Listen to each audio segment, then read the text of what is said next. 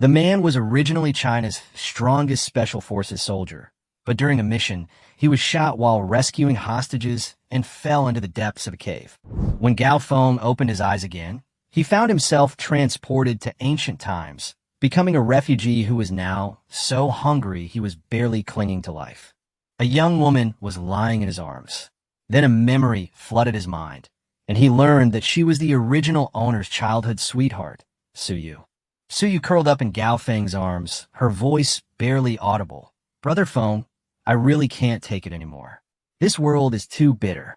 I don't want to die, still a virgin."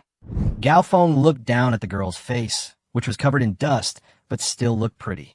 Perhaps she really wanted to grasp a sense of fulfillment that belonged to a woman at the end of her life. Gao Feng lowered his head and gently kissed her chapped lips. There were no extra words, only two bodies on the verge of death, tightly intertwined in this desolate wasteland. The moment the two truly united, Gao Feng felt as if a thunderclap had exploded in his mind, and his entire consciousness was suddenly sucked into a strange place by an invisible force. This is a hazy, chaotic space. In the very center is a small spring, about the size of a bowl, from which clear water droplets are slowly seeping out, forming a shallow pool. The moment Gao Feng saw that clear spring, his soul trembled. Without thinking, he appeared next to the spring as if by teleportation. He suddenly lunged down, burying his face in the shallow spring and greedily sucking in the water. Sweet, refreshing, an indescribable breath of life surged from his throat to every part of his body. The parched meridians seemed to be nourished by divine dew. The withered organs regained their vitality, and the weariness and despair deep in the soul were washed away by this clear spring. Gao Feng stood up, feeling an unprecedented surge of energy within him, as if he could kill a bull with a single punch. Then, he began to survey the space around him. Apart from the central spring and the ground beneath my feet, everything around me was shrouded in a gray mist, making it impossible to see clearly. Where am I? Is this the afterlife? No. Gao Feng suddenly snapped back to reality, recalling the last scene before his consciousness was sucked in. A daring thought surfaced in his mind. Could it be that only the union of a man and a woman could open this mysterious space? To make the spring flow faster and the space larger, it is necessary to continue that great harmony of life? Thinking of this, Gao Feng's heart couldn't help but pound wildly. If that's the case, then he can survive. Gao Feng silently chanted, "Get out," and the scene before him instantly changed, his consciousness returning to reality. Suyu's breath was weak. She had already fainted. With a thought, Gao Feng conjured a wisp of cool spring water from thin air at his fingertips. He then carefully placed the water between Suyu's lips. Suyu's pale face visibly regained its color. His previously faint breathing gradually became long and steady. A fierce light suddenly burst forth in Gao Feng's eyes. The despair and gloom that had been weighing on his heart for more than half a month were swept away. Instead, she felt a surge of boundless pride, like a dragon king returning to the sea. Suyu slowly opened her eyes and was surprised to find that not only was she not dead, but she was also full of strength. "Brother Feng, am I all right?" "Yeah, you just fainted. I was lucky enough to dig up a strange plant with lots of sap under the tree roots and fed it to you." Gao Feng lied without batting an eye, his smile gentle and convincing. Suyu didn't suspect a thing, simply taking it as a stroke of luck. Gao Feng helped her to her feet, his gaze sweeping across the desolate and lifeless landscape, his mind already racing. First, he must leave this place as soon as possible and find a safe place. Second, he needs to verify his conjecture and see how he can make this mysterious space larger and increase the amount of spring water. And this was only the first step. Gao Feng was unwilling to be just an ant struggling for survival. He wanted to live a life of dignity in this cannibalistic world. The miraculous effects of the spiritual spring water were clearly felt by Gao Feng. He could clearly sense an explosive power within his muscles, and his five senses had become sharper than ever before. He gazed at the deep, dark forest not far away, a fierce glint in his eyes. When he was weak earlier, he would never have dared to easily step into this perilous area. But things are different now. He needs a safe place to hide, and he needs food. The mountains are the only option. Moon, stay close to me. Gao Feng turned back and gave her a word of advice before resolutely taking Suyu and plunging into the primeval forest.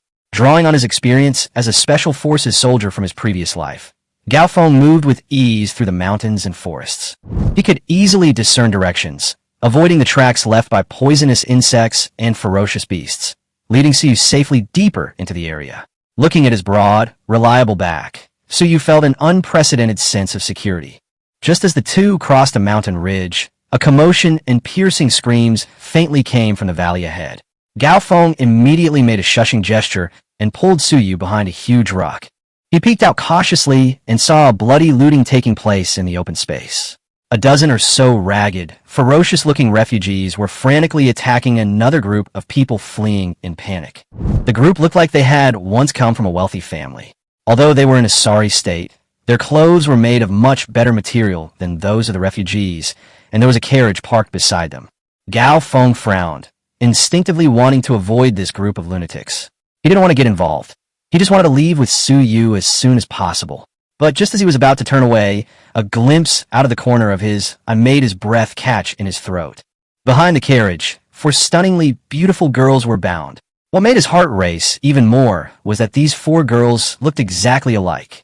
The same oval face, the same almond-shaped eyes, the same delicate nose and cherry lips. 4 flawless porcelain dolls, seemingly carved from the same mold, now all bore the same fear and tear stains. Absolutely stunning beauties, and 4 of them at that. Gao Feng recalled the mysterious spiritual spring space, and also realized that to expand the space and increase the spring water, he needed to continue verifying his hypothesis. These 4 identical, stunningly beautiful girls instantly ceased to be merely pitiful victims awaiting rescue in his eyes. They became resources, treasures, and the most precious things that could transform the spiritual spring in his space into a surging river. The desire to survive and the yearning to become stronger overwhelmed all reason and morality at this moment. Moon, wait for me here. No matter what happens, don't come out. Gao Feng's voice was icy cold and devoid of any emotion. Before Suyu could respond, his figure silently slipped into the bushes nearby. The dozen or so refugees were still excitedly rummaging through the carriage for their belongings, completely unaware of their impending death. Gao Feng circled around to their side and rear, quietly waiting for the opportune moment to deliver a fatal blow. A homeless man on guard duty was leaning against a tree, looking bored. The next second, a dark shadow flashed out from behind him like a ghost. The homeless man's neck was snapped instantly, and he collapsed to the ground before he could even scream. Gao Feng's eyes remained unwavering. He dragged the corpse into the bushes, his gaze locking onto his next target. He didn't charge indirectly, but instead, like a patient hunter, launched a silent hunt. He raised his hand and hurled a pebble, which struck the distant mountainside. The crisp sound immediately drew the attention of the refugees, who looked around in confusion. In the chaos, Gao Feng appeared like a ghost behind those who were alone, silently slitting throat after throat with his dagger. Panic began to spread among the refugees. A ghost!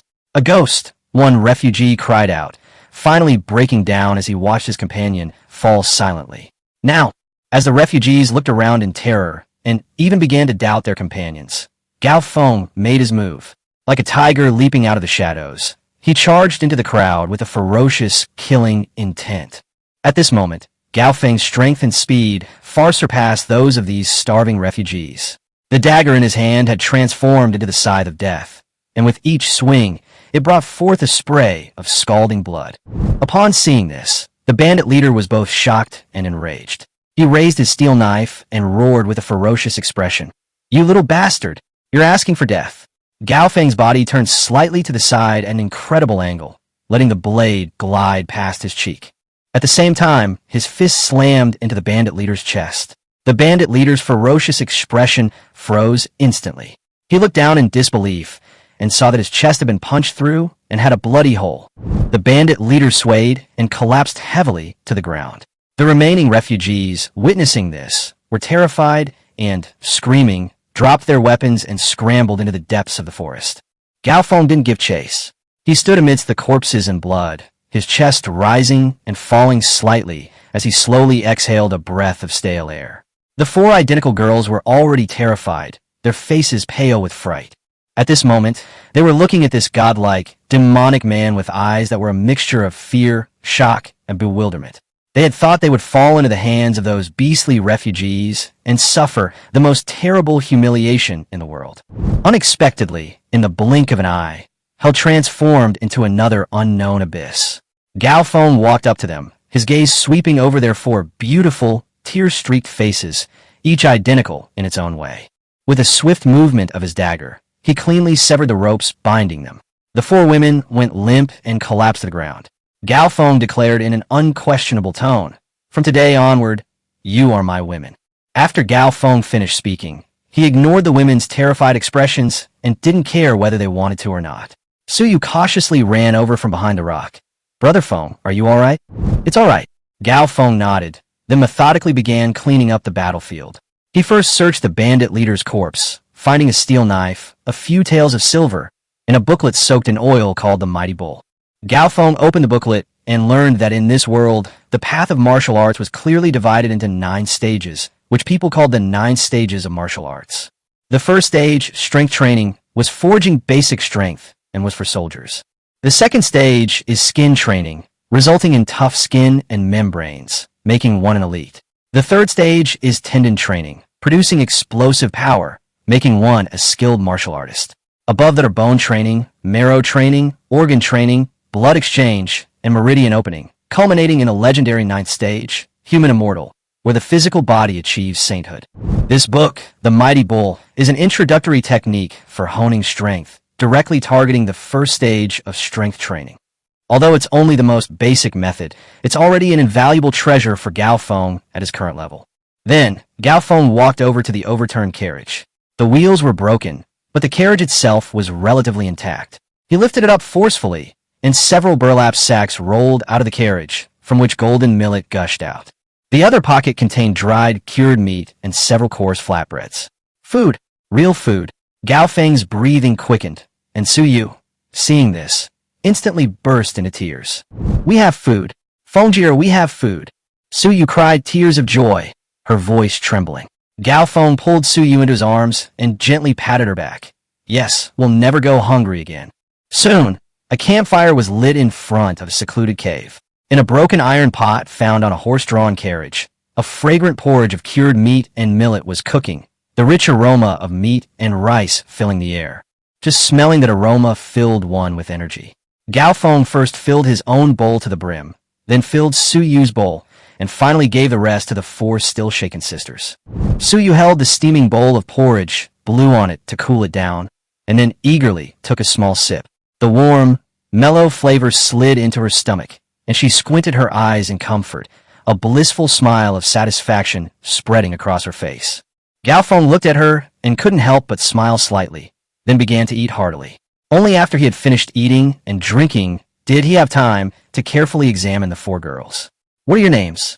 The young woman at the head of the group stepped forward, bowed gracefully to Gao Feng, and said in a clear and melodious voice, "Young master, my name is Luo Qin. These are my 3 younger sisters, Luo Qi, Luo Shu, and Luo Hua. We were originally a merchant family traveling south to visit relatives, but unfortunately we were separated by refugees along the way." Luo Qin briefly explained her background. Gao Feng's gaze swept over them. 4 identical, stunningly beautiful faces, yet their temperaments were completely different. Luo Qin was calm, her eyes thoughtful. Luo Qi was wary, yet possessed a defiant spirit. Luo Shu was frail, always keeping her head down. Luo Hua, on the other hand, was the most lively, her large eyes curiously surveying her surroundings. Their demeanor and bearing were far beyond what ordinary families could cultivate. Gao Feng keenly sensed that they were hiding something, but he didn't press the matter. In this chaotic world, who doesn't have a few secrets? Looking at the 4 girls, each around her age but with their own unique beauty, Suyu felt a complex mix of emotions. She subconsciously moved closer to Gao Feng, appearing somewhat uneasy. But looking at the piles of food and weapons around her, she felt that life was so much better than before. As long as Brother Feng still cared for her, that was enough. Night fell. Suyu and the 3 Luo sisters had all fallen asleep, exhausted. Only Gao Feng and Luo Qin, who hadn't slept a wink, remained by the campfire. A rustling sound of footsteps approached, and Luo Qin walked up to Gao Feng. In the moonlight, her flawless face held a resolute expression. She slowly removed her outer garment, revealing her fair, jade-like shoulders. "Young master," she said, her voice trembling, yet her eyes remained steadfast. "Young master is a man destined for great things. I have nothing to repay you with but my humble appearance. I wish to relieve your worries and troubles. I only ask that you give my sisters a way to survive." She saw it clearly. In this chaotic world, chastity was worthless. The man before her, though domineering and ruthless, possessed immense power and the means to survive. Rather than be torn apart by other jackals, it's better to willingly become the tiger's prey. A hint of approval flashed in Gao Feng's eyes. A clever woman. He didn't speak, but simply pulled her into his arms and walked into the darkness deeper into the cave. An hour later, Luo Qin fell into a deep sleep. Gao Feng, confirming everyone was asleep, quietly made his way to the deepest part of the cave, a secluded corner where he would never be disturbed. With a thought, his figure vanished from his spot. The next moment, Gao Feng was already standing in the familiar spiritual spring space. To his surprise, he found that the space had indeed changed. What was originally only the size of a small hut had now expanded by a whole circle. The central spring had also turned into a thin stream of water, gurgling continuously. The spring water gathered at the bottom already filled a small bucket, and it had become even purer. What delighted Gao Feng even more was that he had previously discovered that the flow of time within this space was completely different from that outside. Therefore, cultivating here would be twice as effective with half the effort. He immediately sat down cross-legged and recalled the methods of the wild bull strength technique. Only an hour had passed outside, but he had cultivated for half the night inside the space. A vast amount of energy exploded within his body, and he completed the journey that would take an ordinary martial artist several months to complete, steadily stepping into the first stage of the power refinement realm. With another thought, Gao Feng's figure reappeared in the cave, as if he had never left. As dawn broke, he silently left the cave and, like a nimble cheetah, began to explore the surrounding terrain. Half an hour later, Gao Feng returned, his face somewhat gloomy. He had found a large number of messy footprints on a mountain path a few miles away, and the direction of the footprints was exactly where they were. Chapter 4. 1 against 100. Gao Feng yanked the still-sleeping Luo Qin up. Luo Qin woke up with a start, and upon meeting his icy gaze, she trembled in fear. Young master?"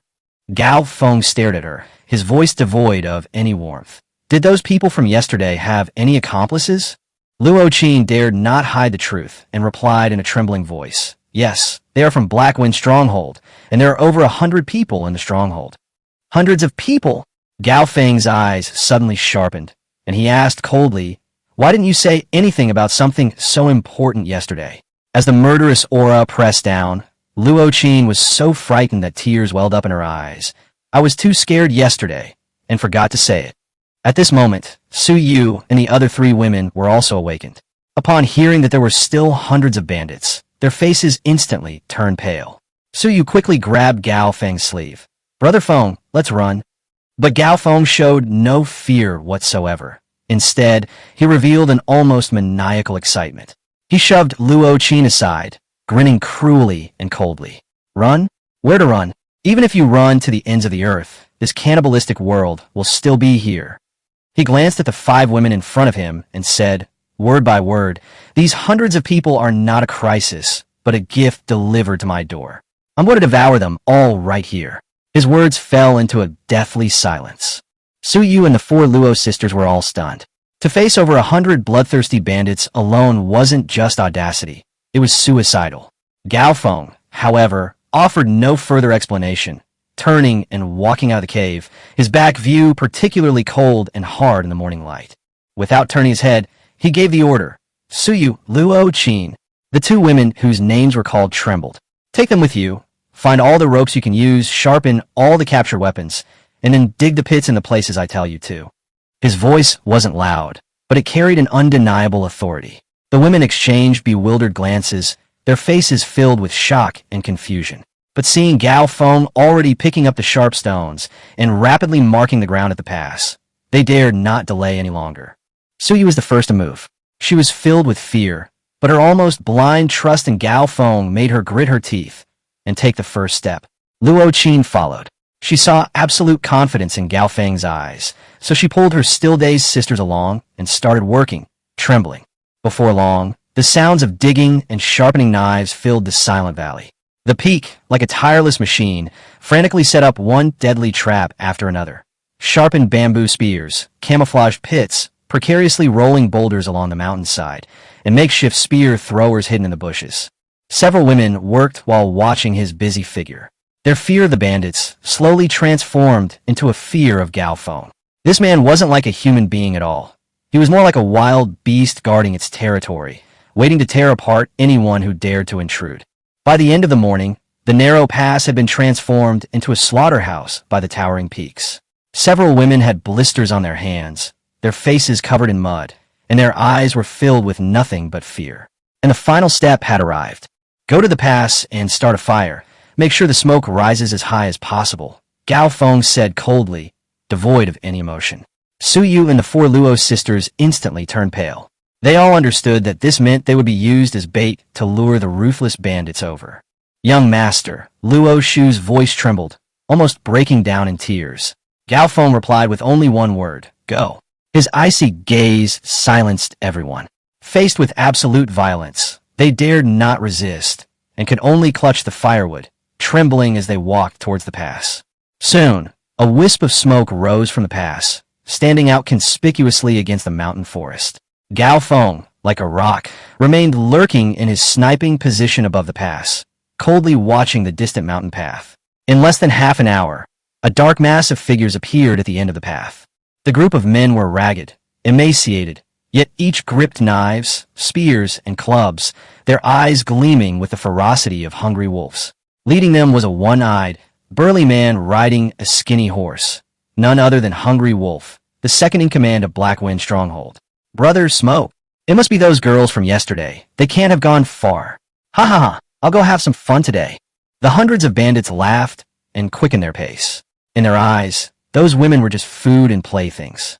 But they had no idea that they were walking headlong into hell. The Hungry Wolf took the lead and was the first to rush into the pass. He immediately saw the few women huddled by the campfire, trembling, and his single eye gleamed with lust. Men, charge! Grab them!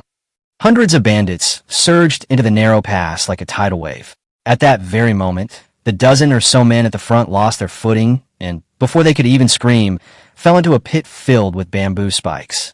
Bamboo spikes pierced his body, and a scream of agony instantly echoed through the valley. Those behind couldn't stop in time, and were still being pushed forward by the crowd. Immediately afterward, another row of traps was triggered, and the tripwires on both sides snapped simultaneously. Boulders and logs crashed down the mountainside with tremendous force, slamming into the crowded throng. The sounds of cracking bones, screams, and wails mingled together, turning the entire pass into a living hell. The bandits' formation collapsed instantly. People jostled and trampled each other, and the scene descended into complete chaos. However, this was only the beginning. Spear throwers hidden in the bushes fired in quick succession, unleashing a dozen short spears that claimed several more lives. The bandits hadn't even seen a glimpse of the enemy, yet nearly 30% had already perished. Fear spread like a plague. Just as they were completely panicked and frantically trying to retreat, Gao Feng moved.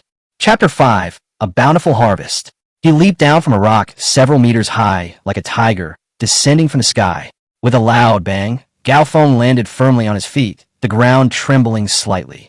Having cleansed his muscles and bones with the spiritual spring water and mastered the savage bull strength, he was now a true martial artist who had entered the first stage of power training, possessing strength and speed far exceeding that of ordinary people. Gao Feng, carrying a steel saber, charged back into the chaotic crowd. He used no fancy moves, only direct slashes, each aimed at vital points. With a soft thud, a bandit's skull was cleaved open, blood splattering all over Gao Feng, making him look like a demon crawling out of hell. Another man raised his sword to strike, but Gao Feng neither dodged nor evaded, taking the blow head-on. His shoulder only felt a slight ache, but his steel sword moved even faster. He seemed oblivious to pain and fatigue, cutting through the chaotic army, his only target the one-eyed leader on horseback. None of those who stood in his way could withstand a single blow. Seeing their companions fall one by one, the bandits were utterly terrified, losing all courage and their composure. Only then did the one-eyed leader, Hungry Wolf, regain his senses, frantically turning his horse around in the chaos, hoping to escape. But Gao Feng gave him no chance. He suddenly exerted force with his legs, leaping up like a cannonball, instantly covering several meters and landing directly on the horse's back. No! The Hungry Wolf had just let out a desperate howl when a cold blade flashed across the room. Blood gushed out. At that moment, the fleeing bandits froze, and the 5 women, including Suyu, who were hiding in the distance, were also dumbfounded. With their leader dead, the bandits' last bit of courage completely vanished, and they all screamed and fled for their lives like madmen, leaving their weapons scattered all over the ground. Gao Feng slowly turned around and looked at the 5 women huddled together, trembling.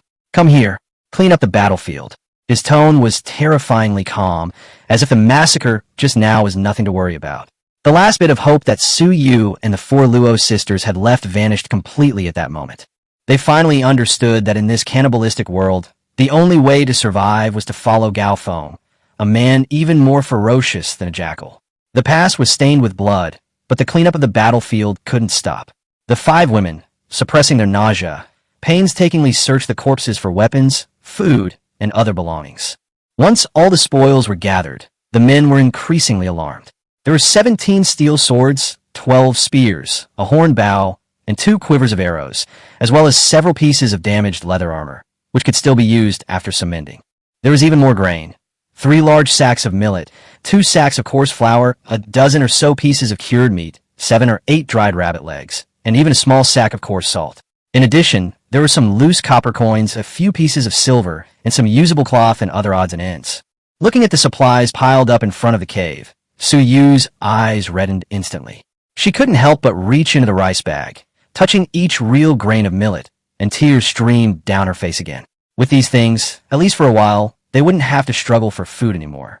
The 4 Luo sisters were equally excited, their faces flushed. Luo Qin, in particular, looked at Gao Feng with a gaze that held more than just fear. She knew very well that these things were not just food and weapons, but the very foundation for surviving in this chaotic world. And all of this was obtained by Gao Feng. Gao Feng ignored their reactions, simply sitting cross-legged and silently sensing the changes within his body. After this battle, his blood and qi surged continuously, and the bull's strength had been thoroughly honed in the life-or-death struggle. He could clearly feel that all the muscles in his body were twisted into a single rope, his strength becoming more solid, and he had firmly stood at the peak of the first level, strength training. In fact, he had even vaguely touched the threshold of the second level, skin training, and only needed an opportunity to advance further. Gao Feng also understood that they couldn't stay here for long. Too many people had died at the pass, and the stench of blood was too strong, which was the most dangerous sign in the mountains and forests, and would attract something even more terrible sooner or later. "You guys stay here and watch over the things. I'll go out and scout ahead." Gao Feng got up, grabbed his steel knife, some dried meat and water, and prepared to go into the forest to find a new place to stay. But just as he reached the cave entrance, the chirping of insects and birds in the forest suddenly stopped. The surroundings became eerily quiet, as if all living things had held their breath at the same time. Gao Feng's pupils contracted, and the next second, a long and cruel wolf howl came from the distant mountains. Then, one howl after another filled the air, growing ever closer. The women in the cave, just recovering from their euphoria, instantly turned ashen white. "Quick, move all the supplies into the cave. Quick!" Gao Feng's expression changed drastically, and he immediately gave the order. Suyu and the 4 women were terrified, but they still desperately dragged bags of supplies into the cave. Soon, more than a dozen dark figures appeared in the woods outside the cave. It was a pack of hungry wolves, their eyes gleaming green, fangs bared, saliva dripping from their mouths, staring intently at the cave entrance and the living people. At the very front was an exceptionally large, silver-gray giant wolf, nearly twice the size of an ordinary hungry wolf. One eye was blind, and his face bore a hideous scar, but the remaining single eye held no wild frenzy, only a cold cunning. The mere sight of him exuded a more terrifying, oppressive aura than that of the hundreds of bandits from before. Luo Shu's legs went weak with fear, and she collapsed to the ground. Even Luo Qi hid behind her sister, not daring to look any further. With a low growl from the Wolf King, two powerful wolves pounced on the cave entrance. Gao Feng didn't retreat, but advanced, his steel blade flashing twice, instantly slashing down both wolves, their blood splattering all over him. But his expression grew even more somber. The Wolf King wasn't in a hurry at all. It stood outside, coldly watching, constantly urging its companions forward to probe, clearly exhausting Gao Feng's strength while waiting for an opportunity. As Gao Feng slew 3 more wolves, his breathing became slightly erratic. Finally, the Wolf King moved. It was like a silver lightning bolt, moving so fast it was almost invisible. Alarm bells rang in Gao Feng's mind, and he instinctively activated his savage bull strength, attempting to block with brute force. But he misjudged the situation. The Wolf King didn't engage him head-on. As the blade approached, it twisted its body sharply, circling around to Gao Feng's side and rear at an uncanny angle. Sharp wolf claws slashed across his back, tearing his clothes, tearing flesh open, and 5 deep, bone-revealing gashes instantly burst open. "Ah!" Suyu cried out in surprise, covering her mouth tightly, tears welling up in her eyes. Gao Feng staggered and half-knelt on the ground, only then realizing that the powerful and unrestrained bull force technique was actually quite clumsy when facing such an extremely agile and ferocious creature. Chapter 6. Rapid Progress. At the critical moment of life and death, a resolute madness flashed in Gao Feng's eyes. He abandoned all martial arts techniques and completely reverted to the most primal and bloodthirsty fighting instincts of a special forces soldier from his previous life. Instead of dodging, he thrust his left arm forward to meet the attack. With a snap, the Wolf King's sharp teeth bit into his forearm, the sound of bones breaking clearly audible. A sharp pain instantly surged through his mind, and Gao Feng's vision went black. But this was the moment he had been waiting for. Gao Feng suddenly thrust out his right hand, plunging the sharp short spear he had been holding into the Wolf King's single eye. With a soft thud, the spear went all the way to the hilt, piercing the eyeball and instantly shattering the brain. The Wolf King's body stiffened abruptly, its jaws still gripping Gao Feng's arm, but the ferocity in its eyes vanished completely before it collapsed to the ground with a thud. With the alpha wolf dead, the remaining wolves instantly lost their leader, howling and scattering in all directions, disappearing into the forest in the blink of an eye. Gao Feng finally collapsed, covered in blood, beside the Wolf King's corpse, gasping for breath.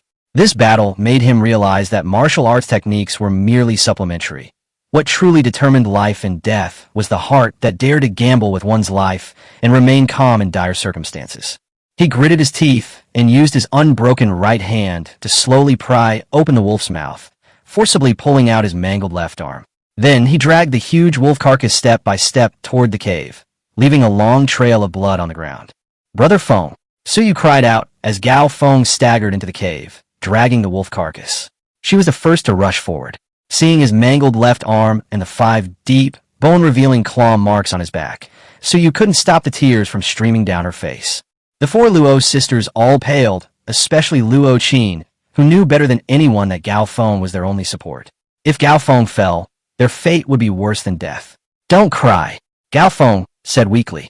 "Quick, boil some water and bring the cleanest cloth." Luo Qin was the first to come to her senses and immediately directed her younger sisters to get busy.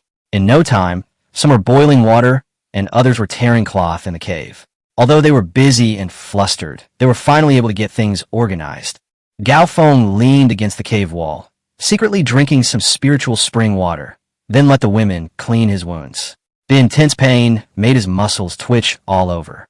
Soon, his gaze fell on the huge Wolf King's carcass. This was the real surprise. Gao Feng had Suyu cut open the Wolf King's chest, and when the still beating heart was revealed, everyone was stunned. The blood inside was a flowing, dark gold color.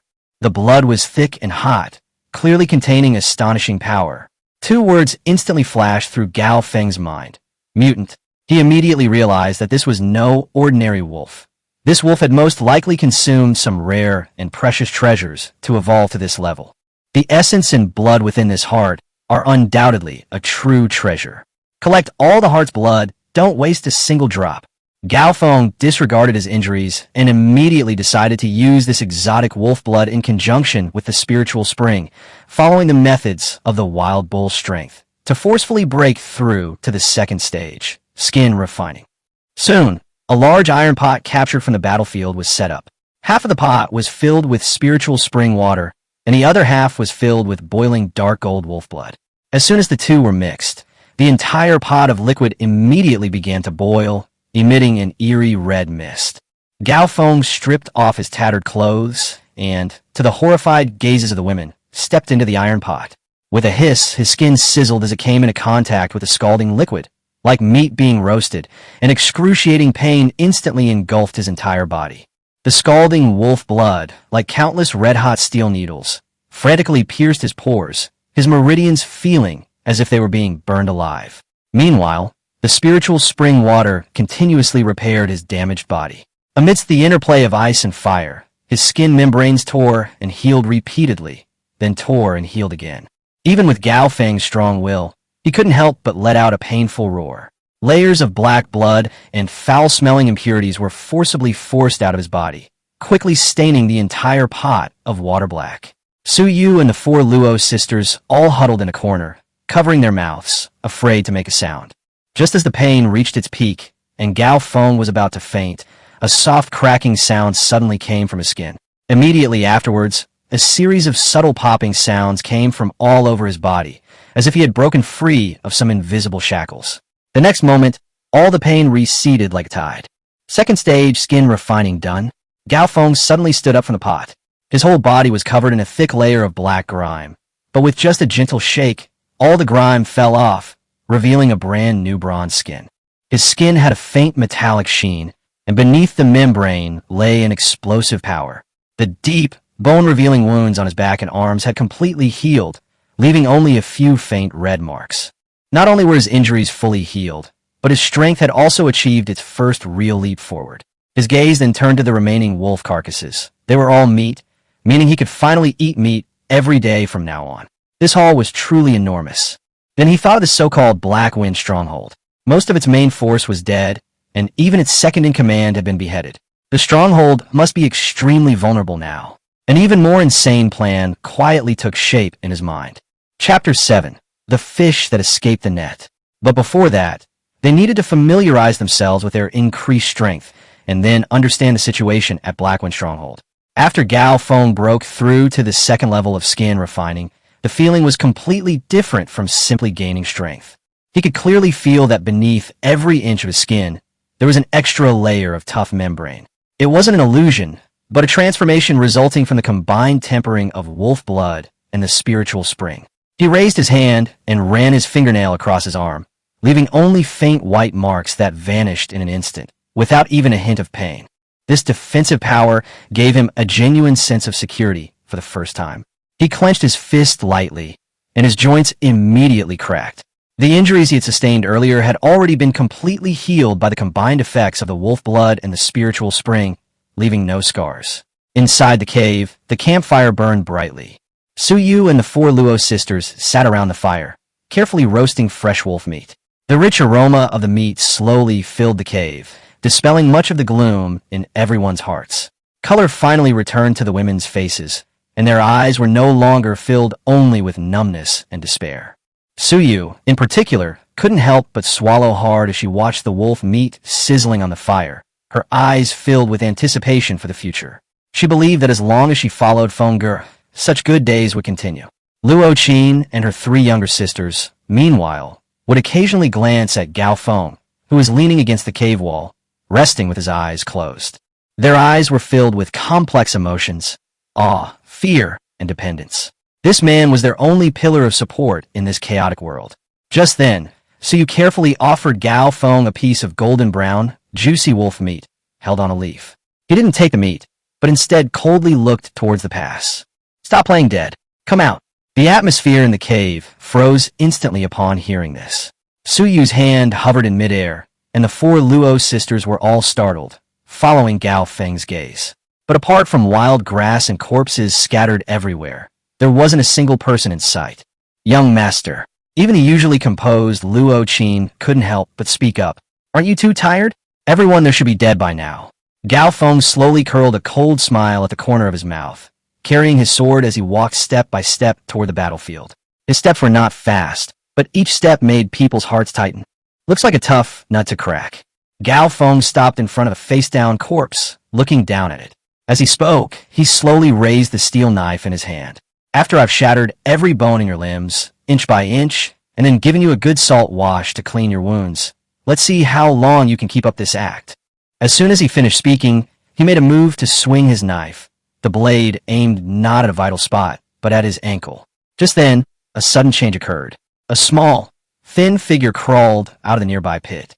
The person was covered in blood and mud, one leg mangled and bloodied from bamboo spurs. Clearly, he had survived the fall and had been feigning death. As soon as he crawled out, he desperately kowtowed to Gao Feng, blood quickly forming on his forehead. "Have mercy, sir. Don't kill me." Gao Feng's heart skipped a beat. He hadn't actually expected there to be another one hiding in the pit. But his face remained expressionless. He simply stared coldly at the other man, his eyes seeming to have seen through everything. Then, he turned his gaze back to the motionless corpse. "He knows what's good for him. And what about you?" Old Xiu, who had been pretending to be dead, suddenly trembled, his defenses crumbling completely. He thought he had acted flawlessly, but he hadn't expected Gao Feng to have seen through him all along. Those words were clearly meant for him to hear. The fear of being targeted seeped into his very bones, making it impossible for him to continue pretending. Old Xiu trembled as he crawled up from the pile of corpses, kowtowing and begging for mercy. "Hero, spare my life. I was blind and didn't recognize your greatness. Please, hero, give me a way out." His bluff actually managed to lure out 2 escaped victims. Seeing this scene, Suyu and Luo Qin in the cave felt an even deeper sense of awe for Gao Feng. This man was not only a formidable fighter, but his cunning and methods were equally terrifying. Under the threat of death, Skinny Monkey and Old Xiu dared not hide anything any longer and eagerly revealed all the secrets of Black Wind Stronghold. "Hero, we are all from Black Wind Stronghold. The one who died earlier was our second in command, Hungry Wolf. He had the most explosive temper, which is why he led the charge. Our leader is called Thunder Tiger, and he is a true second-tier peak skin refining martial artist." Skinny Monkey said this with fear on his face. Old Xiu quickly added, "Besides the chief, there are more than 100 brothers in the village, but most of them are just refugees who are just there to make up the numbers. There aren't many who can actually fight. And there's the chief's wife, known as the Poisonous Widow. She looks like a fairy, but her heart is more venomous than a snake or scorpion." Skinny Monkey quickly added, "There's another one called Big Fool, whom Lay Tiger picked up from a pile of corpses half a year ago. He's very strong, but not very bright." Gao Feng stood there without saying a word, quickly sorting through this information in his mind. A peak second-tier martial artist and more than 100 half-star bandits. This battle is worth fighting. He's just broken through to the second level of skin refining and is in dire need of a tough battle to test his strength. Moreover, this battle is different from the massacre of the past. Last time, it relied on traps and ambushes. This time, it will be a frontal assault on the stronghold. As long as Black Wind Stronghold is captured, not only will he gain a large amount of supplies and people, but he will also gain a stronghold that is easy to defend and difficult to attack. This would be the first cornerstone for building his own power. A daring plan to seize the stronghold was slowly taking shape in his mind. He looked down at the 2 cowardly fellows at his feet, a cold glint in his eyes. He needed guides, and he also needed cannon fodder. Chapter 8. A Deadly Strike. Gao Feng left Suyu and the 5 women of the Luo family to guard the camp and supplies. Before leaving, he handed the precious oxhorn bow and a quiver of arrows to the intelligent and composed Luo Qin. "Do you know how to use this bow?" Luo Qin was slightly taken aback, then nodded, replying to young master, "My sisters and I learned some riding and archery from our father when we were young. Although we are not proficient, we could draw a bow." Gao Feng did not ask any further questions. "If I am not back before dawn, you should run for your lives." After uttering these cold words, he didn't glance at the women again, but instead mounted the skinny horse he had seized from the bandit leader. In this chaotic world, tenderness couldn't save lives. Only by recognizing reality could one be forced to fight for survival. Skinny Monkey and Old Xiu followed behind, limping, their expressions filled with anxiety. This time, Gao Feng's mission wasn't to directly attack the stronghold, but rather to first gather the scattered refugees. Attacking Black Wind Stronghold alone would be too unpredictable. He needed cannon fodder to wear down the enemy's strength and morale, as well as manpower to probe the stronghold's strength and, incidentally, to transport the spoils of war. Using his tracking skills from his previous life and his understanding of human nature, Gao Feng quickly found a group of refugees at a water source a few miles away. A dozen or so people were huddled together, arguing heatedly over a little muddy water, their faces filled with numbness and despair. Upon seeing Gao Feng approach on horseback, the group's first reaction was to retreat in terror, as if they had encountered a vengeful ghost. Gao Feng didn't waste any words. He simply pulled a large, still steaming piece of roasted wolf meat from his bag and threw it heavily on the ground. The meat was roasted to a perfect crisp on the outside and tender on the inside, sizzling with oil. The aroma of meat wafted through the air, seemingly igniting the group's reason. Meat! It really is meat. Dozens of eyes instantly turned red, all fear suppressed by primal hunger. They pounced on it like madmen, fighting and tearing at it like wild dogs. Some even bit their companions' hands to snatch a bite. Two of the strongest refugees, relying on their strength, pushed aside the crowd, intending to devour the piece of meat for themselves. Gao Feng watched coldly, then spurred his horse, and the skinny horse charged forward instantly. Before the two could react, the steel knife in his hand had already transformed into two flashes of cold light. The two men fell instantly, their eyes still filled with a lingering desire for food and resentment. The remaining refugees were instantly silenced by this scene, prostrating themselves on the ground, trembling, not daring to lift their heads. Gao Feng, mounted on his horse, announced his laws from his superior position. Follow me, and you'll eat meat. Disobey, and you'll die. There are no grand principles, only the simplest, most brutal, and most effective rules. The refugees immediately kowtowed repeatedly, vying to show their submission. Thus, a group of a dozen or so people was hastily formed under the coercion and enticement of blood and flesh. Led by Skinny Monkey and Old Xiao, this hastily assembled group followed Gao Feng like a group of walking corpses, heading straight for Black Wind Village. Black Wind Stronghold was built on a treacherous mountain terrain, accessible only by a narrow mountain path with steep cliffs on both sides, making it extremely difficult to attack. The stronghold walls, constructed of mountain stones and logs, were over 10 feet high and topped with arrow towers and rolling logs and stones, clearly not something that ordinary bandits could have fortified. Upon reaching the stronghold gate, Gao Feng instructed Skinny Monkey to go forward and knock on the door. Skinny Monkey cautiously approached the suspension bridge and shouted at the watchtower on the stockade wall.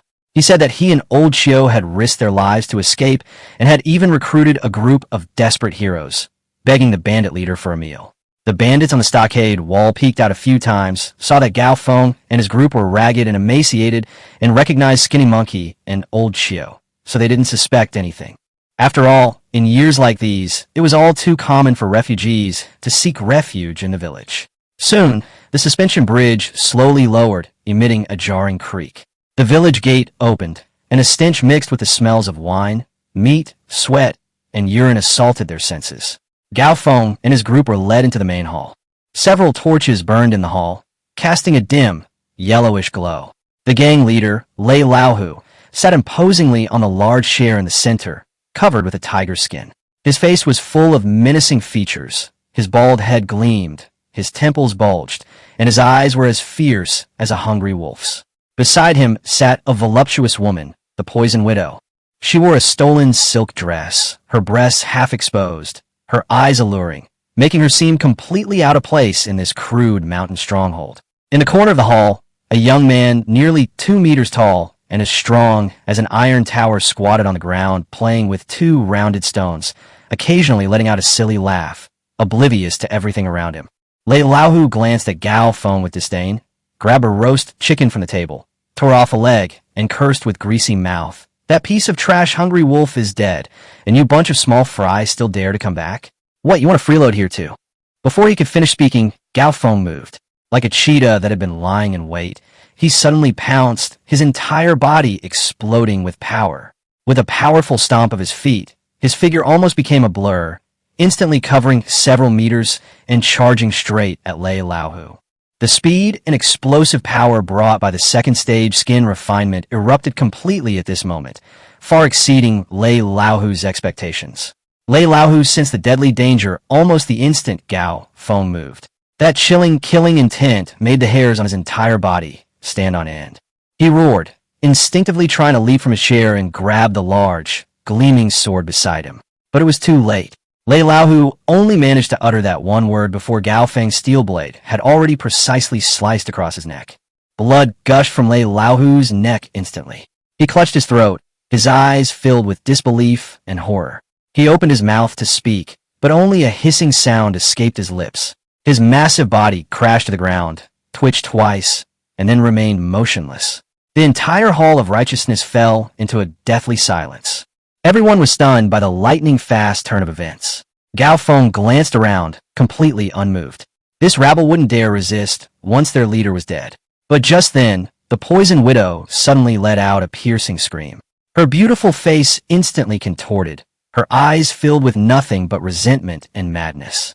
She pointed at Gao Feng and screamed shrilly at the giant in the corner. "Desha, kill him! Avenge father!" The stone in Desha's hand fell to the ground with a thud. He slowly raised his head, and his originally cloudy eyes were instantly filled with a violent, bloodthirsty light. Chapter 9. The Poisonous Widow. Big Fool let out a roar that sounded inhuman, filled with the pain of losing loved ones and the rage of a wild beast. He abruptly stood up.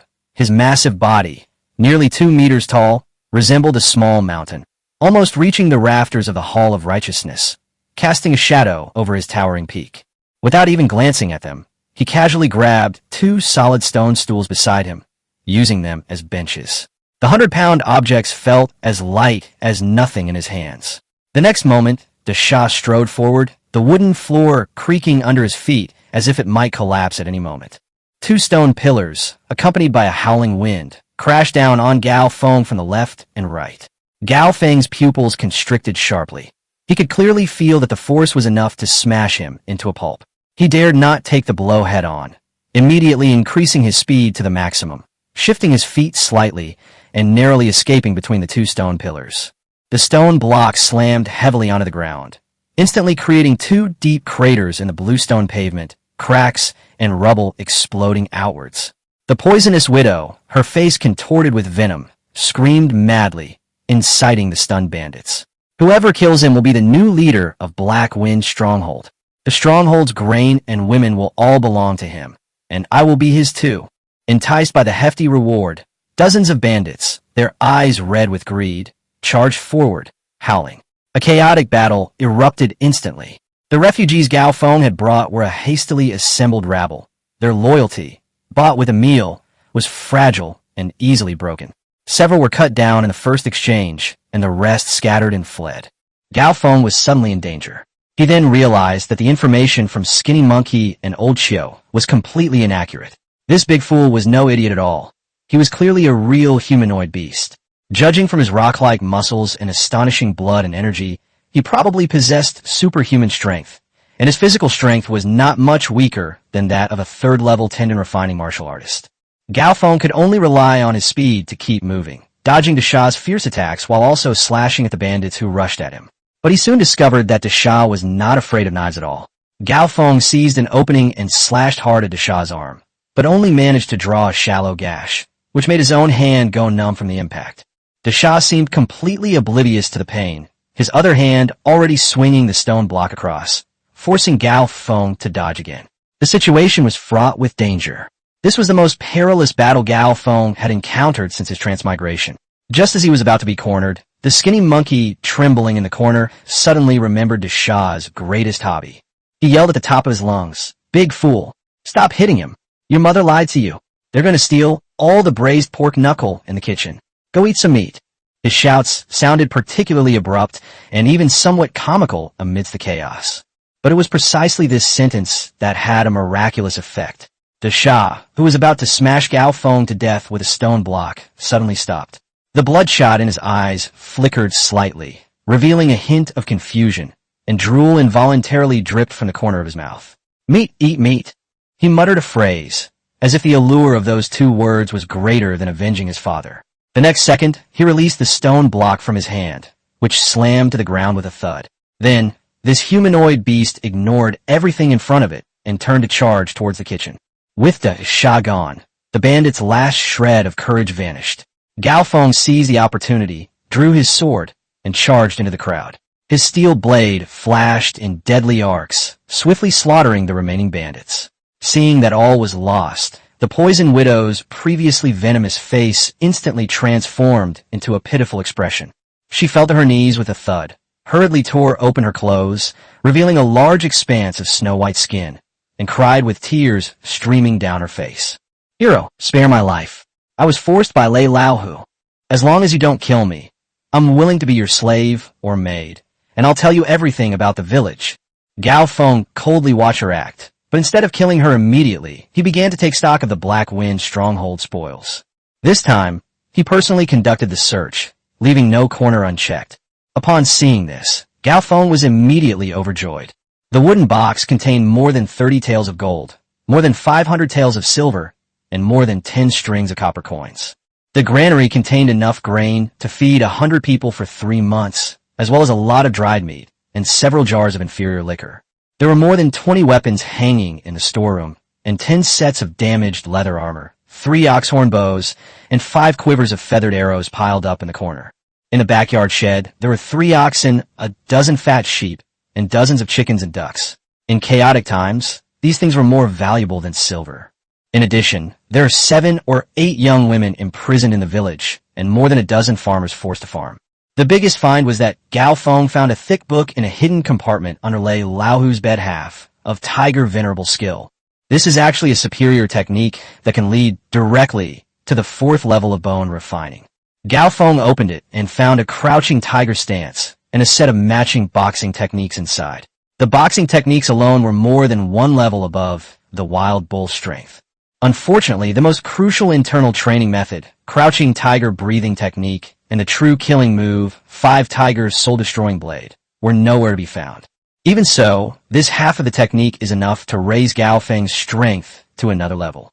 He nodded in satisfaction, looking at the easily defensible mountain stronghold and its abundant supplies, and he had almost decided to develop and expand his power here. Seeing this, the poison widow's lowered eyes flashed with a hint of smug ruthlessness. Chapter 10 Ghost's Sorrow.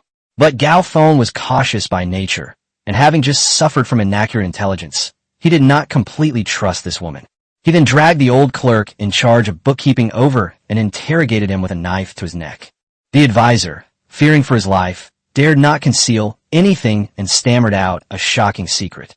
"Good sir, this Lei Laohu is no ordinary bandit. He is the youngest of the infamous 13 fiends of Black Mountain. These 13 fiends are all experts at the 2nd level or above, and their leader, Black Mountain King, is a top expert at the 4th level of bone refining.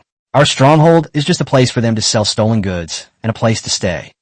They might come here anytime." Upon hearing this, Gao Feng's back was instantly soaked with cold sweat. He turned sharply, looking at the poisonous widow who was still feigning pitifulness on the ground, his eyes as cold as knives. What a vicious woman. She actually wants him to stay here, where he'll be killed by the 13 fiends. When the poisonous widow realized her scheme had been exposed, her face turned deathly pale. She tried to repeat her previous act, crawling over to hug Gao Feng's leg and crying out, "Hero, I was wrong. They forced me to do it." Gao Feng was too lazy to listen to another word of her nonsense. With a swift movement of his steel knife, a beautiful head rolled to the ground, and a seductive expression on his face froze instantly. He wiped the blood off the knife and began to review the events in his mind. This attack on the stronghold was too risky, the core problem being inaccurate intelligence. In any future operation, intelligence work must be given top priority. People like Skinny Monkey and Old Show are minor characters with very limited knowledge. We must develop intelligence agents who can actually uncover core secrets. Secondly, their own strength is still too weak. Facing a monster like the Shah, who possesses innate superhuman strength, his 2nd-tier skin-refining skills offered almost no advantage. I must master the Tiger Venerable technique as soon as possible to enhance my strength. Finally, there was the army, those dozen or so refugee cannon fodder, who were utterly vulnerable. What he needs is a truly disciplined and elite force. Looking at the terrified crowd, he issued a new order. "Pass on my orders. Take all the gold and silver, find soldiers and armor, rations, women, and farmers. Bring all the cattle and sheep with you. We must leave here before dawn." Gao Feng ordered everyone to move the supplies as quickly as possible. Gold, silver, valuables, fine weapons and armor, and food and rations, nothing could be missing. The 7 or 8 beautiful women who had been abducted, along with a dozen honest farmers who had been forced to work the land, were also taken along. Cattle, sheep, chickens, and ducks, which were also important assets, were driven by the caravan in a grand procession. The wealth that Black Wind's stronghold had accumulated over several years was completely moved away in just 1 hour. As dawn broke, Gao Feng stood at the entrance of the mountain stronghold, holding a torch in his hand. He glanced back at the empire that was about to become his own, his eyes showing no reluctance, only vigilance against the crisis and determination for the future. The 13 fiends of Black Mountain weighed heavily on his heart, like a mountain. He knew this was just the beginning. There would be many more terrifying enemies in the future than these 13 fiends. Without strength, even occupying the best territory is just doing the work for someone else. It was burned. He uttered 2 words coldly. The torch was thrown into the Hall of Righteousness, which was piled with firewood. The raging fire, carried by the mountain wind, quickly engulfed the entire Black Wind stronghold, reducing all the evil and traces to ashes. The towering flames illuminated everyone's faces in a fiery red. Gao Feng led a large group of people and a huge amount of supplies back to the valley they had just entered. When Suyu and the Luo sisters saw the piles of supplies, the herds of cattle and sheep, and the dozens of extra people, they were all dumbfounded and utterly shocked. They could hardly believe their eyes. When Gao Feng left yesterday, there were only 3 of them. Overnight, he not only returned unharmed, but also brought back a fortune that would make any small landlord envious. Gao Feng's image was elevated once again in their hearts. He has begun to transform from a powerful individual into a true leader. Among the group, the Shah was the happiest person. He was carrying a huge pork knuckle that he had snatched from the kitchen of Black Wind Village, and he was gnawing on it as he went, his mouth dripping with oil. He always grinned foolishly, like a child, following Gao Feng closely, muttering to himself, "Follow Brother Feng, and you'll have meat to eat. Meat every day." All of this was taught to him by Skinny Monkey, and Gao Feng was very satisfied with it. The Shah is born with immense strength. If properly trained, he will definitely be an unparalleled warrior. After a period of training, Gao Feng replaced Lei Laohu and became the Shah's new father. Anyone who dares to approach Gao Feng will immediately glare at him with his bull-like eyes, swing his fists the size of sandbags, and let out a beast-like growl. He became Gao Feng's most loyal and powerful bodyguard. The team rested for a night in the valley. The next morning, Gao Feng gathered everyone together. "We cannot stay here any longer. We must head south immediately to find a new place to stay." His words left the group, who had just settled down, feeling bewildered once again. They were all refugees, like rootless duckweed, with no idea where to go. Just then, Luo Qin, who had been silent all along, stepped out from the crowd. She held in her hands a simple animal hide map that she had found in Lei Laohu's room. It was one of the few pieces of valuables she had picked out. She spread the map out on the ground and pointed to a treacherous mountainous region to the south marked with a skull and crossbones, saying, "Young master, look here." All eyes turned to that direction. "This place is called Ghost Sorrow. My father mentioned it when he was alive. Although this mountain range is dangerous and ordinary people dare not set foot in it, there's an old post road that was abandoned decades ago." Her slender fingers traced an almost invisible line on the map. It is said that this road was opened up to build a beacon tower used by the previous dynasty to defend against the northern barbarians. The beacon tower has long been abandoned, but if it could be found, it would surely be an excellent stronghold surrounded by mountains on 3 sides, easy to defend and difficult to attack. Her words were clear, logical, and well-founded, which impressed everyone present. Gao Feng looked at the map, then looked up at the woman in front of him whose eyes were full of wisdom and sincerity. A thought flickered in his mind. Luo Qin was even more formidable than he had imagined. He not only possesses some martial prowess, but also demonstrates greater courage and strategic thinking than most people, making him a promising talent.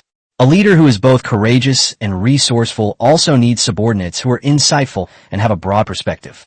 This Luo Qin is no ordinary person. He immediately made the final decision. "Good. Target, Ghost's Bane.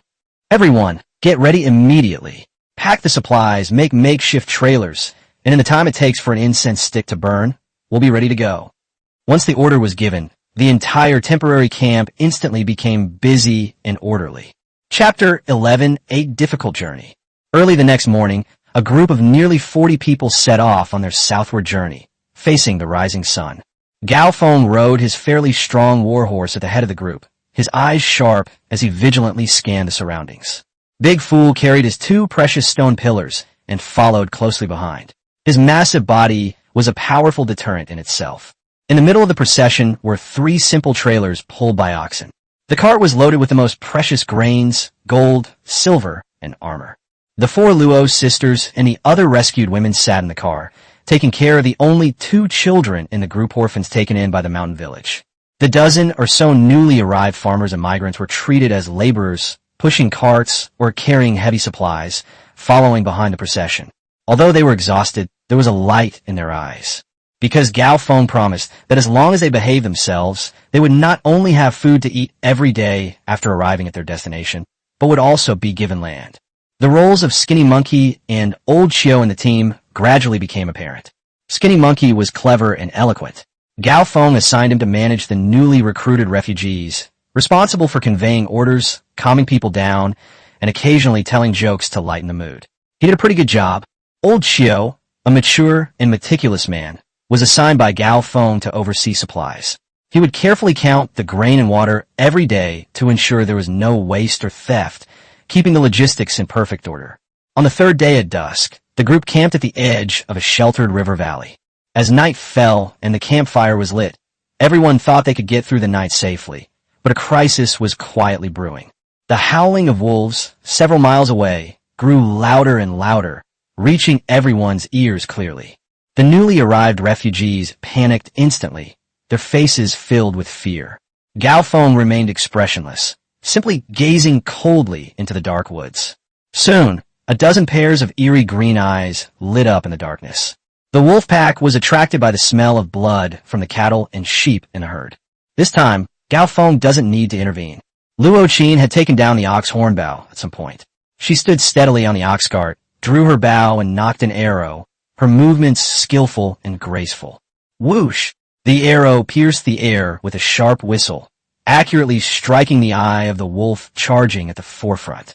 The wolf didn't even have time to howl before it collapsed to the ground, convulsing and dying.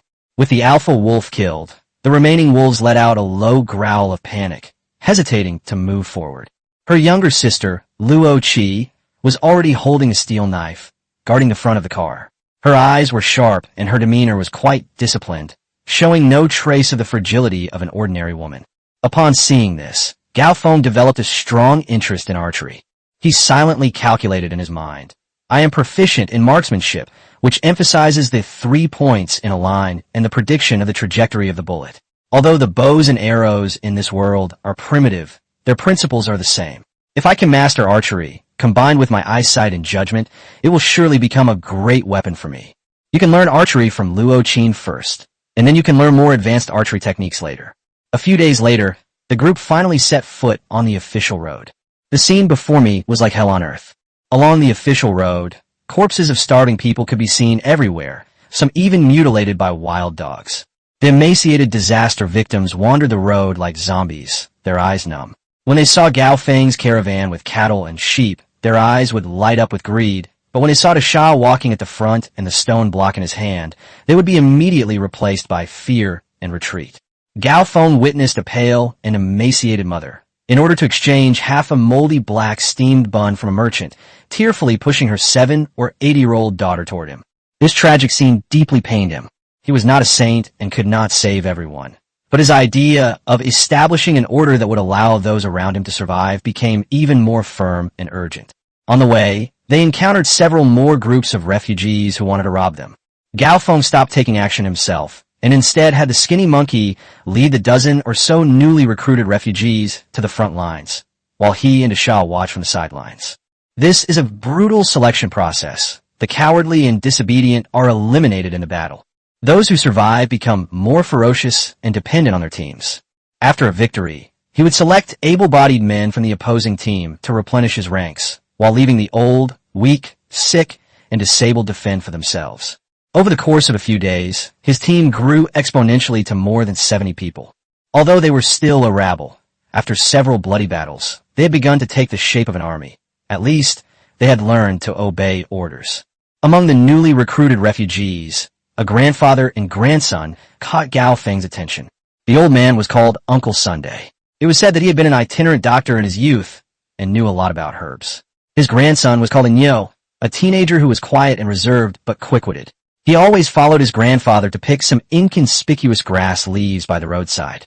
Once, a refugee got food poisoning, vomiting, and having diarrhea, and was on the verge of dying. It was Uncle's son who used crushed herbs mixed with water to force-feed him, which miraculously saved his life. Gao Feng immediately recognized the value of the grandfather and grandson and promoted them to be in charge of the team's medical care, second only to Lao Qiu and Shouho in status. They camped for the night, and Gao Feng lay in the makeshift tent while Suyu nestled obediently in his arms. The two then engaged in sexual intercourse. Afterwards, Gao Feng focused his mind and explored the spiritual spring space, only to find to his disappointment that the size of the space and the flow rate of the spring water remained unchanged.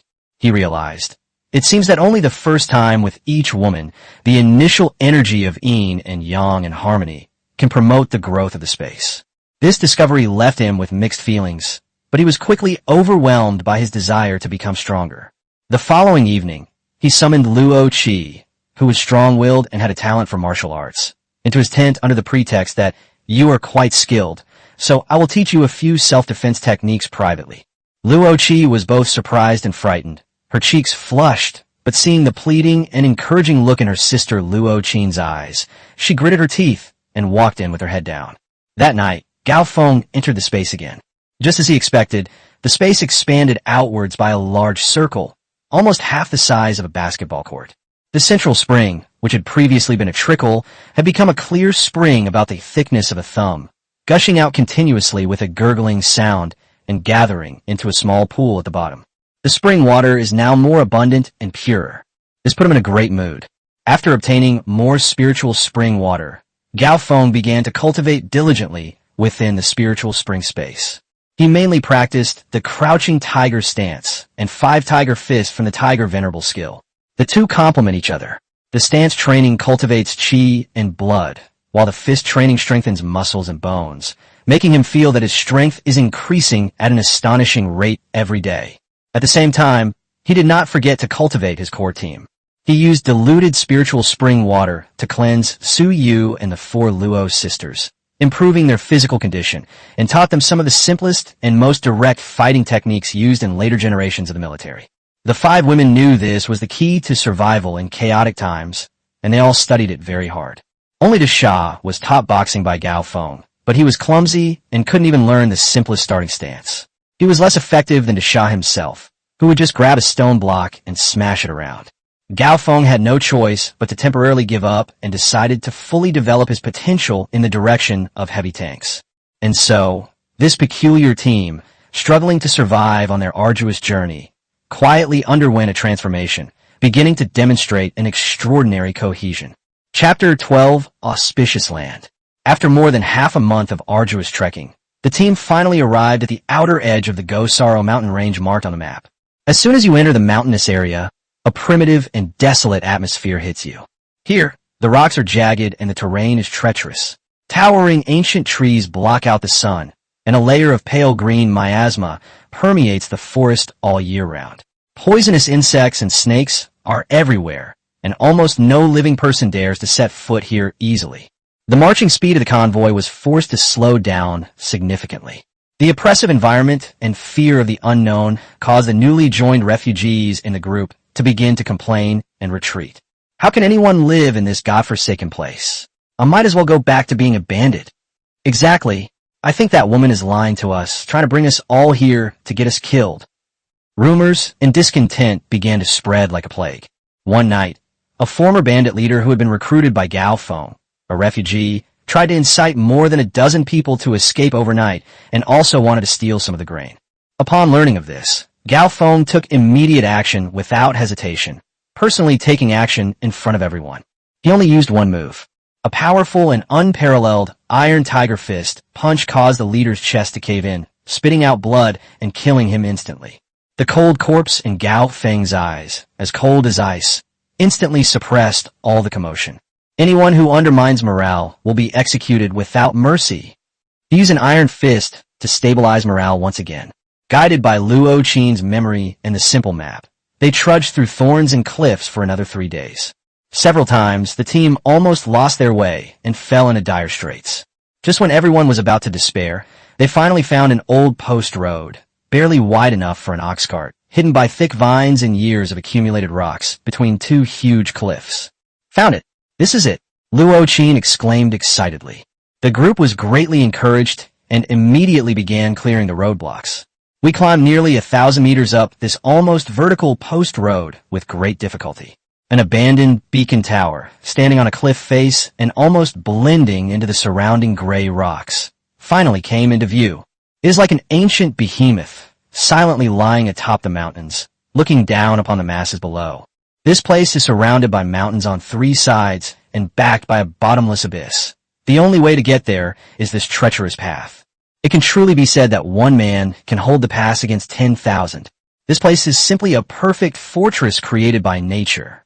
We've arrived. We're saved. We have a home now. A deafening cheer erupted from the ranks, a testament to the relief of those who had survived the ordeal. Many wept with joy, kneeling on the ground and kissing the solid earth. Entering the weathered beacon tower, a sense of historical weight and desolation washes over you. They discovered the remains of dozens of garrison soldiers who had long since turned to bones.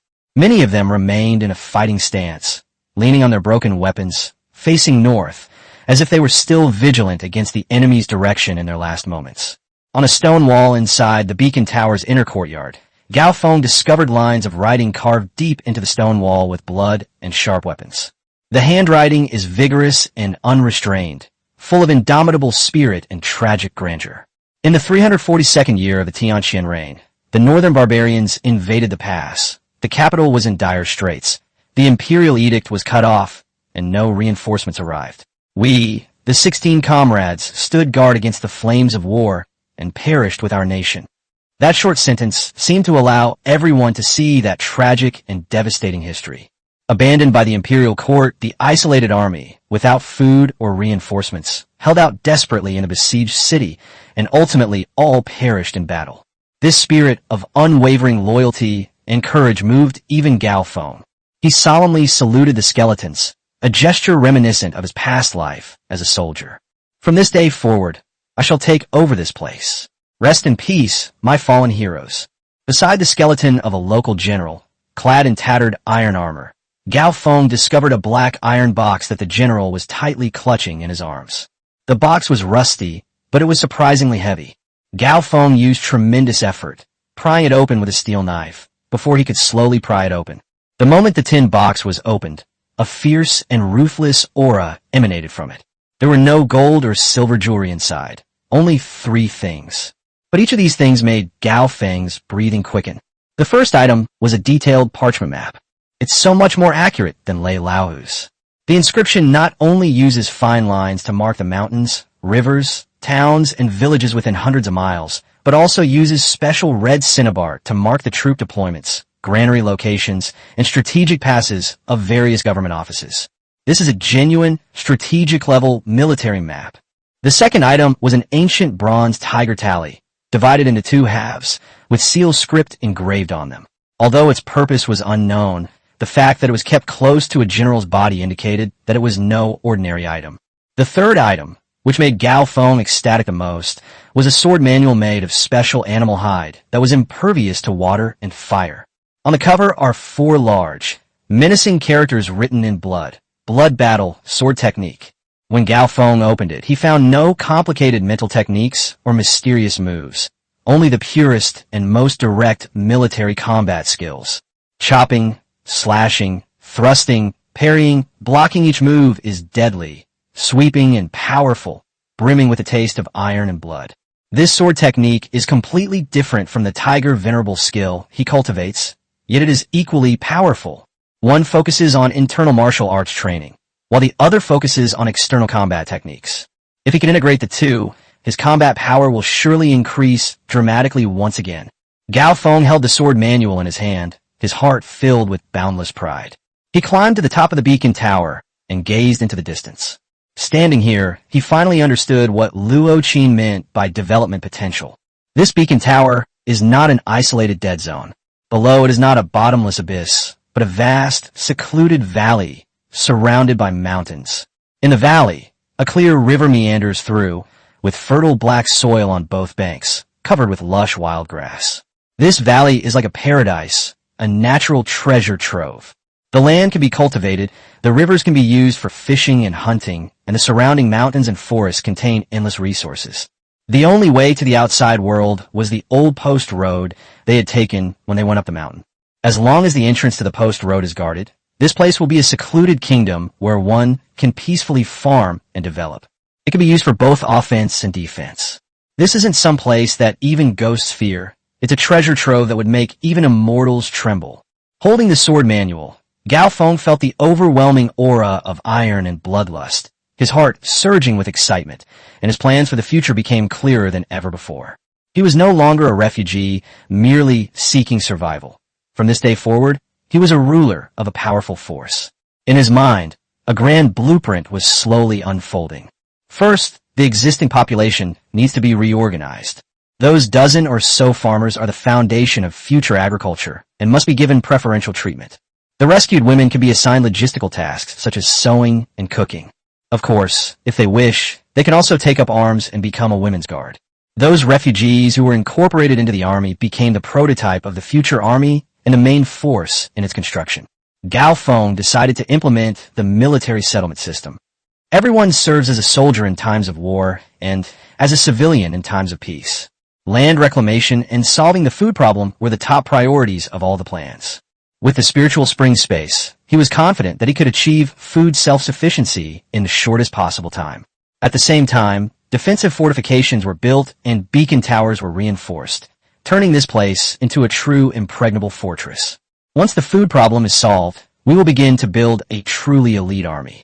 Using the 5 tiger fist and blood battle knife technique from the tiger venerable skill, combined with modern training methods, those refugees were trained into soldiers who obeyed orders and were fearless in the face of death.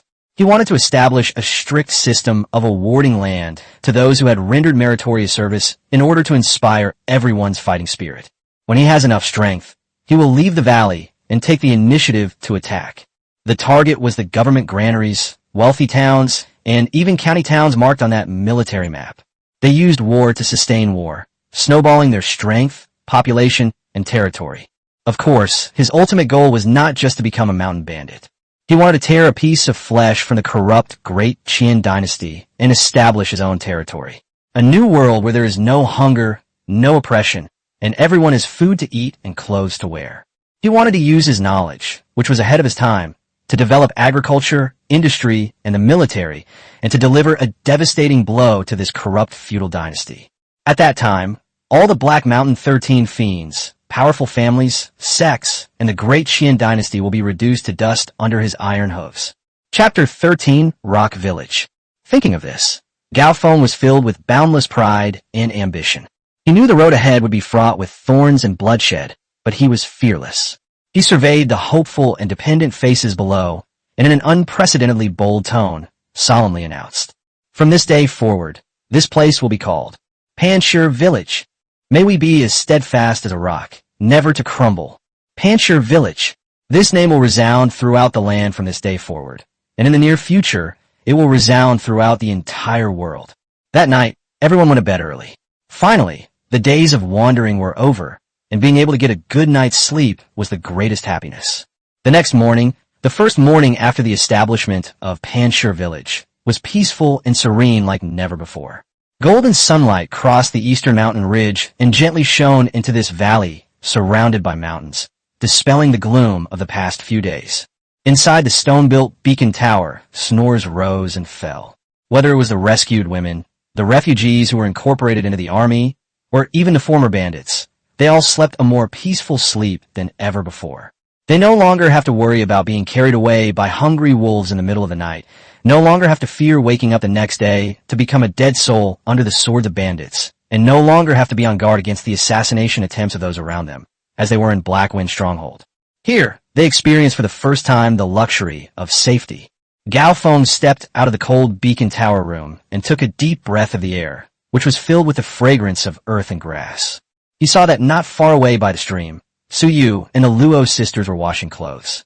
Their faces were filled with genuine smiles of relief and joy, as if they had survived a disaster. Two children, taken in from the refugees, were chasing and playing on the grass, their clear laughter filling the air, showing no fear of strangers. This heartwarming and vibrant scene softened Gao Feng's heart, which had long been hardened by bloodshed and slaughter, for a moment. He recalled his past life, those days of fighting to protect others. He asked himself, is this what I want? The answer appeared almost instantly. Yes. It's not just about being alive. Instead, it's about enabling those around us to live with dignity and joy, just like real human beings.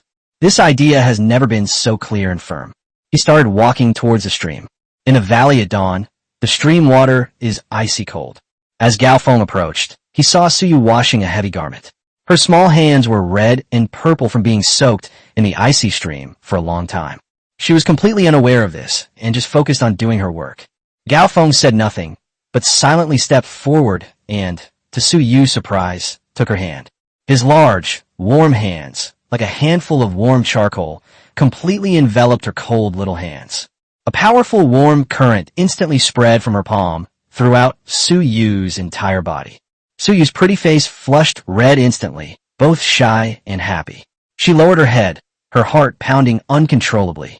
This scene was clearly seen by Luo Qin, who was not far away. Her hand, which was hanging close to dry, paused slightly.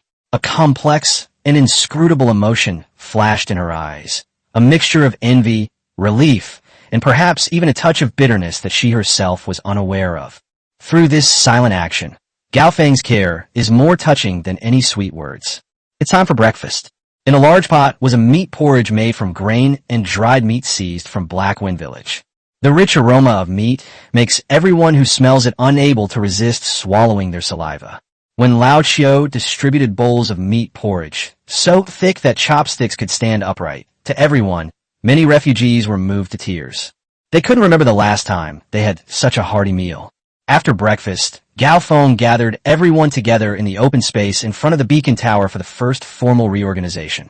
He stood on high ground, his gaze sharp as lightning, sweeping across the faces of everyone below. From today onwards, Panshur Village is one entity, and we must all strive to survive. To live well, you need to follow the rules. His voice wasn't loud, but it reached everyone's ears clearly. I hereby announce the preliminary appointments for Panshur Village. Old Qiu, here. Old Qiu stepped forward excitedly and stood ramrod straight. You are mature and meticulous. From today onwards, you will be the logistics officer of my Panshur Village. You will be responsible for the storage, inventory, and distribution of all supplies. Anyone who dares to hoard or steal supplies will be dealt with by you without prior notice. Yes. Thank you, Chief. Old Qiu accepted the order, his face glowing. Skinny Monkey, your humble servant is here. Chieftain. Skinny Monkey scrambled out, a fawning smile on his face. You're clever and good at reading people's expressions, so from now on you'll be the civil affairs officer of my Panshur Village. You'll be responsible for registering all the people, arranging daily work, and mediating internal disputes. I need you to know every single person's situation inside and out. I guarantee I'll complete the mission. Skinny Monkey patted his chest and assured him. Uncle Sun. Upon hearing this, the old herb gatherer, Uncle Sun, was taken aback. Then, supported by his grandson, Anyo, he walked out shakily. The old chieftain is here. You know medicine, so from now on you will be the medical officer of my Panshur Village. You will be in charge of the birth, aging, illness, and death of everyone in the village. If you need any medicine, just ask old Qiu for it. I will certainly live up to the chieftain's expectations. Sun Bo was so moved that tears streamed down his face. After the appointments were completed, Gao Feng then announced the team assignments. All personnel will be divided into 3 teams. First, the construction team. It consists of all the farmers and some refugees, with Luo Qin, the eldest sister of the Luo family, temporarily serving as the team leader. They're responsible for reclaiming farmland in the valley and repairing the beacon tower houses. Second, the patrol team, composed of the original brothers of Black Wind Stronghold and Strong Refugees, led by me personally, responsible for guarding the stronghold and venturing out to explore. Third, the logistics team, composed of Suyu and all the women. They will be responsible for cooking, sewing, animal husbandry, and other tasks to ensure everyone is well fed and warmly clothed. There is a clear division of labor, and everyone performs their duties. Finally, Gao Feng's face darkened, and his voice became icy cold. Finally, I announced 3 ironclad rules. First, no internal strife. If there's a conflict, ask Skinny Monkey to mediate. If that doesn't work, come to me. Anyone who dares to take action in private will be severely punished. Secondly, no stealing. All supplies will be distributed publicly. Anyone who dares to steal will be chopped off. Third, no one may disobey. My orders are the highest command of this stronghold. Anyone who disobeys will die. Those who violate these 3 ironclad rules will be punished, ranging from whipping to expulsion or execution. Do you all understand? Understood. More than 70 people shouted in unison, their voices echoing through the valley. The rudiments of order were initially established amidst absolute authority and anticipation for the future. However, problems arose as soon as the reorganization was announced. Chapter 14, Spatial Asceticism. A former bandit leader from Blackwind Stronghold, named Wang Matsi, was assigned to the construction team to repair the wall. Feeling inferior to the patrol team who could go out and enjoy the limelight, he quit on the spot. He yelled and shouted, "Why should I do that backbreaking work? I came here to join the army, not to be a laborer." He also shoved the Skinny Monkey who was registering, cursing and swearing. "Get out of my way, you bootlicker." All eyes in the room instantly turned to Gao Feng. Gao Feng, expressionless, walked down from the platform without saying a word. Wang Matsi was somewhat apprehensive, but he couldn't be too timid in front of so many people. Gao Feng walked up to him, too lazy to even say a word, and simply raised his leg and kicked him. This kick was as fast as lightning and as powerful as a hammer. Bang! Wang Matsi was kicked to the ground like a tattered sack, clutching his stomach, his face turning green with pain, unable to even let out a scream. Gao Feng didn't kill him. Instead, he drew his steel knife from behind and lashed it hard across the man's buttocks with the broad back of the blade. Slap! Slap! Slap! The sound of the back of the knife striking flesh was dull yet loud, sending chills down one's spine. I was wrong. Chieftain, spare my life. Wang Matsi was beaten until his skin was torn and bleeding, crying and screaming for his parents, and his previous arrogance was nowhere to be seen. Gao Feng stopped after striking her 20 times. He sheathed his sword, surveyed the trembling bandits of the former mountain stronghold, and said coldly, "In Panshir village, there is no hierarchy, only different roles. If you want to eat your fill, you have to work. If you want to stand out from the crowd, use your skills to earn military merits. Building walls is merit, patrolling is merit, farming is merit. At the end of the year, I will distribute fields, land, and women to you according to your merits. But what if someone is disobedient, only wants to enjoy themselves, and doesn't want to give anything in return?" His gaze fell on Wang Matsi. "The consequences won't be as simple as just getting a beating." His words combined kindness and severity. They established their authority with swift and decisive measures, while also providing a clear and fair path for advancement.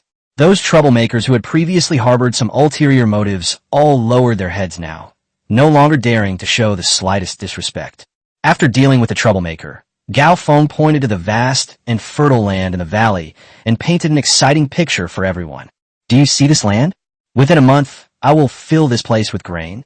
Everyone, as long as you work hard, I guarantee you will not only have enough to eat, but you will also be able to eat meat every day.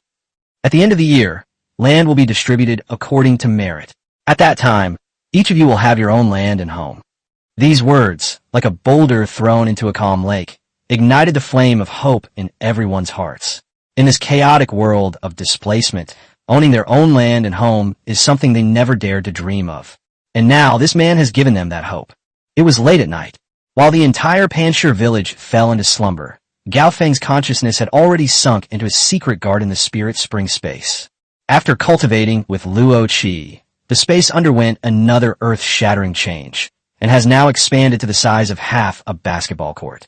The central spring, which had previously been a trickle, has now formed a small pool about 1 meter in diameter, with clear spring water bubbling out continuously, exuding a refreshing and invigorating aura. Gao Feng stayed in the space for a while before returning to reality, carefully sensing the passage of time. He silently calculated in his mind and quickly came to a conclusion. He knew before that the flow of time and space was different from that in the outside world, but he was not sure of the ratio. But this time, he was certain that the flow of time inside and outside the space was about an astonishing 10 to 1. While an hour passes outside, he could spend a full 10 hours inside the space. This means that he has 10 times more cultivation time than anyone else in the world. This discovery filled him with ecstasy. He could no longer restrain himself and immediately began his ascetic practices. On the black soil within the space, he practiced the crouching tiger stance and 5 tiger fists from the tiger venerable skill again and again. Especially the 5 tiger fist, this set of boxing techniques was far more exquisite and profound than he had imagined.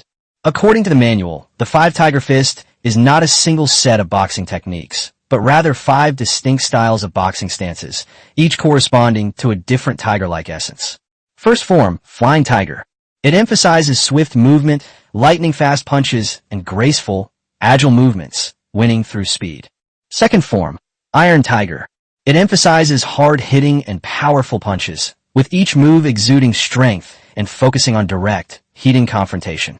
Third form, thunder tiger. It emphasizes a fierce and powerful momentum, with punches as loud as thunder, pursuing instantaneous explosive power for a single, fatal blow. The fourth form, the ghost tiger. They emphasize unpredictable movements, unconventional angles, and targeting the body's vital weaknesses, making them insidious and deadly. The fifth form, the tiger of the heart. This form is the most profound, emphasizing not the techniques, but the artistic conception, and stressing the overwhelming power of the opponent. It is the highest realm of the 5 tiger fist. Gao Feng is currently focusing on practicing the most powerful and fundamental iron tiger form. While the outside world had been occupied by one night, he had been intermittently cultivating in his spatial dimension for a full 10 nights. When he woke up in the space in the morning, he felt refreshed and energetic, not tired at all. His boxing skills became increasingly refined, his understanding of iron tiger deepened, and his blood and chi became more and more vigorous. Finally, he completely stabilized his newly broken through, second-level, skin-refining realm. Beside cultivation, he also did not forget another important function of the space.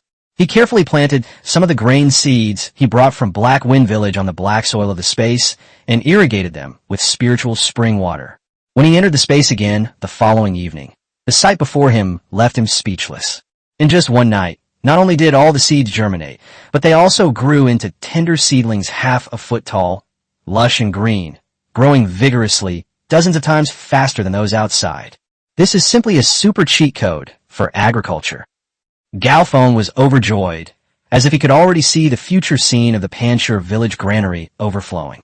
Finally, he turned his gaze to the small pool of water that was constantly bubbling with spiritual spring water. He tried it and jumped right in. In an instant, an indescribable, pure, and enormous energy, like a flood bursting its banks, surged wildly into his body, flowing through his limbs and bones, impacting his meridians, almost bursting him apart. A sharp pain shot through him, and Gao Feng groaned, clenching his teeth. He dared not delay, immediately sat cross-legged, and frantically circulated the mental techniques of the tiger venerable skill to guide and absorb this violent energy. The energy in the spring water constantly cleansed his skin, muscles, bones, and even his internal organs. Half an hour later, when he climbed out of the pool exhausted, he found that a thin layer of black impurities with a fishy smell had been expelled from his skin. His skin became even tougher and shinier, brimming with explosive power. He discovered an even more advanced use for the spiritual spring body tempering. Chapter 15, Gao Feng fights the tiger. During the day, Gao Feng did not indulge in cultivation. He personally led a patrol team of 20-strong refugees to begin a detailed exploration of the environment surrounding Panshir village. The gains were enormous. In the mountains to the east, they discovered large areas of wild fruit trees and many edible mushrooms, which greatly enriched the village's food sources. Beneath the western cliffs, they were delighted to discover large areas of white saltpeter, which could be used to extract salt. Sun Bo felt as if he had entered a treasure trove, identifying dozens of precious medicinal herbs along the way, including many that could be used to make wound medicine and body-tempering baths. These discoveries thrilled everyone. However, a crisis also emerged. During their exploration, they continuously discovered huge tiger footprints in the forest, as well as the remains of wild boars and deer that had been eaten down to their skeletons. The size and number of those footprints far exceeded the normal range. The experienced old Shio looked at the plum blossom footprint on the ground, which was larger than a human face, and said with a solemn expression, "Chief, something's wrong. There's probably a huge tiger pack lurking in this valley, and there might even be a tiger king that's become a spirit." His words sent a chill down everyone's spine. Just as the patrol team was preparing to return, a deafening tiger roar suddenly came from the dense forest not far away. Immediately afterwards, an unusually large tiger with fur that covered its body and had white forehead and slanted eyes suddenly leaped out of the forest like a yellow lightning bolt, bringing with it a foul stench, and pounced on a refugee at the end of the group. The tiger was incredibly fast and menacing, so frightening that the refugee's legs went weak and he collapsed to the ground, forgetting even to call for help. At the critical moment, Gao Feng made a move. He moved faster than others, letting out a roar as his blood and energy surged. He stomped his foot, cracking the ground, and instead of retreating, he advanced, facing the tiger Heaton with the iron tiger fist of the 5 tiger fists. "You beast, you're asking for death." Bang! A deep, resounding thud, like the beating of a drum. Man and tiger. The most primal and violent Heaton collision. The tiger, weighing several hundred pounds, was so shaken by the immense force that it became dizzy and staggered back 2 steps. Gao Feng was also shaken by the recoil, causing his blood and chi to surge and his entire arm to go numb. But the fighting spirit in his eyes burned like flames. Perfect. I'll use this tiger to test the results of my arduous training over this period of time. He chased after it and engaged in a thrilling and bloody hand-to-hand combat with the tiger. Tiger claws are like knives. Tiger tail is like a whip. Gao Feng's figure twisted and turned amidst the tiger's frenzied attacks, his fists repeatedly striking the tiger's waist, ribs, abdomen, and other vital areas. Finally, after paying the price of several deep, bone-revealing scratches on his back, he seized an opportunity. He lunged forward and delivered a powerful punch from bottom to top, like a cannonball, that slammed into the tiger's soft jaw. Snap! The crisp sound of bones shattering rang out. The ferocious tiger let out a mournful howl, its massive body collapsing limply to the ground, lifeless. When Gao Feng carried the tiger carcass, which was even larger than himself, back to the mountain stronghold covered in blood. Everyone who witnessed this scene was speechless with shock. The way they looked at Gao Feng was as if they were looking at a god of death who had come from ancient times.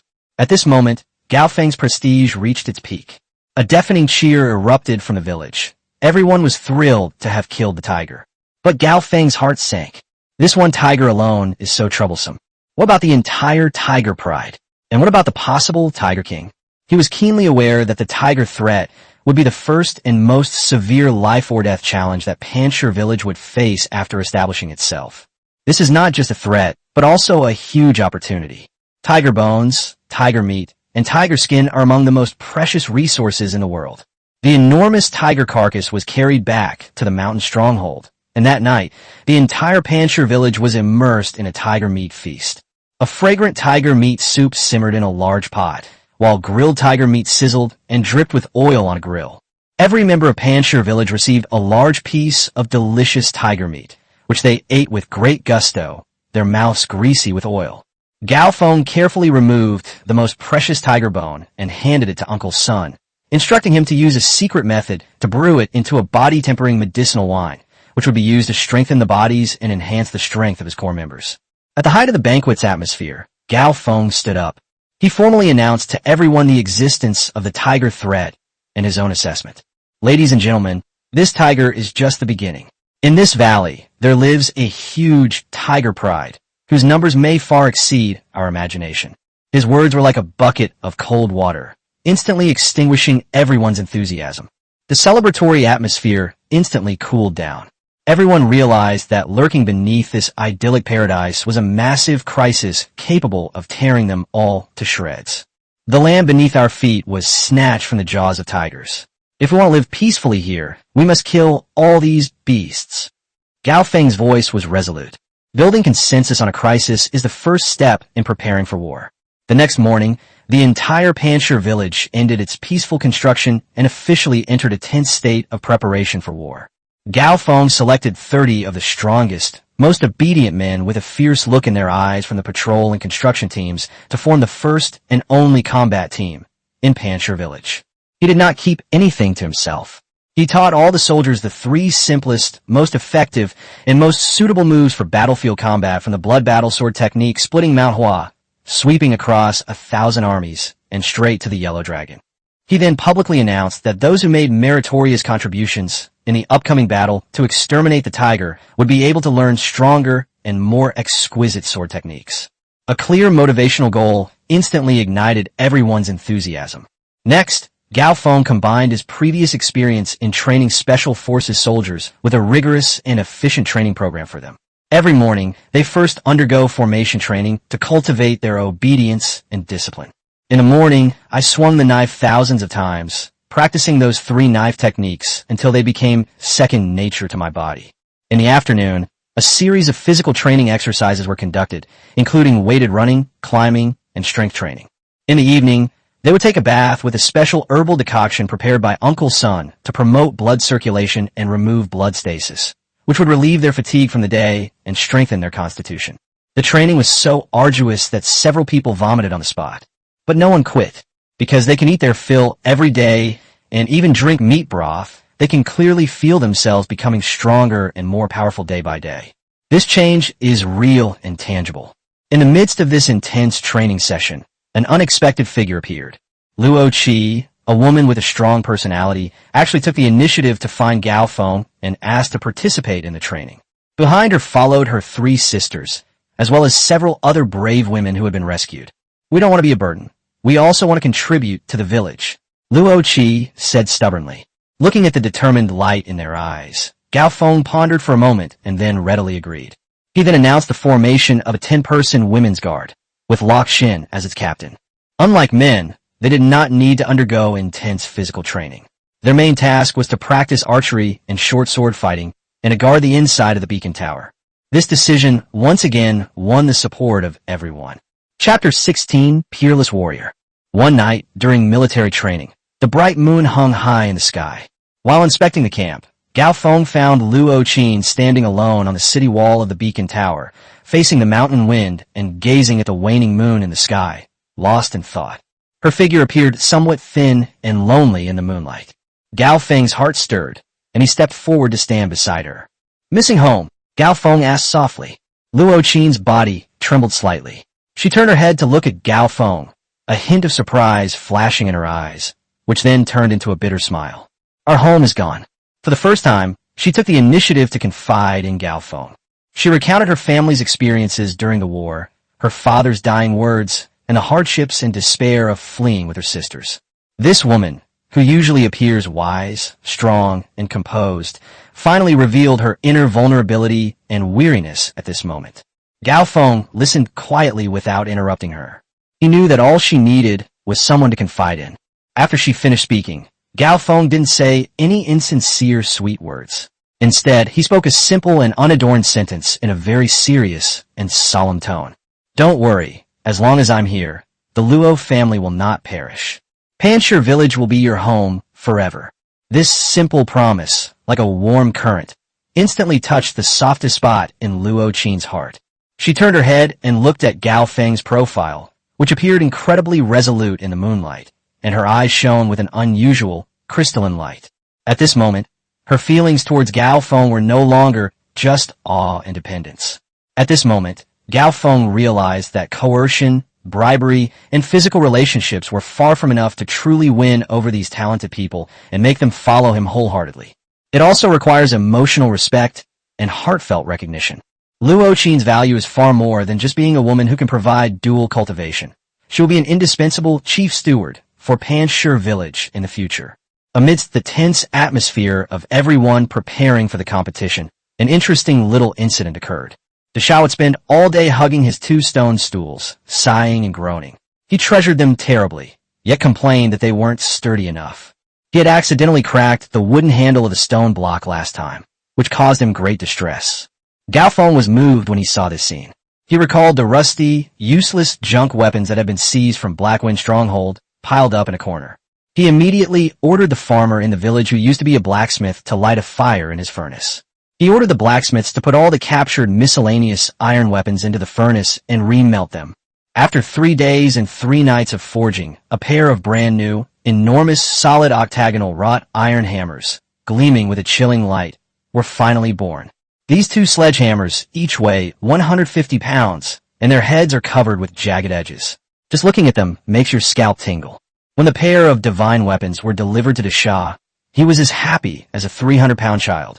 He threw away his precious stone block, grabbed the pair of giant hammers, and excitedly started dancing clumsily on the spot, shouting repeatedly, "Big hammers! My big hammers!" He gripped the hammer handle with both hands and swung it casually. Call! The heavy hammer brought with it a terrifying whooshing sound. He got carried away with his game and smashed it down hard on a huge rock, taller than a person, that was used for trials. Boom! A loud bang.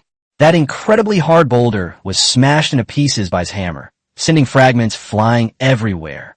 The terrifying power left the soldiers training nearby, speechless and gasping in shock. The morale of the villagers was instantly boosted. A peerless warrior wielding a divine weapon has been officially born. After more than 10 days of intense preparation, the 30 soldiers of Panshir village have taken initial shape. Each of them is skilled in swordsmanship and has begun to exude a fierce and bloodthirsty aura. The fortifications of the stockade walls have been reinforced, making them even more impregnable. Meanwhile, the roars of tigers in the mountains and forests became more and more frequent and closer, filled with a sense of provocation. Everyone knows that a great battle that will determine the life or death of Panshir village is about to begin. Gao Feng stood atop the beacon tower, steel knife in hand, gazing at the deep and dangerous forest. His eyes held no fear, only a burning fighting spirit.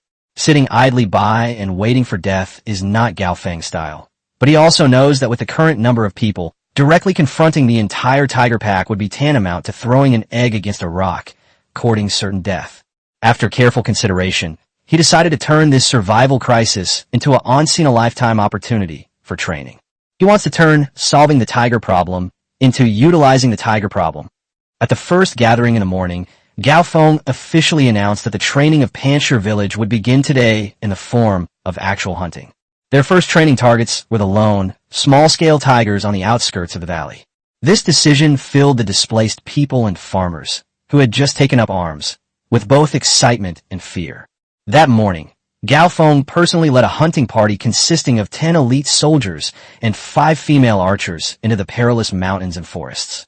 This is the first time since the establishment of Panshir village that it has taken the initiative to bare its fangs to the owners of this mountain forest. Their target was an adult tiger drinking water by the river, which Gao Feng had already scouted out. Before the battle began, Gao Feng reiterated the tactics that had been practiced several times. Luo Qi and Luo Qi, the 5 of you, set up firing positions on that rock up there. On my orders, conduct the first wave of suppression and harassment. Remember, focus on attacking its eyes and limb joints. Don't aim for a kill, just disrupt it. Yes, chieftain. Luo Qin replied calmly. Big fool, you come with me. We'll focus on the front and draw its attention. All right, smash it flat. Big fool shouted excitedly, waving the iron hammer in his hand.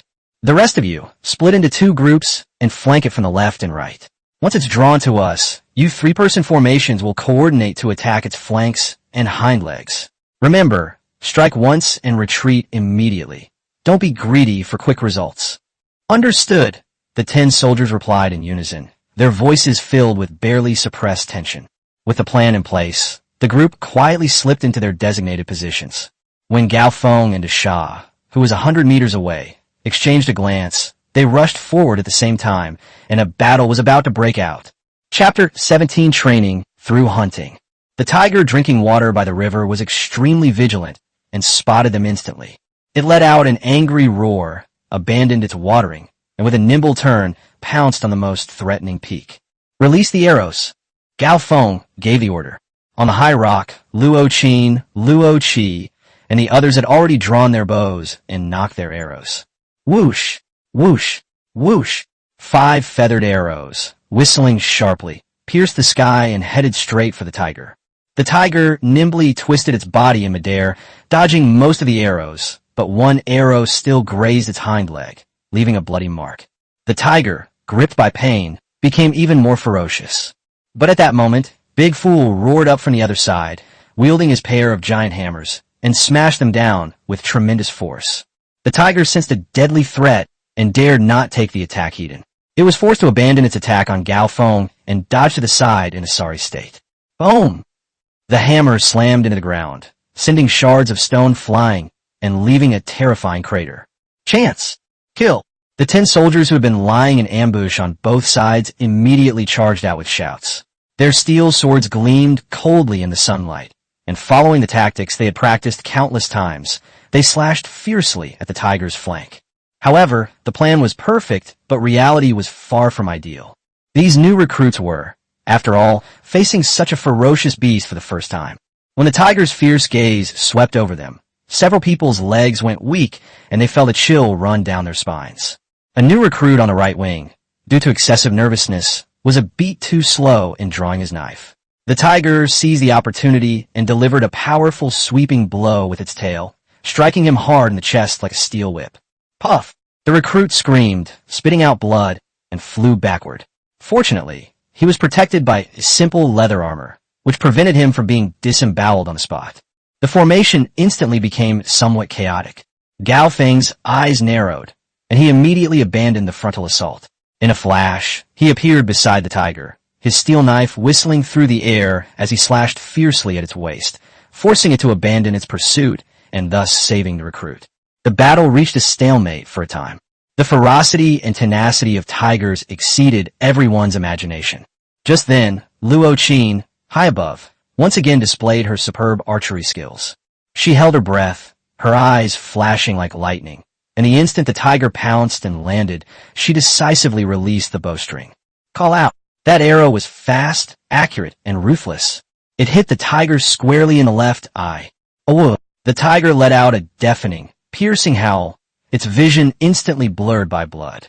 Driven by excruciating pain, it went completely mad, attacking and biting indiscriminately without regard for friend or foe. Its massive body was also severely weakened by the loss of one eye. Big Fool, smash it! Gao Feng seized this once-in-a-lifetime opportunity and let out a clear, loud shout. Upon hearing Gao Feng's order, Desha did not hesitate, a flash of excited red light appearing in his eyes. He swung the heavy iron hammers again, and with all his might, smashed them down hard on the head of the tiger that was still struggling wildly. Bang! This time it wasn't a muffled thud. Instead, it was a teeth-grinding, watermelon-like cracking sound. The once arrogant tiger's massive head was smashed by this hammer, its skull shattering, red and white brain matter mixed with blood splattering everywhere like a watermelon. Its massive body crashed to the ground, convulsed violently twice, and then fell lifeless. This bloody and shocking scene left all the new recruits stunned, followed by heavy gasps of relief. The first real-world hunt was successful, but also exposed a lot of problems. That evening, Gao Feng convened a serious post-hunt debriefing session with all those involved in the hunt.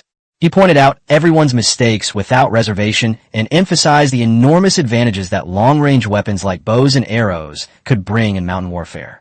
Looking at the unremarkable horn bow in Luo Qin's hand, his desire for ranged attacks grew even stronger. The next day, Gao Feng put aside his airs as the chieftain and found Luo Qin, who was practicing at the training ground, to formally ask her for advice on archery. This gesture flattered Luo Qin and made the surrounding soldiers admire their chieftain, who was so humble in asking questions, even more. Chief, you flatter me. How could I possibly teach you such a humble skill? Luo Qin held the bow, momentarily at a loss for words, her pretty face slightly flushed. Gao Feng smiled, half jokingly and half seriously saying, "The one who is skilled is my teacher. In archery, you're my teacher." "What? Teacher Luo, are you unwilling to accept a student as dull as me?" His address of Teacher Luo made Luo Qin's heart tremble. She felt both ashamed and embarrassed, and quickly waved her hands, saying, "I dare not accept such praise. If the chieftain wishes to learn, Qiner will certainly teach him everything she knows." However, what happened next dealt a heavy blow to Luo Qin, who was the teacher. Gao Feng's talent is truly terrifying. With his absolute control over wind speed, distance, and ballistic prediction as a top sniper in his previous life, as well as his superhuman physique and terrifying eyesight enhanced by the spiritual spring water, He possesses exceptional abilities. He picked it up very quickly. From initially missing the target or veering off course, in just half a day, he was able to hit the bullseye every time within 50 paces. This inhuman speed of progress was so fast that Luo Qin went from initial surprise to numbness. And finally, looking at Gao Feng's focused profile, her eyes revealed a hint of indescribable frustration and admiration that she herself had not noticed. During the teaching process, the two inevitably had more close contact. When Gao Feng's posture is incorrect, Luo Qin will muster up her courage and step forward to gently point it out. As she stood behind him, helping him adjust his bow-drawing posture, Gao Feng's strong masculine aura, mixed with a faint smell of sweat, made her breathing become somewhat disordered. After Gao Feng's careful instruction, he would sincerely praise her, saying, "You're the best teacher. I feel like I found a knack." This simple compliment always brought a touch of sweetness to Luo Qin's heart. The atmosphere between the two gradually warmed up and became somewhat subtle with each vibration of the bowstring and each unintentional touch. That evening, Gao Feng sent someone to summon Luo Qin to his residence, saying that there was something to discuss. When Luo Qin entered Gao Feng's room with a mix of trepidation and curiosity, she found him simply sitting quietly at the table drinking water. "Chief, you wanted to see me?" Luo Qin asked softly. Gao Feng raised his head, looking intently at her, without saying a word, but simply extended his hand to her. Luo Qin's heart skipped a beat. She instantly understood the meaning behind that look. Her cheeks flushed instantly, her heart pounding, but looking at that large, strong hand, she hesitated for a moment before finally obediently and slowly placing her slightly cool hand on it. Gao Feng pulled her forcefully into his arms. After several rounds of lovemaking, Luo Qin was already exhausted. She curled up in Gao Feng's arms, panting, and fell into a deep sleep. Gao Feng, however, was wide awake. He immediately immersed his mind in the spiritual spring space. However, the scene before him made him frown slightly. The space remained unchanged. Both the area of the land and the size of the spring were exactly the same as when he last entered. He recalled that a few days ago, after he and Suyu had been intimate, the space remained unchanged. So it seems that only the first time with each woman can change the space. This discovery left him both somewhat disappointed and feeling a sense of entitlement. If it could grow indefinitely, that would be too incredible.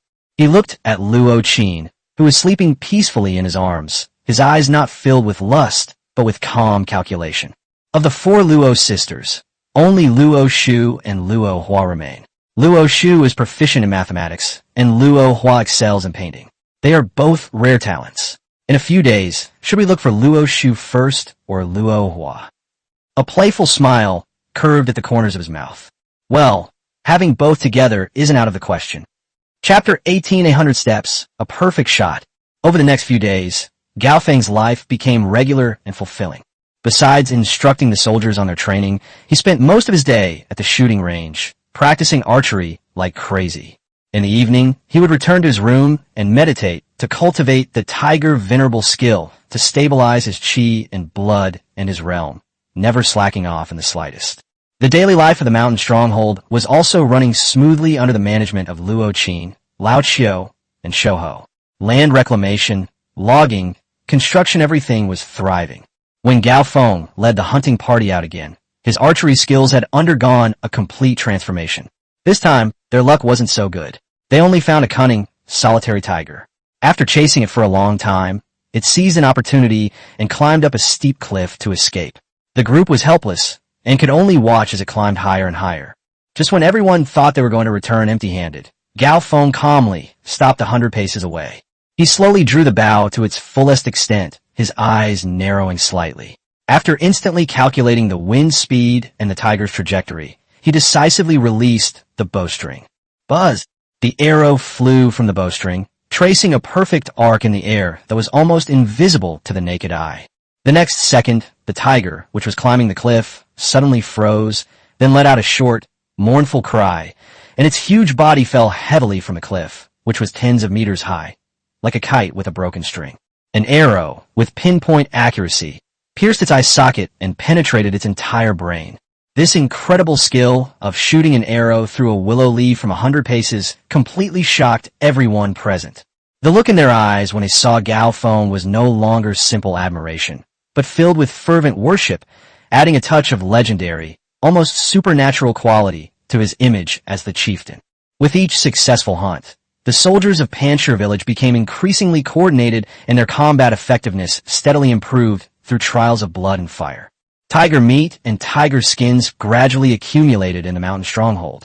The entire Panchir village entered a thriving and positive development phase, characterized by simultaneous training and business operations. Half a month passed quietly amidst the busy and fulfilling construction and training. Panchir village has undergone tremendous changes compared to just half a month ago, and it is changing with each passing day. In agriculture, thanks to the superior seeds provided by Gao Feng and cultivated in the Lingquan space, the first batch of terrace fields have sprouted a delightful patch of green seedlings, growing vigorously and foreshadowing a bountiful future. In terms of construction, the weathered beacon tower has been renovated, and the damaged walls have been reinforced with newly felled giant trees and rocks. Around the beacon tower, rows of neat wooden houses were built, which were planned as living areas, training areas, and breeding areas. In the field of handicrafts, the old blacksmith who was discovered among the refugees was given a second spring with an ample supply of iron and food. He not only forged more standard weapons, but also improved many agricultural tools, greatly increasing production efficiency. Led by Luo, the women tanned the tiger and deer skins they had hunted, cleaning them thoroughly. Then, using bone needles and hemp thread, they sewed thick leather coats and winter boots to prepare for the coming winter. The entire Panchir village, with its more than 70 residents, has a completely new look and a renewed spirit, with each person fulfilling their duties. The numbness and despair of their exile days were gone from their faces. Instead, they showed anticipation for the future and a sense of belonging to their home. On this day, after hesitating for a long time, Uncle Sun, who had just returned from gathering herbs, finally found Gao Feng. He pleaded, "Chief, I have a favor to ask. My grandson, Anyo, has been weak since childhood, and his health was further damaged during our escape from war a few years ago. He needs a medicinal herb called fire yang grass as the main ingredient to completely cure him. But this fire sun grass thrives in the sun and only grows on the sunny cliff where tigers are most active. That's probably where the Tiger King's lair is." After listening, Gao Feng helped Sun Bo up and solemnly said, "Uncle Sun, don't worry. Anyo is also one of my Panchir village people. I have remembered his illness. When the time is right, I will definitely personally fetch the fire yang grass for you." Upon hearing this, Uncle Sun was extremely grateful. "Thank you, chieftain. Thank you, chieftain." A few days later, the village's meat reserves were running low. Gao Feng once again led his well-trained hunting team out into the wild. This time, their target was 2 adult tigers traveling together. As they tracked the trail to the only pass leading out of the valley, they faintly heard a fierce clang of metal and the piercing screams of humans. "Something's up." Gao Feng immediately made a concealment gesture, and the entire hunting team instantly dispersed like ghosts, silently sneaking into a dense forest at a high point and looking down. The scene before them took everyone by surprise. At the pass, a sizable caravan was being frantically attacked by 7 or 8 large, powerful tigers. A dozen or so wagons loaded with goods were surrounded by them in a makeshift circle, and more than 30 guards armed with swords were putting up a desperate fight. But clearly, they were no match for these mountain tyrants. Under the relentless attacks and bites of the tigers, these guards have suffered heavy casualties. Several large vehicles have been overturned, and the defensive formation is on the verge of collapse, with the risk of total annihilation looming at any moment. Despair was already showing on the faces of some of the guards. Gao Feng did not immediately give the order to take action. He calmly observed the entire battlefield like a seasoned hunter. He discovered that although these 7 or 8 tigers were exceptionally fierce, the Tiger King, which was considered a monster, was not among them. This was likely just a large-scale hunting operation by the tiger pack. He quickly assessed the strength of both sides in his mind. This battle is worth fighting. Moreover, rescuing this caravan is a timely act of kindness, and the value it brings far outweighs the risks. A clear judgment formed in his mind. In this isolated valley, they desperately needed a channel to understand the outside world and exchange goods with it. This caravan in front of us is undoubtedly the best opportunity that has come knocking on our door. He made a decision immediately. He made an attack gesture to the hunting party behind him. The next second, the fangs of Panchir village were revealed once again. "Release the arrows." Gao Feng gave the order. He and Luo, among others, were the first to launch an attack. a dozen sharp iron-core arrows, with a piercing whistle that tore through the air, poured down from above like a sudden rain of death. The tigers, focused on attacking the caravan, had no idea that enemies would suddenly appear from their flanks and rear. The arrows shot from above carried tremendous kinetic energy. Caught off guard, two tigers were immediately struck precisely in vital areas such as the neck and abdomen.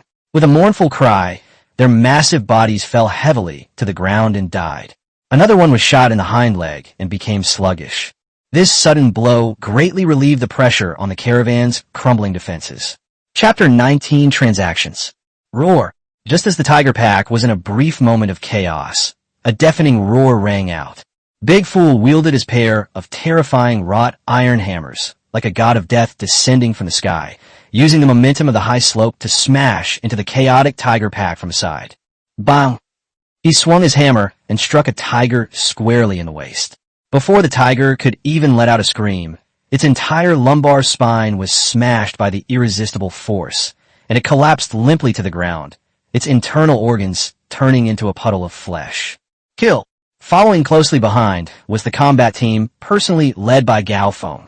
They formed well-coordinated, offensive and defensive three-person battle formations, like sharp daggers, fiercely stabbing at the tigers whose formations had been scattered by the rain of arrows and giant hammers. The steel knife in his hand flew up and down according to the moves of the blood battle sword technique, efficiently leaving deep, bone-revealing wounds on the tiger's body, with blood splattering everywhere. The entire battle was clean, efficient, and filled with ruthless efficiency and chilling killing intent. The tiger pack, which had previously given the caravan's elite guards a headache and left them helpless, was almost powerless against the mature three-dimensional attack of Panshir village, which consisted of long-range suppression, heavy armored charges, and infantry strangulation. In less than the time it takes for an incense stick to burn, the 7 or 8 tigers that were besieging the caravan were annihilated by them with overwhelming force. Inside and outside the pass, the corpses of tigers lay scattered about, and the heavy stench of blood permeated the air, stimulating everyone's nerves. The surviving guards of the caravan stared in disbelief at the shocking scene before them. They looked as if they were watching a divine army descend from the sky. They could never have imagined that such a terrifyingly powerful team was hidden in the desolate Ghost Sorrow mountain range. After a brief moment of shock, a well-dressed, middle-aged manager finally came to his senses. He scrambled to Gao Feng's side, ignoring the blood and wounds covering his body, and was so moved that he almost knelt down on the spot. "Thank you so much for saving my life. I am Chun Fu, the manager of the Chun Family Trading Company in Qinghe County. May I ask your honorable name? Our Chun Family Trading Company will never forget such a great kindness." Gao Feng helped him up and said calmly, "My name is Gao Feng. It was just a small favor. We were only trying to protect ourselves." Manager Chen expressed his deepest gratitude to Gao Feng and immediately ordered his men to unload a large amount of valuables from the car as a token of his appreciation, but Gao Feng politely declined. Gao Feng's gaze fell on the large trucks behind him bearing the name Chun, and then he changed the subject. "This place is stained with blood. It's not the place to talk. If Steward Chen doesn't mind, you can come with me to the camp ahead to rest for a while, and then we can discuss this matter in detail." "I couldn't be happier. I'll leave everything to my benefactor." Manager Chun was overjoyed as he was worried about how to establish a relationship with this mysterious and powerful figure. Gao Feng did not take them directly into the deep valley of Panshir village. Caution is an instinct ingrained in his bones. He simply led the caravan to a relatively open, sheltered flat area inside the pass and had Lao Xiu and a few soldiers quickly set up a temporary camp. When the people of Panshir village brought clean water and hot meat soup to the caravan, Chun Fu and his guard were once again deeply moved. In this chaotic world where human life is as cheap as grass, this respect and kindness are far more precious than gold and silver. Inside the makeshift tent, Gao Feng and Chen Fu held a formal negotiation. Chen Fu first informed Gao Feng in detail about the external situation. It turns out that the area around Qinghe County is now plagued by bandits. Several large bandit gangs even dared to openly attack government transport teams, causing the official roads to be cut off and trade routes to be disrupted. The Qinghe County government lacked sufficient troops, and several attempts to suppress bandits failed, leaving them only able to remain in the county town. This is why the Chun family business was willing to take huge risks to choose the abandoned Go Saro route in an attempt to bypass the bandits' controlled area. To be honest, my benefactor, Chun Fu said with a wry smile, if it weren't for this, we probably would have run out of food by now. I just never expected that after escaping human disaster, we would almost fall victim to a beast plague. Gao Feng listened quietly, memorizing all the important information. He finally understood why this Ghost-Bane mountain range had become a forgotten corner. Then, Gao Feng changed the subject and got straight to the point. Manager Chun, I saved you not for your money, but only to do a long-term business with you. I have some fine tiger skin and tiger bones here, which I'm sure you need. And I also need some supplies that are not available in the mountains. When Gao Feng had more than a dozen intact tiger skins brought to Chen Fu, the well-informed steward's eyes widened in astonishment.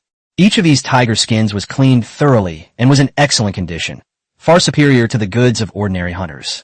A glint of light flashed in his eyes, and he exclaimed excitedly, "My benefactor, these are all treasures." The two parties quickly reached an agreement. After some haggling, Gao Feng sold 10 well-preserved adult tiger skins, which he had specially selected, along with a large quantity of tiger bones, at a relatively fair price. In exchange, Chin's trading company provided the strategic materials that Panshir village urgently needed. The large amount of salt was enough to feed everyone in the village for a year. 500 caddies of high-quality iron ingots are enough for an old blacksmith to forge a batch of fine weapons. Dozens of thick cotton and linen fabrics can be used to make ample preparations for the coming winter. And some precious medicinal herbs that Panshir village cannot produce itself. What Gao Feng valued most was the 5 Shur, a unit of dry measure, of standard iron-rimmed arrows made by the government workshops, which Chun Fu presented as an extra gift to express his gratitude. These arrows, in terms of both range and penetrating power, far surpassed the simple arrows they made themselves from animal bones and wooden shafts. With this batch of arrows, the combat effectiveness of the women's guard will be directly upgraded to a higher level.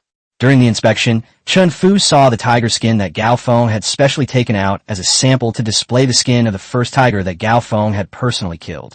The tiger skin was in perfect condition, enormous in size, and exuded a kingly aura. The moment Chun Fu saw the tiger skin, his breathing became rapid. He excitedly said to Gao Feng, "My benefactor, such a divine item, such a divine item. If this tiger skin were delivered to the magistrate's son's residence, the young master would surely be overjoyed. I dare say he would be willing to pay at least 100 taels of silver to buy it." He paused, his tone becoming more earnest and excited. "Moreover, my benefactor, you may not know this, but young Master Zhang's greatest wish is to witness a real battle of dragons and tigers. He once declared that he would pay 500 taels of silver, or even more, to anyone who could get him a live Tiger King. My benefactor is incredibly brave. He can easily wipe out even a pack of tigers. If only we could capture that legendary Tiger King alive." Chun Fu didn't finish his sentence, but the meaning was already self-evident. He implored Gao Feng that if there were any more such exceptional items, they should definitely reserve them for the Chun family trading company. Furthermore, he solemnly promised that in the future, Chin's trading company could become a stable and absolutely confidential channel for selling stolen goods and purchasing materials for Panshir village, meeting all of Panshir village's material needs. Chapter 20 tonight. Let's talk about something else. After seeing off the caravan that had returned satisfied and laden with their goods, looking at the mountain of supplies in front of him and the heavy money bag full of silver in his hand, Gao Feng was filled with emotion and his heart was surging. He understood that relying solely on hunting and farming behind closed doors was far from enough. We must learn to establish connections with the outside world and efficiently transform our advantageous resources into the means of production necessary for our own development. He ordered everyone to transport the supplies back to the mountain stronghold, while he himself, immediately, took a bundle of newly acquired iron-rimmed arrows and entered the spirit spring space. He soaked the arrows in the bucket of spiritual water. To his surprise, he discovered that, under the continuous nourishment of the spiritual spring water, those arrowheads, which were originally just ordinary iron, were undergoing strange changes at a speed visible to the naked eye. Their surfaces became smoother and harder, and their sharp edges gleamed with a chilling, eerie blue light. This is a luster that ordinary steel cannot possess. Gao Feng was overjoyed. the spiritual spring could actually strengthen mortal objects. Although the effect is limited, if these arrows, which have been enchanted by the spirit spring, are used to deal with the Tiger King, their penetrating power will be greatly increased. He seemed to see that in the future, he would have an elite army equipped with enchanted weapons. The success of this transaction was like a shot in the arm, greatly boosting the morale of the entire Pancher village. They not only obtained the precious resources necessary for survival and development, but more importantly, they found a bright path that offered them hope. Gao Feng's goal has quietly shifted from simply solving the tiger problem to a more ambitious and greedy one, hunting the Tiger King. In his eyes, the third-tier Tiger King that roamed deep in the mountains was no longer just a deadly threat. His 500 taels of silver. He stood on the high point of the pass, gazing at the core area where the tiger pack was entrenched, his eyes flashing with an unprecedented, intense light, like a hunter locking onto his prey. It was as if it sensed that undisguised, greedy gaze. From the deepest part of the mountains and forests, a tiger's roar, filled with ferocity and supreme majesty, suddenly resounded throughout the entire valley. That howl seemed to be proclaiming its supreme royal power to all creatures that dared to covet its throne, and that no form of provocation would be tolerated. A storm is brewing.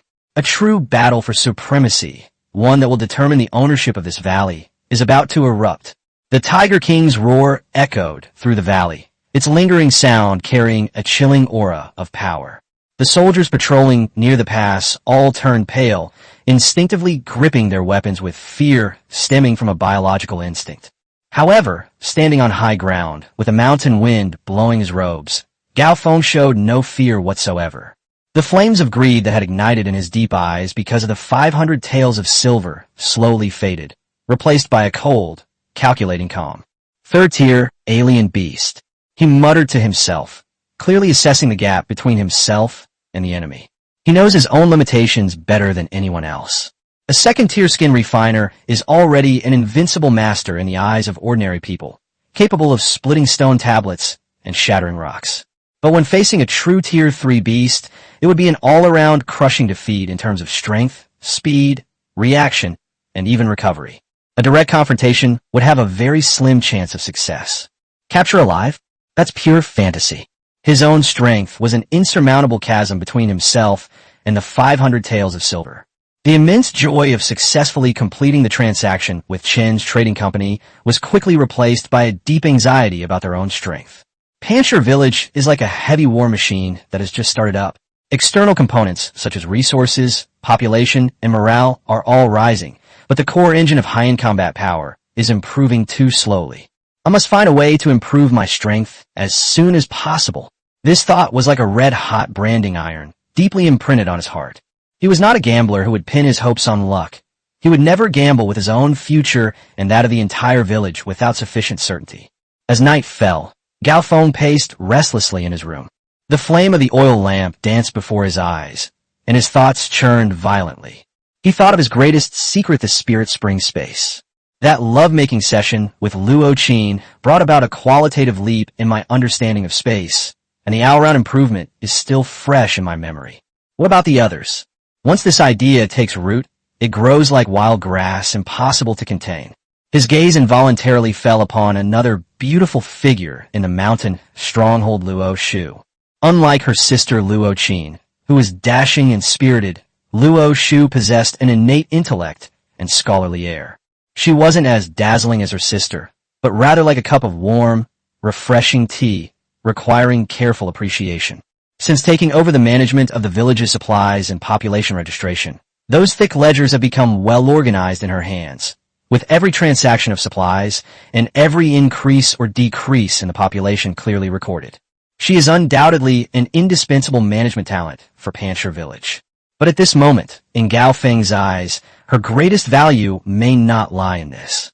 Power. Gao Feng clenched his fist, feeling the surging blood and qi within his body. In this chaotic world, only absolute power is the foundation for survival and development. Everything else can be put aside for now. He made up his mind. That evening, Gao Feng sent someone to invite Luo Shu into his room under the pretext of discussing the future material planning and account reconciliation of the mountain stronghold. When Luo Shu walked into the room carrying a thick ledger, she still had some doubts in her heart.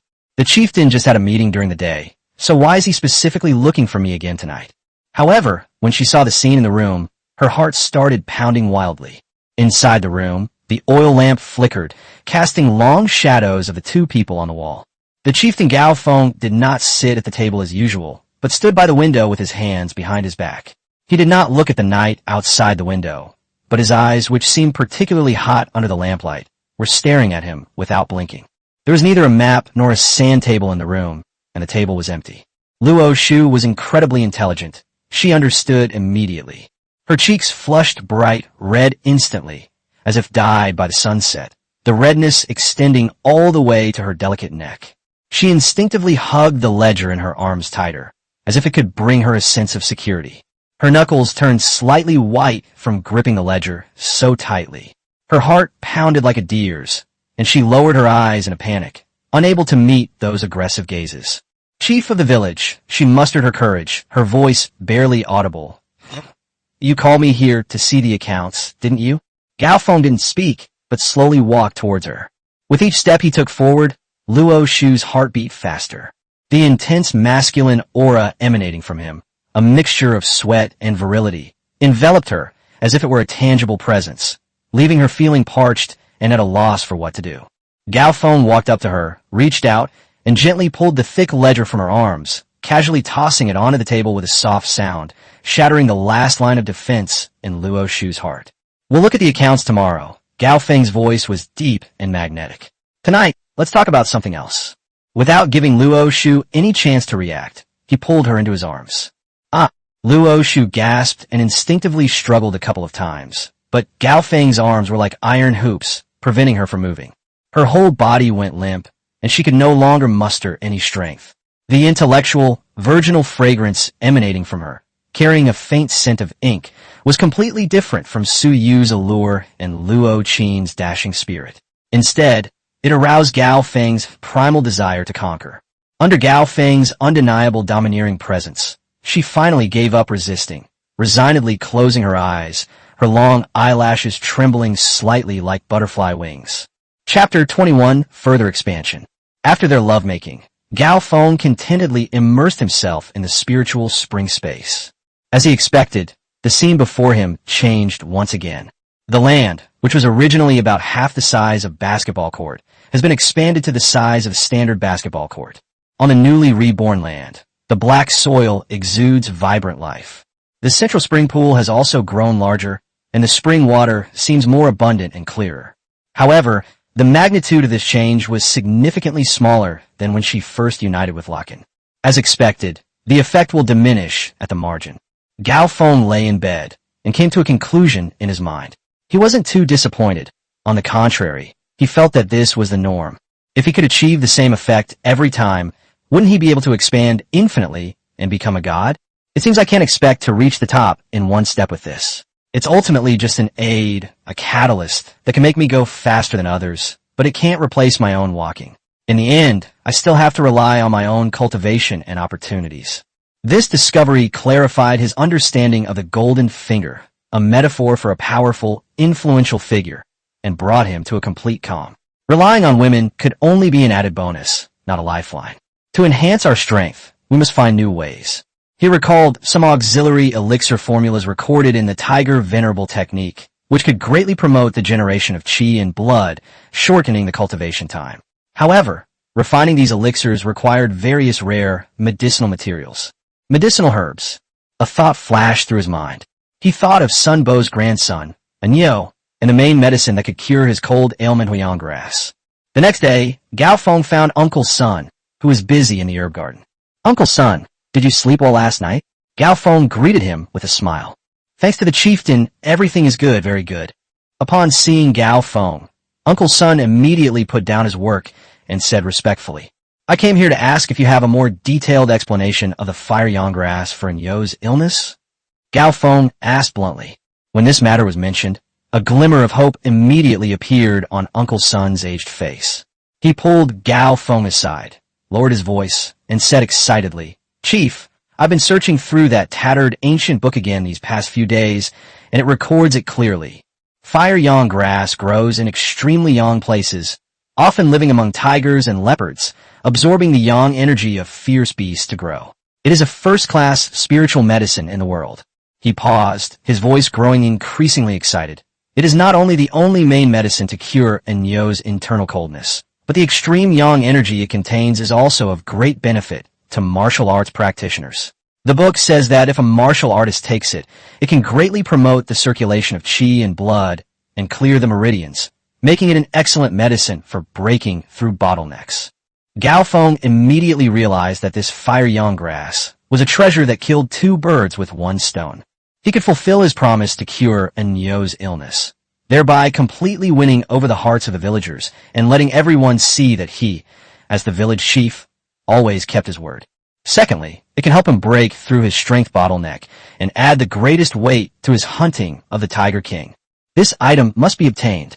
However, we need to plan carefully and not rush things. Meanwhile, the construction of the counterfeit was also in full swing. Gao Feng observed that the Sha possessed superhuman strength, but due to mental issues, he couldn't even master the simplest 5 tiger fist. Giving him detailed training would only be a waste of time. Big Fool, the chief has arranged a new job for you. That day, Gao Feng called Big Fool over. Chief, what's the job? Big Fool asked, scratching the back of his head. Gao Feng pointed to a dense forest at the edge of the valley. From today onwards, your task is to cut down trees. Use your hammer to smash down 10 trees this thick every day. Stack the timber in a unified manner. If you do a good job, I'll have a kitchen add some meat for you tonight. Great, let's cut down the tree. Then we'll have meat to eat. Upon hearing this, the Shah grinned from ear to ear, picked up his big iron hammer, and charged over. As a result, the sound of him chopping down trees and the rumble of giant trees falling to the ground could be heard in the valley every day, which became a unique sight in Panchir village. The Shah's inexhaustible energy finally found an outlet, both for storing a large amount of timber for the mountain stronghold for construction and wintering, and for developing his core strength and endurance through repetitive movements day after day. A few days later, after careful preparation, the plan to harvest fire sungrass was officially launched. Forcing one's way into the lair of a third-tier Tiger King is tantamount to suicide. Gao Feng, Luo Qin, Lao Xiao, and others gathered around a simple map, repeatedly deducing and finally devising a meticulous plan to lure the tiger away from the mountain. The core of the plan was to exploit Tiger King's strong territorial instincts. The Tiger King is the king of this forest, and any invasion of its territory will provoke its furious revenge. Gao Feng pointed to a spot on the map. Therefore, our actions must be large enough and provocative enough. Big Fool, this task is yours. Gao Feng looked at Big Fool, who was gnawing on a piece of barbecue. Hee hee, Big Fool replied, his mouth full of grease. Gao Feng was speechless for a moment, then looked at Lao Qiao and said, You take the Shah and a 10-man feint attack team, dragging a wild boar that you just hunted to the east side of Tiger King's territory. There, go, and wreak havoc. Spread the boar's blood everywhere. Make as much noise as possible, and make sure to attract Tiger King and his main force there. All right, chieftain, just you wait and see. Old Qiao patted his chest and assured him. Gao Feng then turned to Skinny Monkey and Uncle Sun. You two, follow me. Skinny Monkey, you're fast, so you'll be in charge of scouting and keeping watch. Uncle Sun, you're familiar with herbs, so you'll be in charge of identifying and picking them. We'll take this opportunity to sneak into its lair from the west. Yes, Chief, the two replied in unison. With the plan finalized, the two teams split up and set off in the early morning mist. Gao Feng and his two companions, like 3 ghosts in the night, stealthily made their way towards the heart of the mountain forest, a place rife with danger and filled with the menacing presence of tigers. Half an hour later, a deafening tiger roar suddenly came from the eastern mountains and forests. The roar, filled with fury after its territory was invaded. Immediately following was the deafening roar of clashing weapons and the furious shouts of humans. They've made their move. Gao Feng gave a signal to the 2 people beside him, and the 3 of them immediately sped up, clinging to the mountain wall like geckos, and quickly sneaked into the Tiger King's lair. It was a huge, bottomless cave. As soon as you got close, an overwhelming stench of blood and filth hit you, making you want to vomit. Inside and outside the cave entrance, the ground was littered with the remains of various animals, and even the remains of several humans, a truly shocking scene. But just as Gao Feng had predicted, the Tiger King had sent out all its main forces, and there were no tigers in the cave at this moment. Chief, this way. Uncle Sun lowered his voice and pointed to a fork in the road. The three moved through the darkness like ghosts. Guided by Uncle's son, they bypassed several forks in the road and soon discovered a strange sight on a sunny cliff deep inside the nest. Chapter 22 Over leur spire technique. On that cliff face, several bright red plants, their bodies pulsating like flames, were growing. In the dark cave, they emitted a faint red glow and a strange warmth, dispelling some of the surrounding chill. It's fire sungrass. Chieftain, it's it. There's no mistake.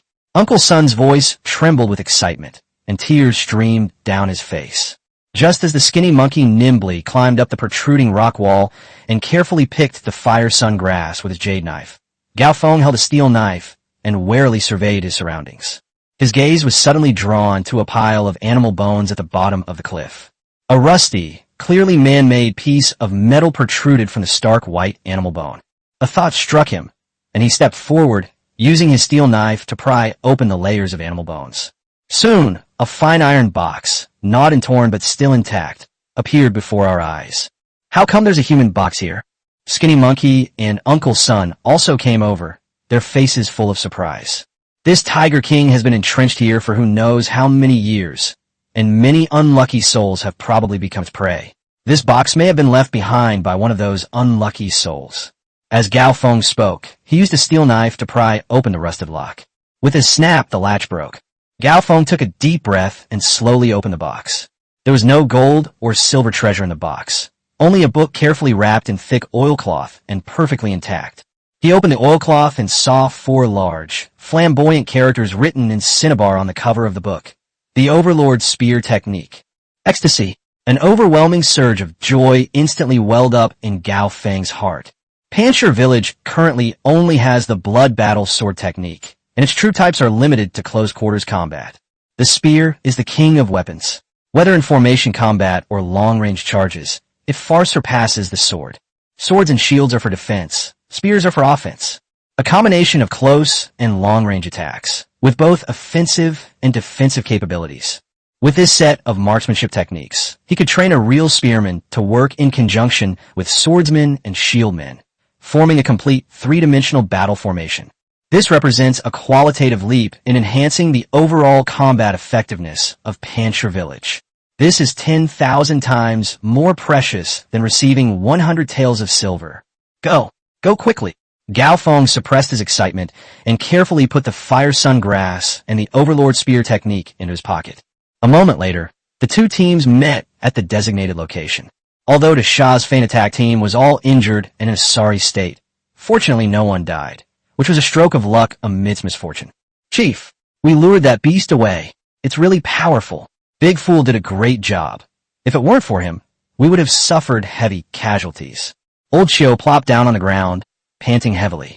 Gao Feng patted him on the shoulder and said in a deep voice, "Well done. Everyone will be rewarded when we get back. Big Fool, get double the reward."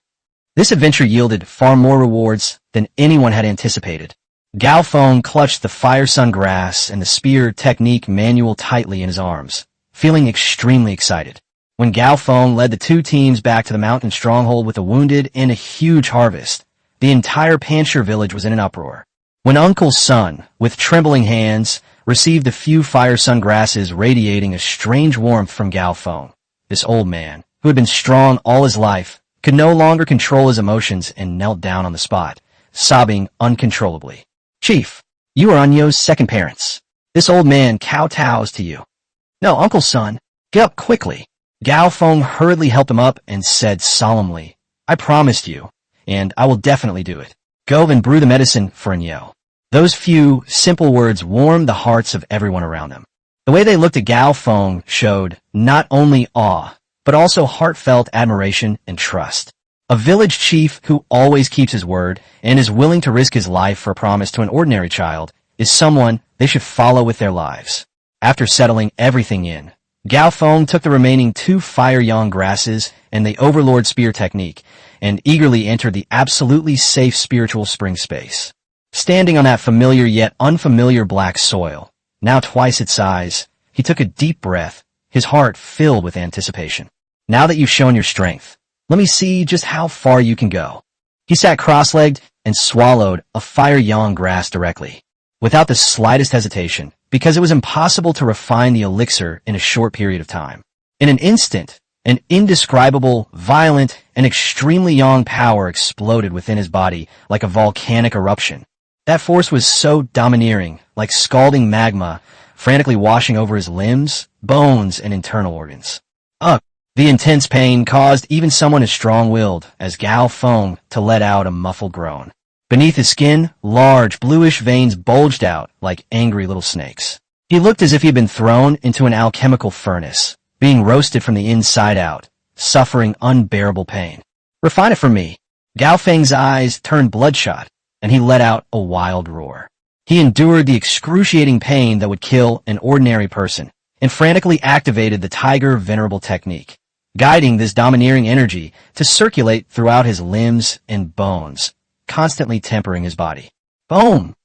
He seemed to hear a loud bang coming from inside his body. The meridians were torn apart inch by inch, but were rapidly repaired under the nourishment of the spiritual spring water. He drank the spiritual spring water in large gulps. The icy water flowed into his stomach and merged with the supreme yang energy of the fire yang grass, transforming into streams of incomparably pure qi and blood that flowed into his body. In this extreme state of alternating pain and pleasure, he completely forgot about the passage of time. When the outside world was bright and the night had passed, dozens of days and nights had already passed inside the spirit spring space. Gao Feng slowly exhaled a breath of stale air with a faint smell of sulfur. The breath scorched the black soil, leaving a burn mark. He opened his eyes, a sharp light bursting forth, and his entire demeanor underwent a dramatic transformation. He felt an unprecedented surge of energy and explosive power within his body, yet he couldn't help but sigh softly. In the end, it still fell short by a hair. His strength has indeed reached the absolute peak of the second-tier skin refining stage. Its skin is as tough as oil-soaked cowhide, making it difficult to be harmed by ordinary swords and knives. As his blood and qi surged, there was already a faint tendency for it to penetrate deeper into his muscles and bones.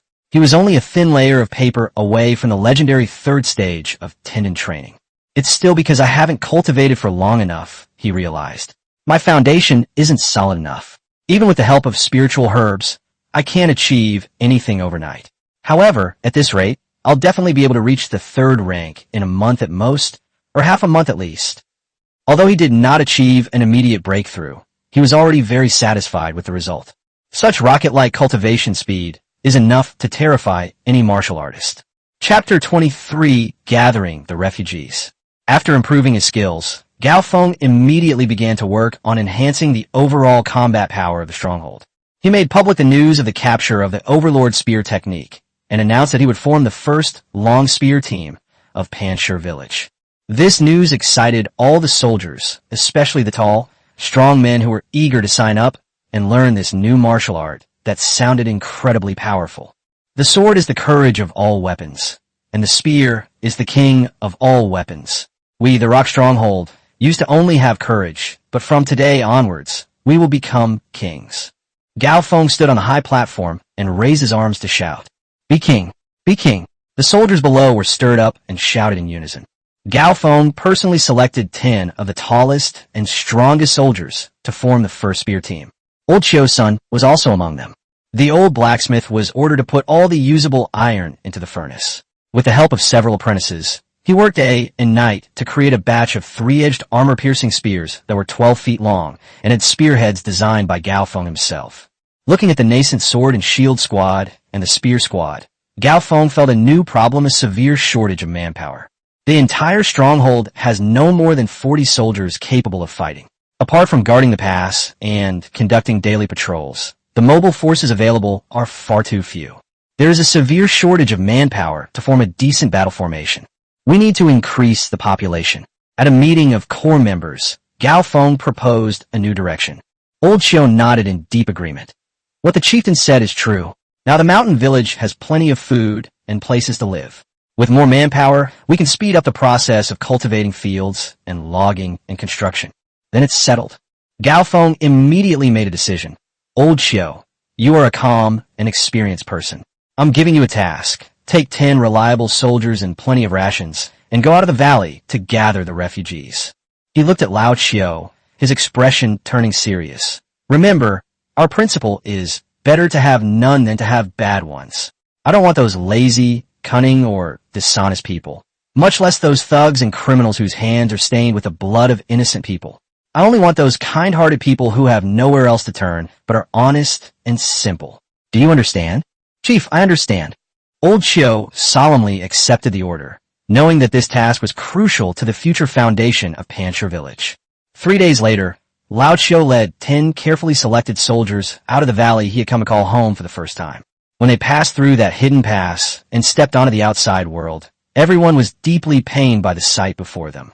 The outside world was completely different from the impoverished but still vibrant place he remembered. Along the official road, the weeds grew taller than a person, and the entire area was desolate. The drought is lasting longer and longer, and the weather is getting hotter and hotter. The closer you get to a town, the more corpses you see along the roadside. He witnessed firsthand the skeletons of several people who had starved to death long ago, lying carelessly by the roadside. Their tattered clothes had long been torn to shreds by wild dogs, and the stark white bones were particularly glaring in the sunlight. The air was filled with a smell that was a mixture of despair, death, and decay. Everyone, stay alert. Be vigilant. Old Chiu suppressed his discomfort and gave the order in a low voice. They proceeded cautiously, and finally, a few days later, they found a group of refugees huddled together in a dilapidated temple that had long since collapsed. When Lao Chiu and his burly men, armed with weapons, appeared, the group of refugees were terrified like startled rabbits. They were all pale and emaciated, their eyes vacant, clutching their children, trembling, not daring to breathe. Just as one of the soldiers was about to step forward and question him, Old Chiu stopped him. Don't frighten them. Old Chiu shook his head, remembering the chieftain's instructions before he left. He gestured for his men to put down their weapons, then took out a clean water pouch and dried meat wrapped in oil paper from his backpack and slowly handed them over. Don't be afraid. We're not bad people. Here, have something to eat. Old Chiu tried to keep his voice as gentle as possible. At first, no one dared to move. But soon, a little boy of about 5 or 6 years old couldn't resist the tempting aroma of meat and timidly peeked out from his mother's arms. Old Chiu smiled at him and handed him a piece of dried meat. The little boy hesitated for a moment, but finally grabbed the jerky and wolfed it down. As if it were a signal, the other refugees, especially the children, could no longer control themselves. They swarmed forward, grabbing the water and dried meat. When those refugees ate dried meat, something they might never have eaten in their lives, many couldn't help but burst into tears.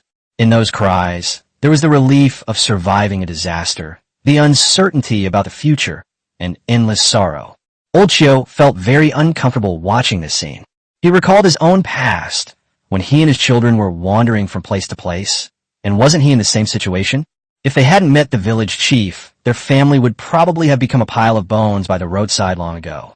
He waited until everyone had calmed down a bit before speaking loudly. Fellow villagers, the world is not peaceful, and everyone is having a hard time. We come from mountains. In our village, there's a place to stay and food to eat. As long as you are willing to work hard, you can survive. If you want to live, come with us. Old Chiu's words were like a ray of light shining in the darkness. In the end, the more than 30 refugees, clinging to their last glimmer of hope, followed Old Chiu's group toward the Ghost Sorrow mountain range, which they considered mysterious and dangerous. When they finally crossed the hidden pass, exhausted and filled with trepidation, and saw the idyllic scene inside the valley, everyone was stunned. The neat wooden houses, row upon row, cluster upon cluster, are arranged in a well-organized manner. In the distance, there are vast expanses of black farmland that have already been cultivated, and villagers dressed in clean clothes are working in the fields. Further away was a huge training ground where dozens of soldiers were shouting and training, creating a deafening roar. In the valley, you could even hear the laughter of children chasing and playing. Everything here is full of life and energy. This is completely different from the bandits' den they had imagined. Sir, a young man stammered, grabbing Old Chiu's sleeve and pointing at the scene before him, too excited to speak. Is this a fairyland? This is not a fairyland. This is Panchur village. An incredibly proud smile spread across Old Chiu's face. He straightened his back and said, word by word, this is the home that our chieftain led us to build with our own hands. The influx of new residents has injected new vitality into Panchur village. Although it will take some time to adapt and train, its future potential is enormous. Old Xiao continued to go out and gather refugees. This time, he wouldn't send them back immediately, but would send them back to the valley all at once after gathering a sufficient number. Chapter 24, Capturing the Tiger King Alive. In order to test the combat effectiveness of the new troops and his own improved strength, Gao Feng once again led a team out hunting. This time, his team consisted of 10 swordsmen and shieldmen and 10 newly formed spearmen. They soon encountered a large, adult tiger hunting for food in the mountains. Form ranks. Gao Feng gave the order without any further words. 10 swordsmen and shieldmen immediately stepped forward, slamming their shields into the ground with a low growl, forming an impenetrable and solid shield wall, like a mobile fortress. Startled, the tiger roared and pounced, bringing a foul stench with it. Bang! The tiger's impact, comparable to a battering ram, slammed into the shield wall with a deafening roar. The 2 swordsmen at the front were knocked back repeatedly, their blood surging, but they gritted their teeth and withstood the fatal blow. Prick! Just as the tiger was blocked by the shield wall, and its old strength was exhausted and new strength had not yet been generated, Gao Feng accurately seized the opportunity. The spearmen in the back row let out a unified shout, and suddenly thrust out 10 sharp, triangular armor-piercing spears from the gaps between the shields. A series of sounds of sharp blades piercing flesh rang out.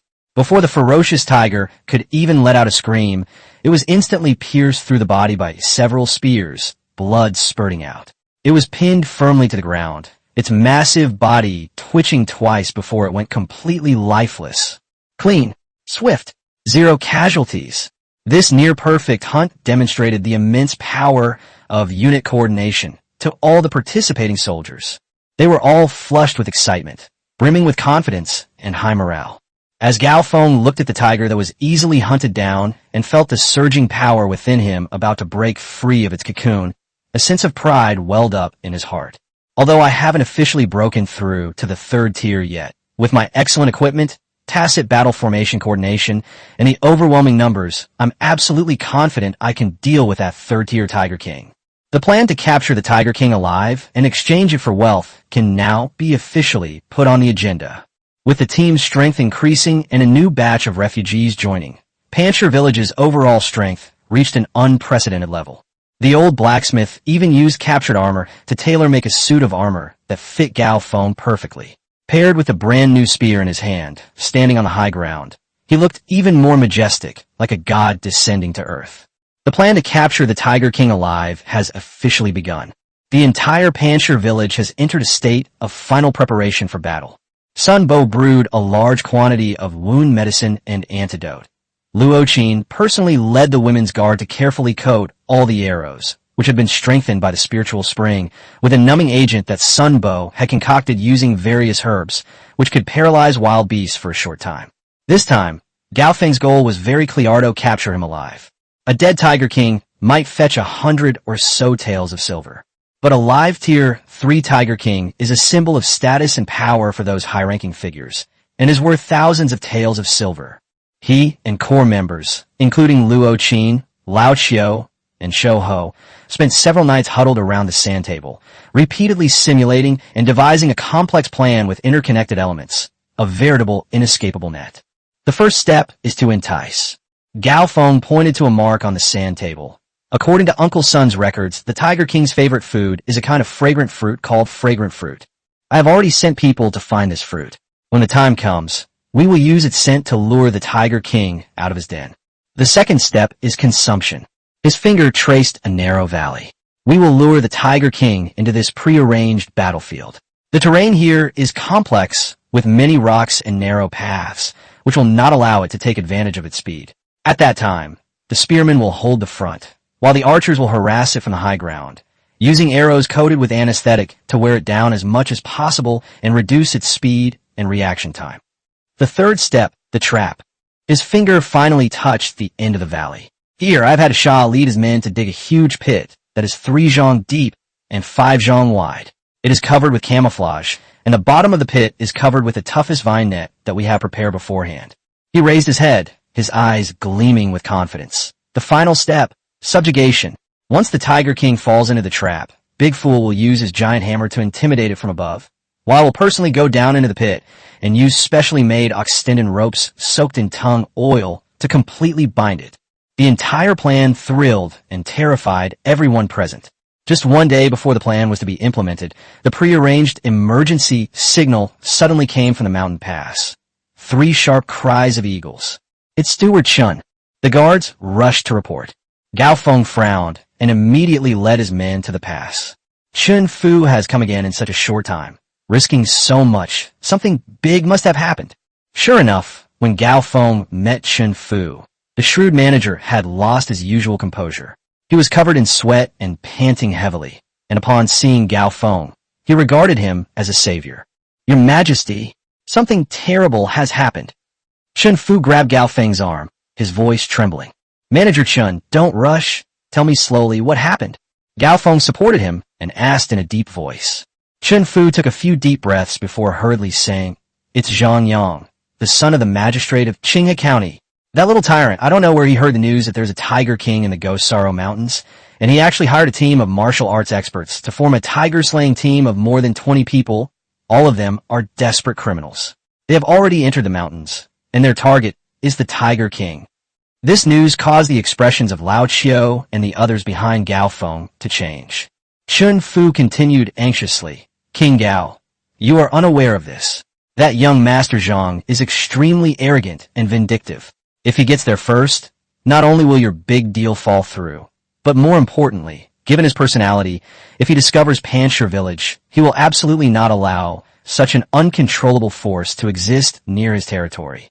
At that time, I'm afraid it will attract government troops to surround and suppress us.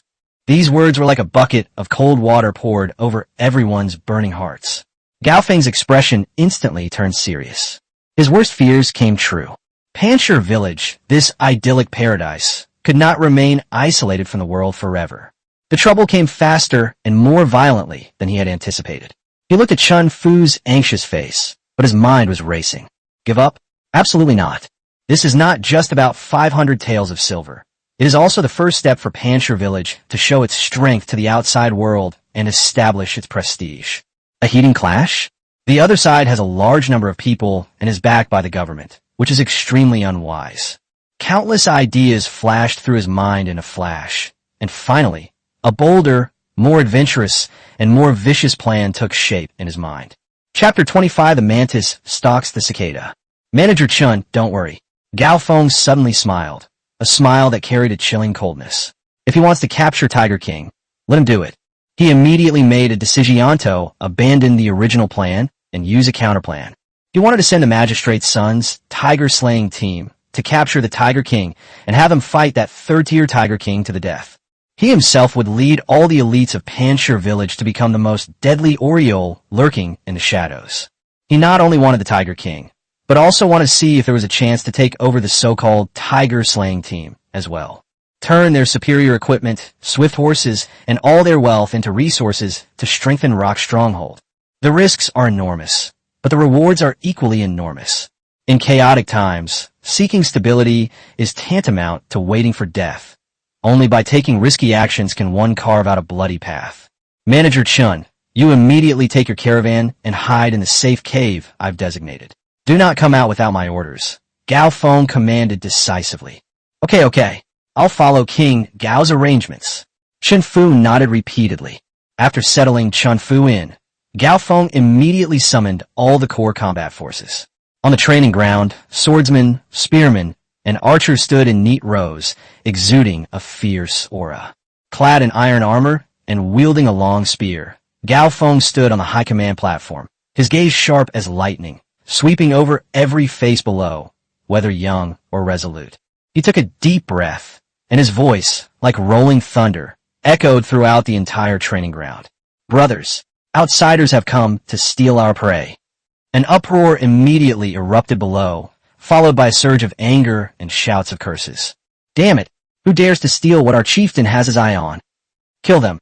Gao Feng raised his hand, pressing down on the air, and the scene instantly fell silent. He looked at the burning anger in everyone's eyes, a cold smile curving his lips. Therefore, we need to change our original plan.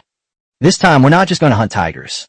He paused, his gaze sweeping over everyone, and spoke each word with a cold and domineering tone, as if carrying the scent of blood.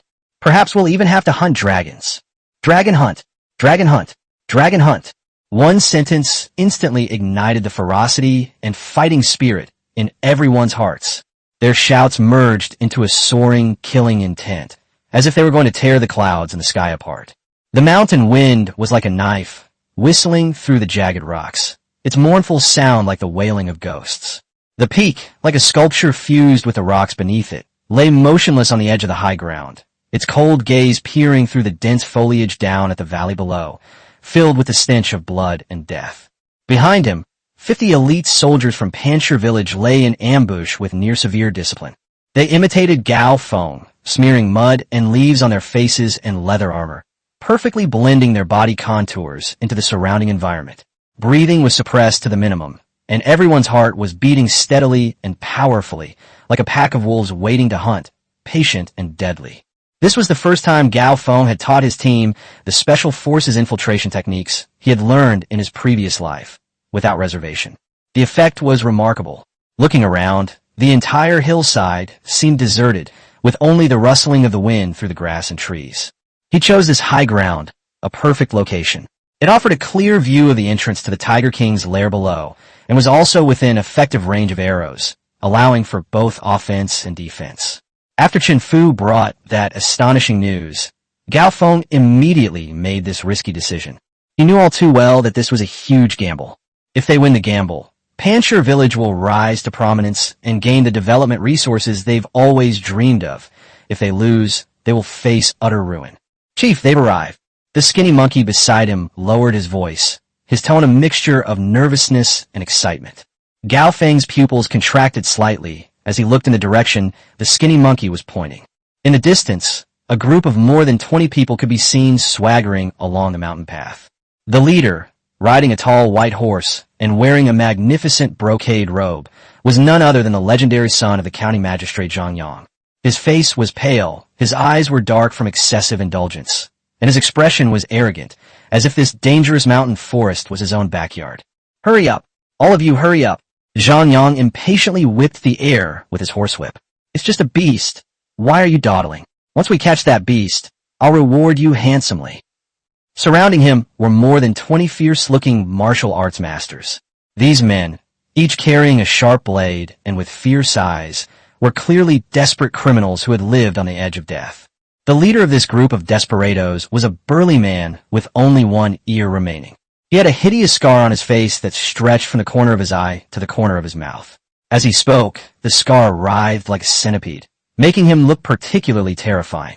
He didn't ride a horse, he walked, but every step he took was as steady as a mountain.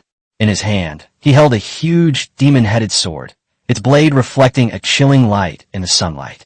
This man was Zhou Tong, the core of the Tiger Slayer team, a ruthless bandit leader known as One Ear. Young master, the Gosaro Mountain Range is very strange. It's best to be careful. One Ear's voice was hoarse and deep, a stark contrast to his flamboyant and impetuous manner. What are you being careful about? With Commander Zhou, a third-tier expert, around, what are you afraid of, some beast? Zhang Yang curled his lip and said nonchalantly, hurry up and lure that beast out. I'm still waiting to go back and drink the victory celebration wine. A barely perceptible hint of contempt flashed in One Ear, but he said nothing more, simply waving his hand at his subordinate. Their conversation was heard by Gao Feng on the high ground without missing a single word. One of them is a Tier 3 leader, and the rest are mostly Tier 2. They are well equipped, but their teamwork is loose. They are a typical amateur gang. Gao Feng calmly assessed the team's strength in his mind. That Zhang Yang is a good for nothing and not worth worrying about. The real threat is only that One Ear. He could sense that the murderous aura emanating from a man named Zhou Tong was genuine. That kind of aura is not something ordinary martial artists can possess. It is a ruthlessness that can only be forged by those who have truly crawled out of mountains of corpses and seas of blood. This mantis's claws are sharper than I expected, Gao Feng thought to himself, but his expression remained calm. Soon, the tiger-slaying team stopped in an open area in front of the entrance to the lair. They were clearly prepared. Several men skillfully drag a live sheep with its hooves bound from the horse's back, cut a gash in a sheep's leg, and the strong smell of blood immediately wafted into the depths of the cave on the mountain wind. After doing all this, everyone immediately dispersed, forming a loose encirclement, and waited nervously. Chapter 26: The Cicada Awaits. Awoo! Before an incense stick could burn, a tiger's roar, filled with supreme majesty and fury, suddenly echoed from the dark cave. The howling sound seemed to shake the mountains, making the surrounding trees tremble. Immediately afterwards, a huge yellow lightning bolt shot out from the cave entrance. It is the true king of this mountain forest, the third-tier Tiger King. It is nearly 2 zhang long, and its muscles are like cast iron. On its golden fur, the black king-shaped markings look ferocious and domineering. Its appearance instantly made the temperature in the entire valley seem to drop a few degrees. The Tiger King spotted the blood-soaked sheep at a glance, and also noticed the humans around him wielding weapons. Its territory was invaded and its royal power was challenged, which instantly enraged it. "You beast! You're finally out! Attack!" The magistrate's son, Zhang Yang, shouted excitedly, as if he could already see himself riding on the back of the Tiger King, showing off his power. Spurred by the hefty reward, the group of skilled martial artists around him charged forward with shouts. A fierce battle ensued. However, they clearly underestimated the terror of a third-tier alien beast. Tiger King was as fast as lightning. With a lunge, it crashed into the crowd in an instant. The man at the front, wielding 2 swords, had no time to react. He felt an overwhelming force strike him. His steel swords were instantly knocked away, and he flew out like a broken sack. He was in midair, a large part of his chest had collapsed, and blood was gushing out. It was clear that he was not going to survive. After its successful attack, the Tiger King became even more ferocious. With a sweep of its massive tail, it lashed out like a steel whip at the waist of a skilled swordsman. A crisp crack rang out, and the man's spine snapped instantly. He let out a scream that was not human, and collapsed to the ground convulsing. In just a few breaths, the tiger-slaying team's encirclement was broken into pieces. People were constantly being knocked away by the Tiger King's claws, which were as sharp as metal or stone, or torn apart by its blood-red maw. Screams rose and fell, and blood stained the ground red. Useless. A bunch of useless trash. Hiding at the back of the crowd, Zhang Yang was terrified and screamed, "Attack! Whoever kills, it will be rewarded with 100 taels of silver. No, 500 taels of silver. Don't the hell panic. Form a battle formation." At the critical moment, Zhou Tong, nicknamed One Ear, let out a furious roar, his voice like thunder, which temporarily suppressed the panic of the crowd. He brandished his ghost-headed broadsword, his entire body like a mountain, blocking the Tiger King's path. "You beast! Prepare to die!" Zhou Tong roared, unleashing the full power of a third-tier expert. He exerted force with his feet, causing the ground to crack inch by inch, and a ghost-headed broadsword in his hand, accompanied by a sharp whistling sound that tore through the air, slashed fiercely towards the Tiger King's head. A hint of human-like apprehension flashed in the Tiger King's eyes. It knew that the person before it was the greatest threat. It roared, neither dodging nor avoiding, and raised a tiger claw bigger than a human head to meet the ghost-headed knife.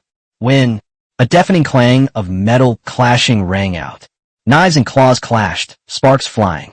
Zhou Tong was forced back 3 steps by the enormous force, each step leaving a deep footprint in the hard ground, and his hand went numb. The Tiger King also had a deep bloody gash left on its claws by his blade. In an instant, blades flashed and tiger shadows danced, and the 2 third-tier beings, one human and one beast, engaged in a frenzied battle. Zhou Tong, with his rich combat experience and his powerful weapon, temporarily stabilized the situation. But he could only barely hold on. Every attack from the Tiger King made his blood boil. He knew very well that the longer it dragged on, the worse it would be for him. On the high ground, the people of Panshur village, who had a panoramic view of everything, were all terrified. "Good heavens, is this the strength of a third-tier warrior?" A young soldier muttered to himself, his face pale. "That Tiger King is too fierce. That one-eared one probably won't last long." Old Xiu's brows furrowed tightly. Gao Feng remained silent, his heart pounding in his chest. He was once again relieved that he hadn't acted rashly. If he were to lead his team in a direct assault against the Tiger King at its peak, his fate would likely be no better than that of the tiger-slaying team. Just as the battle reached a stalemate, and 2 more members of the Tiger Slayer team were killed by the Tiger King, a ruthless glint flashed in the eyes of Zhou Tong, nicknamed 1 Year, who had been fighting the Tiger King all along. "Get the hell out of my way." He let out a roar and forcefully forced the Tiger King back with a single slash. Taking advantage of the opening, he swiftly pulled a specially made black porcelain bottle from his pocket. You beast!" He used all his strength to hurl the porcelain bottle at the Tiger King's face. The Tiger King had no idea what it was and opened its mouth to try and crush it. Bang! The porcelain bottle exploded in midair, and a foul-smelling green smoke instantly burst out, completely enveloping the Tiger King's massive head. Ooh! After inhaling the smoke, the Tiger King let out an extremely painful roar. Its massive body began to shake violently, as if it were drunk, and its previously swift and lightning-fast movements became noticeably slow and sluggish. On the high ground, a sudden change occurred. Its muscle-softening powder, Sun Bo, being knowledgeable and experienced, immediately recognized the origin of the smoke. He exclaimed, and judging from the color and smell, it's a potent drug specially made by the army, used to deal with strange beasts. It can paralyze their nerves and greatly reduce their strength. The people of Panshir village were all shocked when they heard this. Gao Feng's heart sank. He realized that this mantis was better prepared and more difficult to deal with than he had imagined. This is no longer an ordinary struggle between martial arts practitioners. It is a premeditated hunt with official backing. Ha! It's done. When Zhou Tong, nicknamed 1-Eared, saw that the muscle-softening powder had worked, he burst into wild laughter. He seized this unseen-a-lifetime opportunity, lunged forward again, raised his ghost-headed broadsword high, poured all his strength into it, and slashed fiercely at the Tiger King's back, which was caught off guard by the effects of the drug. The sound of a sharp blade piercing flesh was clearly audible. This strike landed squarely on the Tiger King's back, instantly creating a terrifying wound that was half a foot long and deep enough to expose the bone. Crimson blood gushed out like a fountain. Ooh! The intense pain and the threat of death only fueled the Tiger King's final ferocity. It let out a deafening cry, and ignoring the severe wound on its back, it suddenly turned its head, its blood-red tiger eyes fixed on Zhou Tong.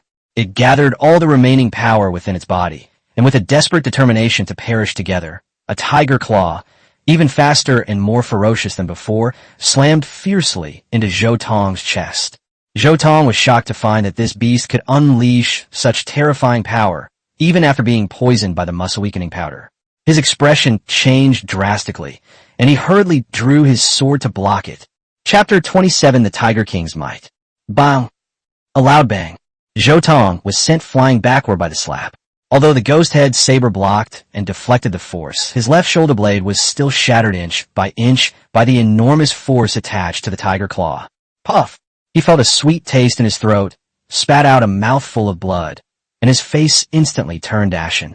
At the same time, several martial arts experts nearby saw that the Tiger King was about to collapse, so they rushed up and frantically slashed at the Tiger King with their weapons.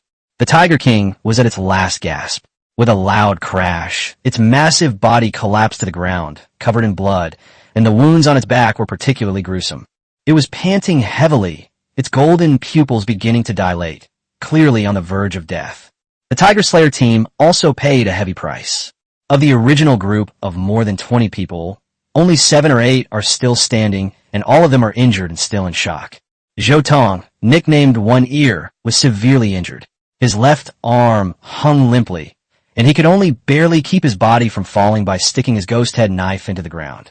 Both sides suffer heavy losses. Both sides are at their limit. On the high ground, Gao Feng's eyes lit up in an instant.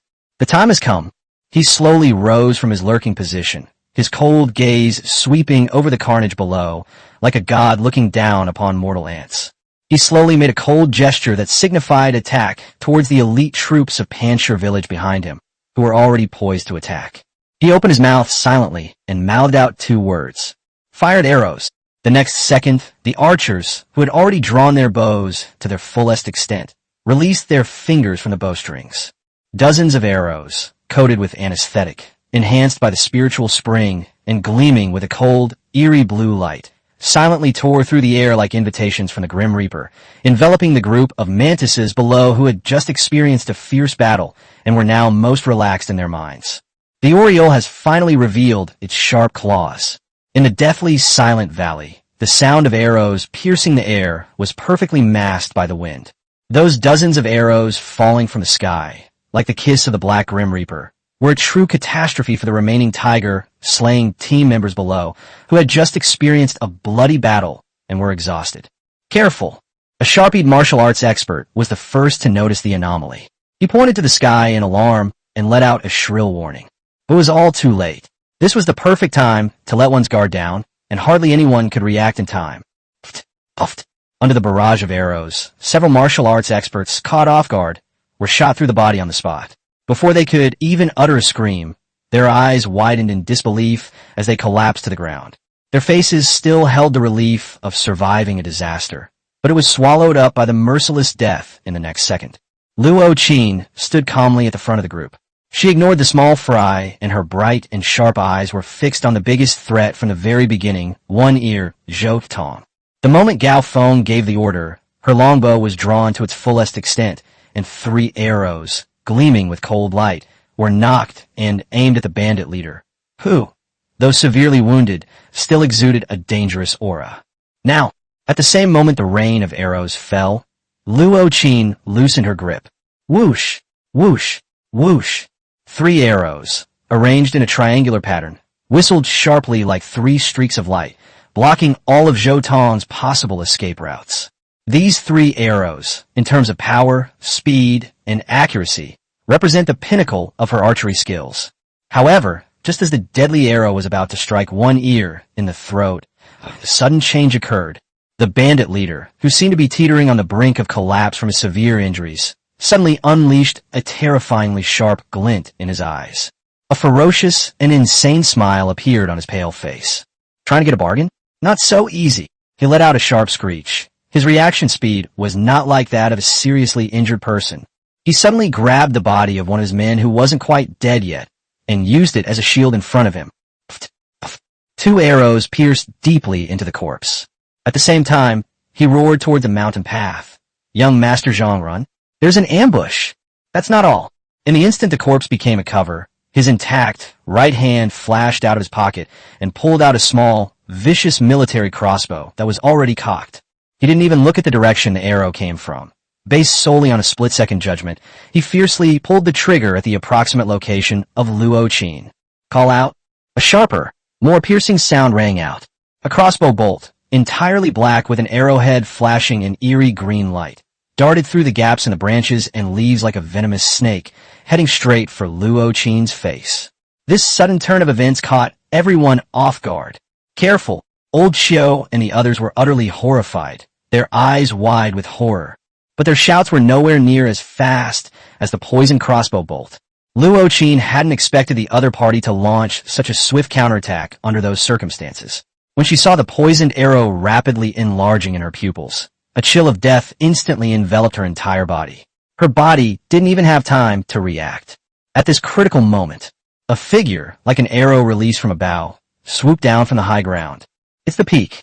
From the very beginning, he had focused some of his attention on this most dangerous bandit leader. The moment One Ear pulled out his crossbow, he sensed the extreme danger. Get out of my way! Gao Feng roared and unleashed his full power in his movement technique. Like a hunting eagle, he leaped down from a height of several meters, making an incredible turn in midair and crashed precisely into Luo Qin. Bang! The two tumbled and fell to the ground. The vicious crossbow bolt flew past Luo Qin's scalp and embedded itself hard in the thick tree behind her. With a soft, sizzling sound, black smoke billowed from the hard tree trunk, which had been corroded into a deep hole the size of a finger. Highly poisonous. Luo Qin broke out in a cold sweat. She looked up at Gao Feng, who was pressing down on her and had shielded her from the fatal blow. His bright eyes were filled with lingering fear, gratitude, and a complex emotion that was hard to describe. Are you all right? Gao Feng looked down at her, his voice carrying a hint of barely suppressed anger. I'm fine. Luo Qin's cheeks flushed slightly, and her heart was pounding. Take care of yourself. Gao Feng left the sentence, then turned up, and, like a tiger descending a mountain, his eyes like knives locked on the One Ear, who had really angered him. Chapter 28, We've Struck It Rich. In this brief moment of change, the soldiers of Panshir village had already rushed to the front lines. Kill! At Gao Feng's command, The battle formation was activated. 10 swordsmen and shield bearers roared and formed a wall of steel shields, like a moving city wall, crashing fiercely into the few surviving martial arts masters. The spearmen followed closely behind, their spears thrusting out with precision through the gaps in the shields like venomous dragons emerging from their lair. These martial arts experts, still reeling from the shock, had never witnessed such a well-organized and coordinated military formation before, and were instantly thrown into chaos. Just as a man wielding a battle axe was about to swing it, the shield in front of him suddenly rose up, blocking his view, while 3 spears pierced his abdomen from below. The battle was a one-sided massacre from the very beginning. The only one who could cause trouble is that fearless, one-eared Zhou Tong. Come on, you bunch of cowardly rats, hiding your heads and tails. Zhou Tong laughed wildly. He knew he was going to die today, which only fueled his ferocity. He wielded the heavy, ghost-headed saber, and actually withstood the impact of the saber and shield formation. Wherever the blade passed, a cold light flashed. 2 saber and shield bearers from Panshir village were cleaved away by his saber, along with their shields, and fell to the ground, spitting out blood and unable to get up. How dare you? Gao Feng roared and personally charged forward with his spear. He no longer concealed his strength, unleashing his peak second-tier blood and qi without reservation. His bones cracked and popped, and a powerful aura soared into the sky. Just as Zhou Tong, nicknamed One-Eared, had just cleaved back 2 soldiers with a single blow, his old strength exhausted and new strength yet to be generated, Gao Feng seized this fleeting opportunity.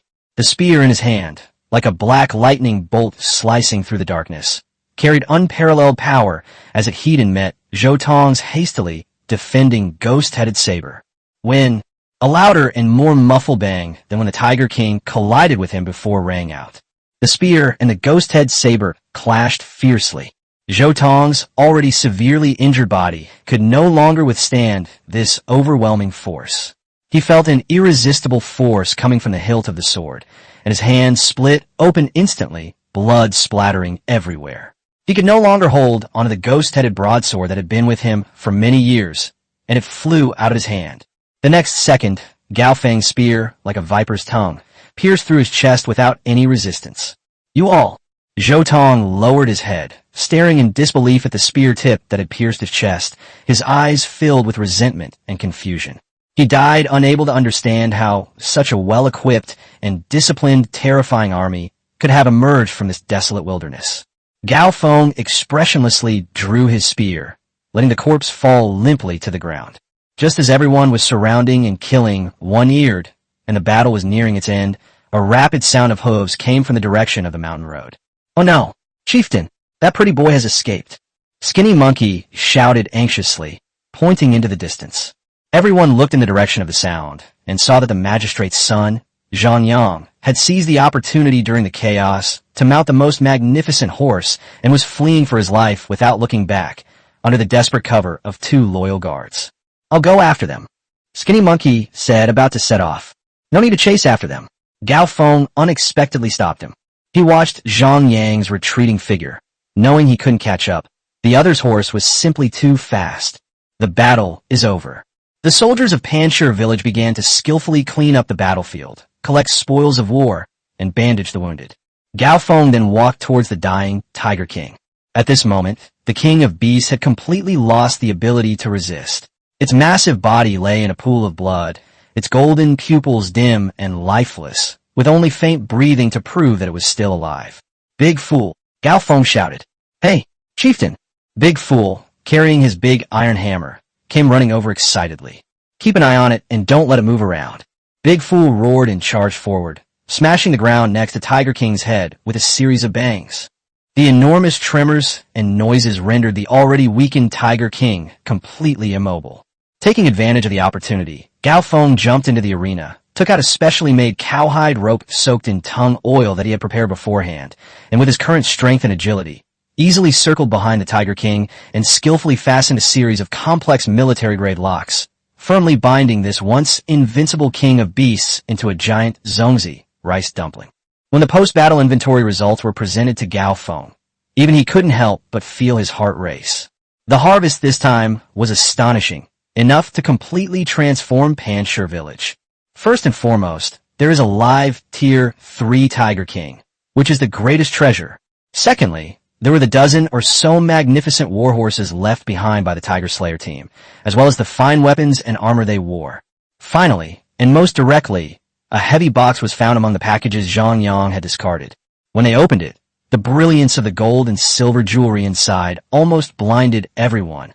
A rough estimate suggests that, including those large denomination banknotes, the total value is no less than several thousand taels. We're rich. We're rich. All the soldiers of Panshir village were plunged into unprecedented ecstasy.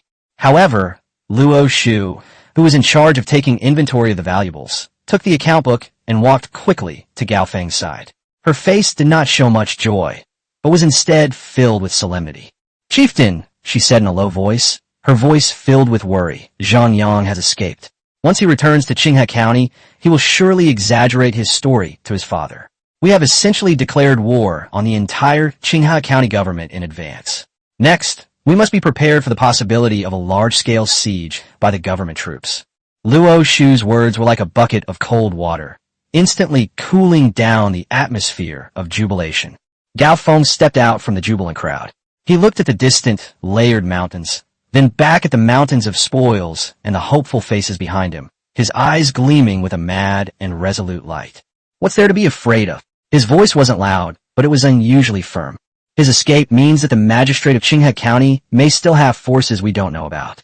Rather than waiting for him to gather his strength and slowly come to attack us, we should force him to come quickly." He knew that from the moment Zhang Yang fled, Panshir village had no way out. Passive defense means handing your fate over to others, which will only lead to your demise. He and the entire mountain stronghold were forced to the edge of cliff.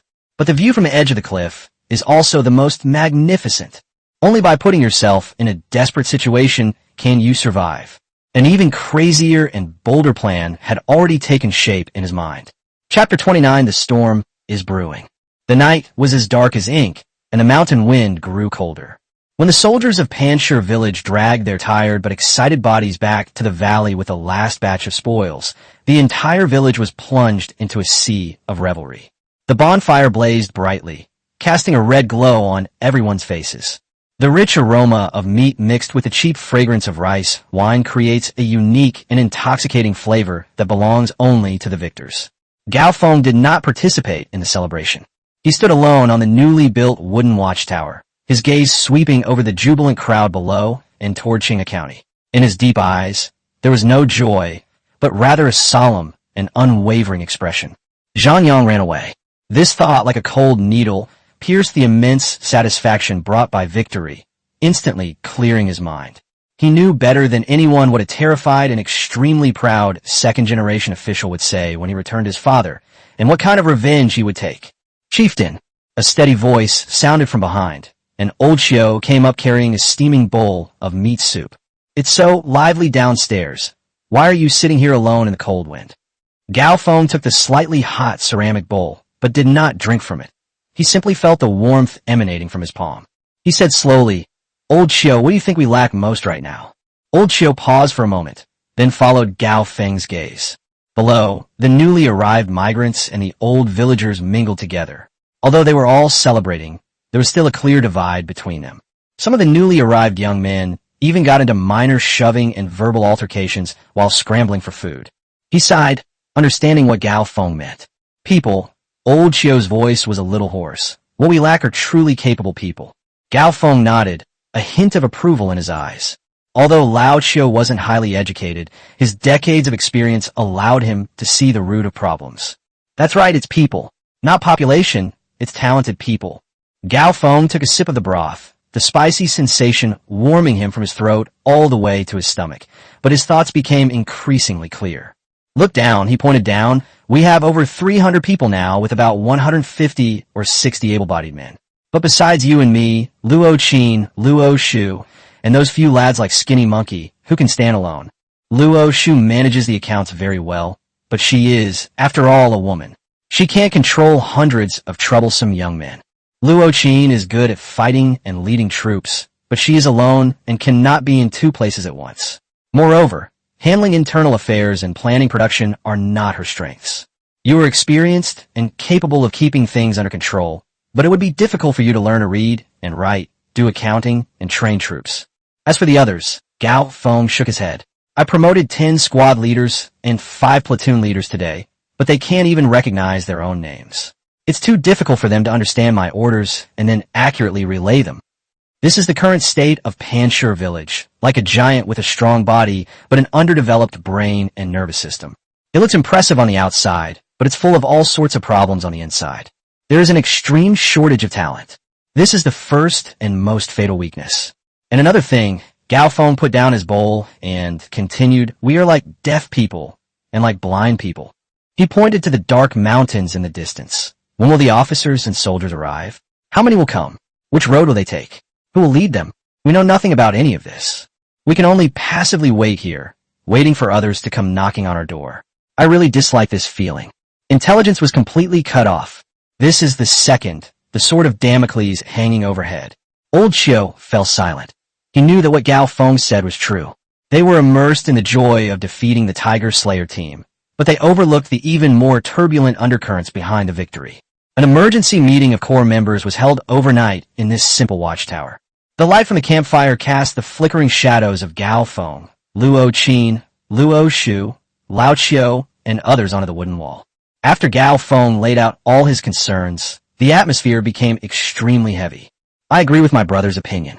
Luo Qin was the first to speak, her spirited eyebrows furrowed tightly. Our victory today was partly due to the surprise attack and partly due to luck. If we had faced them heat-in, we would never have won so easily. If the government troops had launched a large-scale attack, we would have had a hard time even holding the pass with our limited manpower. In terms of money and supplies, we have seized quite a lot this time, and there will be no problem in the short term. Luo Shu took out her small ledger, her voice clear and rational, but we lack too many things. Iron, salt, cloth, and medicine are not things that can be easily bought with just money. We need stable channels. Listening to everyone's words, Gao Feng gradually made up his mind. The situation is dire, but we're not at our wits' end yet. His voice wasn't loud, but it was filled with undeniable power, instantly calming everyone's emotions. Starting tomorrow, the mountain stronghold will enter a state of highest combat readiness. He looked at Lao Qiu. Lao Qiu, your mission is the most important. I'll give you 20 of my most reliable soldiers and half of my store rations.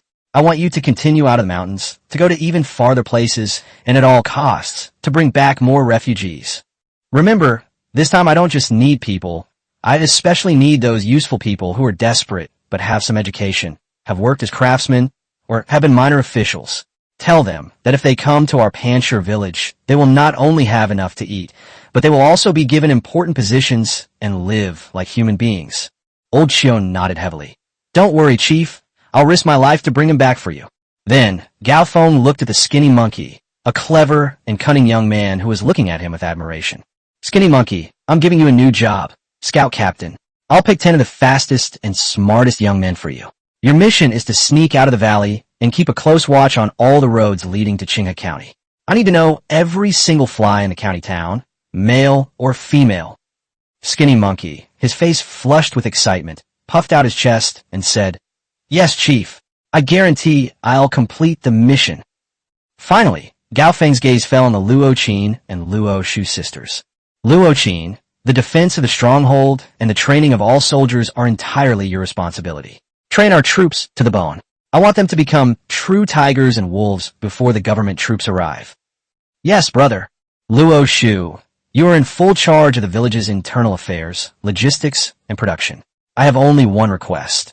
Keep the people's hearts at ease, ensure that all newcomers have work to do and food to eat, and integrate into our big family as quickly as possible. Yes, understand. Luo Shu nodded gently, her eyes sparkling with wisdom.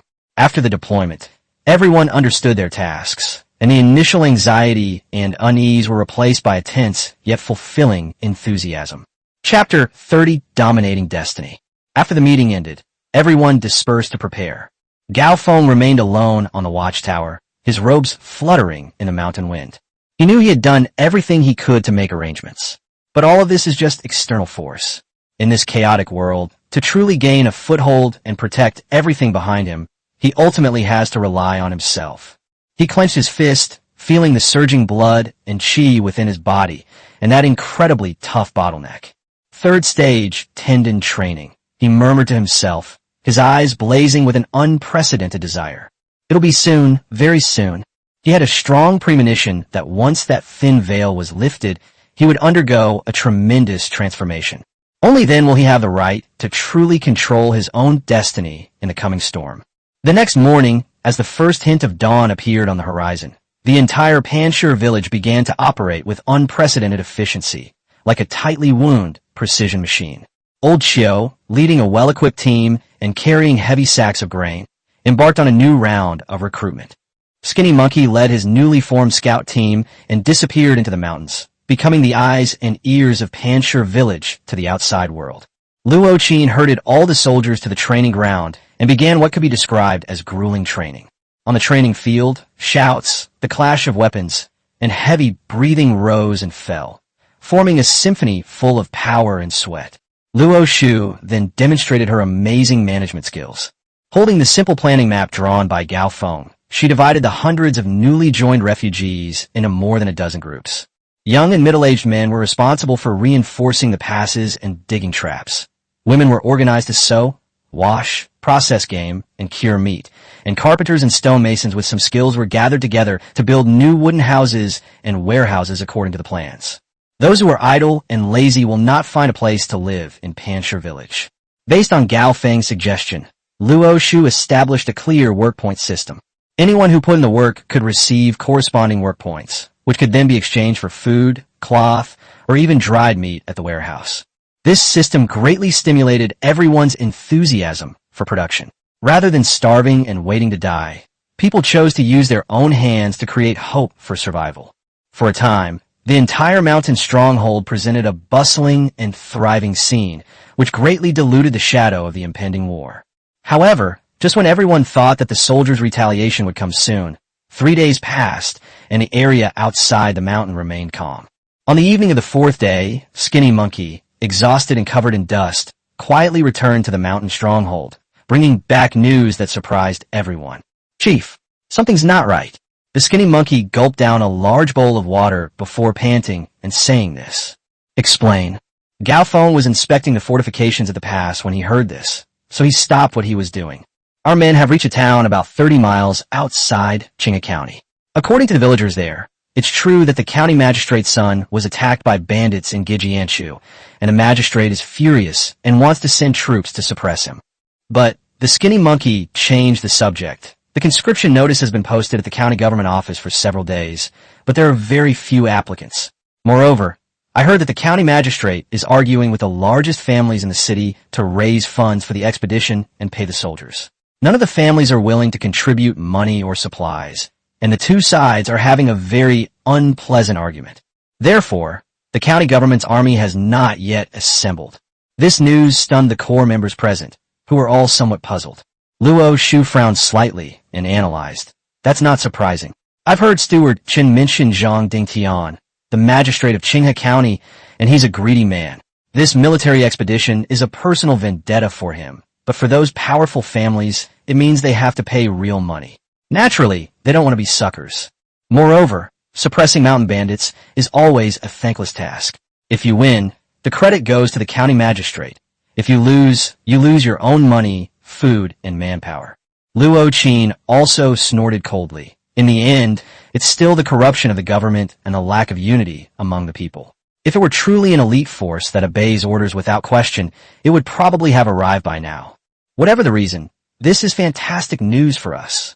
Gao Feng's tightly furrowed brows finally relaxed.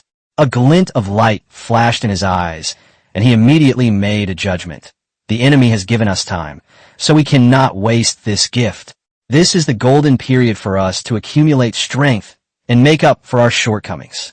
The unexpected respite allowed Gao Feng to immediately adjust the strategic focus of the entire mountain stronghold. He allocated more resources to production and construction. He found the old blacksmith who was directing people to make farm tools. "Old man, do you have enough manpower? Do you have enough iron?" The old blacksmith wiped the sweat from his brow, revealing his yellowed teeth, and chuckled. "Don't worry, Chief. The batch of iron you had Miss Luoshu deliver is enough for us to forge hundreds of sets of farm tools. We also have enough manpower. These lads are all very hard-working. Gao Feng nodded and said, I'll send you 10 more men and start another furnace. We need to speed up the work on farm tools, but we can't stop forging weapons. I need more spears, more shields, and this. As he spoke, he pulled out a blueprint from his pocket, on which was drawn a large, complex structure. Is this a crossbow? The old blacksmith exclaimed in surprise after only one glance. That's right, they're ballistae used for city defense, Gao Feng said in a deep voice. These are my most prized possessions. I don't need many. Just make me 3 before the soldiers arrive. Can you do that? The old blacksmith's eyes gleamed as he looked at the ingenious, yet deadly structure on the blueprints. He patted his chest and guaranteed, Yes, Chief. As long as there's enough iron and wood, I promise I can build it for you within 3 months. Good.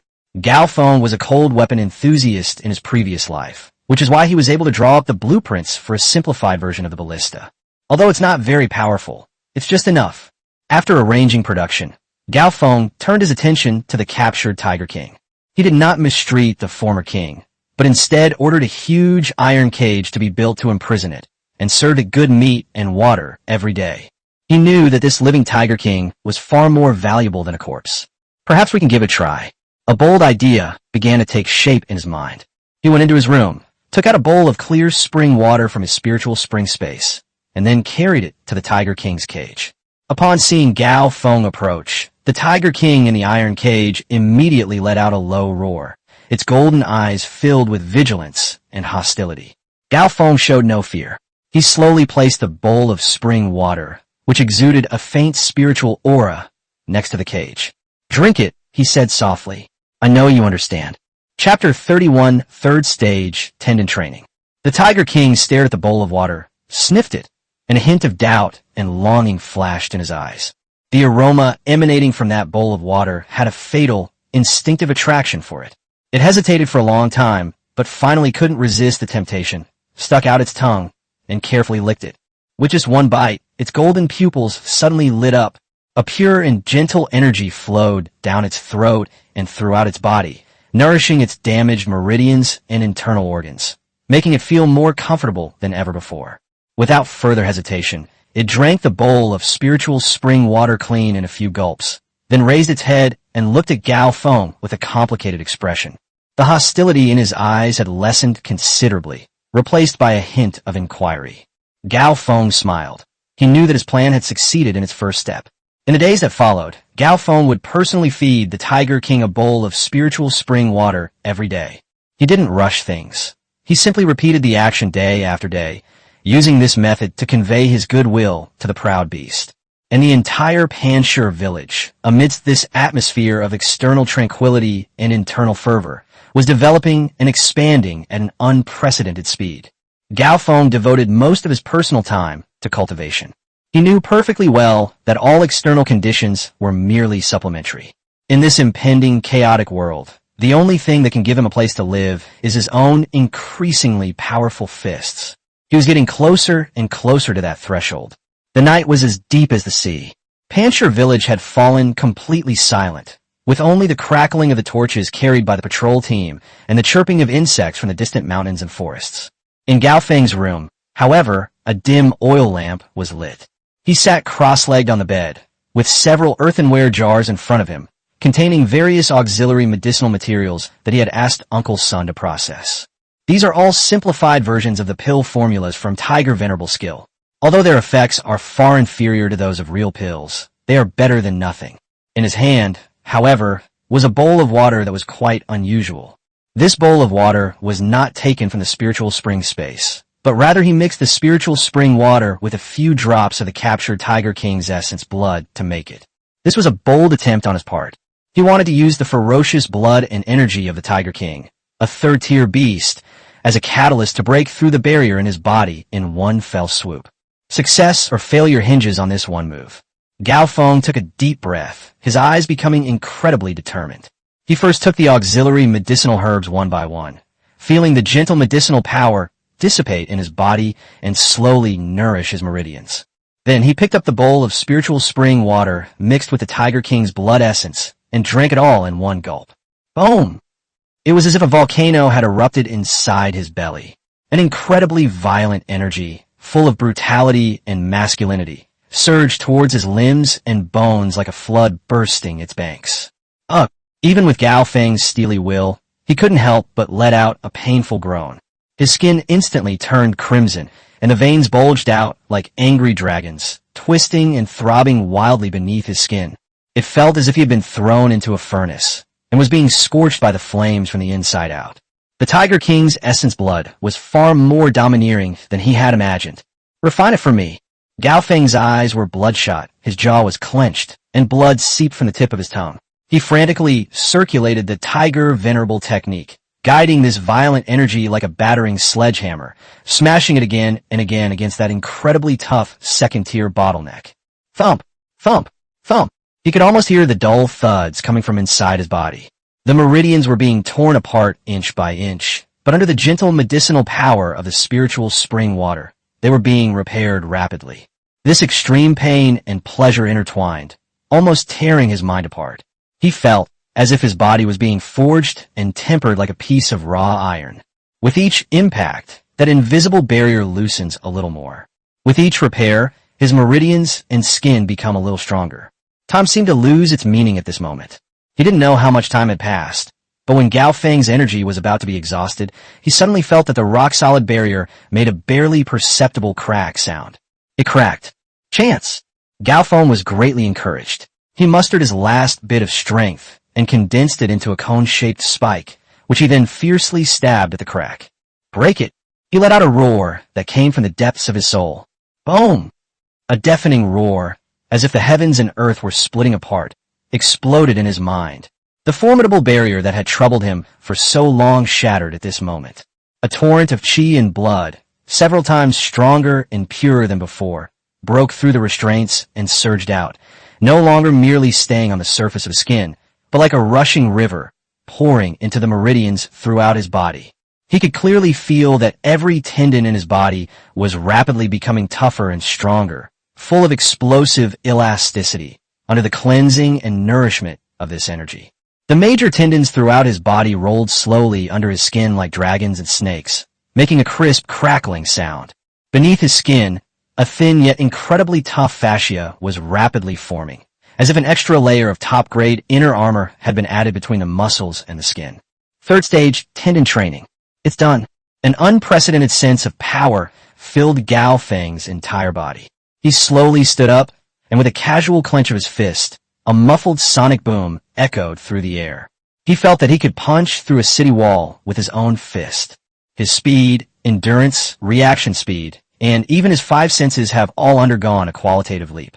He could even clearly hear the slight sound of a patrol soldier accidentally kicking a pebble 100 meters away from the door. The whole world seemed different to him. If the second-tier skin-refining technique only gave him a meager ability to protect himself in the chaotic world, then, at this moment, the third-stage tendon training has truly given him the power to protect himself, and he can even become a king of the mountains and expand his territory. Call! Gao Feng exhaled a long breath of foul air, carrying a faint smell of blood. The breath he exhaled created a shallow crater in the hard ground. He looked down at his body. His skin was covered with a sticky, foul-smelling black impurity. This is the impurities expelled from the body during the breakthrough. He pushed open the door, walked to the well in the yard, drew a bucket of ice-cold well water, and poured it over himself from head to toe. The cool well water washed away the grime from his body and gradually calmed his excited state caused by the breakthrough. He stood shirtless in the cool moonlight, where one could clearly see the smooth and explosive muscle lines on his body. Just then, the door behind him was gently pushed open. It is Luo Qin. She had clearly been awakened by the commotion, and she came out wearing only a thin coat, still half asleep. When she saw Gao Feng's body, which looked like a god or demon and exuded power under the moonlight, she was stunned, and her pretty face turned red instantly. Brother, Chapter 32, Don't Leave Tonight.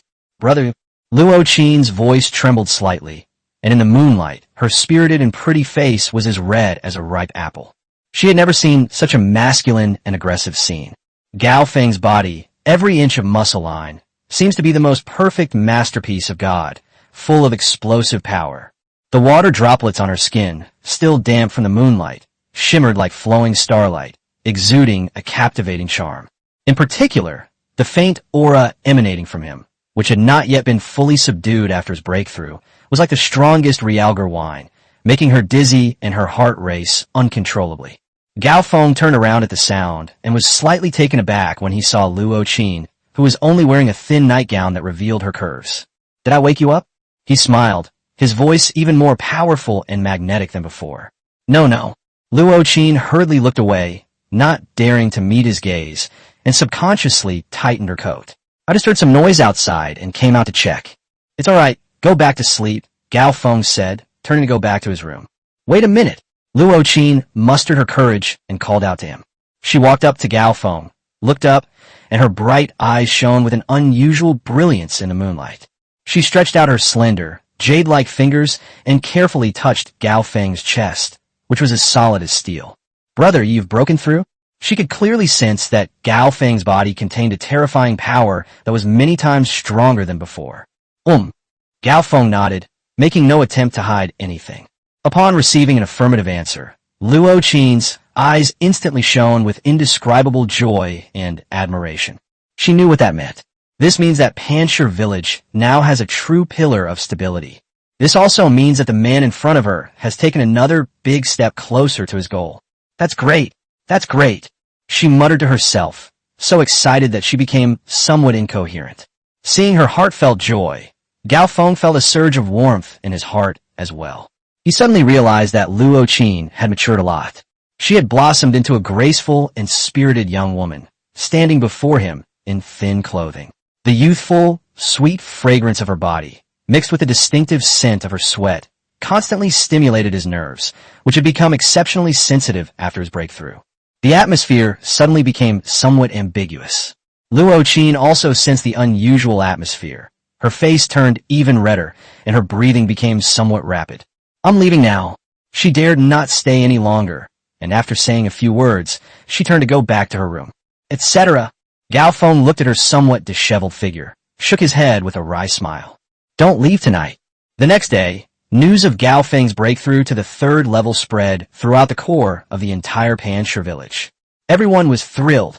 If the previous Panshir village was a small boat that could capsize at any moment in a storm, now they have an incredibly sturdy ship skeleton. With this hull, they had the confidence to withstand any storm. After handling some necessary matters, Gao Feng once again came to the iron cage where the Tiger King was imprisoned. After being fed with spiritual water for several days, the Tiger King's injuries have long since healed, and it is even more energetic than before. Its golden fur gleamed in the sunlight, exuding majesty. But Gao Feng could sense that its violent aura had diminished considerably, replaced by a restrained and more spiritual majesty. Upon seeing Gao Feng arrive, the Tiger King no longer roared and threatened as before. Instead, it stood up from the ground and calmly gazed at him with its golden eyes. "It seems the time is almost right," Gao Feng thought to himself. He did something that shocked everyone. He ordered the guards to open the iron cage door. "Chief, you mustn't. This beast is ferocious and difficult to tame. You must not take the risk." The surrounding soldiers exclaimed in alarm and were about to step forward to stop him. "All of you step back." Gao Feng's voice was calm, yet carried an undeniable air of authority. He walked slowly into the iron cage alone. Everyone's heart was in their throat. They gripped their weapons tightly, their eyes fixed on the man and tiger inside the cage, ready to pounce at the slightest sign of trouble. Inside the iron cage, the Tiger King looked at Gao Feng as he walked in, his body tensing slightly, and he let out a low growl, clearly in a state of high alert. Gao Feng did not approach any further, but simply stood 3 steps away from it. He didn't speak or make any unnecessary movements. He simply met the Tiger King's gaze calmly with his eyes, which had become even deeper and sharper after his breakthrough. In this way, he was demonstrating his power and confidence to this proud creature. The atmosphere froze instantly. Time passed second by second. The man and the tiger stood facing each other in silence. Finally, as if sensing the powerful yet harmless aura emanating from Gao Feng, Tiger King's tense body slowly relaxed. The low growls in its throat also stopped. Gao Feng knew he had made the right bet. The spiritual water feedings these past few days have not only healed its body, but also awakened its intelligence. It has become able to distinguish who is truly good to it and who truly threatens its existence. He slowly stretched out his hand, palm up, and opened it in front of the Tiger King. This is a gesture that represents goodwill and complete lack of defensiveness. The Tiger King stared at the hand, hesitating for a long time. It can easily tear this hand to pieces with its sharp claws, but it could also sense a feeling of closeness and comfort from that hand. Finally, to everyone's utter astonishment, this once invincible king of beasts slowly lowered its proud head. It stretched out its huge tongue and gently licked Gao Feng's palm. As the warm, rough touch came, a victorious smile finally appeared on Gao Feng's face. He knew that from this moment on, this third-tier Tiger King was no longer his prisoner. Rather, it is Panshir village, their most loyal and powerful partner. He succeeded. He gently stroked the Tiger King's huge head, and the Tiger King comfortably squinted its eyes, making a satisfied purring sound in its throat, like a tamed big cat. This scene left the surrounding soldiers dumbfounded, and they immediately erupted in thunderous cheers.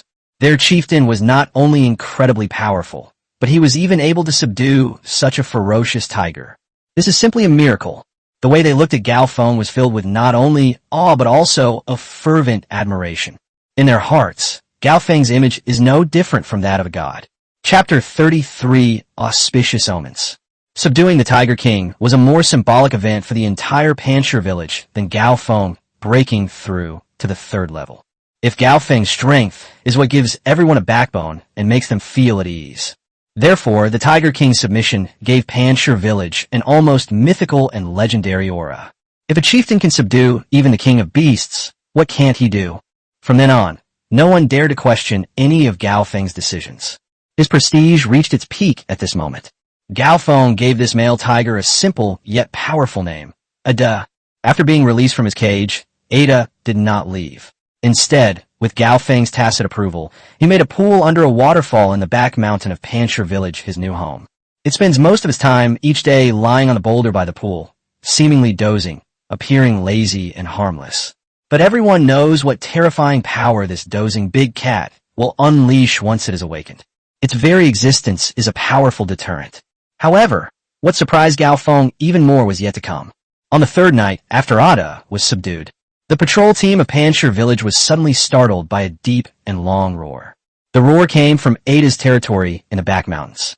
But unlike Ada's usual majestic roar, this roar seemed to have a unique rhythm, as if it were calling out to something. What happened? Let's go check it out. The patrol captain immediately led his men and cautiously made their way towards the back of the mountain. Meanwhile, Gao Feng, who had already been alerted, put on his coat and quietly arrived at the back of the mountain. When they arrived, they were stunned by what they saw. Under the cold moonlight, Ada stood on a boulder by the pool, looking up at the sky and howling. In response to its roar, a series of deep tiger roars also came from the distant mountains and forests. Then, under everyone's tense gaze, a tigress, slightly smaller than Ada, but equally agile and powerful, slowly emerged from the dark forest with two furry cubs who were still walking a little unsteadily. The tigress was clearly wary of humans. She bared her teeth and growled threateningly at Gao Feng and the others, protecting her two cubs behind her. The two tiger cubs curiously poked their little heads out, their big, watery blue eyes gazing innocently at this unfamiliar world. They were incredibly cute, showing absolutely no trace of the majesty that would later make them the kings of beasts. So, they came with their whole family.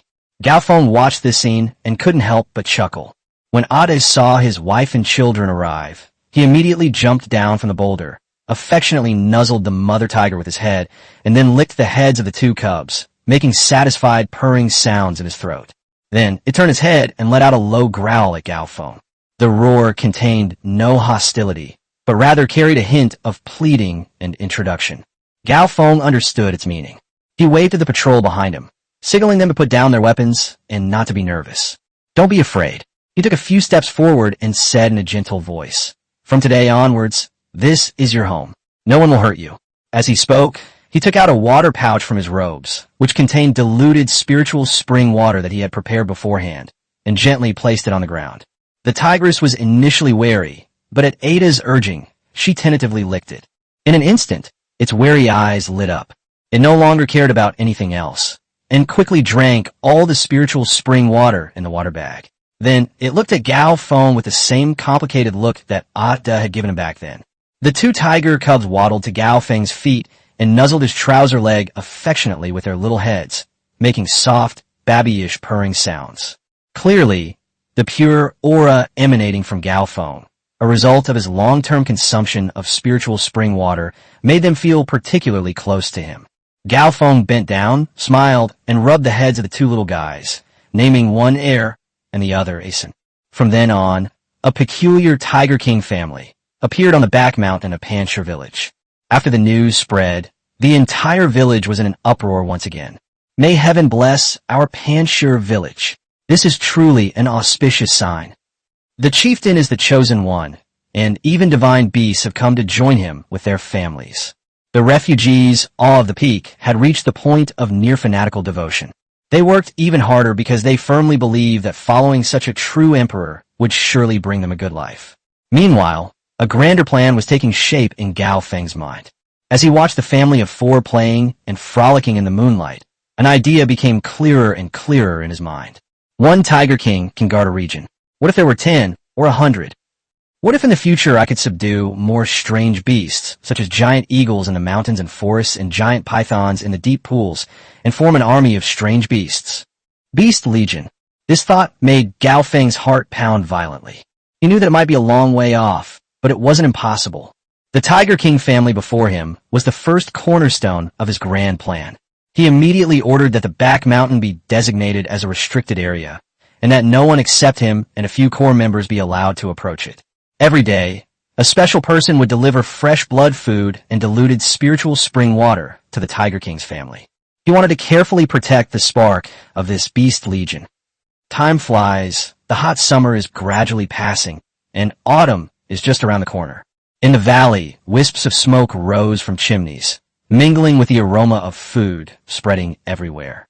After a day's work, the villagers, their faces tired but also bearing satisfied smiles, walked home in twos and threes.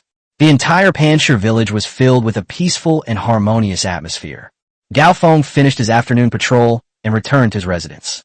This is a newly renovated wooden house, much more spacious than before. There are also several plants transplanted from Luoshu in the yard, which makes it look quite elegant. He pushed open the door, and a delicious aroma of food wafted towards him. Under the dim light of an oil lamp, a slender figure was busy at work. It's Suyu. She wore a simple cloth dress. Her long hair was simply tied up with a wooden hairpin, and a few playful strands of hair fell down her cheeks, appearing fluffy in the lamplight. She was placing a plate of sliced meat and a bowl of steaming hot vegetable soup on the table. Upon seeing Gao Feng return, a gentle smile immediately bloomed on her face. "Husband, you're back. Quickly wash your hands and get ready for dinner." Her voice was soft and melodious, like a clear spring that could wash away the fatigue of the day. Chapter 34, Becoming a Father. As Gao Feng watched this scene, a warm feeling suddenly welled up in his heart, along with an indescribable sense of guilt. He suddenly realized that ever since he came to Panshir village, he seemed to have been frantically busy for survival and development. He was busy cultivating his skills, training his troops, and planning the future of the stronghold. He paid attention to Luo Qin's growth and relied on Luo Shu's talent. But it seemed that he hadn't really looked at the woman who had always been silently following behind him and taking care of everything for him for a long time. Unlike Luo Qin, who could fight alongside her on the battlefield, or Luo Shu, who could use her wisdom to share the burden of domestic affairs. She is like a gentle spring, silent and unnoticed, yet omnipresent. She remembers what I like to eat and will serve me a cup of hot tea at just the right time when I'm tired. She would carefully mend her clothes, which had been torn during training, under the lamp, stitch by stitch.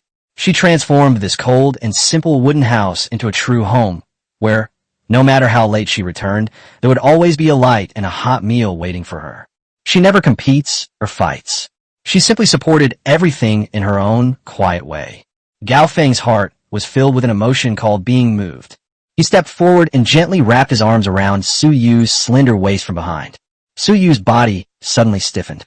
A strong, masculine physique pressed tightly against her back, making her heart pound wildly like a deer's.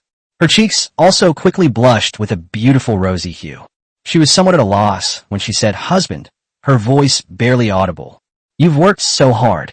Gao Feng rested his chin on her fragrant shoulder, inhaling the faint scent emanating from her hair, his voice low and full of apology. "I've been too busy these days and have neglected you." Upon hearing this, Suyu's eyes reddened slightly. She turned around, raised her head, and in her large, watery eyes, there was not a trace of grievance, only overflowing love and understanding. "What are you saying, my husband?" She shook her head and said softly, "I know you are working hard for our family and for the livelihood of nearly 1,000 people in the village. I can't help much, and this is all I can do." Seeing her so understanding and pitiful, Gao Feng's heart completely softened. He lowered his head and gently kissed her soft lips. Suyu initially resisted with some shyness, but soon she was overwhelmed by the sudden tenderness, leaning weakly against his chest and responding awkwardly. When the kiss ended, Suyu was already flushed, panting, and her body was weak. She leaned against Gao Feng's chest, hesitated for a long time, and then mustered her courage to say in a very low, shy voice, "Husband, I think I'm pregnant." These 4 simple words struck Gao Feng's mind like a thunderbolt from the heavens. He was completely stunned on the spot. "What did you say?" He could hardly believe his ears, and the hand gripping Suyu's shoulder tightened slightly with excitement. Suyu felt a little pain from his grip, but her face was filled with a happy and shy smile. She nodded and said definitively, "My period is more than 10 days late this month. And lately, I've been feeling sleepy all the time, and I can't stand the smell of oily food. I guess I'm pregnant." "Yes, Gao Feng, I'm going to be a dad. Am I going to have my first child in this chaotic world?" A joy that defies description and a complex emotion that defies easy explanation filled my entire body. He scooped Suyu up in his arms and spun her around the room several times with joy. "Ha ha, that's great. That's great. I'm going to be a dad." At this moment, he forgot all about the government troops' encirclement and suppression and the ambition of the mountain stronghold. In his heart, there was only the joy and responsibility of becoming a father. What he wants to protect is no longer just a force or a stronghold. It is a real, complete family. It's his woman and his unborn child. This belief is stronger than ever. He carefully placed Suyu on the bed, then squatted down and gently pressed his ear against her still flat stomach, as if he could hear the heartbeat of that little life. "From today onwards, you don't need to do anything. Just focus on your pregnancy," he said in an unquestionable tone. "But, no buts." Gao Feng interrupted her. "I'll have Luo Shu arrange for 2 clever maids to come and take care of you. If you dare to cause trouble for my son or daughter, I won't let you off the hook." Looking at his domineering yet caring demeanor, Suyu felt as sweet as if she had been coated with honey. She nodded obediently and buried her head happily in Gao Feng's arms. Outside the window, the moon hangs high in the sky. Inside, the lights were warm and inviting. But an even bigger storm is quietly brewing outside the valley. The news of Suyu's pregnancy was like a gentle spring breeze, dispelling the dark cloud of war hanging over Panshir village. Gao Feng's face also showed a gentleness rarely seen in the past. He did exactly as he had instructed, having Luo Shu select 2 of the most diligent and meticulous maids from among the newly arrived refugee girls to take care of Suyu's daily needs. Whenever he had free time, he would stay by Suyu's side, either taking a walk with her or telling her interesting stories for her past life, which made Suyu laugh continuously. These warm and peaceful days allowed Gao Feng's heart, which had grown increasingly cold due to killing and power struggles, to warm up and soften again. He gained a deeper understanding of the meaning of his struggle. Everything he did was not just to gain a place in that chaotic world. It is also to protect this hard-won warmth and to ensure that his unborn child can grow up safely and happily in an environment free from hunger and oppression. This sense of responsibility became his most primal and powerful driving force for continuous improvement. The development of counterfeit goods also entered a fast track amidst this tranquility. More than a month has passed in the blink of an eye.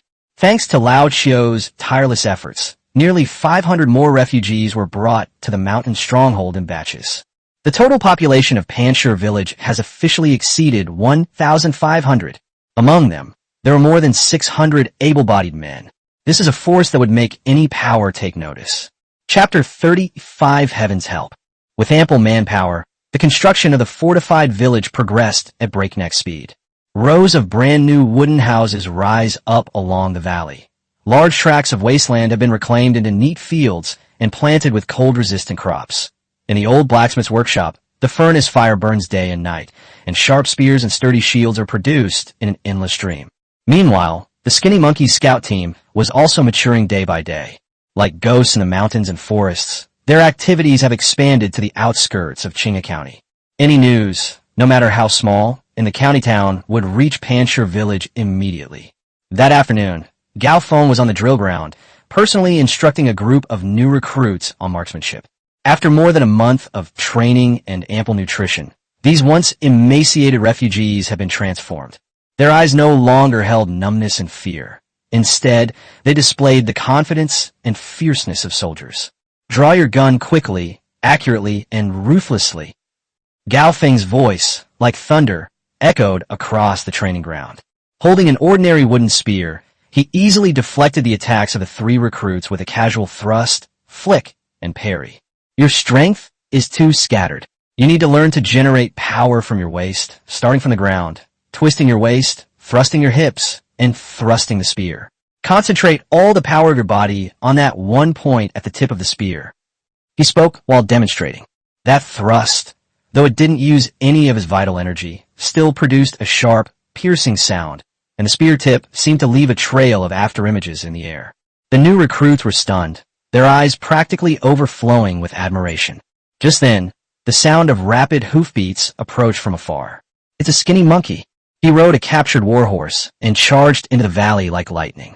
Before the horse had even come to a complete stop, he dismounted, his face showing an unprecedented solemnity and urgency. "Chief, they've arrived." The Skinny Monkey's voice instantly silenced the entire training ground. All eyes were on him. Gao Feng's pupils also contracted slightly. He knew what the Skinny Monkey's "here it comes" meant. The boot that had been hanging over our heads for over a month was finally about to fall. "Speak, what's going on?" Gao Feng's voice remained calm and steady. 3 days ago, Zhang Dingtian, the magistrate of Qinghe County, somehow managed to invite 4 more third-tier experts. The Skinny Monkey reported rapidly, panting heavily. He mobilized all 500 county soldiers from the county government and sent them out in full force. Now, the army has marched into the ghost-seeing Sorrow Mountains. The Skinny Monkey stopped talking. And then, Gao Feng frowned. "They don't seem to be coming for us." Skinny Monkey's face showed a hint of confusion and oddness. Judging from the direction they're heading, it seems they're heading toward the other side of the Ghost Sorrow Mountains, to a place called Dushan Village. Dushan Village? This unfamiliar name stunned everyone present. Even Gao Feng had never heard of this Dushan Village before. "What kind of place is Dushan Village?" Gao Feng asked Lao Qiu. Old Qiu has been gathering refugees outside, so he's much better informed. Old Qiu's face turned solemn. He pondered for a moment before slowly saying, "Chief, I have heard some rumors about this Dushan Village. That's a ruthless group, more than 10 times more ruthless than the Black Wind stronghold we wiped out before. I heard that they came from the drought-stricken north more than a year ago. Their leaders are all ruthless killers. They occupied the most dangerous mountain in the Ghost Sorrow area, recruited many bandits, and were extremely cruel. The villages and towns within dozens of miles around have been severely ravaged by them. Because they are ruthless and occupy a strategic location, even the government can't do anything about them. Over time, they have become the real local emperors in this Ghost Sorrow mountain range. However, they occupy the other side of the mountain range, dozens of miles away from us, and usually keep to themselves, so we have never had any dealings with them." After listening to Lao Qiu's introduction, everyone had a general idea. This was a colossal being, far more powerful and ferocious than any enemy they had ever encountered before. Why are the officers and soldiers not going to deal with the petty thieves who have provoked them, but instead going to gnaw on the tough nut of Dushan Village? The Skinny Monkey scratched his head, looking puzzled. Has this county magistrate been kicked in the head by a donkey? No, he's not stupid, he's just too shrewd. Luo Shu's clear and rational voice rang out. She had somehow arrived at the sidelines as well. She walked to the sand table, looked at the topographical map of the entire Ghost Sorrow mountain range, and analyzed. Given Zhang Yang's vengeful nature, he would never mistake someone for someone else. Therefore, the murderer he identifies after he goes back will definitely still be our Panshir village. But she changed the subject, her eyes gleaming with wisdom. Identification is one thing, how to fight it is another. In the eyes of the Qinghe County magistrate, our Panshir village is probably just a small, newly emerging force with no reputation. To start a war, just to settle a personal grudge, would be difficult for him to explain to the powerful families in the city, and he would also have difficulty raising enough money and food. But the mountain village is different. Dushan village is infamous and a major threat to the government. He disguised his avenging his son as eliminating a menace for the people, and directed his attack directly at Dushan village, the strongest stronghold of ghosts seeing sorrow. In this way, his military campaign would have a righteous and legitimate reason to go to war. He's trying to use the momentum of wiping out Dushan village to conveniently deal with us. This little trouble, killing two birds with one stone, what a ruthless scheme. After the Luoshu's clear and logical analysis, everyone suddenly understood, and at the same time felt a sense of lingering fear. These officials are just too cunning. Damn it. So they just wanted to treat us like an after-dinner snack. Old Chio spat, his anger rising. Chief, what do we do now? Skinny Monkey asked. Neither the government troops nor those from Dushan village are easy to deal with. If they start fighting, it'll be a real battle of gods. Should we lay low for a while? Avoid. Upon hearing this, Gao Feng smiled. His eyes showed no fear whatsoever. Instead, they gleamed with a sharp light like a falcon's. When gods fight, mortals suffer. But what if we ourselves wanted to be those gods who stir up the winds and clouds? He glanced around at the crowd, his voice filled with powerful confidence and undeniable domineering presence. This is not a disaster, but an once-in-a-lifetime opportunity for our rock village. The government is our potential enemy. And since this Dushan village is the overlord of Gijianshu, it will one day become our greatest threat. Two tigers cannot share one mountain. Now that they're fighting amongst themselves, isn't that God helping us out? Chapter 36, sitting on the mountain and watching the tigers fight.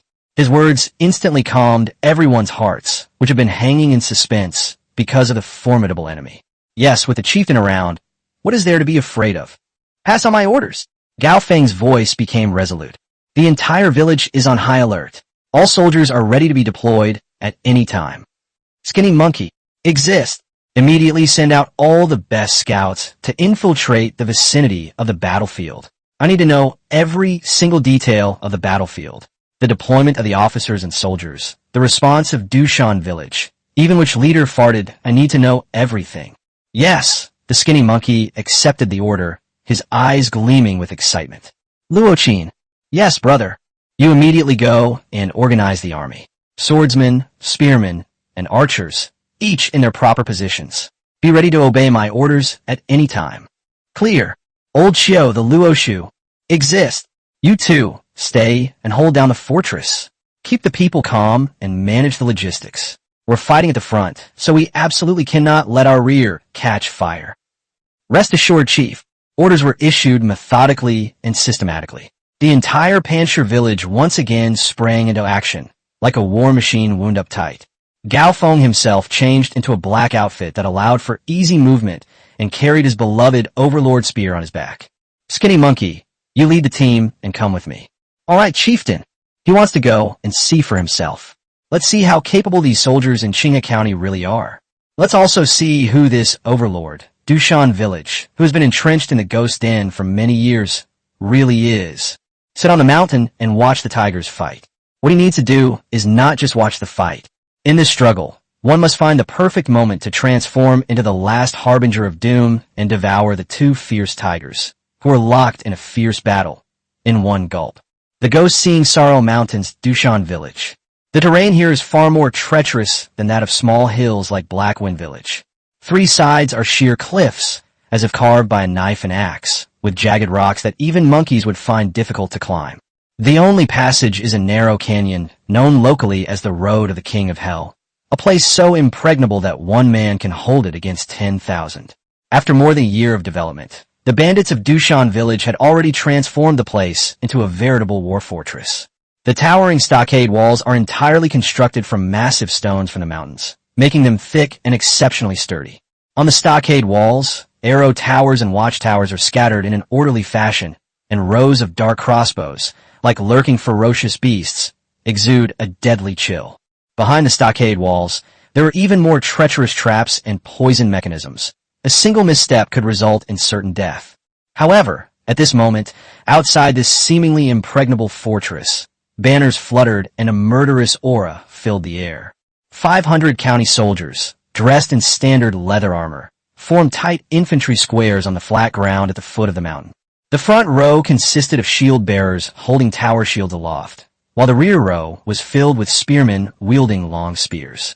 Archers supported the flanks, and the formation was well organized, clearly indicating that the soldiers had received formal training.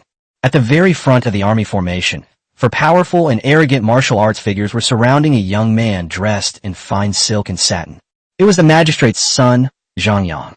He gazed at the impregnable mountain stronghold in the distance, his face a mixture of resentment and excitement.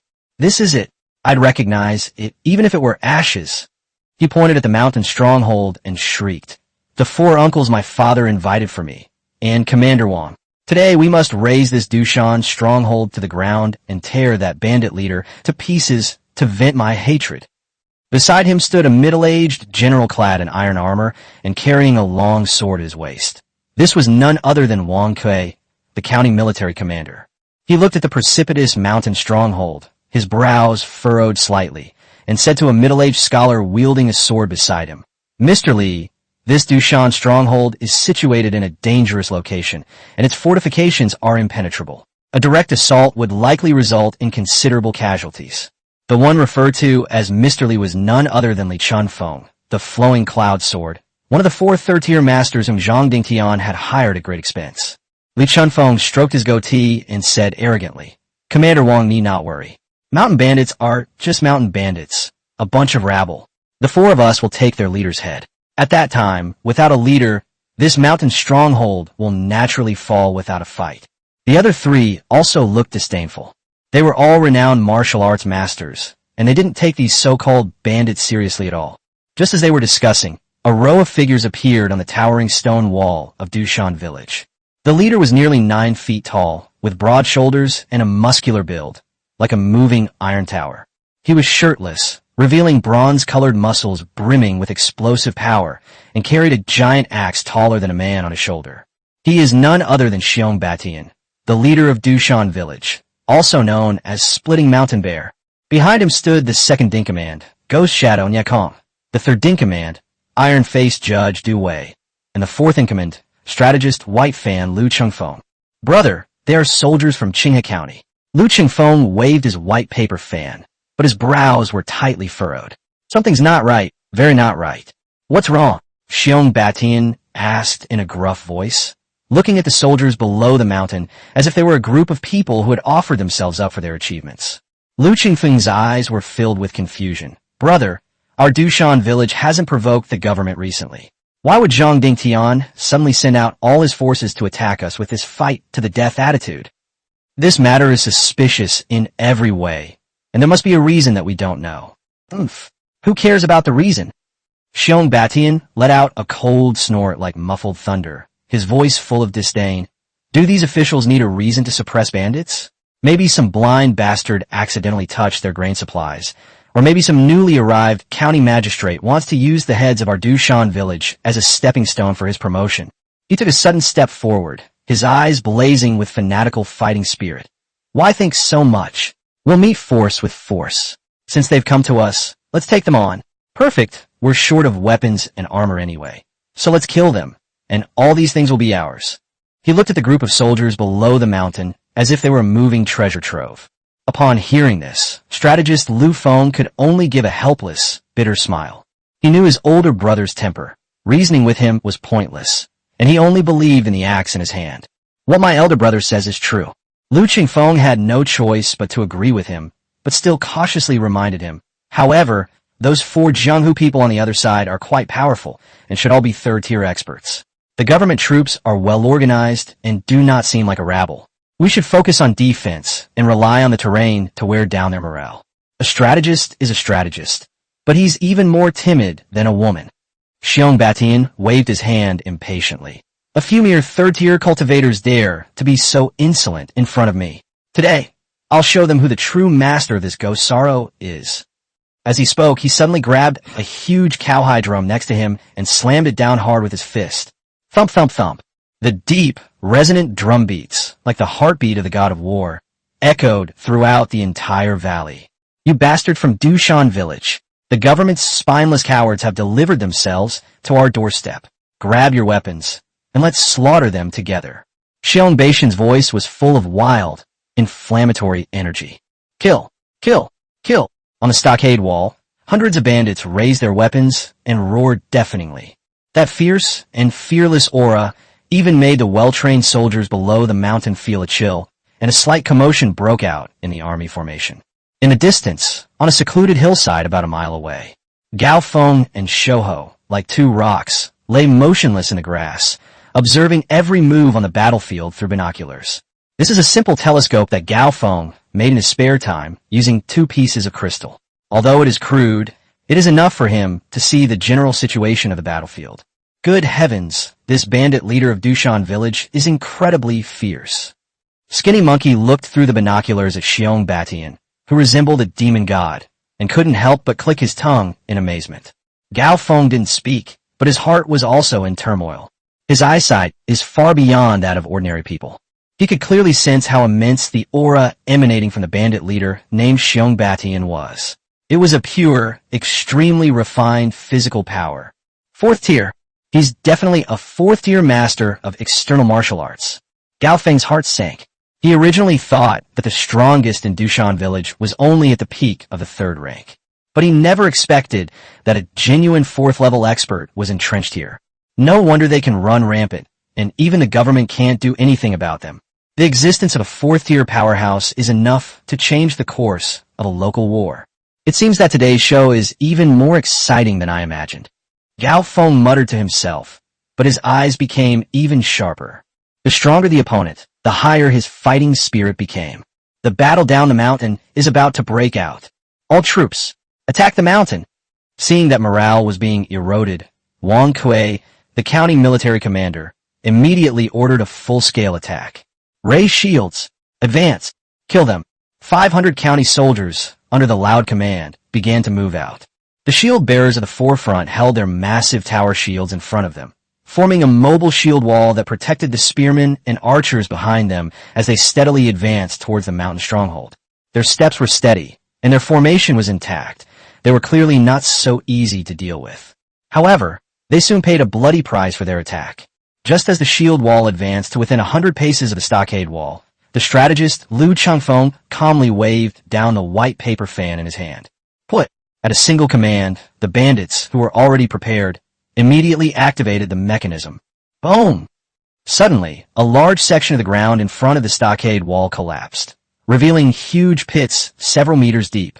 The pit was filled with sharpened bamboo spears. The dozens of shield bearers at the forefront, though holding their shields, lost their footing and fell to the ground with screams, instantly becoming a bloody mess of thorns. This sudden turn of events caused the soldiers following behind to pause in their tracks. This momentary pause is fatal. Shoot! On the stockade wall, hundreds of archers simultaneously drew their bows. A rain of arrows descended, covering the sky. Although these bandits were not as skilled with arrows as the bandits of Panshir village, they had the advantage of large numbers and a wide coverage area. Arrows were launched from a height, flew over the shield wall, and landed accurately in the ranks of the officers and soldiers. The spearmen and archers behind them fell to the ground, one after another, struck by arrows. For a moment, the screams of those hit by arrows rose and fell. Hold the line! Hold the line! Wang Kuei shouted hoarsely from the rear. Archers suppress and return fire. Shield bearers continue the advance and fill in the pits. The soldiers' archers also began to return fire at the stockade walls, but because they were shooting from below, the power and accuracy were greatly reduced, and the effect was minimal. A bunch of useless trash. Li Chunfeng, wielding the flowing cloud sword, snorted coldly, unable to bear watching any longer. We'll make our move and finish this quickly. Before he finished speaking, he floated up like a weightless cloud, lightly touched the top of the soldier's head with his toes, and leaped over the pit, shooting towards the stockade wall. The other 3 third-year experts also displayed their unique abilities and followed closely behind. Good timing. On the wall of the stockade, Xiong Batian saw this scene, and instead of being surprised, he was delighted and let out a deafening laugh. He suddenly grabbed the giant axe beside him, and his massive body, like a cannonball, leaped down from the nearly 10 hangi stockade wall. Boom! A loud bang. His massive body crashed heavily to the ground, creating a huge crack in the hard surface. But he himself was completely unharmed. The physical body of a fourth-level master of external martial arts is his most powerful weapon. With bloodshot eyes, Xiong Batian, like a mad bear, brandished his giant axe and charged the four third-tier experts. A true battle between the strongest warriors erupted in an instant. Li Chuanfeng's sword was as fast as a flash of light, graceful and agile, and every strike was aimed at Xiong Batian's vital points. Another master swordsman possessed a powerful and unparalleled swordsmanship, characterized by sweeping strokes. There was another person whose palms flew back and forth, their palm winds fierce. But their attacks, when they landed on Xiong Batian's bronze skin, could only produce a series of clanging sounds, and at most could only leave shallow white marks. Ha ha! Is that all the strength you have? Trying to tickle me? Xiong Batian laughed wildly, completely ignoring the three's attack. His blood-red eyes were fixed on the fourth, and also the strongest, peak third-tier expert. He stomped his foot so hard that the earth trembled. With the might to split Mount Tai, the giant axe in his hand cleaved down towards the expert. The peak third-tier expert targeted by Xiong Batian was none other than Zhao Wuji, the renowned mountain-suppressing hammer from the surrounding area of Qinghai County. He wielded a pair of octagonal gilded hammers made entirely of steel, and his style was one of fierce and domineering. Seeing Xiong Batian's axe swing coming down like a landslide, Zhao Wuji not only did not back down, but his eyes blazed with fighting spirit. Well done. Take this. He roared, unleashing his peak third-tier blood energy without reservation. The muscles in his arms bulged, and the two hammers in his hands, accompanied by howling wind, crossed and met the giant axe with one hammer above and one below. He wanted to confront this bandit leader Hedon. Chapter 37, Crushing Defeat. When an unprecedented, deafening roar, like a thunderclap, resounded throughout the entire battlefield. Where the axe and hammer struck, a visible white shockwave erupted, raising a thick layer of dust from the surrounding ground. The next second, to everyone's horrified gaze, Zhao Wuji, the mountain-suppressing hammer, had his prized twin hammers cleaved in two by the giant axe, which seemed to be made of paper. He himself was struck as if by lightning, flying backward more than 10 meters away. While in the air, he coughed up a mouthful of blood, and his face turned as white as paper. One move. Just one move. A renowned expert at the peak of the third rank was severely injured in a direct confrontation. The terrifying strength of a fourth-tier expert was fully revealed at this moment. Vulnerable, Xiong Batian let out a disdainful laugh, and his massive body exerted its strength once more, like a cannonball, catching up with Zhao Wuji, who was still in midair. The giant axe in his hand was raised high, carrying the shadow of death, and then he cleaved down again. Brother Zhao, be careful. Flowing Cloud Sword, Li Chuanfeng, and the others were filled with rage and wanted to come to the rescue. But they were intimidated by Xiong Batian's violent aura and could not get close for a while. No! Zhao Wuji's eyes revealed endless fear and despair. Blood splattered everywhere. Under the watchful eyes of hundreds of soldiers and countless bandits, this renowned third-tier peak expert was cleaved in two from head to toe by Xiong Batian's axe in midair. Blood and entrails rained down like a storm. At this moment, the entire battlefield fell into a deathly silence. Everyone was completely stunned by this bloody and brutal scene. Ah! Xiong Batian's maniacal laughter shattered the deathly silence. Bathed in blood rain, he resembled a demon god rising from hell, pointing his giant axe at the remaining three third-tier experts. Who's next? Li Chuanfeng and the other two felt a bone-chilling coldness rise from the soles of their feet to the top of their heads. They were scared, faced with such an unreasonable monster whose strength and defense were practically monstrous. Their pride as martial arts masters had long been shattered. Retreat. Retreat now. Li Chuanfeng let out a terrified scream, no longer caring about his superior demeanor, and turned to run. He used his lightness skill to its fullest extent, fleeing like a stray dog towards the soldiers' camp. The other two were equally terrified and scattered like birds and beasts. Even the top experts have fled. So where's the fighting spirit left among those ordinary county soldiers? We've lost. We've lost. Run. It's a monster. The soldiers' lines collapsed instantly. The 500 county soldiers, like headless flies, abandoned their armor and weapons, crying and screaming for their parents, wishing they had 2 more legs, and fled frantically back the way they came. Trying to run? Did you even ask me first? How could Xiong Batian let go of this opportunity to beat a drowning dog? He roared and charged into the fleeing crowd of government soldiers. The giant axe in his hand was practically a highly efficient meat grinder. Each swing of the sword brought forth a bloodbath, with several soldiers being cut in half at the waist or smashed into mincemeat. The bandits of Dushan village were greatly encouraged by their leader's formidable power. Kill, cheering for our leader. At the command of strategist Lu Chengfeng, the gates of Dushan village were flung open. Hundreds of ferocious bandits, shouting, surged out like a tidal wave and launched a one-sided massacre against the already broken government troops. The defeat escalated into a complete massacre. The flat land below the mountain had been completely transformed into a battlefield. Limbs and severed arms were scattered everywhere. The wails and screams echoed through the sky. Blood flowed into streams, staining the land red. On a hillside some miles away, Gao Feng and Shouho saw all of this clearly. The skinny monkey's face had already turned deathly pale.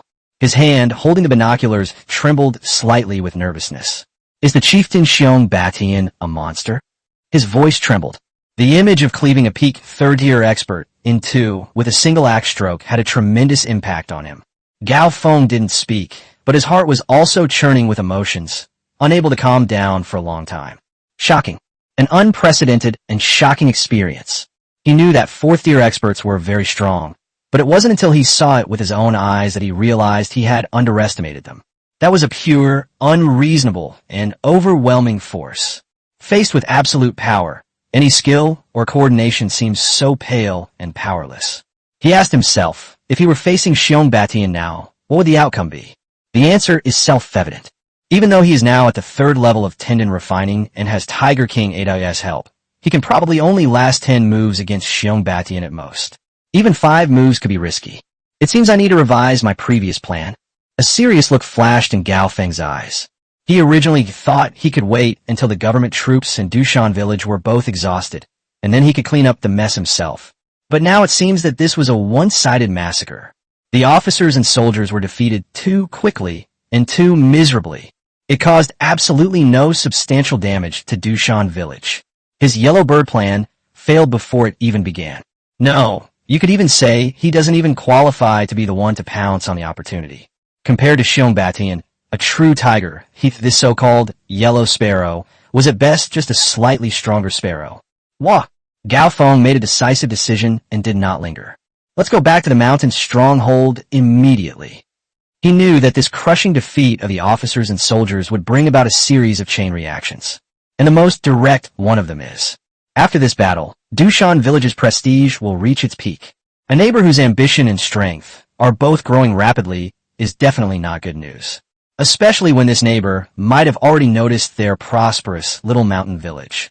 However, an even greater crisis is quietly approaching Panchur village. He must go back immediately and readjust all strategic deployments.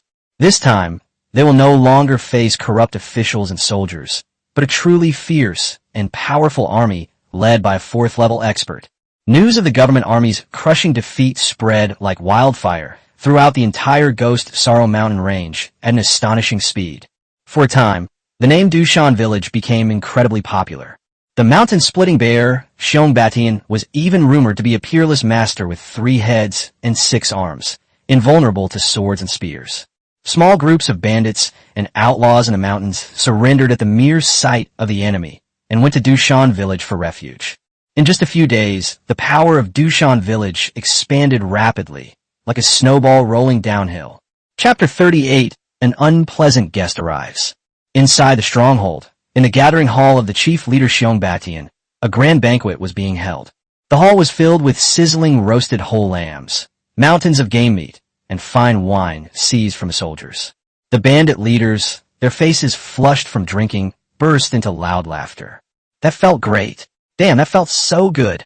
Xiong Batian held a wine bowl bigger than a human head, drank the strong liquor in one gulp, and then slammed the bowl heavily on the table. Those cowardly soldiers and that damn mountain-suppressing hammer. They're nothing but a fart in front of me. His face was filled with an arrogant and overbearing expression. Big Brother's divine might is unparalleled, invincible under heaven. Congratulations, brother. Congratulations. After this battle, the Ghost Sorrow Mountain Range, no, the entire area within 100 miles, will belong to our Dushan village. The lower-ranking officers raised their wine bowls high, loudly praising and flattering him. Xiong Batian was overjoyed and became elated. Only the strategist, Lu Qingfeng, sitting in the corner, had a slightly furrowed brow, appearing somewhat out of place in this fervent atmosphere. Strategist, why aren't you drinking? The third leader, iron-faced Judge Du Wei, walked over with a wine bowl in his hand, his voice icy. Lu Qingfeng shook the white paper fan in his hand and said calmly, I think that although the government troops were defeated, Qinghe County still exists. Zhang Dingtian suffered such a great loss. He will definitely not let it go. He couldn't invite a master this time, but next time he might be able to invite an even stronger one. What are you afraid of? Nia Kong, the second-in-command known as Ghost Shadow, sneered, his voice as unpleasant as an owl's. If he comes again, we'll kill him again. We'll kill him until he doesn't dare to come back. Killing won't solve the fundamental problem. Lu Chengfeng shook his head. Although we have a great momentum now, our foundation is not stable. The population in the stronghold has increased dramatically, and the daily consumption of food and fodder is enormous. We must find a stable source of money and food as soon as possible. Upon hearing the words, money and provisions, Xiong Batian, who had been celebrating, paused slightly. He turned to look at Lu Qingfeng. Strategist, what good ideas do you have? A knowing smile appeared on Lu Qingfeng's lips. He slowly rose and walked to the map in the center of the hall, pointing with his white paper fan to a corner of the map. That location is where Panshir village is situated. Brother, fellow brothers, please look here. I captured several prisoners before I learned that the reason the soldiers attacked us was because we attacked the magistrate's son, but we didn't do that at all. So, I sent people out to inquire, and that's how I learned that a new force had suddenly emerged here called Panshir village. This force is strange. They don't rob or loot. Instead, they gather refugees everywhere and cultivate land, as if they want to settle down and live here. Moreover, the people I sent reported that their village was well built, everyone had work to do and food to eat, and it seemed that there was a considerable amount of wealth hidden in the village. Most importantly, Lu Chengfeng emphasized, I suspect that it wasn't us who attacked the magistrate's son, but this Panshir village. They're trying to frame us. What? Lu Qingfeng's words were like pouring a ladle of cold water into boiling oil. The entire hall erupted in chaos. Damn it, they got some nerve, daring to use our Dushan village as a pawn. Big brother, wipe them out. Yes, brother, take all their food, money, and women. The bandits were enraged and began shouting. Xiong Beishan's face also instantly darkened. What he hates most is being made a fool of. Strategist, is this true? He asked in a deep voice. I'm 70% sure, Lu Chengfeng said confidently. And regardless of whether they did it or not, we need a target to establish our authority and replenish our granaries. This suddenly emerging, wealthy Panshir village is undoubtedly the best choice. All right. Xiong Batian slammed his hand on the table, making up his mind. I'd like to see which kind of deity dares to mess with me. He looked around, and his gaze fell on a small leader with a face full of scars. Black Panther. Yes, boss. The junior leader immediately stepped forward. You, take 100 brothers and go to that rock stronghold. Xiong Beishan's voice was filled with an undeniable, domineering presence. Tell their chieftain that I, Xiong Batian, have my eye on their land. If they know what's good for them, they'll obediently hand over all their money, grain, and women, open the gates, and await my orders. Otherwise, they'll be washing their necks clean and waiting for my big axe. Yes, brother. I promise I'll handle this perfectly. Black Panther grinned maliciously, took the order, immediately mustered his men, and charged menacingly toward Rock Village. 3 days later, at Panshir Village, Gao Feng, Luo Qinluo, and others were in the newly built council hall, working out various plans to deal with the invasion of Dushan Village using a sand table. According to my calculations, Dushan Village is currently facing a shortage of food supplies. They will definitely attack us within 10 days at most, Luo Qin said, pointing to the sand table. We can't fight them, Hedon. Xiong Batian is brave, but he lacks strategy. We can use the terrain to our advantage, setting up layers of defense to wear them down before looking for an opportunity. Before she could finish speaking, the door to the council chamber was suddenly pushed open. A soldier responsible for guarding the pass came running in, tumbling and crawling, his face filled with panic. Report. Chieftain, something terrible has happened. A large group of people have come down from the mountains. They're using the banner of Dushan village. They've named you and demanded that you come out and answer their questions. It's here. Gao Feng hadn't expected that the other party would act even faster than he had anticipated. He stood up, walked to the window, and looked in the direction of the pass. Let's go and meet these unruly guests. His voice was calm and cold. When Gao Feng led Lao Qiu, Desha, and others to the top of the pass wall, they saw hundreds of bandits standing in a dark mass on the mountain path. These bandits, with their crooked helmets and armor, and faces full of ferocity, formed a stark contrast to the disciplined soldiers of Panshir village. Leading the group was a burly man riding a tall horse, with a fierce-looking face. He was none other than Black Panther, the minor leader of Dushan village. He saw someone appear on the stockade wall, and then shouted arrogantly at the top of his lungs. Listen up, you people! Which one is your chieftain? Get out here and answer me! Gao Feng ignored his shouts and just stared at him coldly. Seeing that no one answered, Black Panther felt he had lost face and became even angrier. Damn it, are they all deaf? He pointed his riding crop at Gao Feng and cursed. You're that damn chieftain? Look at your pretty face. You look like a woman. I am Black Panther, a subordinate of Mountain Splitting Bear, the chief of Dushan village. I have come to inform you on Lord Bear's orders. Our boss Xiong said he's taken a liking to your auspicious location. If you know what's good for you, obediently open the gates and await our Lord Xiong's judgment. If you dare utter even a single word of no, once our Bear Lord army arrives, we will surely slaughter every last one of you in this rock stronghold. Chapter 39, Closing the Door and Beating the Dog. Black Panther was extremely arrogant. The thugs behind him also let out bursts of vulgar laughter. On the stockade walls, the soldiers of Panshir village glared angrily, trembling with rage, their spears clenching so tightly they made a crackling sound. This is an absolute disgrace. Old Chio's face also turned ashen, and he was about to retort with a string of curses. But Gao Feng raised his hand to stop him. Instead of anger, a playful smile appeared on his face.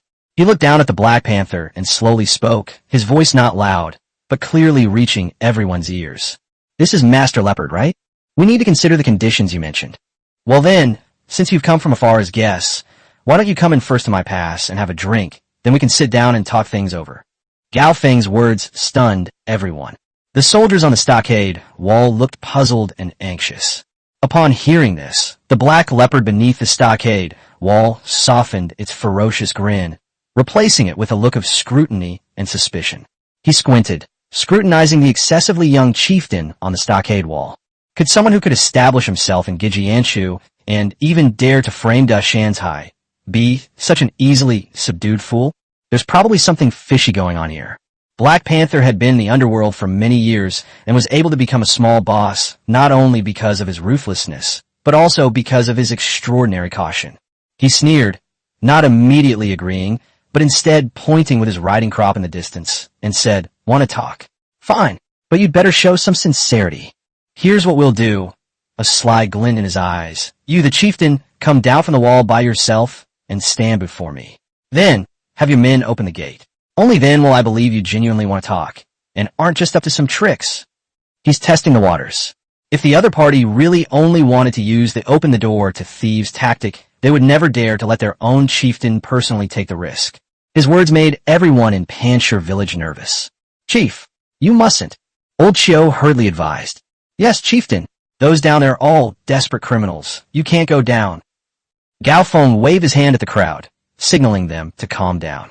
A look of difficulty and hesitation appeared on his face, as if he were having a fierce internal struggle. After a moment, as if he had made up his mind, he gritted his teeth and shouted to the Black Panther below, "Fine, I'll go down, but you must promise not to kill me. As long as you behave, I, Leopard, will certainly not make things difficult for you." When Black Panther saw Gao Feng give in, his guard immediately lowered a bit. In his view, a chieftain who would risk his own life was either truly afraid or a complete idiot. Either way, it's a good thing for him. Then, under the worried gazes of everyone in Panshir village, Gao Feng walked down the village wall alone, step by step, towards the outside of the pass. A triumphant gleam shone in Black Panther's eyes. He gave a concealed gesture to the bandits behind him, signaling them to get ready and capture the bandit leader alive as soon as he stepped out of the pass. To catch the thief, first catch the king. Once we capture the enemy's chieftain, this stronghold will be at their mercy. Gao Feng walked unhurriedly, his steps steady, but his face subtly revealed a hint of tension and fear. 50 steps, 40 steps, 30 steps.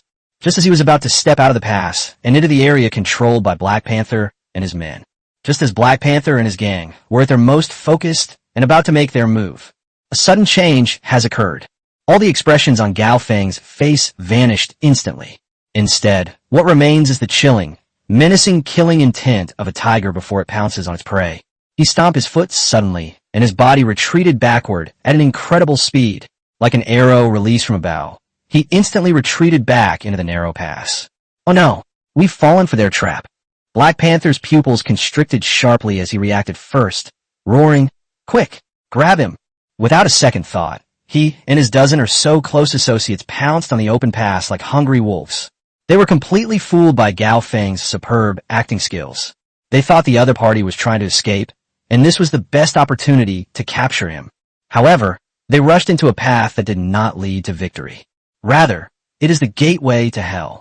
The moment Black Panther and his men rushed into the pass, closed the door, Gao Feng's cold and murderous voice exploded like a thunderclap from a clear sky. More than a dozen strong men from Panshir village, who had been preparing for a long time on both sides of the pass, used all their strength to push the huge winch. Boom! With a deafening roar, the massive gate, constructed from several thick logs and reinforced with iron sheets, slammed shut with unparalleled force. The heavy gate slammed heavily onto the ground, kicking up a cloud of dust, and the entire pass seemed to tremble. This sudden turn of events left everyone stunned. The expressions on the faces of Black Panther and his dozen or so henchmen, who had just rushed into the pass, froze instantly. Outside the pass, the bandits who hadn't yet rushed in were all frozen in place. You dare to play me? Black Panther roared at Gao Feng with a fierce but cowardly expression, and an ominous premonition instantly enveloped his heart. Gao Feng looked down at him, a cold smile curving his lips once again. It was the look one gives when looking at a dead person. It doesn't mean anything. His voice wasn't loud, but it drowned out the sound of the wind in the valley and reached everyone's ears clearly. I just want to invite you distinguished guests to have a final toast. Before he finished speaking, he waved again. Put. The second command followed immediately. The soldiers of Panshir village, who had been lying in ambush on the hillsides on both sides of the pass for a long time, immediately pushed down the prepared rolling stones and logs upon hearing the order. But this time, their target wasn't the dozen or so people inside the pass. Instead, outside the pass, were nearly 100 leaderless bandits from Dushan village. Boom! Whoosh! Whoosh! Whoosh! In an instant, stones of varying sizes and sharpened logs, like hailstones, rained down from the sky with a deathly howl. It slammed down hard on the bandit group that was blocked by the gate and had no leader. Oh no, an ambush! Get out of the way! The bandits outside the pass immediately erupted into chaos, howling and screaming. Their leader was imprisoned inside, and they were completely without command. They could only wander around like headless flies, passively enduring this catastrophe-like blow. Chapter 40, Interrogation. Inside the pass, the trapped Black Panther watched as his men were slaughtered like livestock, his eyes blazing with rage, yet he was utterly powerless to stop it. In that moment of distraction, kill! A furious shout. A dozen elite soldiers from Panshir village, armed with shields and spears, had already emerged from the hidden gates on both sides of the pass, forming a small battle formation and launching a deadly encirclement and annihilation against Black Panther and his group, beset by internal and external troubles. Catching a turtle in a jar. This is Gao Feng's real plan.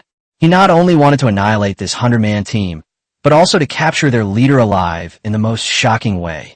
Outside the pass, the combined attack of rolling stones, logs, and arrows had completely crushed the bandit gang of Dushan village. Without a leader, they suffered heavy casualties.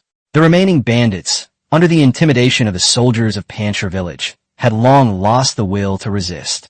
One by one, they dropped their weapons, knelt on the ground, and trembled. Inside the pass, the battle was nearing its end. The dozen or so elite soldiers of Dushan village who were trapped were quickly killed by the precise encirclement and annihilation of the Panjshir village special forces team. Only the bandit leader, Black Panther, remained, still putting up a last-ditch resistance. He brandished his broadsword like a mad tiger, but his body was already covered in wounds. Faced with the impenetrable shield formation of Panjshir village, all his attacks were like mud oxen sinking into the sea, unable to cause any effective damage. Keep alive. Gao Feng's cold voice came from the stockade wall. At the command, the soldiers of Panjshir village in the battle formation immediately changed their strategy. The two shield bearers rammed forward, the immense force causing the already exhausted Black Panther to stagger. Immediately afterwards, several spears shot out like venomous snakes, not aiming for his vital points, but precisely wrapping around his limbs and pulling him backward. Thump!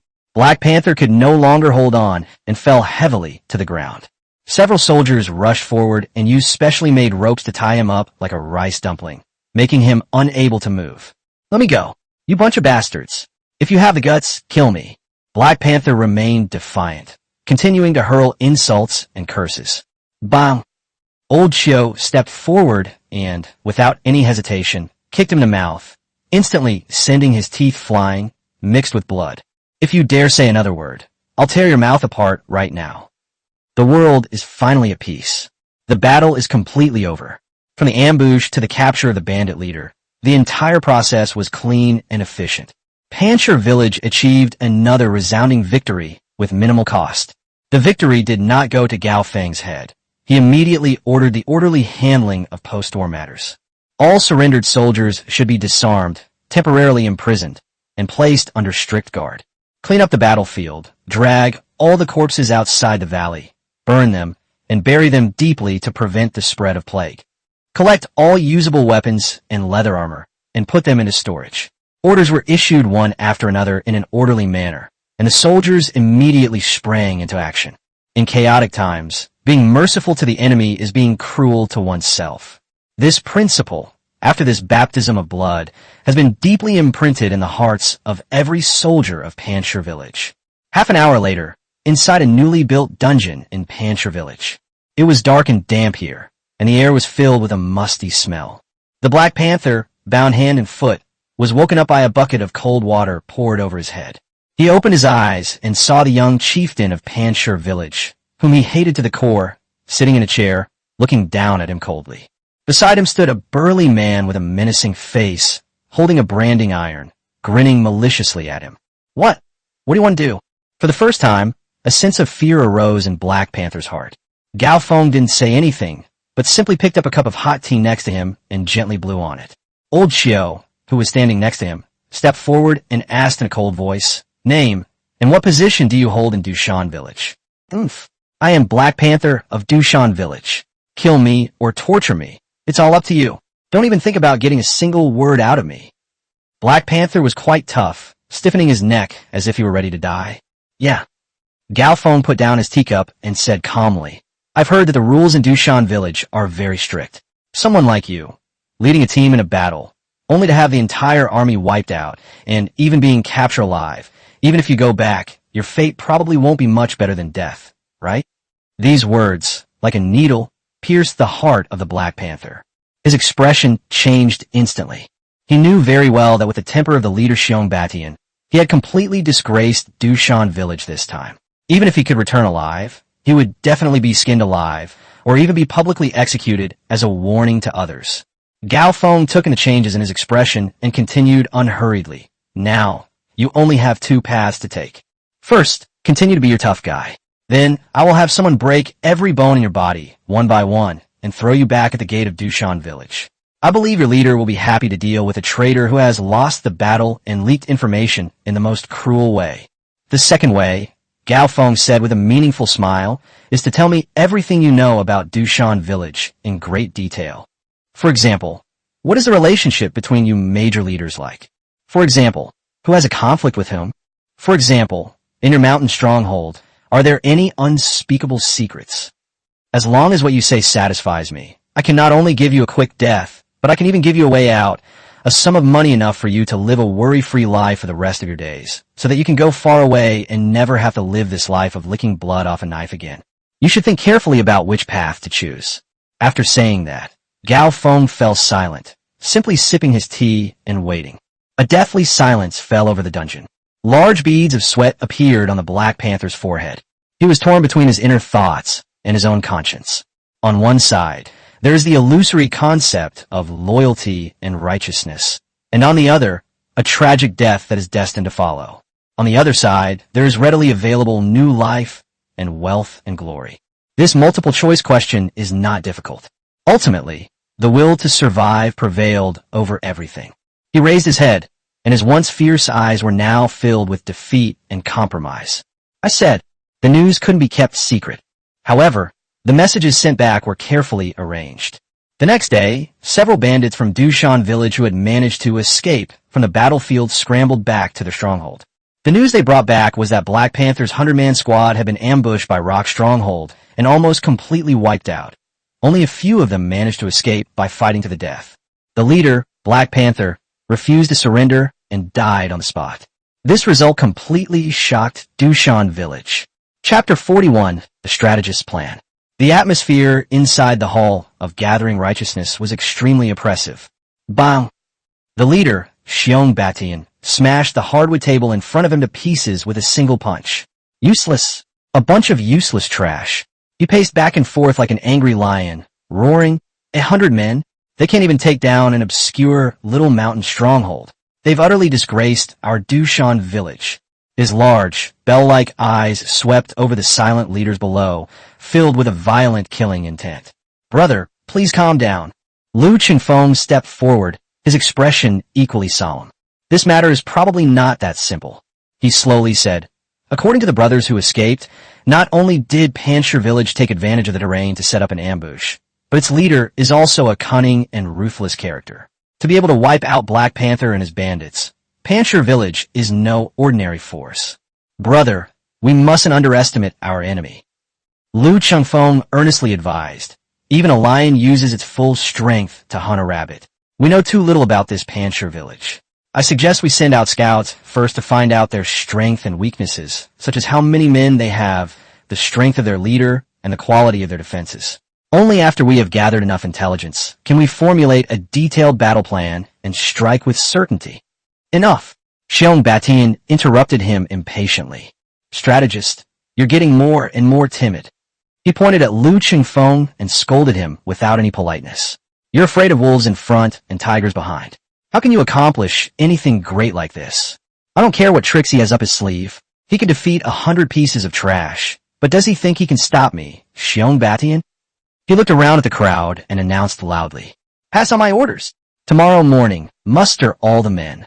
I'm going to personally lead a group to meet this so-called Rock Stronghold. I want to see just how tough their bones really are. Xiong Batian's decision made Lu Qingfeng frown even more deeply. He opened his mouth, wanting to persuade him again, but seeing Xiong Batian's stubborn and unyielding demeanor, he ultimately chose to remain silent. He knew that once his elder brother made up his mind, nothing could change it. He could only sigh inwardly. The night was as deep and still as water. Inside the Hall of Righteous Gathering in Dushan village, the lights were still on. The daytime clamor and frenzy have subsided, leaving only a few core leaders behind. Xiong Batian sat upright on the tiger skin chair, using a whetstone to sharpen his enormous mountain-splitting axe, stroke by stroke. The axe blade rubbed against the whetstone, making a shush-shush sound that was particularly jarring in the quiet night. His face still bore an inescapable rage. Black Panther's crushing defeat was not just a loss of manpower for him. It was also a blatant challenge to his authority. Since he established his stronghold in Gijianshu, when has Xiong Batian ever suffered such a great loss? He must personally reclaim this territory. Lu Qingfeng sat to one side, toying with a white paper fan he never parted with, his eyes flickering, lost in thought. He knew that it was impossible to persuade Xiong Batian now. His older brother had gone down a dead end and was blinded by anger. All he can do now is try his best to gain a better chance of winning for Dushan village in this inevitable war. Big brother, Lu Qingfeng finally spoke, breaking the silence. Xiong Batian didn't look up, but simply let out a muffled through his nose. Since you have made up your mind, I will naturally give my full support. Lu Qingfeng's tone was very respectful. However, I think we might need to make some adjustments to our tactics for this expedition. Oh, Xiong Batian stopped what he was doing, looked up at him, and said, "Tell me about it." Although he was stubborn and self-willed, he still had some respect for the wisdom of his strategist. Lu Chengfeng stood up, walked to the map, pointed to the location of Panshir village, and began to speak eloquently. "Brother, according to the brothers who escaped, Panshir village must have taken advantage of the terrain and set up a large ambush at the pass. They were able to win once because of the element of surprise. But if we know their methods, it will be impossible for them to use the same methods against us again. Therefore, I conclude that their defensive focus tomorrow will still be on that single pass. If we launch a frontal assault, even with your invincible might, we will likely suffer considerable casualties. Those bandits' lives are worthless, but if we lose our elite brothers in the stronghold, it will be a great loss." Xiong Batian nodded. These words resonated with him. Although he was hot-tempered, he wasn't stupid. He knew that his capable brothers were his only source of income. "Then what do you think should be done?" he asked. A barely perceptible glint flashed in Lu Chengfeng's eyes. These were the words he had been waiting for. He lightly tapped the map with a white paper fan in his hand. "Openly repair the plank road, while secretly crossing the Chinsong Pass." He slowly uttered 8 words. "Brother, here's my plan. Tomorrow, we will split into 2 groups. The third leader, Brother Du Wei, will lead 500 main force troops in a feigned attack from the front. The bigger the show of force, the better. We must draw all the attention of Panshir village to the frontal battlefield at the pass." He looked at Dewey, the iron-faced judge, sitting to the side with a cold and stern face. Dewey nodded and said in a deep voice, "No problem." Lu Chengfeng continued. "The other route will be led by the second-in-command, Brother Nyakong, who will personally lead an elite team of 30 of the most skilled brothers to take a different route." The fan in his hand pointed to the area behind and to the side of Panshir village, an area marked as cliffs on the map. Although the map shows this place as a dead end, according to our scouts, there is an extremely hidden, narrow path halfway up this cliff, a route used by mountain monkeys to climb, which ordinary people would never know about. This path leads directly to the back of Panshir village. That must be their weakest point in defense. He looked at the second-in-command, Ghost Shadow Nyakong, who sat in the corner like a shadow, almost invisible. "Brother Nyakong, your lightness skill is unparalleled in the entire village. You will lead this elite force to sneak into the interior of Panshir village undetected, set fire to their granaries and barracks, and create chaos. At that time, Panshir village will be in chaos, and people will be filled with fear. On the main battlefield, the Du Wei brothers will then take advantage of the situation to launch a general offensive. In this way, with attacks from both sides and coordinated from within and without, Panshir village can be destroyed in the blink of an eye." Lu Chengfeng finished explaining his plan in one breath, his face full of confidence. "This is a pretty perfect plan. A direct, forceful attack was a calculated move that forced Panshir village to respond with all its might. A surprise attack from the side or rear is a scheme. It exploits an information gap in the opponent's strategy and strikes directly at their vital point. The combination of overt and covert strategies is flawless." "Excellent. Excellent plan." Upon hearing this, Xiong Batian slapped his thigh and stood up excitedly. "Strategist, you're brilliant. Let's do it this way." He laughed loudly. "Once we break through Panshir village, I'll make their chieftain watch his own woman being played with by me. I'll make all their men slaves to build our mountain stronghold." Huh. Inside the Hall of Righteousness, Xiong Batian's arrogant and unrestrained laughter rang out once again. However, no one noticed. As he laughed wildly, a cold glint flashed in the eyes of Nyakong, the second-in-command sitting in the corner. Meanwhile, a subtle, complex expression flickered across the face of the third-in-command, Dewey, which was as hard as iron. Meanwhile, at Panshir village, the council chamber was also brightly lit. Gao Feng stood alone in front of the huge sand table, his brows furrowed, his fingers tapping incessantly on various parts of the sand table, his mind rapidly processing the simulations. Luo Shu, Luo Qin, Luo Hua, Lao Qiu, and other core members stood on both sides, waiting quietly, not daring to make a sound to disturb them. They knew that their chieftain was once again pondering a brilliant strategy to defeat the enemy.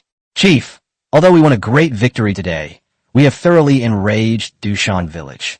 Finally, Old Qiu couldn't help but break the silence, his face showing a hint of solemnity. "I reckon that bear will definitely bring people to retaliate tomorrow." Gao Feng didn't turn around, still staring at the sand table, and simply asked, Old Chiu, if you were an enraged bear, how would you attack a trap set by a hunter who caused you trouble? This question surprised Lao Chiu for a moment. He pondered for a moment, then replied earnestly, if I were that bear, I wouldn't take the old path of setting traps. I would rely on my thick hide and great strength to simply smash the hunter's cabin down. Upon hearing this, Gao Feng finally smiled. He turned around and looked at the crowd. What Lao Chiu is talking about is exactly what Xiong Batian would do. He pointed to the sand table, which represented the location of the pass, and said, "Is a reckless brute who is brave but reckless. His 2 defeats will only make him more confident in his own strength. Therefore, tomorrow, he will most likely choose to attack from the front and use his 4th level strength to forcefully break through our pass." However, Gao Feng's tone suddenly shifted. His strategist, White Fan Lu Chengfeng, is no fool. On the contrary, according to Black Panther's testimony, he is cunning and treacherous. He would never let Xiong Batian do something so foolish as to confront him heated. Therefore, I am certain that they will find a way to bypass our strongest defensive pass and take another route. His fingers slowly traced across the sand table. Finally, the arrow struck heavily on the cliff behind the mountain, which he had designated as a restricted area. This is our only weakness. All eyes were focused on that spot. But Chieftain, Old Chiu scratched his head and asked, puzzled, that place is all cliffs and precipices. Even monkeys can't climb up there. How could they have come from there? Ordinary people naturally can't get up here. A wise light gleamed in Gao Feng's eyes. But in Dushan village, there is someone who can. He looked at Luo Shu. Luo Shu read aloud the information about Ghost Shadow Nyakong, the second in command of Dushan village, from Black Panther's confession to everyone. Luo Shu immediately stepped forward and read in a clear voice, Ghost Shadow Nyakong, the second leader of Dushan village, a peak 3rd-tier expert. He is gloomy and narrow-minded, and is skilled in lightness skills and assassination. It is said that his lightness skills have reached the pinnacle, and he can walk on snow without leaving a trace, leap across rooftops and walls as if walking on flat ground. He is the top scout and assassin in Dushan village. After it was read aloud, everyone's expression changed. They finally understood that Gao Feng's concerns were not unfounded. If Nyakong leads an elite squad to infiltrate from the back of the mountain, all our defenses will be rendered useless, and the entire stronghold will be in danger of being attacked from both sides. Gao Feng's voice became serious. Then what should we do? Old Chiu asked anxiously. How about we split up half of our men and go to defend the back mountain? No, Gao Feng shook his head, decisively rejecting the suggestion. His gaze moved back and forth across the sand table, his mind racing. The forces of Dushan village outnumber ours several times over. If we divide our forces, it will only make our already weak forces even more stretched, and we will eventually be defeated one by one. Moreover, this might be exactly the result that the opposing strategist wants to see. He may very well be using this method to force us to divide our forces, thereby weakening our defensive capabilities at the main pass. A cold and confident smile slowly crept onto Gao Feng's lips. He looked at the cliff, a mysterious light flashing in his eyes that no one could understand. No, we will not only not divide our forces, but we will also concentrate all our elite troops at the pass. I want the strategist of Dushan village to believe that his plan has succeeded. I want him to place all his hopes on that surprise force that has infiltrated the back of the mountain. Luo Shu was incredibly intelligent and instantly understood Gao Feng's meaning. Her beautiful eyes sparkled with admiration. Is my brother planning to turn the tables on me? Gao Feng smiled and nodded. He turned his head and looked out the window at the back mountain, which appeared particularly deep and mysterious in the night. He has a surprise attack, but don't I have one too? Perfect timing. It's time for our guardian beast to stretch its muscles. I want to see whether the ghost shadow of Dushan village is faster, or the Tiger King of my Panchir village is more ferocious. The next day it was just getting light. After a night of silence, Dushan village suddenly erupted into chaos, like a hornet's nest that had been stirred up. Thump, thump, thump. The dull drum beats of the rallying ceremony resounded throughout the entire valley. Countless bandits poured out of their respective barracks. Armed with all sorts of weapons and their faces filled with bloodthirsty excitement, they gathered in the open space in front of the mountain stronghold. On the high platform, the leader Xiong Batian, wearing a suit of captured heavy armor and carrying his signature giant axe on his shoulder, swept his eyes like lightning across the dark mass of people below. Chapter 42, Attacking Panshir Village. Brothers! His voice, like rolling thunder, clearly reached the ears of every bandit. Yesterday, 100 of our brothers were brutally murdered at the hands of those scoundrels from Panshir Village.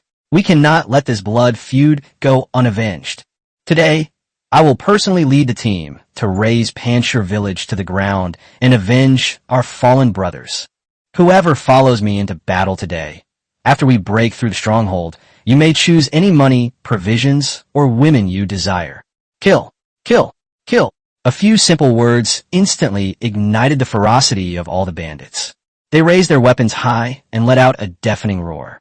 Their fierce aura startled even the birds in the mountains and forests.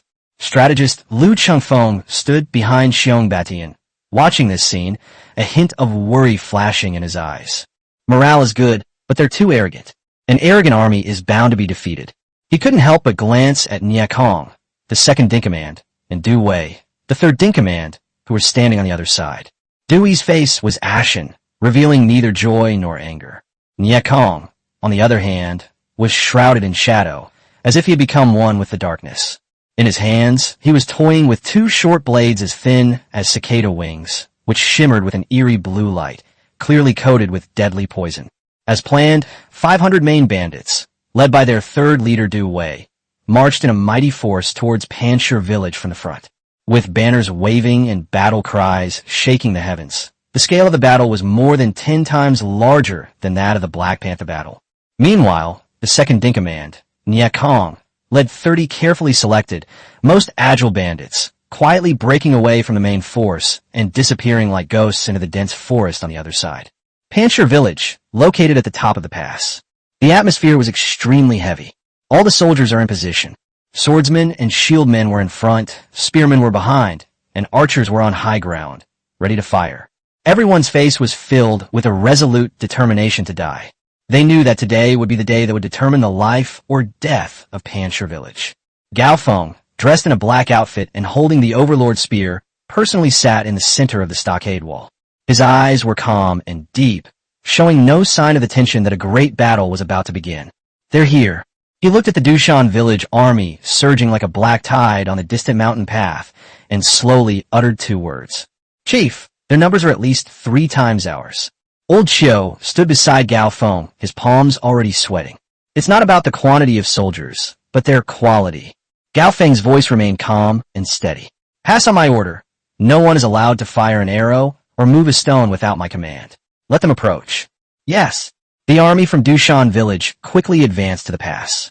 Leading the group was none other than the third in command, the iron-faced Judge Dewey.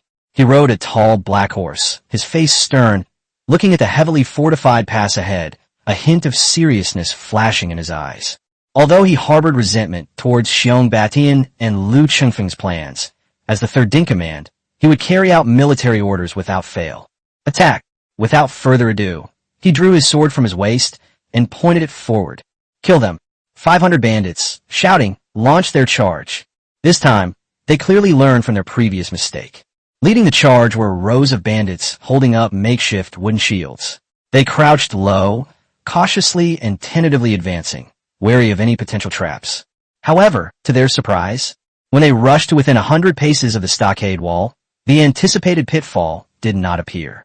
The walls of the stockade were deathly silent. Not even a single arrow had been fired. Dewey frowned, a sense of vigilance rising in his heart. Something unusual must be going on. What's going on at Panshir Village? Keep attacking. Watch your step, he shouted.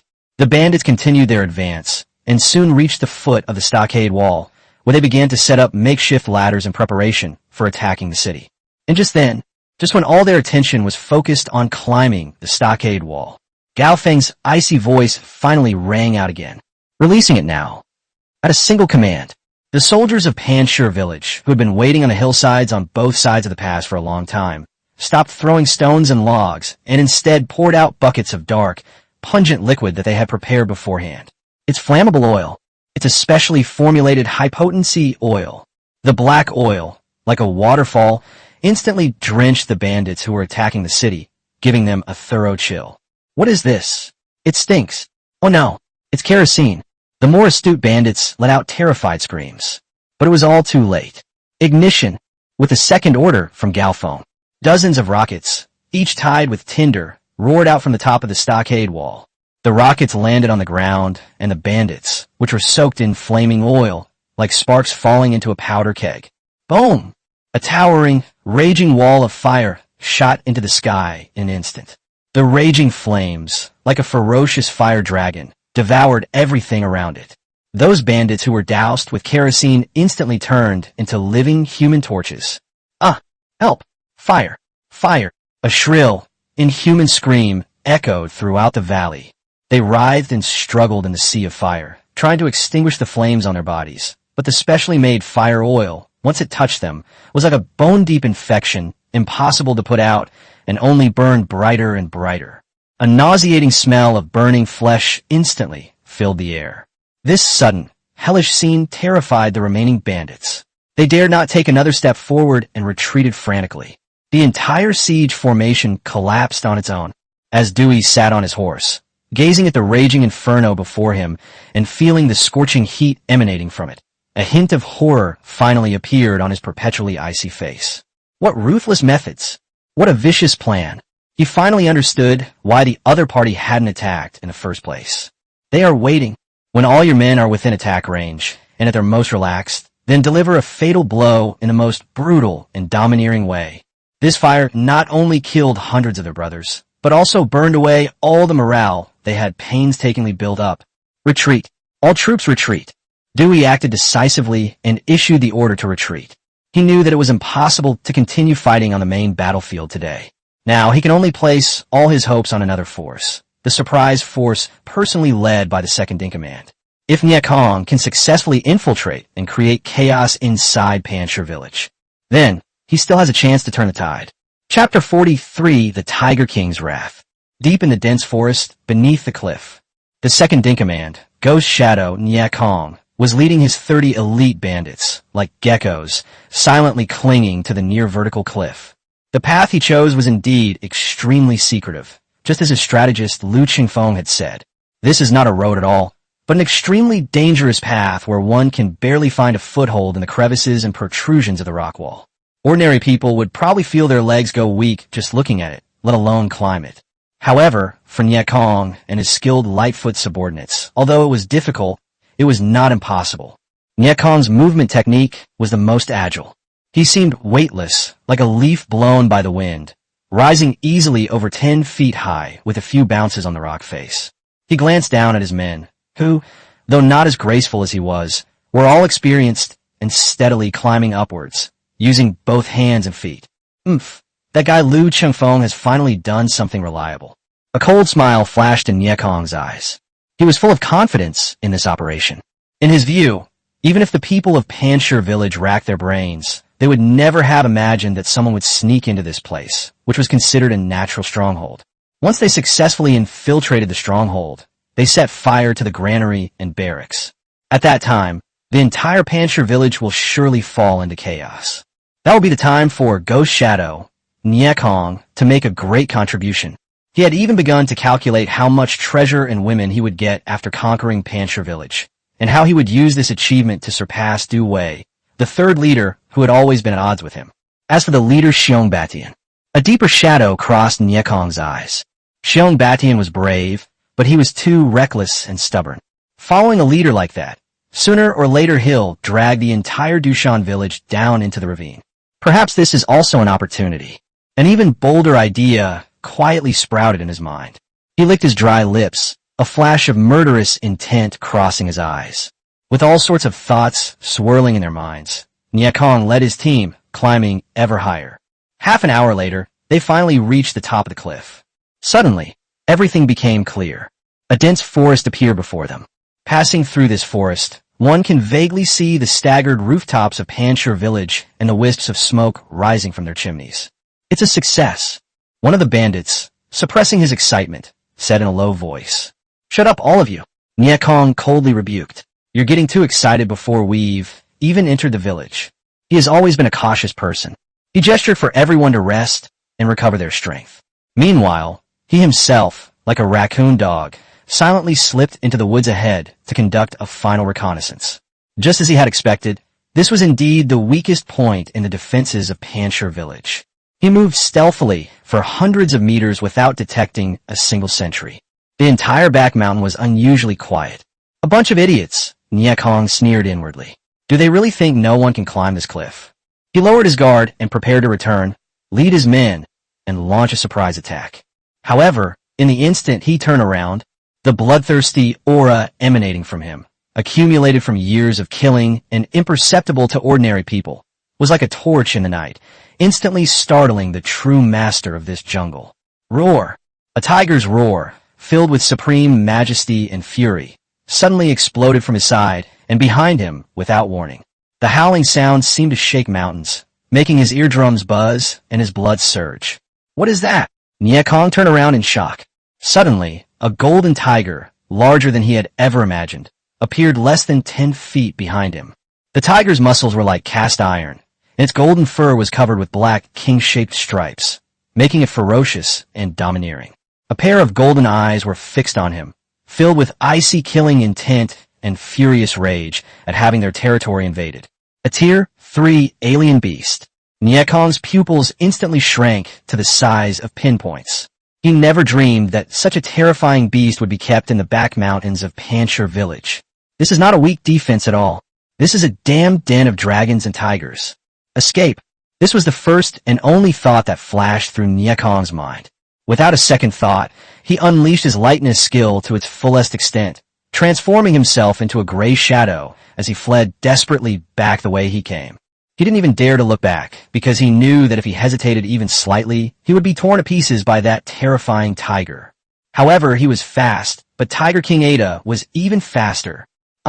Ada roared, his massive body transforming into a golden bolt of lightning, catching up with Nie Kong in an instant. Its tiger claws, larger than a human head, slammed down towards Nie Kong's back with a piercing screech that tore through the air.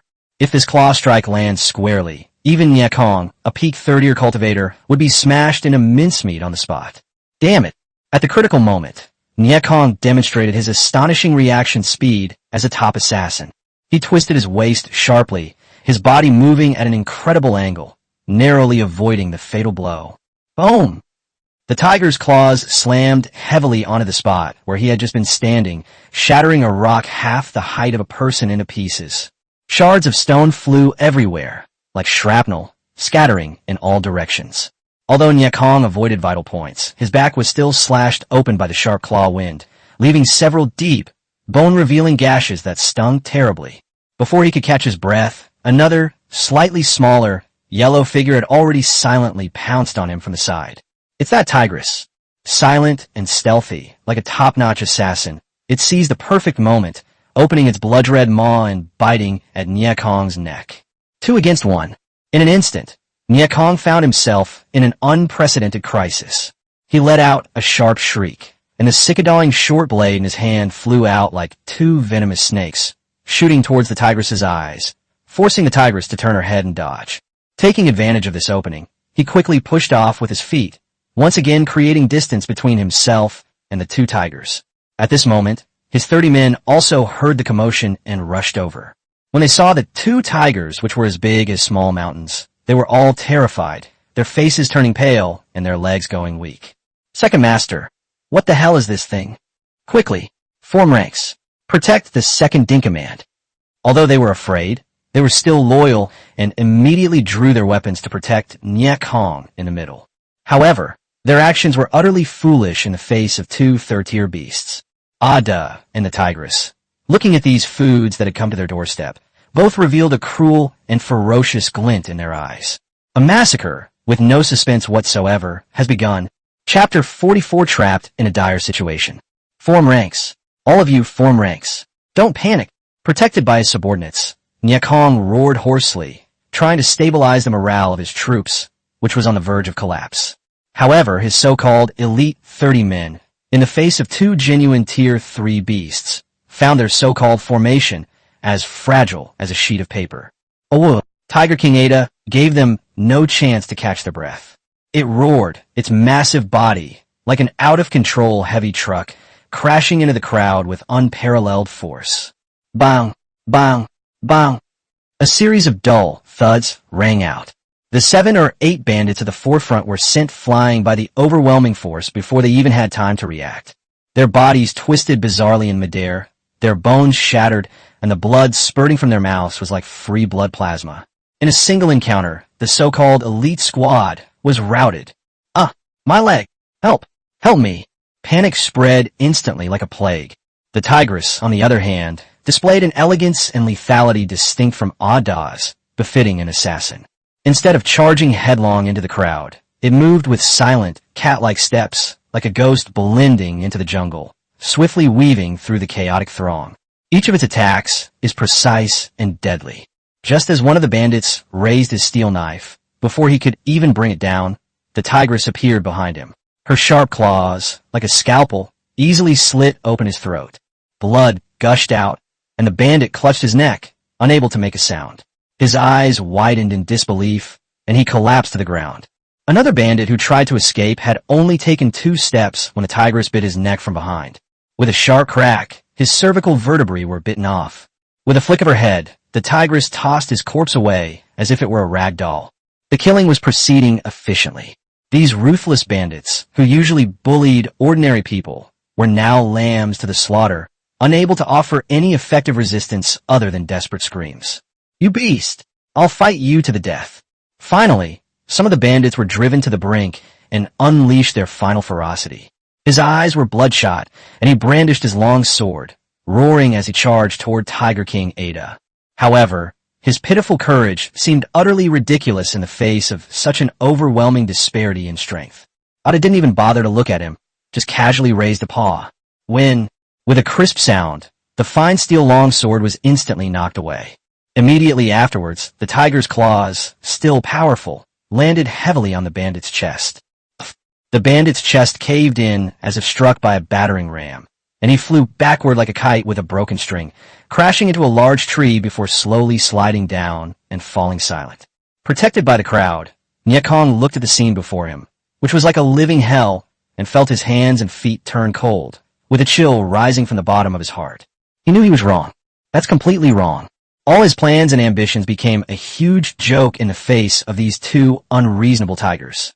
All he can think about now is how to survive here. Without the slightest hesitation, while his men were still risking their lives to buy him precious time, he gritted his teeth, turned around, and fled for his life towards the cliff edge he had come from.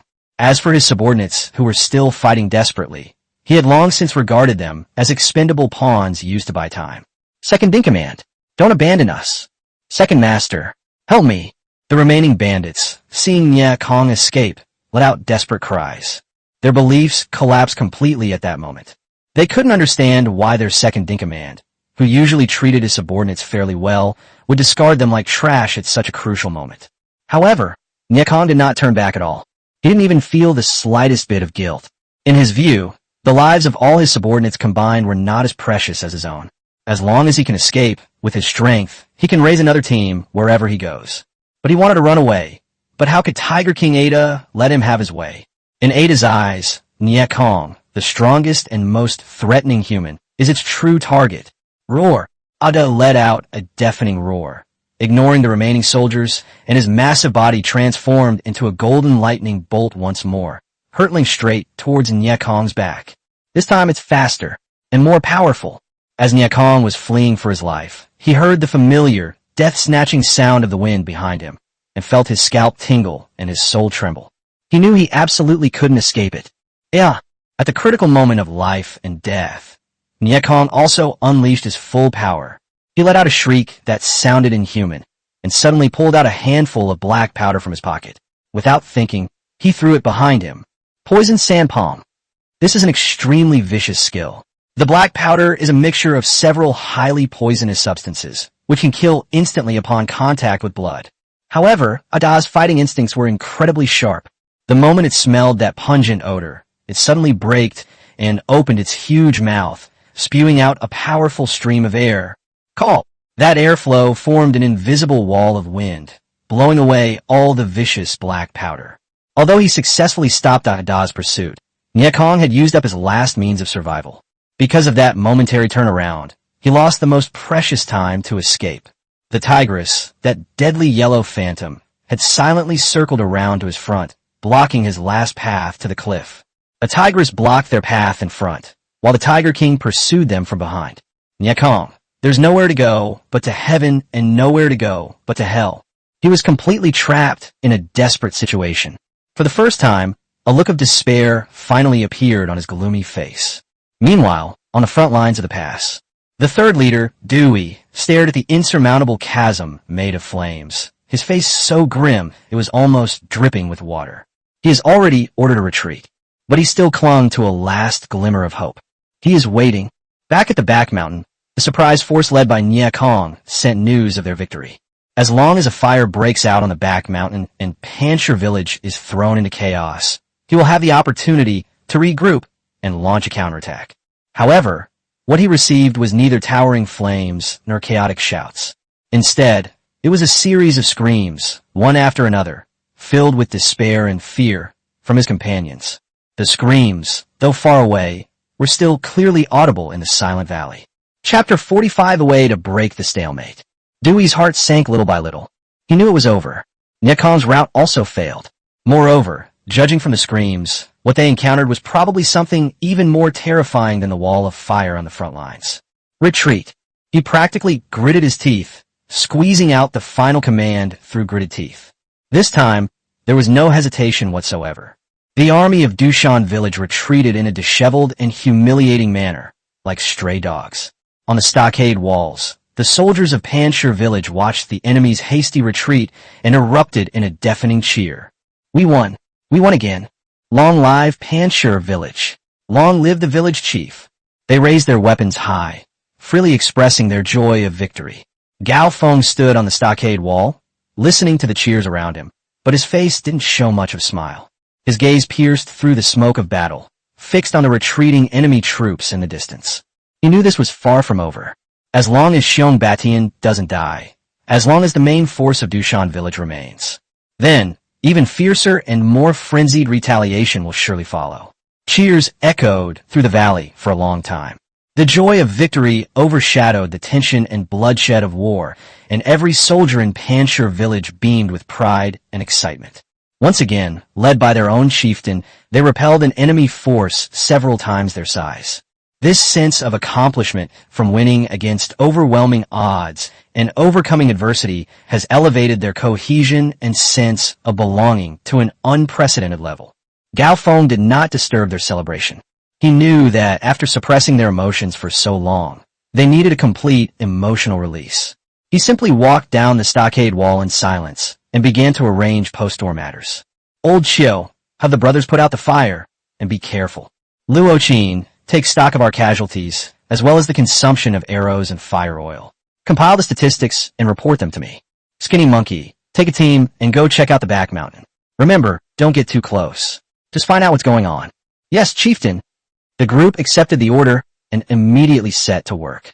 Gao Feng himself headed towards the medical camp located in the center of the mountain stronghold. There, Uncle Sun was leading several girls trained by Luo Shu, busily bandaging the wounds of the injured. Although Panchir village had almost no direct combat with the enemy on the main battlefield, more than a dozen soldiers were accidentally burned by flames or injured by rolling stones during the preparations and firefighting.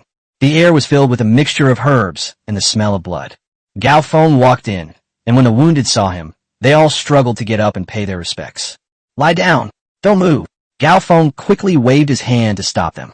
He walked up to a young soldier whose arm was severely burned, knelt down, and asked softly, "How are you? Does it still hurt?" The young soldier was so excited to see that the chieftain had come to visit him in person that his face turned red. He shook his head repeatedly and said, "No, it doesn't hurt. Chieftain, it's nothing to suffer such a small injury when you can do your part for the stronghold." Gao Feng patted him on the shoulder, then looked at Uncle Sun. "Uncle Sun, do we still have enough medicinal herbs?" Sun Bo wiped the sweat from his forehead and said, "Don't worry, Chief. Thanks to the large quantity of medicinal herbs you had purchased beforehand, as well as the thriving herbs in the herb garden, we have more than enough to treat these injuries." "That's good." Gao Feng nodded. "We must use the best medicine to help the brothers recover as soon as possible." He thought for a moment, then took out another leather pouch, which was filled with diluted spiritual water. "This is good stuff. I'll give you each a little bit. Drinking it will heal your injuries." He fed all the wounded soldiers one by one before leaving the medical camp. Looking at the smiling faces outside and hearing the heartfelt cries of, "May the chieftain be mighty," Gao Feng felt little joy. On the contrary, there was a heavy sense of pressure. Alone, he climbed the tallest watchtower, his gaze deep as he looked toward Dushan village. He knew that everyone in Panshur village, including Luoqin and Lao Qiu, regarded this victory as a glorious triumph. But in his own view, this was merely a successful delay. They won, but it was a lucky victory. It relied on intelligence advantages, unexpected tactics, and the Tiger King, an unexpected surprise weapon. They severely damaged two of Dushan village's flanking forces, but the foundation of Dushan village, its most terrifying fourth-tier expert Xiong Batian and his core main force, did not suffer any substantial damage. Today's defeat will only make that already enraged bear even more frenzied. Next time, he would never give Panshur village any chance to use tricks again. He will definitely use the purest, most savage, and most unreasonable methods, with his absolute fourth-level strength, to raise Panshur village to the ground. And this is precisely the situation that Gao Feng least wants to see. In terms of hard power, we're still far behind, he muttered to himself. The difference between the third and fourth orders, though only one order, is like heaven and earth. Even with the help of Tiger King Ada, he himself had no chance of being a match for Xiong Batian. If Panshur village's formation is broken by Xiong Batian's frontal assault in open battle, then annihilation awaits them. Passive defense is ultimately not a long-term solution. We must find a way and take the initiative. We must find a way to break the deadlock and secure victory before Xiong Batian launches his next all-out attack. What should we do? Gao Feng's brows furrowed tightly as he fell into deep thought. In stark contrast to the jubilation in Panshur village, Dushan village is currently shrouded in a deathly silence and gloom. We lost. Another defeat. Moreover, the defeat was even more devastating and thorough than the last one. The main force led by Dewey suffered heavy casualties and lost all morale when a fire broke out. The elite force led by Niekong, on which much hope was placed, was completely wiped out. Only Niekong, severely wounded, escaped like a stray dog. Wen Duwei and Niekong returned to the mountain stronghold with their remaining troops. They were greeted by the leader, Xiong Batian, whose gaze was almost murderous. The atmosphere inside the Hall of Righteous Gathering was so oppressive it was suffocating. "Explain." Xiong Batian's booming voice echoed in the hall, making people's eardrums ache. "Can anyone tell me what's going on? 500 main force members. An elite force. How could they have suffered such a crushing defeat?" The third leader, Dewey, remained silent, his face ashen. The second in command, Niekong, was deathly pale, his body wrapped in bandages, and his eyes still held lingering fear. The thought of those two ferocious tigers like demons and gods made his body tremble uncontrollably. "Yes, it's a tiger," he said hoarsely. "There are 2 level 3 tigers in the back mountain of Panshur village. We've been ambushed, brothers, all of you." He couldn't continue. "A tiger?" Xiong Batian frowned. "What kind of tiger could wipe out 30 of your elite troops?" "Brother, it's true," Niekong said urgently. "Those 2 beasts are incredibly ferocious, impervious to swords and spears. They're practically monsters. We're no match for them." Chapter 46: The Divide and Conquer Scheme. "Waste!" Xiong Batian cursed angrily, not believing his nonsense at all. In his view, these were all excuses Niekong used to absolve himself of his defeat. His gaze then turned to Dewey. "And you?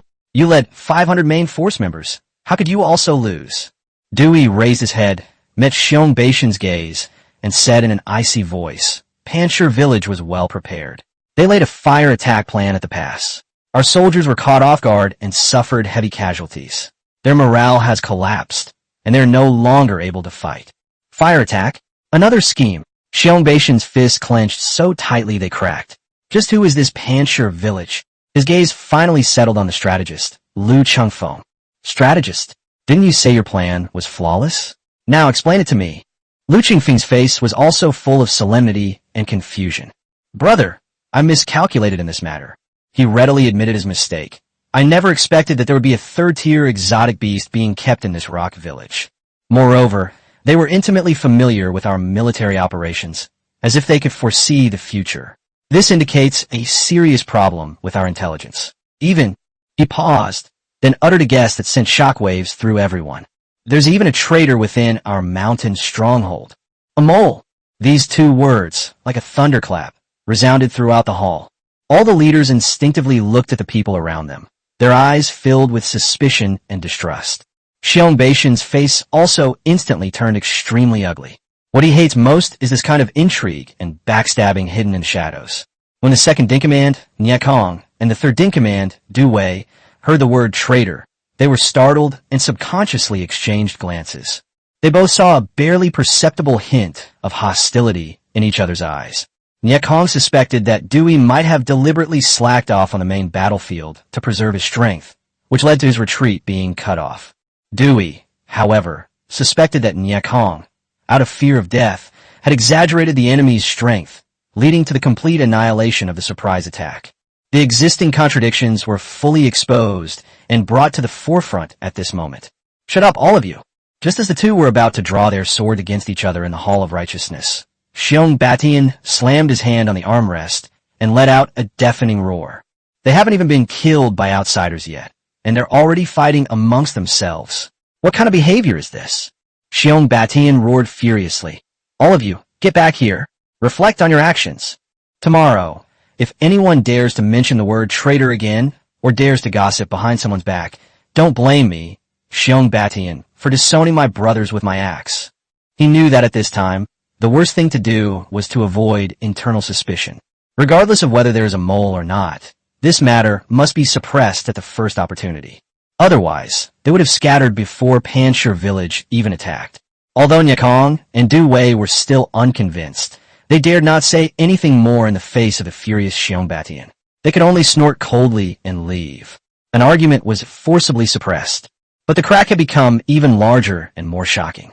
At this time, at Panshir village, the council chamber was brightly lit. Gao Feng, Luo Shu, Lao Qiu, and others were sitting around the sand table, conducting a post-battle debriefing. Skinny Monkey gave a detailed report of the information that the scouts had risked their lives to gather. "Chief, our men saw with their own eyes that the remnants of Dushan village fled back to the stronghold in a sorry state. Although the village was far away and we couldn't hear exactly what they were arguing about, the commotion was quite loud. Xiong Batian lost his temper several times, and it seems that there was some internal strife." "Great!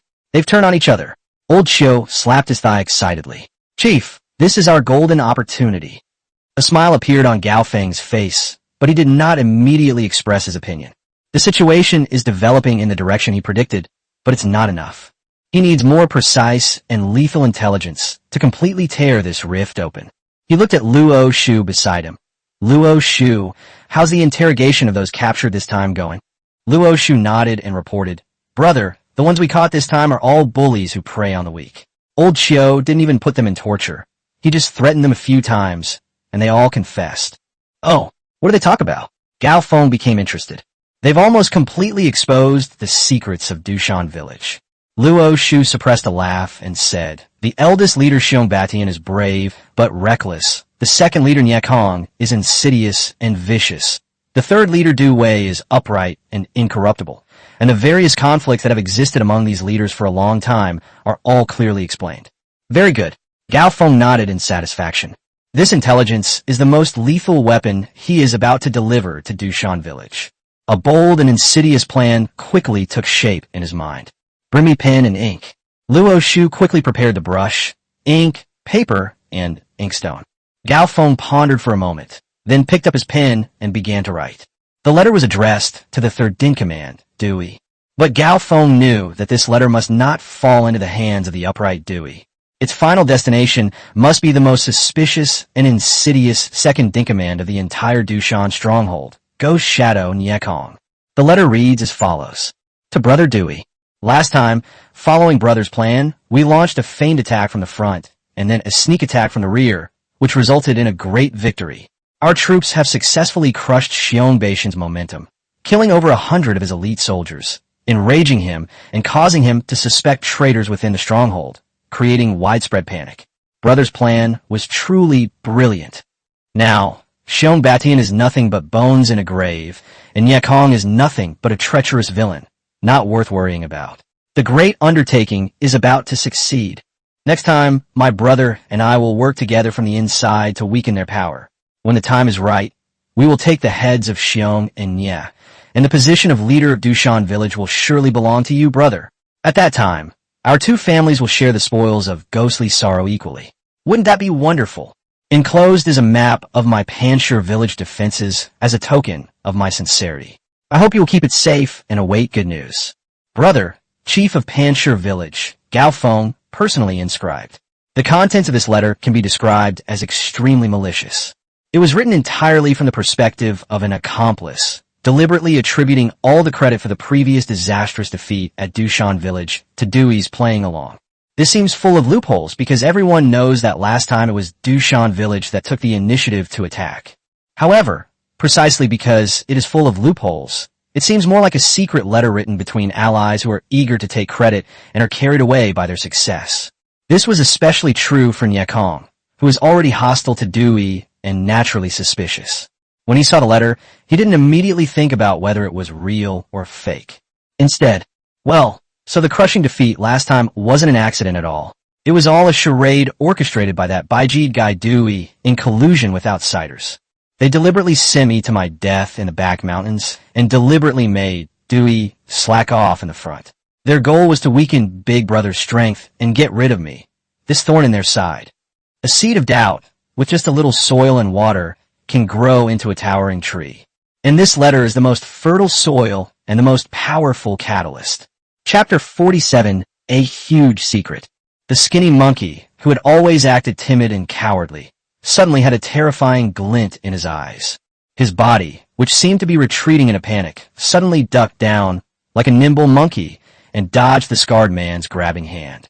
At the same time, the hunters behind him also launched an attack. They dropped their bows and arrows, drew sharp daggers from their robes, and pounced on the two Dushan village scouts who hadn't even had time to react with incredible speed and ruthlessness. This was a long-planned ambush. Oh no, it's the enemy. The scout with the pointed snout and monkey-like face cried out, about to raise the alarm. But a crossbow bolt coated with anesthetic had already silently shot out from the nearby bushes, accurately piercing his throat. His shouts abruptly stopped. Meanwhile, the scarred man was tightly entangled by the skinny monkey. Although the skinny monkey's strength was inferior to his agility was many times greater. He was like a slippery eel, constantly circling and harassing Scarface, making it impossible for him to escape. Just as Scarface was getting increasingly frustrated, a scout from Rock Stronghold found an opportunity behind him and plunged a knife deep into his back. Scarface lowered his head, staring in disbelief at the blade that had pierced his chest, and his body slumped to the ground. The entire battle, from start to finish, lasted no more than 10 breaths. Clean and efficient. The skinny monkey let out a long sigh of relief, but he knew that now was not the time to relax. He gestured to his brothers behind him. The men immediately sprang into action, dragging the scout who had been shot dead by a crossbow bolt into the nearby bushes and hiding him. Then, they faked something on Scarface's body. They tore Scarface's clothes to shreds and added several shallow wounds to his body, creating the illusion that he had been in a fierce fight. Finally, and most importantly, the skinny monkey carefully took out the envelope wrapped in oil paper from his bosom. He carefully slipped the envelope into Scarface's pocket, into the most conspicuous and easily noticeable one. After doing all this, they threw the package full of stones that they had carried with them on their backs not far from the corpse, making it look like it had been robbed. All right, the skinny monkey looked at his masterpiece and nodded in satisfaction. Let's go. Retreat immediately. At his command, the group vanished into the dense forest like ghosts, leaving no trace. Only the cold corpse and the package containing the earth-shattering secret remained, silently awaiting its discoverer. 1 hour later, another team of scouts from Dushan village, who came to relieve the guard, discovered the unusual situation. Old Zhang, Wang Ye, where are you? They soon discovered Scarface's body lying in a pool of blood, along with a discarded package. Oh no, something's happened. One of the scouts immediately sent out a warning signal. Another scout stepped forward and began to examine the body. Soon, he pulled out the envelope, which didn't belong to him and was tightly wrapped in oil paper from Scarface's pocket. He opened it out of curiosity, and his face turned deathly pale in an instant. He knew that he had discovered a tremendous secret. He dared not delay in the slightest, and immediately took this fatal evidence and ran back towards Dushan village like a madman. He wanted to deliver this evidence to the person who most needed to see it as soon as possible. Second in command, Ghost Shadow Nyekong. When the secret letter, which was enough to ignite the entire Dushan village, was delivered to the second in command, Nyekong, he was in his courtyard with a gloomy face, wiping the wound on his back with a bowl of dark medicine. Although Tiger King Ada's claw attack did not kill him, the fierce claw wind still left several deep, bone-revealing wounds on his back. The wounds still carried a faint, ferocious aura belonging to a strange beast, which prevented his injuries from healing and caused him unbearable pain every day. The physical pain and mental humiliation turned him into a powder keg that could explode at any moment. Second Master, something's happened. A trusted spy scrambled in, his face filled with panic and horror. What's the panic? Is the sky falling down? Nyekong was already in a terrible mood, and seeing his subordinates like this only fueled his anger, and he coldly rebuked them. No, it's not. The scout, panting heavily, handed over the letter wrapped in oiled paper. Second Master, take a look for yourself. This was found on old Zhang's body. Nyekong took the envelope with suspicion, and his pupils contracted when he saw the handwriting on it. When he read the entire letter word by word, especially when he saw the incredibly detailed defense map at the end, which depicted the various sentries, hidden posts, traps, and mechanisms throughout Dushan village, he was deeply moved. His already gloomy face turned ashen. Bang! With a single palm strike, he shattered the stone table beside him into pieces. Dewey, a roar filled with endless killing intent and resentment, was squeezed out from between his teeth. Well done. What a fine iron-faced judge with thick eyebrows and big eyes. So that's why my brothers on the back mountain were all wiped out. It turns out it was you traitorous dog, who stabbed us in the back. Nia was so angry he was trembling all over. He had already suspected Dewey, and now this letter, which was ironclad evidence, completely confirmed his suspicions. In his view, the whole story is crystal clear. It must be Dewey. He's been in cahoots with Panshir village for a long time. He deliberately led his brothers to their deaths on the front lines. Then, he revealed the attack route of his surprise force to Panshir village. This led to him being trapped in the back mountain by those two terrifying tigers, resulting in the near annihilation of his entire army. It's all a conspiracy, a deadly trap designed by Dewey and Panshir's High, aimed at Nyekong.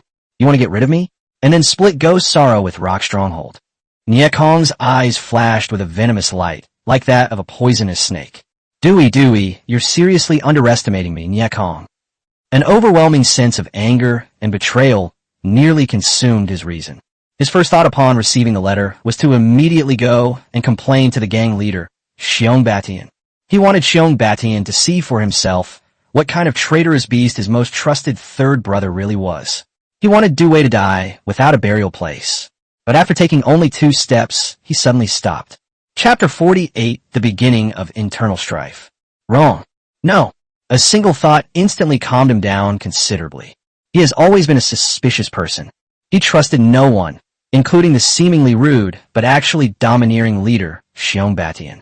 Although Xiong Batian was brave, but lacked strategy, he had an extremely strong desire for control over power. Dewey was in charge of punishments in the village and had a high reputation. He also had a group of loyal and fierce bandits under his command. If I were to simply take this letter of dubious origin and go to file a complaint, would Xiong Batian believe me?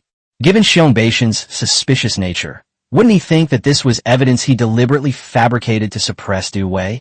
Could he even feel that his internal strife with Dewey has threatened his position as the leader, thus harboring murderous intentions towards both of them? Thinking of this, Nyekong broke out in a cold sweat. No, this letter absolutely cannot be handed over directly. He had to find a different approach. A more covert, more effective, and more likely way to kill Dewey. An even more insidious plan slowly took shape in his mind. He didn't make a fuss, but carefully put the letter away again and hid it close to his body. Then, contrary to his usual behavior, he stopped staying indoors. Instead, he began to drag his injured body around the mountain village. He specifically sought out those who had a grudge against Dewey or who had been punished by Dewey in the past, including petty bosses and ruthless bandits. He didn't directly mention the letter, but while drinking and chatting with them, he inadvertently revealed some clues. Hey, Brother Wong, tell me, isn't our defeat this time rather strange? Brotherly, I have a feeling there's a traitor in our stronghold. Otherwise, how could the rock stronghold know so much about our actions? I heard that the third leader didn't even get a scratch on the front lines. Unlike me, Sai, I almost lost my life. He used these ambiguous and insinuating words to constantly fan the flames in the hearts of those who were already dissatisfied. For a time, undercurrents were swirling throughout Dushan village. Rumors about the third-in-command, Dewey, being a mole began to spread wildly in private. Although no one dared to say it openly, the suspicious and distrustful gazes were like knives, constantly piercing Dewey and his men. Dewey naturally sensed this unusual atmosphere as well. His men reported to him several times that someone was talking badly about him behind his back. Dewey was always upright and disdained to explain such unfounded rumors. In his view, the innocent will remain innocent. He believed that his elder brother, Xiong Batian, understood his character. However, he underestimated the horror of rumors and the wickedness of human nature. When the seeds of suspicion are sown, when the cracks of distrust begin to spread, then the complete collapse of the entire stronghold is not far off. And all of this is just the beginning. A meticulously planned internal war against Dushan village, orchestrated by Gao Feng behind the scenes, has quietly begun. The fuse that ignited all of this was firmly in Ye Kong's grasp, waiting for the perfect moment to detonate it. Rumors, like an invisible poison, spread rapidly in Dushan village. Within a few days, the atmosphere in the entire mountain stronghold became eerie. The bandits, who used to call each other brothers, now harbored more suspicion and scrutiny towards one another. In particular, the factions of the second and third leaders were irreconcilable, often arguing and even fighting over trivial matters. Xiong Batian saw all of this. Although he forcefully ordered that the matter of the mole not be mentioned again, he could not silence everyone, nor could he dispel the suspicions in people's hearts. This made him feel extremely irritable and frustrated. He felt that his mountain stronghold was like a wooden house hollowed out by termites, but it still looked very sturdy on the outside. But inside, it is already riddled with holes and could collapse at any moment. The culprit behind all this was none other than Panshir village, which had twice brought shame upon him. We can't wait any longer. One evening, Xiong Batian slammed his fist on the table and made his final decision. He wanted to use a resounding victory to wash away the shame, to re-establish his absolute authority, and to transfer all internal conflicts to the outside world. He wanted to use the bloodiest and most direct method to tell everyone who the true master of this cursed place was. Pass on my orders, he roared at his trusted men outside the door. Tomorrow morning, the entire army will be mustered. This time, I'm going to send out the whole force. Except for leaving 200 men to guard the house. The rest of you, every single one of you, are coming with me. Brother, no. The strategist, Lu Chengfeng, hurriedly stepped forward to dissuade him. Brother, our army's morale is low and our hearts are unsettled. This is not a good time to go on an expedition. Moreover, Panshir village is heavily defended and full of tricks. If we send out all our troops and fall into their trap again, our base will be in danger. Enough. At this moment, Xiong Batian had completely lost his patience. His eyes were bloodshot, like a mad beast. He grabbed Lu Chengfeng by the collar and lifted him up. Strategist, have you been scared out of your wits by that rock stronghold too? He roared. What kind of bullshit schemes are those? They're all just chickens and dogs in front of my absolute power. This time, I won't listen to any of your plans. I'm going to use the dumbest method to crush you, heathen. I'm going to personally twist the head off that chieftain of Panshir village and use it as a football. Anyone who dares to dissuade me again, don't blame me for my acts, which shows no mercy to family. He suddenly flung Lu Chengfeng away, slamming him hard onto the ground. Lu Chengfeng staggered a few steps, fell to the ground, and looked ashen-faced. He knew it was over. His older brother had been completely blinded by rage. He stopped listening to anyone's advice. This time, Dushan village is probably truly doomed. The next morning, the drums of gathering generals sounded once again in Dushan village. This time, the scale is larger than ever before. Aside from leaving behind the necessary manpower to guard the stronghold, Xiong Batian actually assembled a main force of nearly 800 men. A dark mass, almost covering the entire hilltop. Standing on the high platform, Xiong Batian delivered a highly inflammatory pre-battle mobilization speech. This time, he didn't mention avenging his brothers anymore. Instead, he blatantly used wealth and women to stimulate the nerves of all the bandits. Chapter 49 All Out. Brothers, why are we heading south? Isn't it to eat well, drink well, and play with the most beautiful women? Now, the opportunity is right in front of us. That Panchir village is incredibly wealthy. Its grain is piled up like mountains, and its women are all stunningly beautiful. Once we break through it, everything will be ours.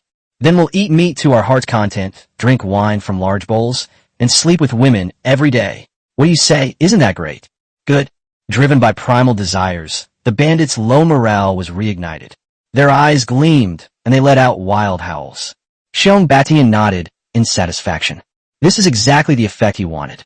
He turned his head and looked at Nye Kong, the second-in-command, and Du Wei, the third-in-command, who were standing to the side.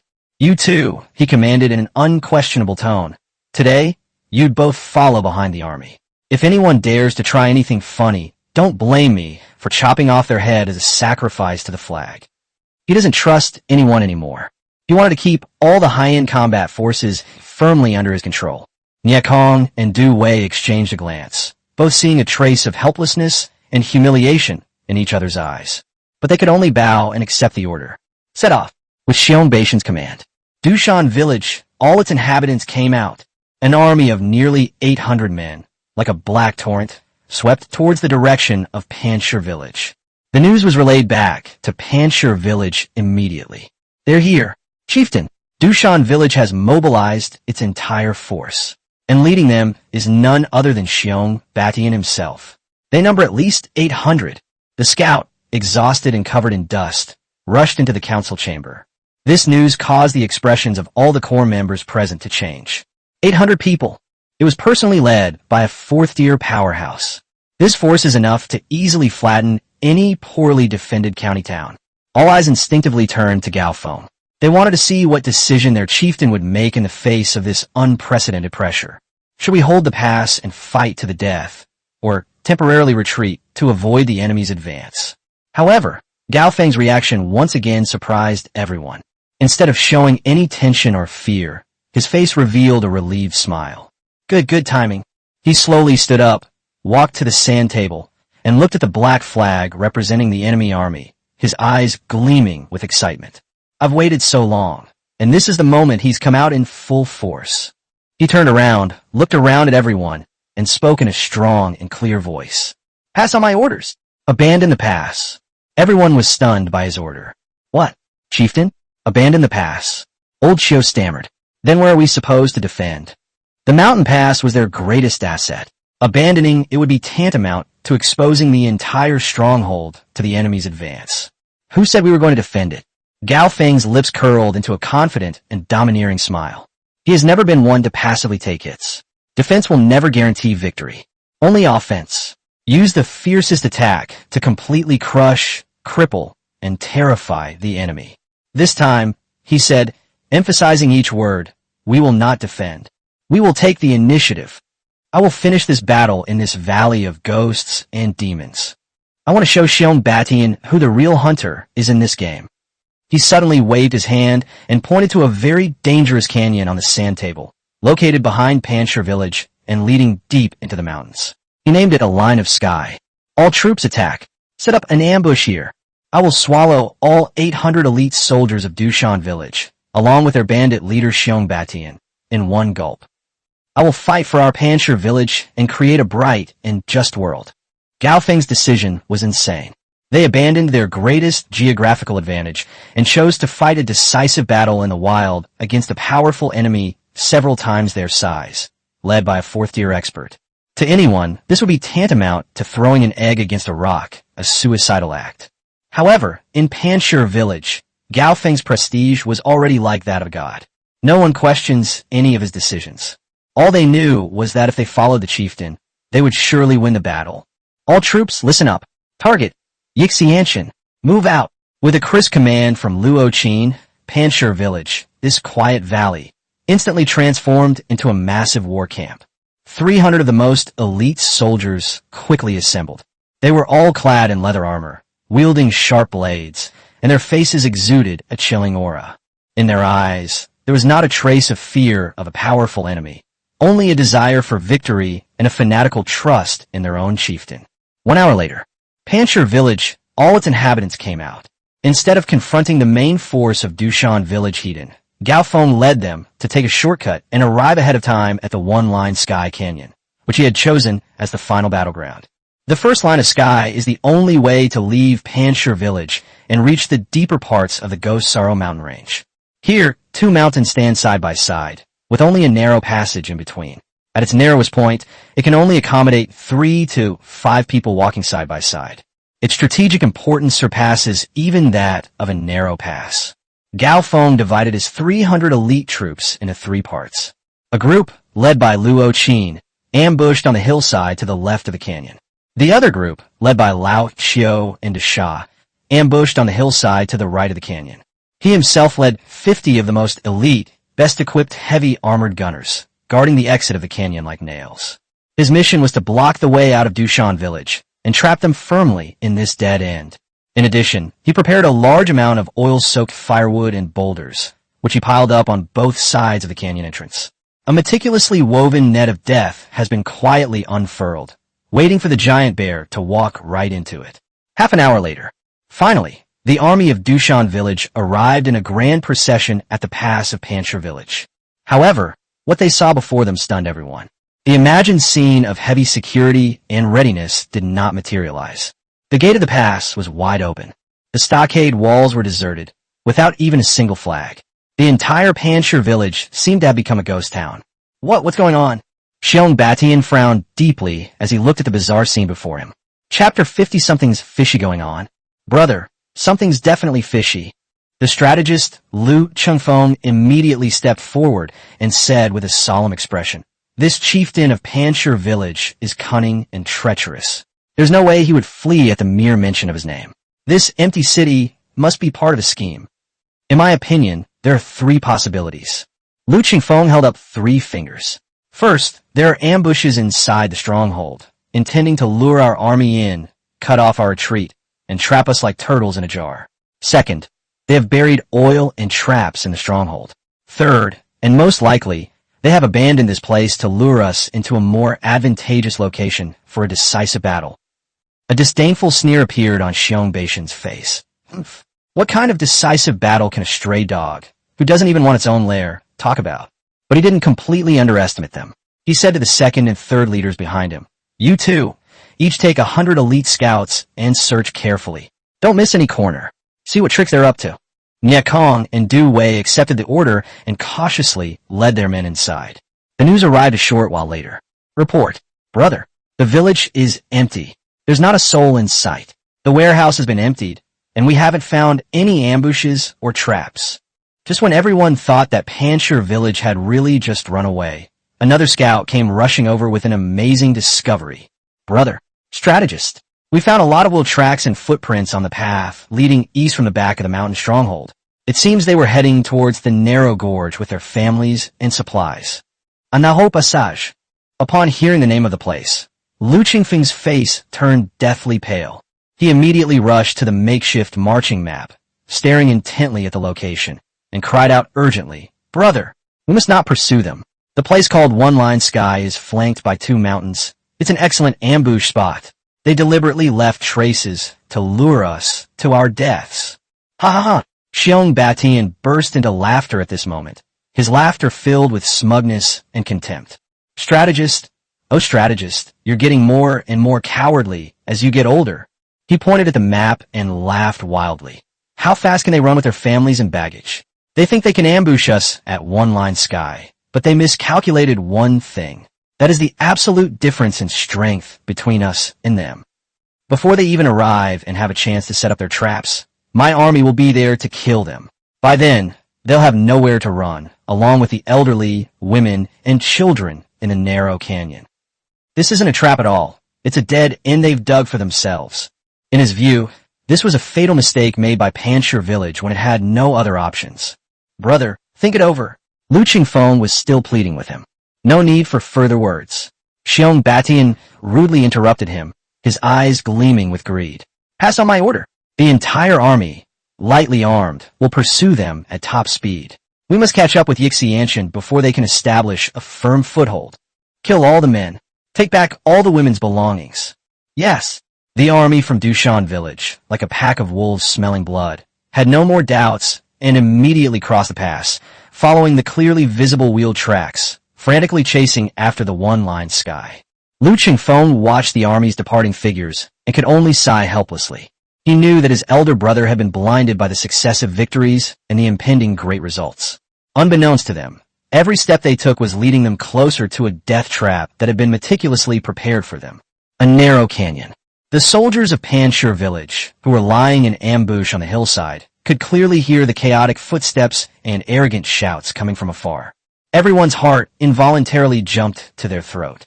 Their hands gripped the weapons tightly, their bodies trembling slightly with tension and excitement. Gao Feng lay prone behind a boulder at the canyon's exit, his eyes sharp as a hawk's, fixed intently on the canyon's entrance. He could feel the blood in his body slowly boiling. This is a huge gamble, betting the fate of the entire Panshur village. If they win, they will soar to new heights and become the undisputed overlords of the ghostly realm. If they lose, they will be doomed, and everything they have will vanish into thin air. Finally, the first bandit from Dushan village appeared at the entrance of the canyon. Immediately afterwards, a second and a third dark mass of people, like a flock of sheep being driven, poured into this narrow, deadly canyon, which resembled the mouth of a giant beast, without any warning. Xiong Batian carried his giant axe and walked in the middle of the group, a confident smile on his face. In his view, victory was already within his grasp. Gao Feng did not rush to give the order. He waited. He was waiting for the perfect moment. He was waiting for the entire army of Dushan village to enter the canyon. He was waiting for them, caught in a dilemma, unable to attend to both ends. Time passed second by second. When the last bandit from Dushan village also stepped into the Yixianshan gorge, a terrifying glint flashed in Gao Feng's eyes. Now, he suddenly stood up, raised the overlord spear in his hand, and with all his might, let out a deafening roar. Do it! The sound, like a dragon's roar, resounded through the heavens.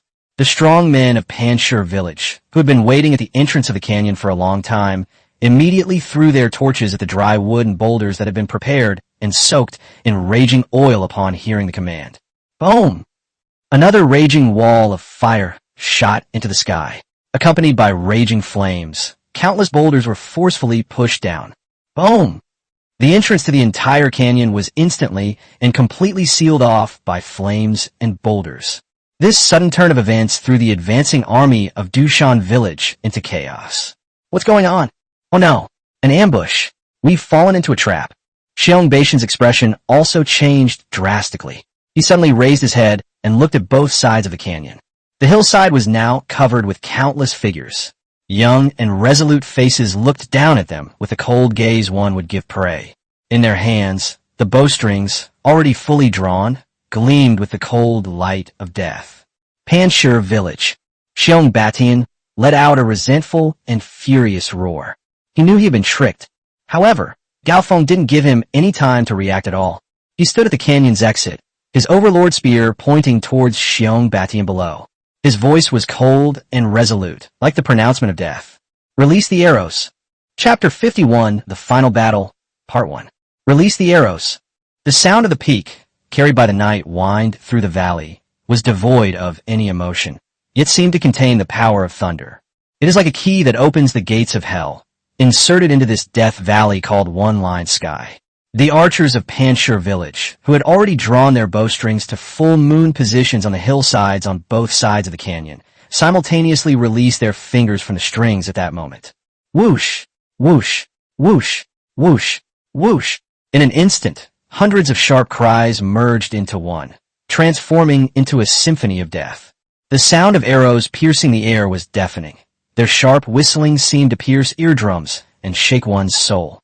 Hundreds of sharp arrows, gleaming with a cold, eerie light under the moonlight, broke free from their bowstrings and seemed to possess a bloodthirsty life. They transformed from the dark hillside into a sudden, deadly rain of steel, lashing down on the bandits of Dushan village, who were trapped in the narrow canyon, shoulder to shoulder, with nowhere to escape. Advantage of location. This is the ultimate geographical advantage. A death feast meticulously prepared by Gao Feng for Xiong Batian and his 800 elite troops, who have staked the entire future of Panshur village. Trapped in the narrow canyon, the bandits were packed tightly together, shoulder to shoulder, their chaotic formation leaving them with absolutely no room to hide. They were like fish shoved into a sardine canned by violence, becoming the perfect, helpless live targets under the dark cloud of steel and death overhead. The sound of sharp arrows tearing through the simple leather armor and piercing into warm flesh was as dense as a sudden downpour on a summer afternoon, pounding hard on the emerald green banana leaves. That sound, which should have been a natural melody, now carried a nauseatingly sticky and dull quality, a final echo of life being easily stripped away. Ah, my eyes! I can't see. Help! I've been shot with an arrow. Help!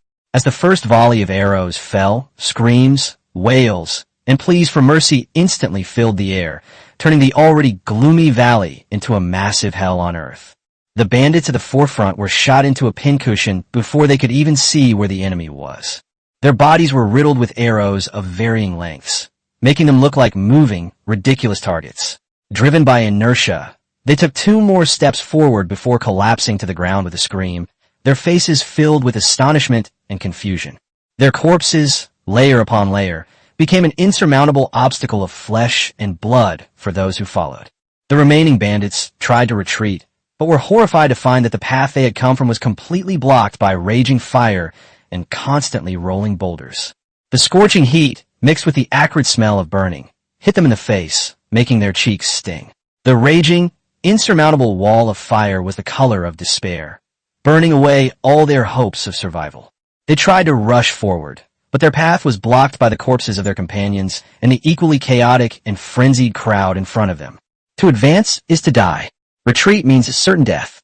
Panic, like an invisible plague, spread wildly in the hearts of every bandit in the confined canyon at a speed faster than arrows. The fear of death robbed them of their ability to think, leaving them only with the survival instincts of wild beasts. Raise your shields. Raise your shields now. All of you, raise your shields, you bastards. The surviving minor leaders screamed hoarsely, trying to organize a semblance of effective defense amidst the apocalyptic chaos. Some bandits frantically raised their makeshift wooden shields, which were enough to stop stray arrows on the plains, or roughly grabbed the still convulsing corpses of their companions and used them as human shields in an attempt to block the rain of deadly arrows falling from the sky. However, this did not have much effect. Every single arrow from Panshir village has been tempered by the spiritual spring water, making it incredibly sharp and powerful enough to pierce through ordinary wooden shields and leather armor. Their archers, after more than a month of rigorous training by Luo Qin, have become far more skilled in archery than before. From their elevated position, they moved like composed hunters, constantly shifting their firing angles, specifically targeting the bandits' weak points in their defenses, gaps in their shields, and the most densely packed areas. Each volley of arrows took away dozens of lives. Blood began to slowly gather on the ground of the canyon, starting as a trickle, but quickly accumulating into pools of blood. Stepping on it made a squeak sound, as if stepping on a huge carpet made of blood and mud. The strong stench of blood mixed with the smell of dust assaulted the nostrils, making one want to vomit. Bastard! Bastard! Xiong Batian, who was tightly protected by his guards in the crowd, watched his men being mercilessly harvested wave after wave, like wheat in an autumn field. He was so angry that his eyes were about to burst, and he let out a series of extremely angry roars. He wielded the enormous mountain-splitting axe in his hand, creating a dense, impenetrable black whirlwind that cleaved and smashed all the arrows that were shot at him. The arrows struck him, producing only a series of metallic clanging sounds, unable to even scratch his thick hide, which was comparable to that of a demonic beast. But he couldn't save the others around him. His formidable fourth-tier strength, which he was so proud of and which was capable of splitting mountains and shattering rocks, seemed so pale and powerless at this moment, in this terrain where its power was completely restricted. He possessed immense power capable of destroying the world, yet he couldn't even catch a glimpse of an enemy.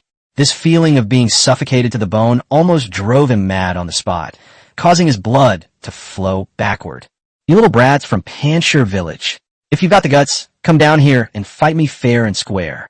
He roared to the sky, his voice filled with resentment and madness. He was trying to provoke the enemies on the hillside in this way, so that they would rush down and fight him in close combat, entering his area of expertise. However, in response to him, besides a new and even denser rain of arrows, came shouts from the hillside that were enough to shatter their last shred of will. Listen up, brothers down the mountain. Our chieftain only wants Xiong Batian to pay with his life. Surrender now, lay down your weapons, and you can live.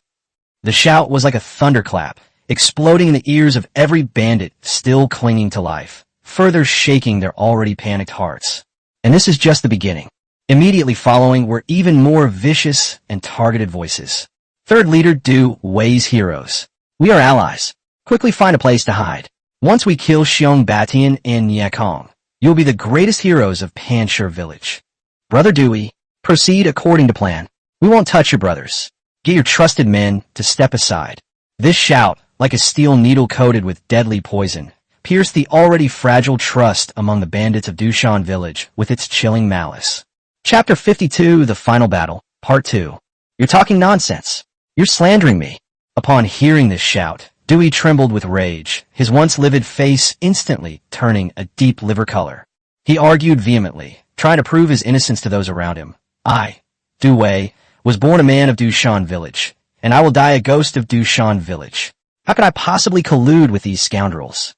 But in this situation, his explanation was so weak and feeble, it even seemed like a cover-up.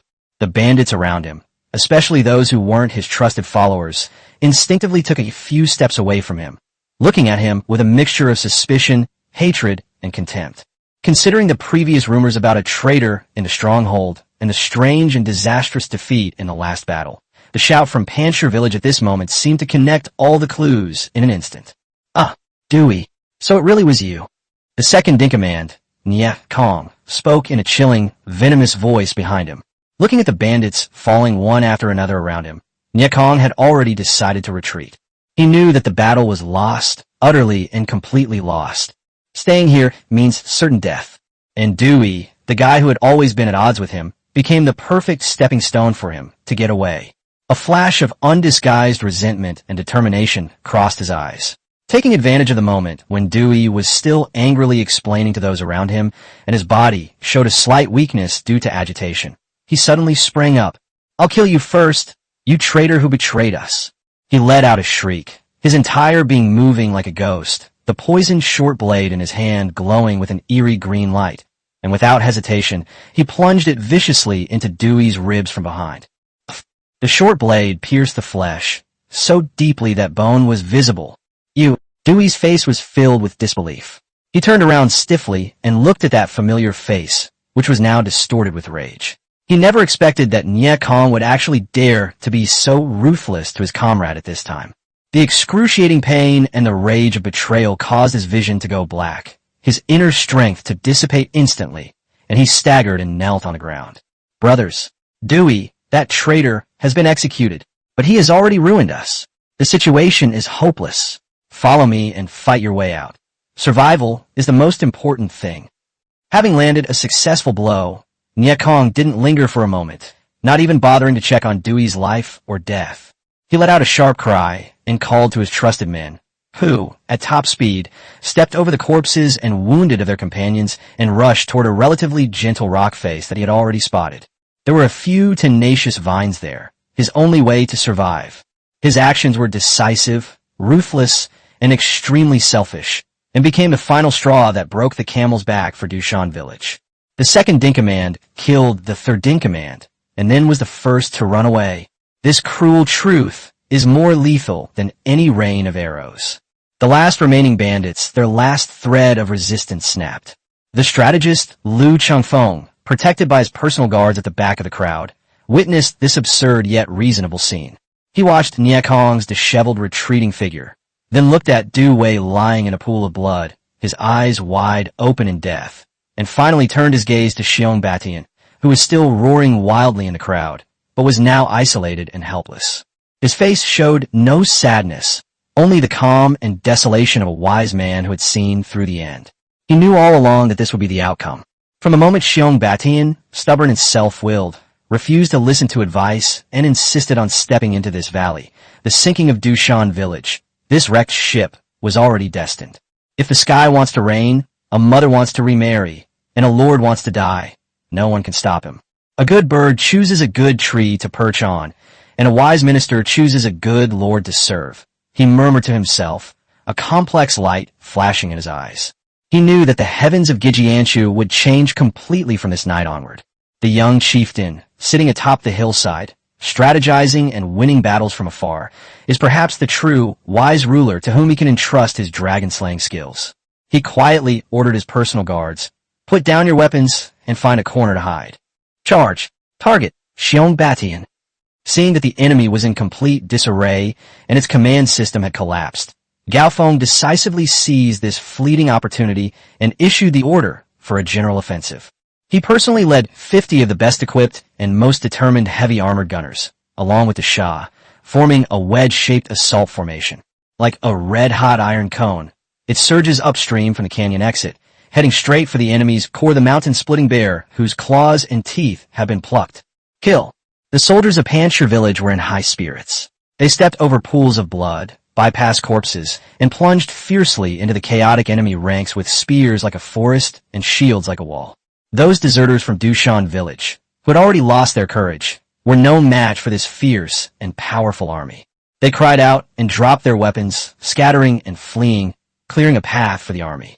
When Xiong Batian saw Gao Feng's army charging towards him, his bloodshot eyes blazed with endless fury and final madness. "Well done. Before I die, I'll drag you down with me, you little brat." He abandoned his concern for the fleeing soldiers who were like headless flies, and poured all his anger into Gao Feng. Boom! The giant axe in his hand, with immense force, was not cleaving towards the peak, but rather smashing down hard and with all his might onto the ground beneath his feet. The terrifying fourth-order internal energy erupted without reservation and was frantically transmitted through the earth. Bang! A deafening roar shook the entire canyon. The ground cracked like a spider web around the spot where he landed, and a huge shockwave slammed into the cone-shaped military formation of the rock village like a raging wave. The 7 or 8 heavily armored spearmen at the forefront were blasted away by this overwhelming force, shield and all. They coughed up blood in midair and fell unconscious on the spot, their fate unknown. The seemingly solid, cone-shaped formation was forcibly broken by his ferocious attack. Gao Feng's pupils contracted sharply, and he was horrified. Is this the power of a fourth-tier expert? He was able to shake an elite army formation single-handedly. I underestimated the destructive power of absolute force on the battlefield. With the formation disrupted, the distance between Gao Feng and Xiong Batian was instantly reduced. Xiong Batian grinned maliciously, his massive body bursting with speed disproportionate to its size. He swept his giant axe, creating a sharp sonic boom that tore through the air, aiming straight for Gao Feng's head. Gao Feng raised the Overlord spear to block with all his might. With a loud clang, an irresistible force came, and the Overlord spear almost slipped from his hand. He was also thrown backward by the shock, his tiger's mouth split open, blood gushing out, and his blood and chi churning. Like a mad tiger descending the mountain, Xiong Batian pressed forward relentlessly, unleashing a barrage of ferocious attacks. Every swing of the giant axe carried the power to split mountains and shatter rocks, forcing Gao Feng to rely on his exquisite agility to defend himself in a sorry state, struggling to defend himself and having no power to fight back. Chapter 53, The Final Battle, Part 2.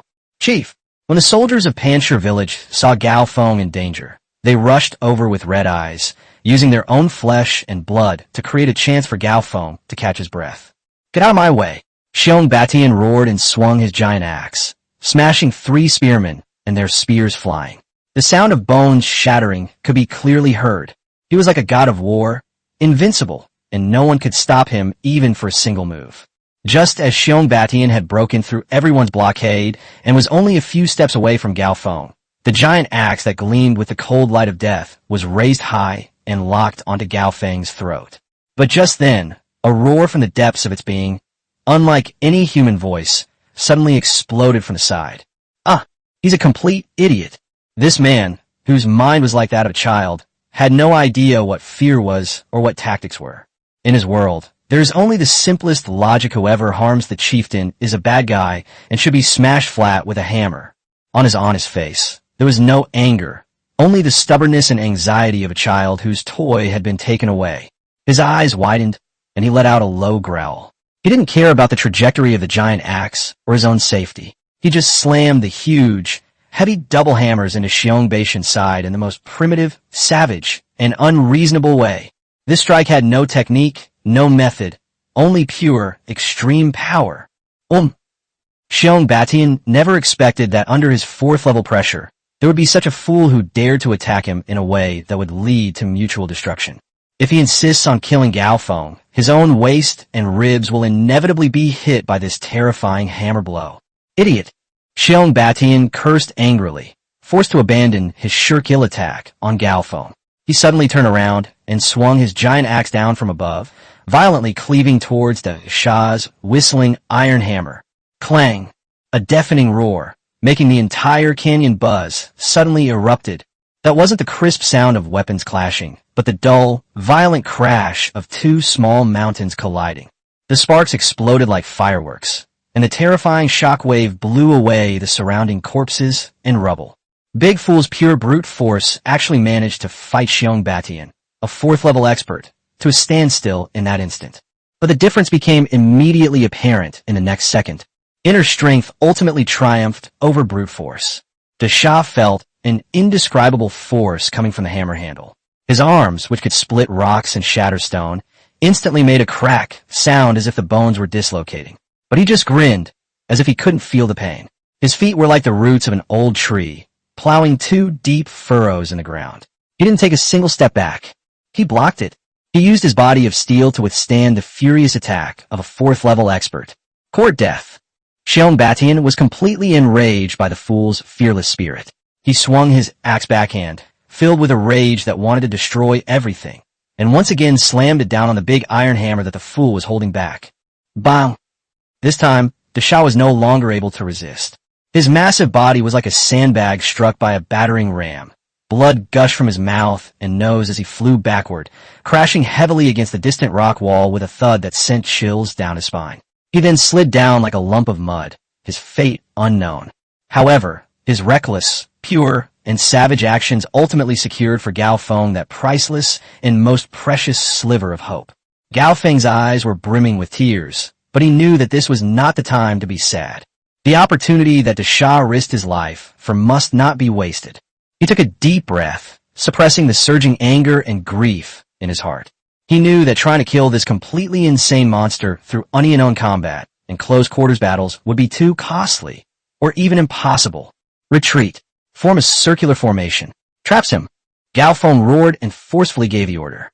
The surviving gunmen, seeing that the Shah had died protecting their chieftain, were filled with grief and indignation and carried out the order. They quickly retreated, forming a defensive circle with their shields, tightly surrounding Xiong Batian in the center. As Gao Feng retreated, he roared, "Fire the arrows."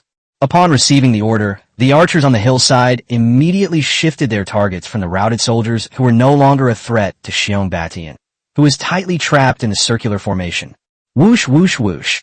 A new wave of arrows rained down, denser and more precise, like a net woven from death, pouring down madly onto that small area. Under such concentrated fire, Xiong Baishan's guards didn't even have time to scream before they were riddled with bullets and fell to the ground one by one. Roar! Xiong Batian swung his giant axe wildly, creating an impenetrable black iron curtain that deflected all the arrows. But he didn't stay put and passively defend himself. He knew that being trapped meant certain death. Braving the rain of arrows, he launched a furious charge towards a relatively weak point in the circular formation that he had just breached. He was determined to break out. Once he was out of this damn canyon and into the mountains, with his fourth-tier strength, no one could stop him. Stop him. We absolutely cannot let him get away. The spearmen of Panshir village held their shields firmly, thrusting their spears wildly through the gaps in the shields in an attempt to stop his advance. But Xiong Baishan's strength was too terrifying. He completely ignored the spears that were piercing his body, letting the spear tips leave sparks and shallow bloodstains on his body. He slashed wildly with his giant axe, forcefully breaking a gap in the shield formation. He's about to rush out. He could already see the dawn of victory in his eyes. He could even imagine how, after escaping, he would return and tear everyone in Panshir village to pieces. Gao Feng's eyes sharpened. He knew that the most crucial moment had arrived. If Xiong Batian, this fierce tiger, is allowed to return to the mountains, the consequences will be endless. You beast! Don't even think about it. At this critical moment, Gao Feng once again faced Xiong Batian, who was about to break through the encirclement. We can't let him get away. Court death. When Xiong Batian saw that Gao Feng actually dared to step forward to intercept him, a look of wild joy and ferocity flashed in his eyes. He grinned maliciously, temporarily abandoning his attempt to break through the encirclement. Instead, he turned his giant axe around and, with all his anger and inner strength, smashed it fiercely at Gao Feng, who had willingly delivered himself to his doorstep. He wants to kill this major threat first. Once Gao Feng is killed, Panshir village will be leaderless and will naturally collapse. Gao Feng's goal has been achieved. He used himself as bait, successfully forcing Xiong Beishan's unstoppable breakout momentum to a standstill. This created an unprecedented and deadly opportunity for the archers on the hillside. Just as Xiong Batian unleashed his full power, swinging his giant axe, his old strength exhausted and new strength yet to be generated, leaving his entire body wide open. Put! Luo Qin, who had been closely monitoring the battlefield, gave it her all and issued the clearest and most lethal command. On the hillside, dozens of the most elite archers, who had been waiting for a long time, simultaneously released the bowstrings that had been drawn taut. They've been aiming at this volley of arrows for far too long. Fast, ruthless, and accurate. The target was Xiong Beishan's chest and face, which were completely exposed due to his full force exertion. Just as Xiong Batian was enjoying the thrill of about to kill his enemy, he suddenly felt a chill on his chest and face, followed by several excruciating pains. Dozens of sharp arrows, as if they had eyes, had pierced his body. He looked down in disbelief at the bloody holes that had appeared in his chest and throat. He couldn't understand why he had stopped. He was just one step away from breaking through. Why would he give up his only chance of survival just to kill a third-tier ant? He glared venomously at the young figure who had forced him to stop with the most despicable scheme, his eyes filled with resentment and regret. Finally, his knees buckled, and his massive, once invincible body collapsed heavily to the ground, splashing blood mixed with dirt. The overlord of Dushan village, the mountain-splitting bear, Xiong Batian, fell. When Xiong Beishan's body crashed to the ground, the entire battlefield fell into an eerie silence. Everyone who was fighting instinctively stopped what they were doing and looked in this direction in disbelief. When they saw clearly that Xiong Batian, who was like a demon god, had become a cold corpse. The already crumbling psychological defenses of the bandits in Dushan village completely collapsed at this moment. The big boss is dead. The boss has been killed. Run. They had lost all will to resist. They dropped their weapons, cried out, and fled in all directions. When the strategist Lu Chengfeng saw this scene, his eyes showed both relief and bitterness. He knew that Dushan village was finished. The outcome of the battle is no longer in doubt. What remains is merely a one-sided pursuit and reaping.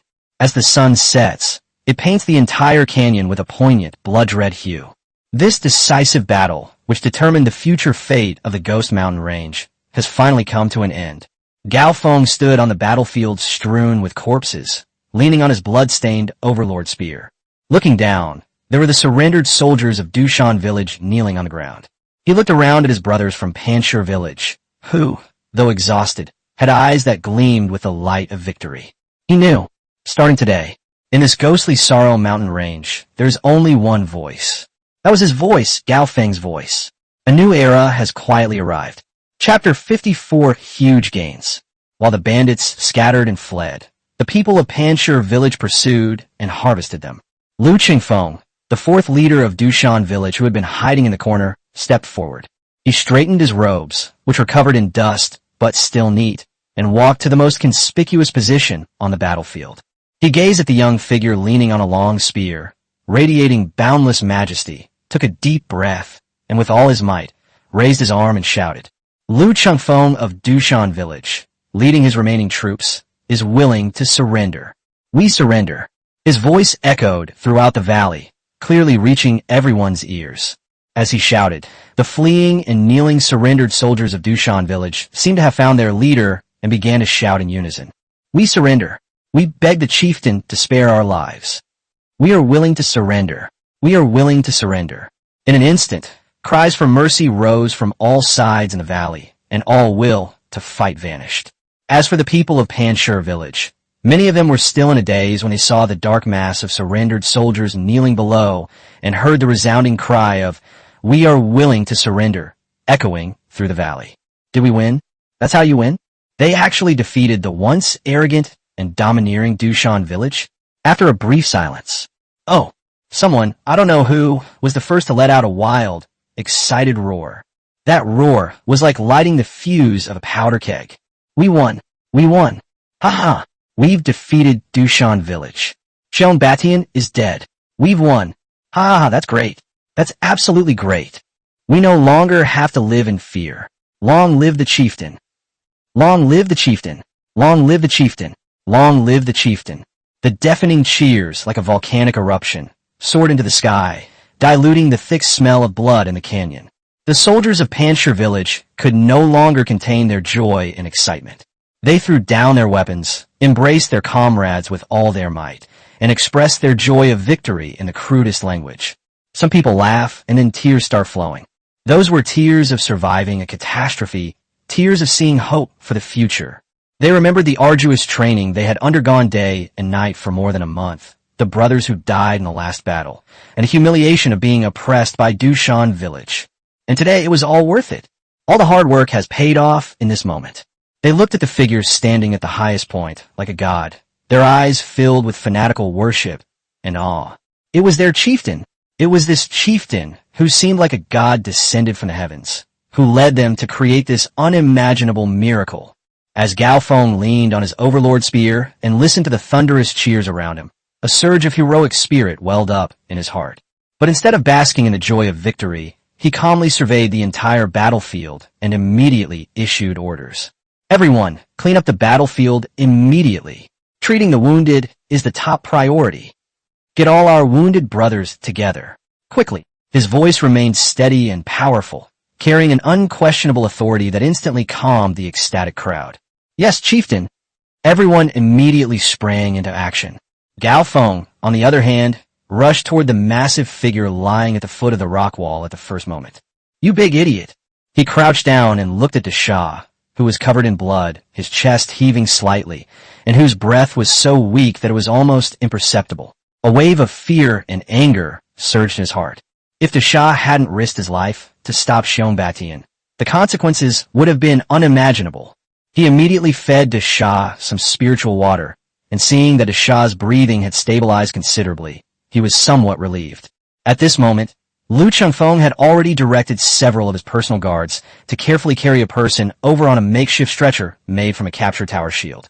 Lying on the stretcher was Du Wei, the third leader, who had been ambushed from behind by the second leader Nyakong, was poisoned and had already passed out. The center Lu Chengfeng pays his respects to Chief Gao. Lu Chengfeng approached Gao Feng and immediately knelt on one knee, adopting an extremely humble posture. He pointed to Dewey, who was barely breathing on the stretcher, and said in a deep voice, "Chief, this is Du Wei, the third leader of Dushan village. He was betrayed by that treacherous Nyakong and is poisoned, his life hanging by a thread. I have taken the liberty of carrying him here, and I implore you, Chief, to have mercy and save his life." Gao Feng's gaze shifted from Desha to Lu Chengfeng and Du Wei. He looked at Lu Chengfeng and became somewhat interested in this man who had gathered the remnants of his army to surrender at a critical moment. A living Dewey is indeed more useful than a dead Dewey. Gao Feng spoke calmly, revealing Lu Chengfeng's thoughts in a single sentence, and then ordered, "Carry him over and put him with our wounded, and we'll treat him together later." Lu Chengfeng was overjoyed upon hearing this. He had made the right bet. This Chief Gao is indeed a powerful ruler with the ambition to conquer the world. He understood his own scheme and accepted it without hesitation. "Thank you, chieftain." Lu Chengfeng kowtowed again, his heart now completely surrendered. His plea for Dewey was both a test and a calculated move, but Gao Feng not only saw through it at a glance, but also accepted it without hesitation. This magnanimity and courage completely impressed Gao Feng. After kowtowing, Lu Chengfeng did not immediately rise. Instead, taking advantage of everyone's attention being focused on him, he spoke again in a deep voice, his tone filled with determination and earnestness. "Chief, although Xiong Batian is dead, Dushan village still exists. There's still a lot of grain, soldiers, armor, and people left in the village. If we don't seize this opportunity to take it down in one fell swoop, something unexpected may happen. Firstly, Nye Kong, who fled, might make a comeback. Secondly, some powerful factions will inevitably be eyeing this opportunity. I humbly beg the chieftain to grant me a chance to atone for my sins. I request that the chieftain grant me 300 surrendered soldiers and lend me Xiongbaishan's head. Within 3 days, Feng will surely become the chieftain, taking over the entire Dushan village without bloodshed and handing over its treasury, soldiers, and people to the chieftain's command. His voice was strong and clear, filled with an eagerness to prove himself. This is his true pledge of allegiance. Gao Feng looked at Lu Chengfeng, who was kneeling on the ground, risking his life and fortune, and nodded in satisfaction. What he wanted was a smart person who would proactively join him and dare to make a pledge. Good. Gao Feng's voice carried a hint of approval. Your idea coincides with mine. This Dushan village is indeed a piece of fat meat that's already in our mouths. We can't let it fly away. He paused, then changed the subject, continuing with an undeniable air of authority. I'll give you 500 surrendered soldiers. You can also cut off Xiongbaishan's head and take it with you at any time. Thank you, chieftain. Upon hearing this, Lu Chengfeng was overjoyed and excitedly stood up, turning around to carry out the order. Wait a minute, Gao Feng called out to him again. Lu Chengfeng's heart tightened, thinking that Gao Feng had other additional conditions. But Gao Feng said, you're also injured. Go and treat your wounds first, change into clean clothes, and eat something before you go. I'm not in a hurry. This seemingly simple expression of concern struck Lu Chengfeng's heart like a heavy hammer blow. This is a truly wise ruler. This is a truly wise ruler worthy of his service. Unlike Xiongbaishan, who only cares about himself and has no regard for others. He bowed deeply again, said no more, and turned to leave in a long stride. Watching Lu Chengfeng's energetic back, one of Gao Feng's trusted lieutenants couldn't help but whisper. The chieftain just let him go like that? He's the 4th leader of Dushan village. What if he leads his men and takes over Dushan village, then defends it from their stronghold? Wouldn't we be in trouble? Upon hearing this, Gao Feng smiled. He turned his head, looked at this loyal but short-sighted subordinate, and slowly spoke. His voice was not loud, but it was loud enough for everyone around to hear clearly. Those who doubt will not be employed. Those who are employed will not be doubted. There's a kind of person in this world. If you tie him up with a rope, he will think about how to break free every day. But if you untie the rope and give him some space, he will be willing to build an even higher wall for you. I think Lu Chengfeng is that kind of person. His gaze swept over the excited and confused members of the Panshur village, and he continued. Furthermore, why should I be afraid of his rebellion? Even if he takes over Dushan village, so what? A mere village and a bunch of defeated soldiers. Can they stop the next attack from my Panshur village? He's a smart man. He knows what it means to be like a mantis trying to stop a chariot. A cold smile curled at the corners of Gao Feng's mouth. He helped me win over the people and take over the stronghold, saving me a lot of trouble. If he dares to rebel, then I can justifiably use his blood to thoroughly cleanse Dushan village and eliminate all those who are not convinced at once. No matter how you look at it, I won't lose out. He can only take what I give him. He can't take what I don't give him. His words shook everyone present to their core, and they were suddenly enlightened. The way they looked at Gao Feng was no longer just worship. It was a kind of awe that was almost like looking up to a god. It turns out the chieftain had already thought this far ahead.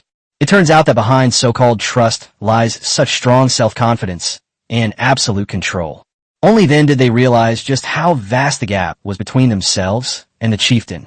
For the next few hours, the entire first-line Sky Canyon was bustling with activity in a tense yet orderly manner. The tasks of cleaning up the battlefield, counting the casualties, confiscating weapons and armor, and guarding the surrendered soldiers were carried out in an orderly manner. Gao Feng, on the other hand, focused all his energy on treating the wounded. The wounded from Panshur village were gathered in a relatively clean, open space, where cries of agony rose and fell. Luo Qin quickly tallied the casualty figures, her voice tinged with suppressed sorrow. Chief, in this battle, we lost 37 brothers, were seriously wounded 62, and were slightly wounded over 100. Gao Feng's heart sank when he heard the number. Behind every number is a precious life. Collect the remains of our fallen brothers properly, register their names, and bring them back to the mountain stronghold for a proper burial. Their families will be supported by the mountain stronghold. Their compensation will be paid at 3 times the highest standard. Gao Feng gave the order in a deep voice. Yes. After dealing with the victims, Gao Feng focused all his attention on the wounded. He first healed the Sha and all the seriously injured brothers of Panshir village. The miraculous effects of the spiritual spring water once again deeply shocked everyone's hearts. Finally, he walked to the stretcher of the third leader, Dewey. Dewey was pierced through the waist and ribs by Niekong's poisoned shortblade. The poison had already invaded his heart meridian, and his entire face turned into a strange bluish-black color. Gao Feng remained expressionless. Pride opened his mouth and fed him a few mouthfuls of spiritual water, then poured the spiritual water onto his wound. Under the watchful eyes of dozens of surrendered soldiers from Panshir village and Dushan village, the deadly bluish-black color faded at a visible speed, and the hideous wound began to heal slowly. Dewey's weak breathing gradually became steady and strong, and he was pulled back from the brink of death. This scene is more convincing than any words. When the surrendered soldiers of Dushan village saw that even their third leader was being treated with such care, their last trace of doubt and unease vanished, replaced by a deep sense of awe and belonging. By the time all this was done, the sun had completely set. The work of taking stock of the spoils is also coming to an end. The team leader in charge of the matter ran excitedly to Gao Feng, holding a booklet, his voice trembling with excitement. Chief, we've struck it rich. We're rich. In this battle, we killed more than 300 enemy soldiers and captured 487 surrendered soldiers. We captured 512 weapons of various kinds, 320 sets of complete leather armor, and countless damaged leather armor. Most importantly, he took a deep breath and almost shouted, "We've captured war horses. A full 123 excellent war horses." Horse. Upon hearing this word, the eyes of everyone in Panshir village turned red. In this world, the value of a good horse can even exceed that of 10 strong men. Cavalry is the trump card that all forces dream of. And overnight, they had the resources to form a small cavalry unit. What a tremendous gain. Gao Feng was also thrilled. With his original troops, after this battle, the total population of Panshir village would exceed 1,500. Among them, there are nearly 1,000 soldiers who are ready to fight. This power, placed in the Ghost Sorrow Mountain range, is already the absolute overlord. Strength skyrocketed. Gao Feng stood at the highest point of the valley, the night wind blowing against his blood-stained robes. He looked down at the dark mass of people, the mountains of armor, and the restless neighing of horses. There was no trace of intoxication in his eyes. Instead, a more intense flame burned within them. Ghost Sorrow is just a beginner's village. Dushan village was merely the first stepping stone on his path to hegemony. His gaze seemed to pierce through the endless night, looking beyond the mountains to the vast and cruel land of the great Qian dynasty. There are countless nobles, princes, aristocratic families, and that high and mighty, corrupt imperial court. This is just the beginning, he murmured to himself, his voice carried away by the night wind, yet it carried a resolute determination that would surely make the whole world tremble. Chapter 55, Rewarding Meritorious Service. The night is getting darker. The stench of blood lingered in the narrow canyon, mingling with the crackling and acrid aroma of burning pine wood, creating a chilling, warlike odor. The euphoria of victory receded like the tide, leaving behind only an exhausted body and a host of complicated matters to be dealt with. Gao Feng's orders, clearly transmitted in the night, drove this war machine, which had just won a victory, to begin the post-war cleanup in an orderly manner. The bodies of the fallen were gently collected by their comrades. The blood on their faces was wiped clean, and their tattered armor was smoothed out. Next to each body stood a wooden plaque with a name written on it. This is a rule set by Gao Feng. Every sacrifice in Panshir village must be remembered. Luo Qin personally supervised the treatment of the wounded. The severely wounded warriors of Panshir village and the barely alive de Sha both miraculously survived after taking the divine water bestowed by Gao Feng and were placed in the most comfortable place to rest. As for Dewey, although Gao Feng had also given him a few mouthfuls of spiritual water, which stopped the spread of the poison, his injuries were too severe. He lay on a stretcher with his eyes closed and unconscious, being carefully cared for by 2 surrendered soldiers. By the time the corpses in the canyon were cleared away and the spoils of war were piled up like mountains, it was already completely dark. More than 400 surrendered soldiers from Dushan village were gathered in an open area in the canyon. surrounded by soldiers from Panshir village, holding long spears and looking vigilant. They knelt on the ground like lambs in a pen, their faces filled with fear and bewilderment at the unknown. They knew that the moment that would determine their fate had arrived. Gao Feng, surrounded by a group of guards, walked up to them. The firelight cast a long shadow of him, and his deep eyes seemed to see right through everyone's heart in the night. Inside the canyon, all was silent except for the heavy breathing and heartbeats of the surrendered soldiers. Gao Feng didn't speak, he just watched them quietly.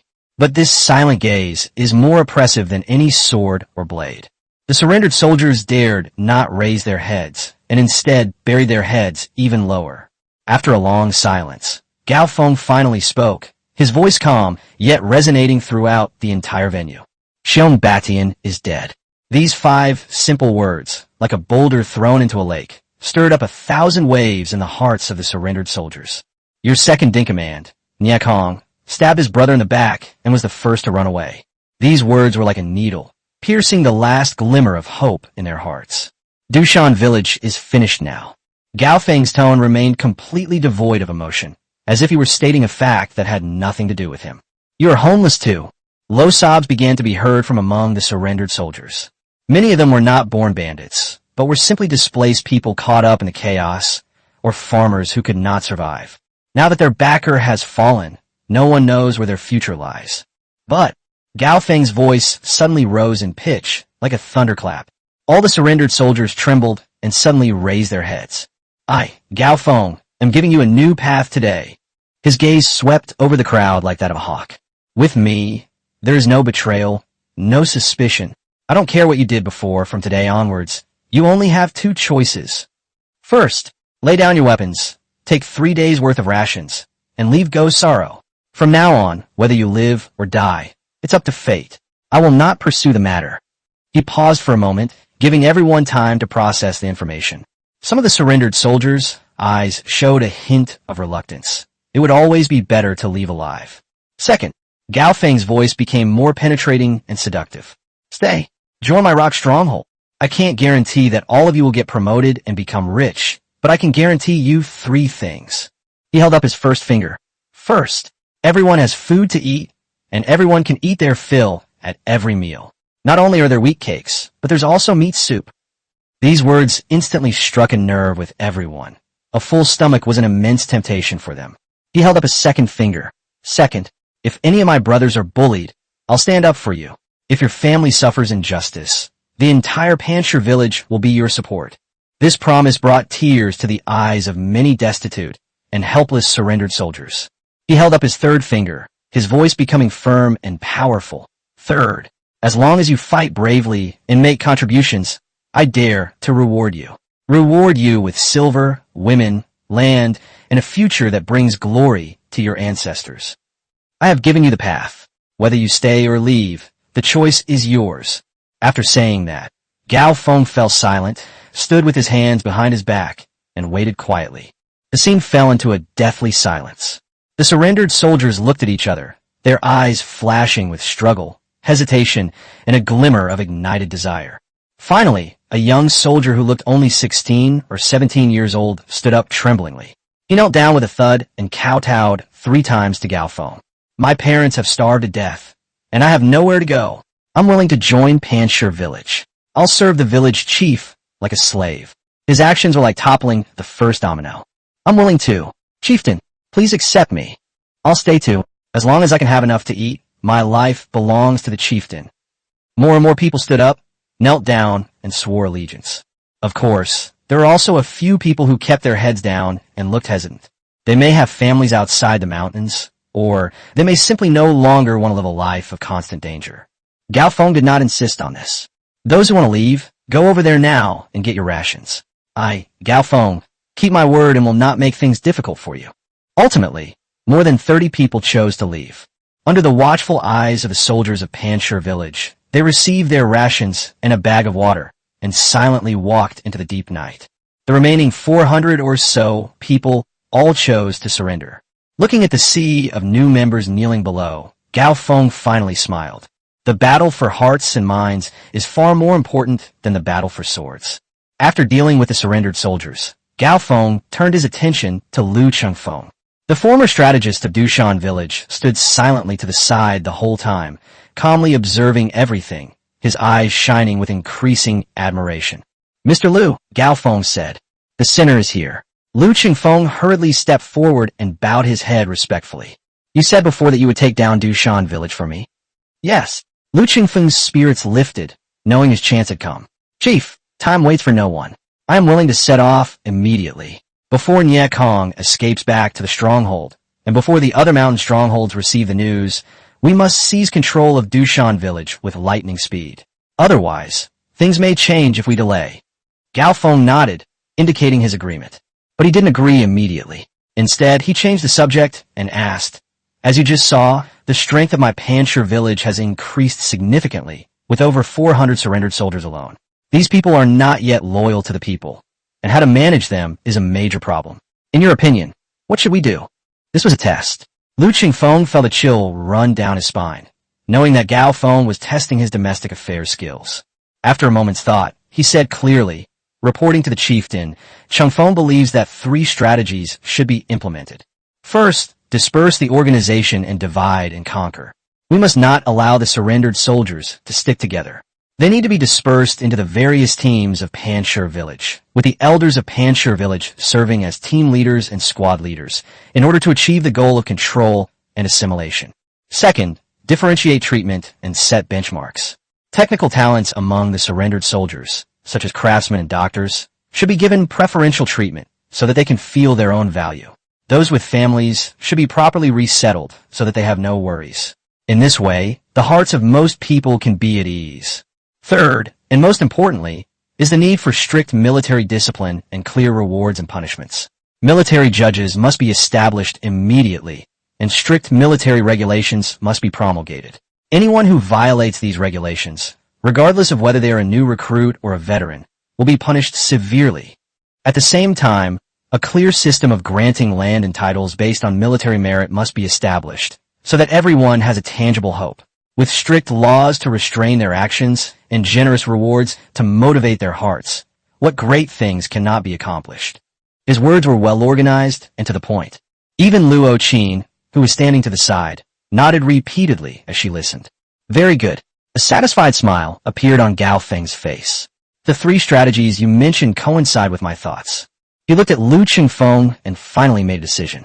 Liu Qingfeng, exist. I hereby appoint you as the military advisor of Panshir village, temporarily in charge of the military advisor position. Your rank is equivalent to that of a squad leader. This is the first official appointment. Liu Qingfeng was trembling violently, his eyes filled with immense joy and disbelief. He originally thought that he would have to make great contributions and undergo a long period of testing before he could truly enter the core of Panshir village. Unexpectedly, Gao Feng was so decisive that he gave him such an important position based on just one conversation. This trust, this courage. "What merit do I have to ride the wind?" he exclaimed, somewhat incoherently.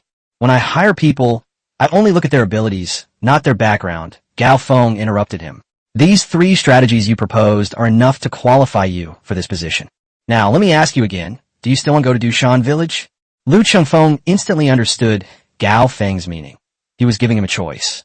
Should he stay in the stronghold and assist him in handling internal affairs as a strategist, or should he continue to carry out the risky mission of seizing the stronghold? Without the slightest hesitation, Liu Qingfeng abruptly knelt on one knee, his voice resolute. "Thank you for the appointment, Chief. But Qingfeng's pledge of loyalty is not yet complete. Qingfeng must personally go and reclaim Dushan village for the chief." "Okay, that's the kind of determination Gao Feng wanted. I'll give you 300 newly surrendered soldiers.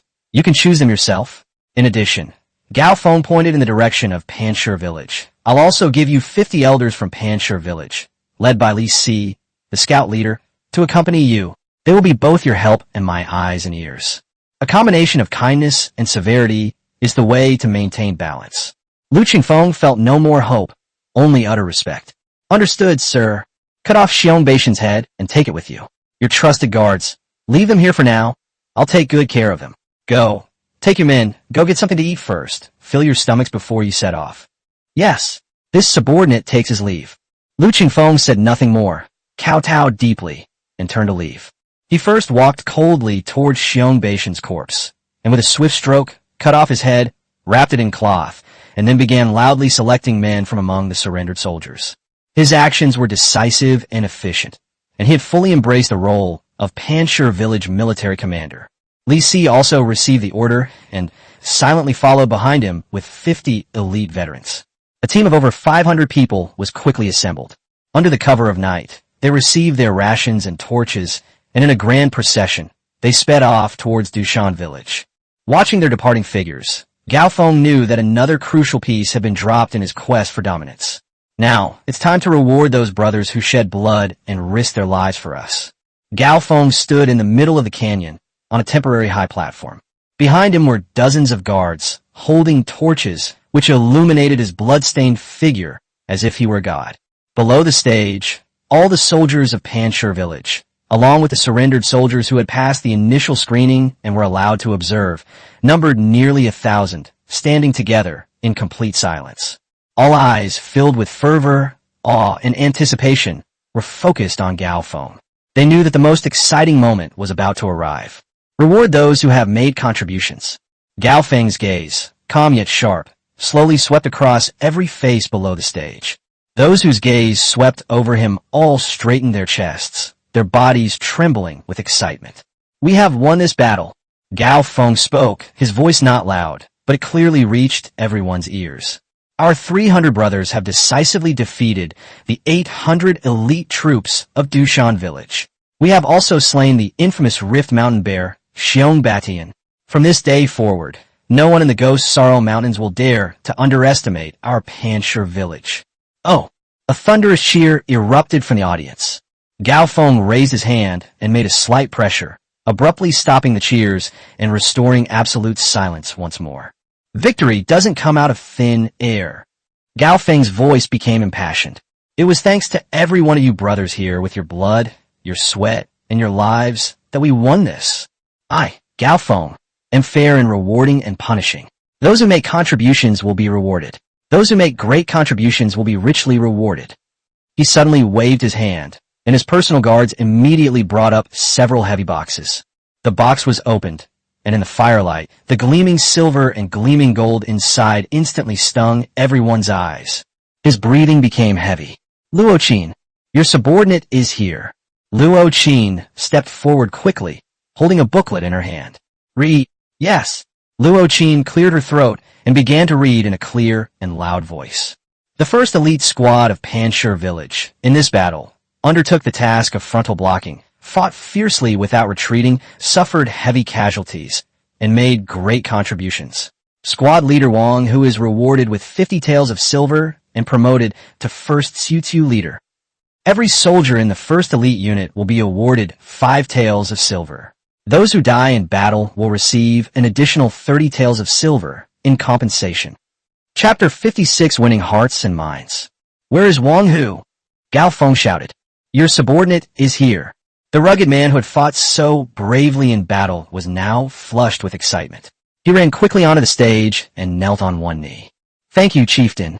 Gao Feng personally handed him a heavy bag of silver, patted him on the shoulder, and said, Keep up the good work. There will be even greater achievements waiting for you in the future. Your subordinate is willing to die for the chieftain. Wang Hu said, tears welling in his eyes as he kowtowed deeply. Luo Qin's voice continued to ring out.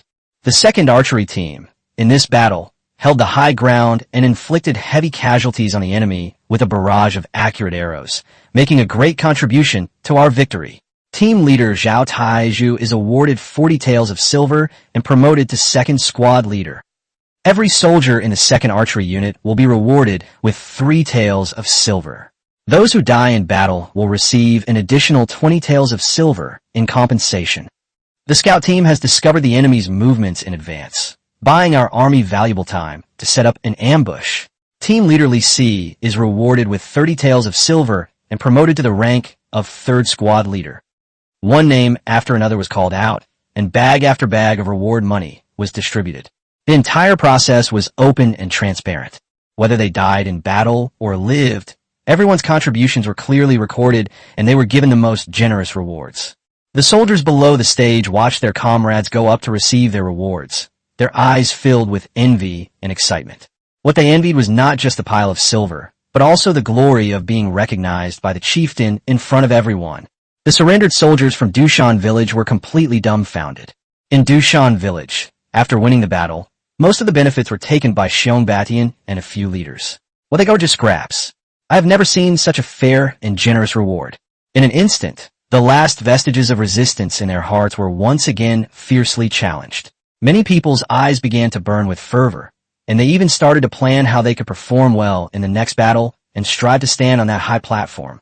After rewarding the collective, it is the individual who receives the reward. Several individuals made outstanding contributions in this battle. Gao Feng's voice rang out again. "You big idiot." "Yes, yes." The Shah limped onto the stage. His injuries had mostly healed thanks to the spiritual spring water, but he still looked somewhat disheveled. He scratched his head, his honest face full of excitement. Gao Feng looked at him, his eyes filled with gentleness and approval. "When the chieftain was in danger, you stepped forward and, with your own flesh and blood, fought against a fourth-level expert, winning the most precious opportunity for the entire army. Without you, there would have been no great victory. I hereby announce that the reward for Big Fool is 100 taels of gold." Hiss! A collective gasp rippled through the audience. 100 taels of gold. What does that mean? It's enough to buy a large house in the county town, plus dozens of acres of fertile land, and live comfortably as a wealthy man for the rest of your life. Everyone stared at that big, clumsy guy with eyes full of envy. Big Fool was stunned. He didn't know what gold was, and just grinned foolishly. "Chief, I don't want gold, I want to eat meat. Lots and lots of meat." Huh. His innocent remark drew a burst of laughter from the entire audience, and the atmosphere became incredibly relaxed and lively. "Great! Not only will I reward you with gold, but from today onwards, you can eat as much meat as you want from the mountain stronghold. Every meal will be provided." Gao Feng promised with a smile. Furthermore, Gao Feng solemnly announced, his smile fading, "I have specially established the Rockstone Stronghold Personal Guard Battalion, with the Shah as its first commander. They will be responsible for protecting my safety. This appointment is more shocking than 100 taels of gold. Commander of the Imperial Guard Battalion. That's a position that only the chieftain's most trusted people can hold." Everyone understood that this seemingly simple-minded big guy would, from now on, be the most powerful person in the Rock Village, second only to the leader. Although the Shah didn't understand what this position meant, he understood that it meant he could protect the chieftain. He immediately thumped his chest loudly and said, "Great! I'll protect the chieftain. Anyone who dares to bully the chieftain, I'll smash them flat with a hammer." After the rewards and recognition for merits were given, the next step was a celebratory banquet. Over 100 bonfires, large pots were set up, stewing pigs and sheep captured from Dushan village, filling the air with their aroma. The whole fat sheep was roasted over the fire, sizzling and crackling as golden fat dripped into the flames. Jars of unopened fine wine were brought out. "Brothers!"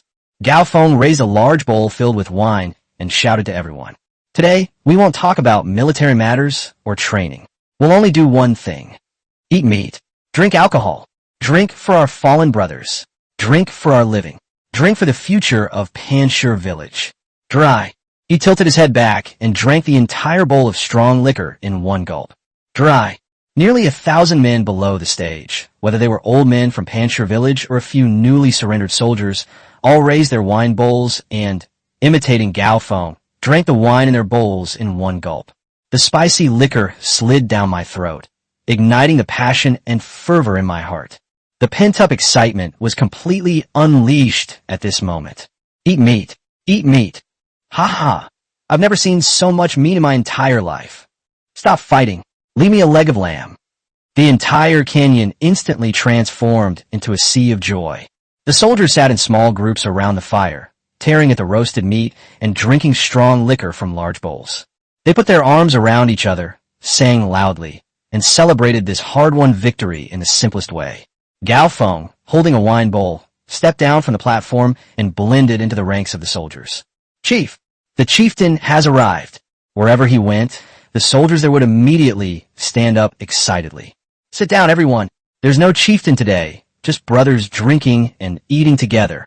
Gao Feng smiled and clinked his bowl hard against Wang Hu, the leader of the first piece. "Chief, I salute you. If it weren't for you, we'd still be savages scavenging for food in the mountains." Wang Wu's eyes were red-rimmed as he downed the wine in one gulp. Gao Feng downed his drink in one gulp, then patted him on the shoulder. Follow me from now on, and I guarantee you'll have meat to eat every day and wine to drink at every meal.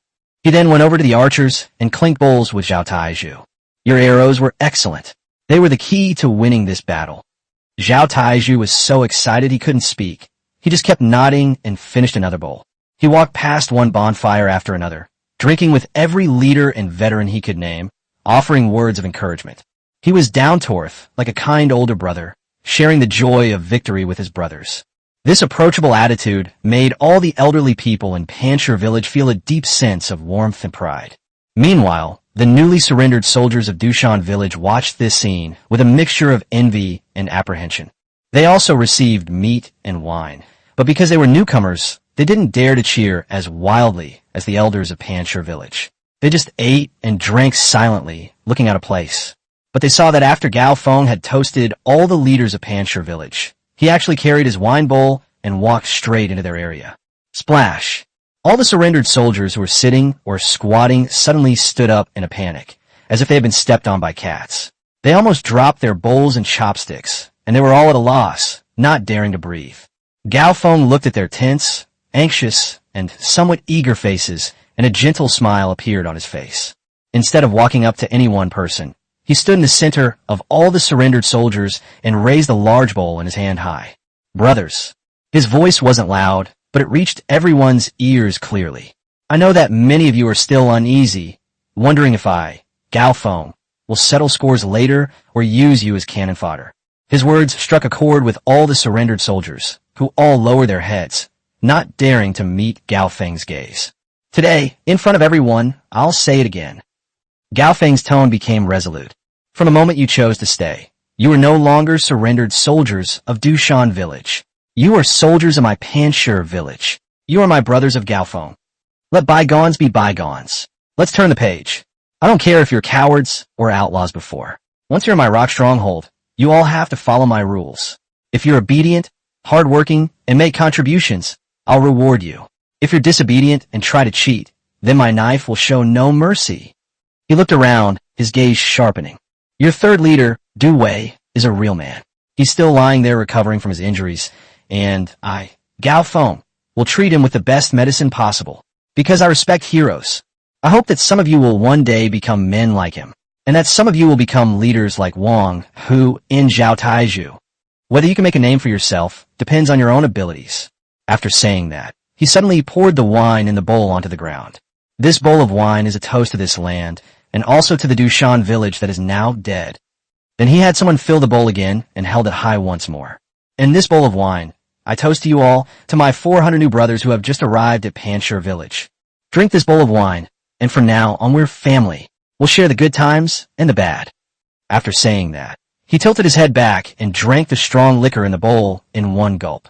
Looking into Gao Feng's open eyes, hearing him call him new brother, and feeling his undisguised recognition and acceptance, the eyes of all the surrendered soldiers instantly turned red. No longer hesitating or wavering, they raised their wine bowls and roared with all their might. Homage to the chieftain. Thank you, chieftain. Dry. These people simultaneously drank the wine in their bowls in one gulp.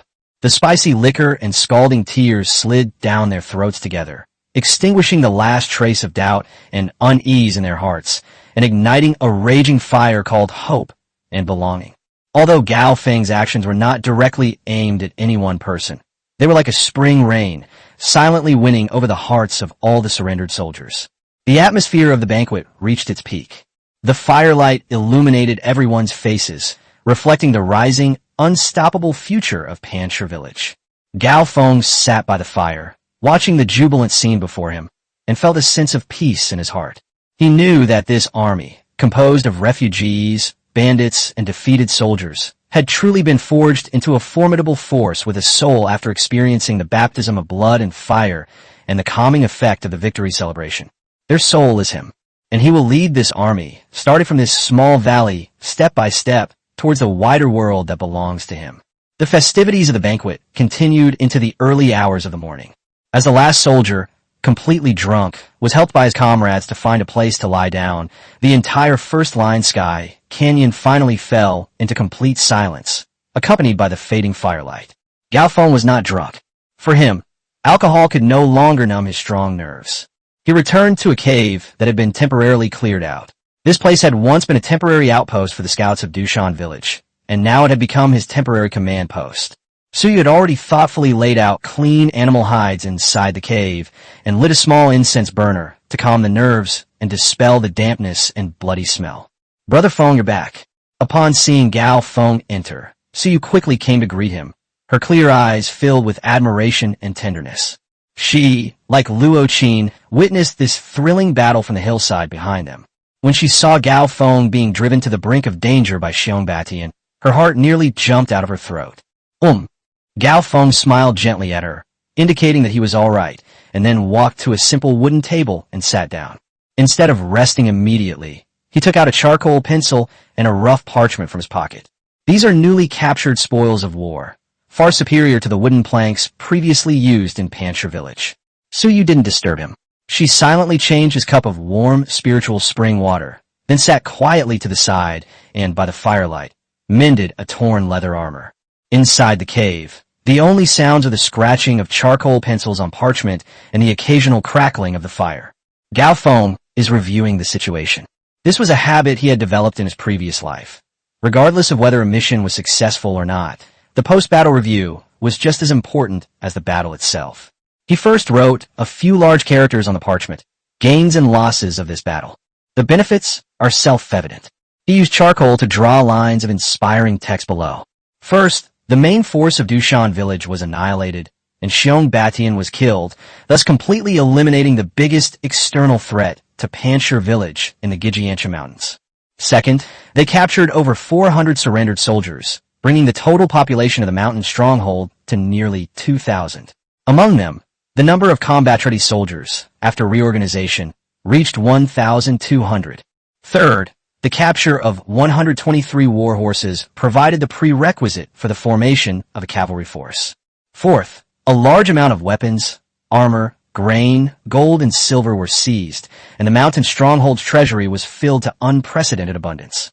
Fifth, by recruiting strategists like Lu Qingfeng and gaining a fierce general like Du Wei to surrender, the talent pool has been greatly replenished. Sixth, after this battle, the morale of the Pancher village soldiers soared. Their cohesion was unprecedentedly strong, and their prestige had already surpassed that of the ghostly sorrow. Each one of these would be enough to make any leader of a power ecstatic.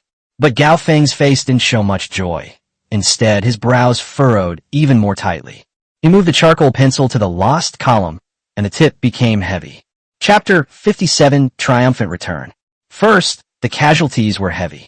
37 were killed in action, and 62 were seriously wounded. These nearly 100 casualties were a devastating blow to the fledgling Pancher village.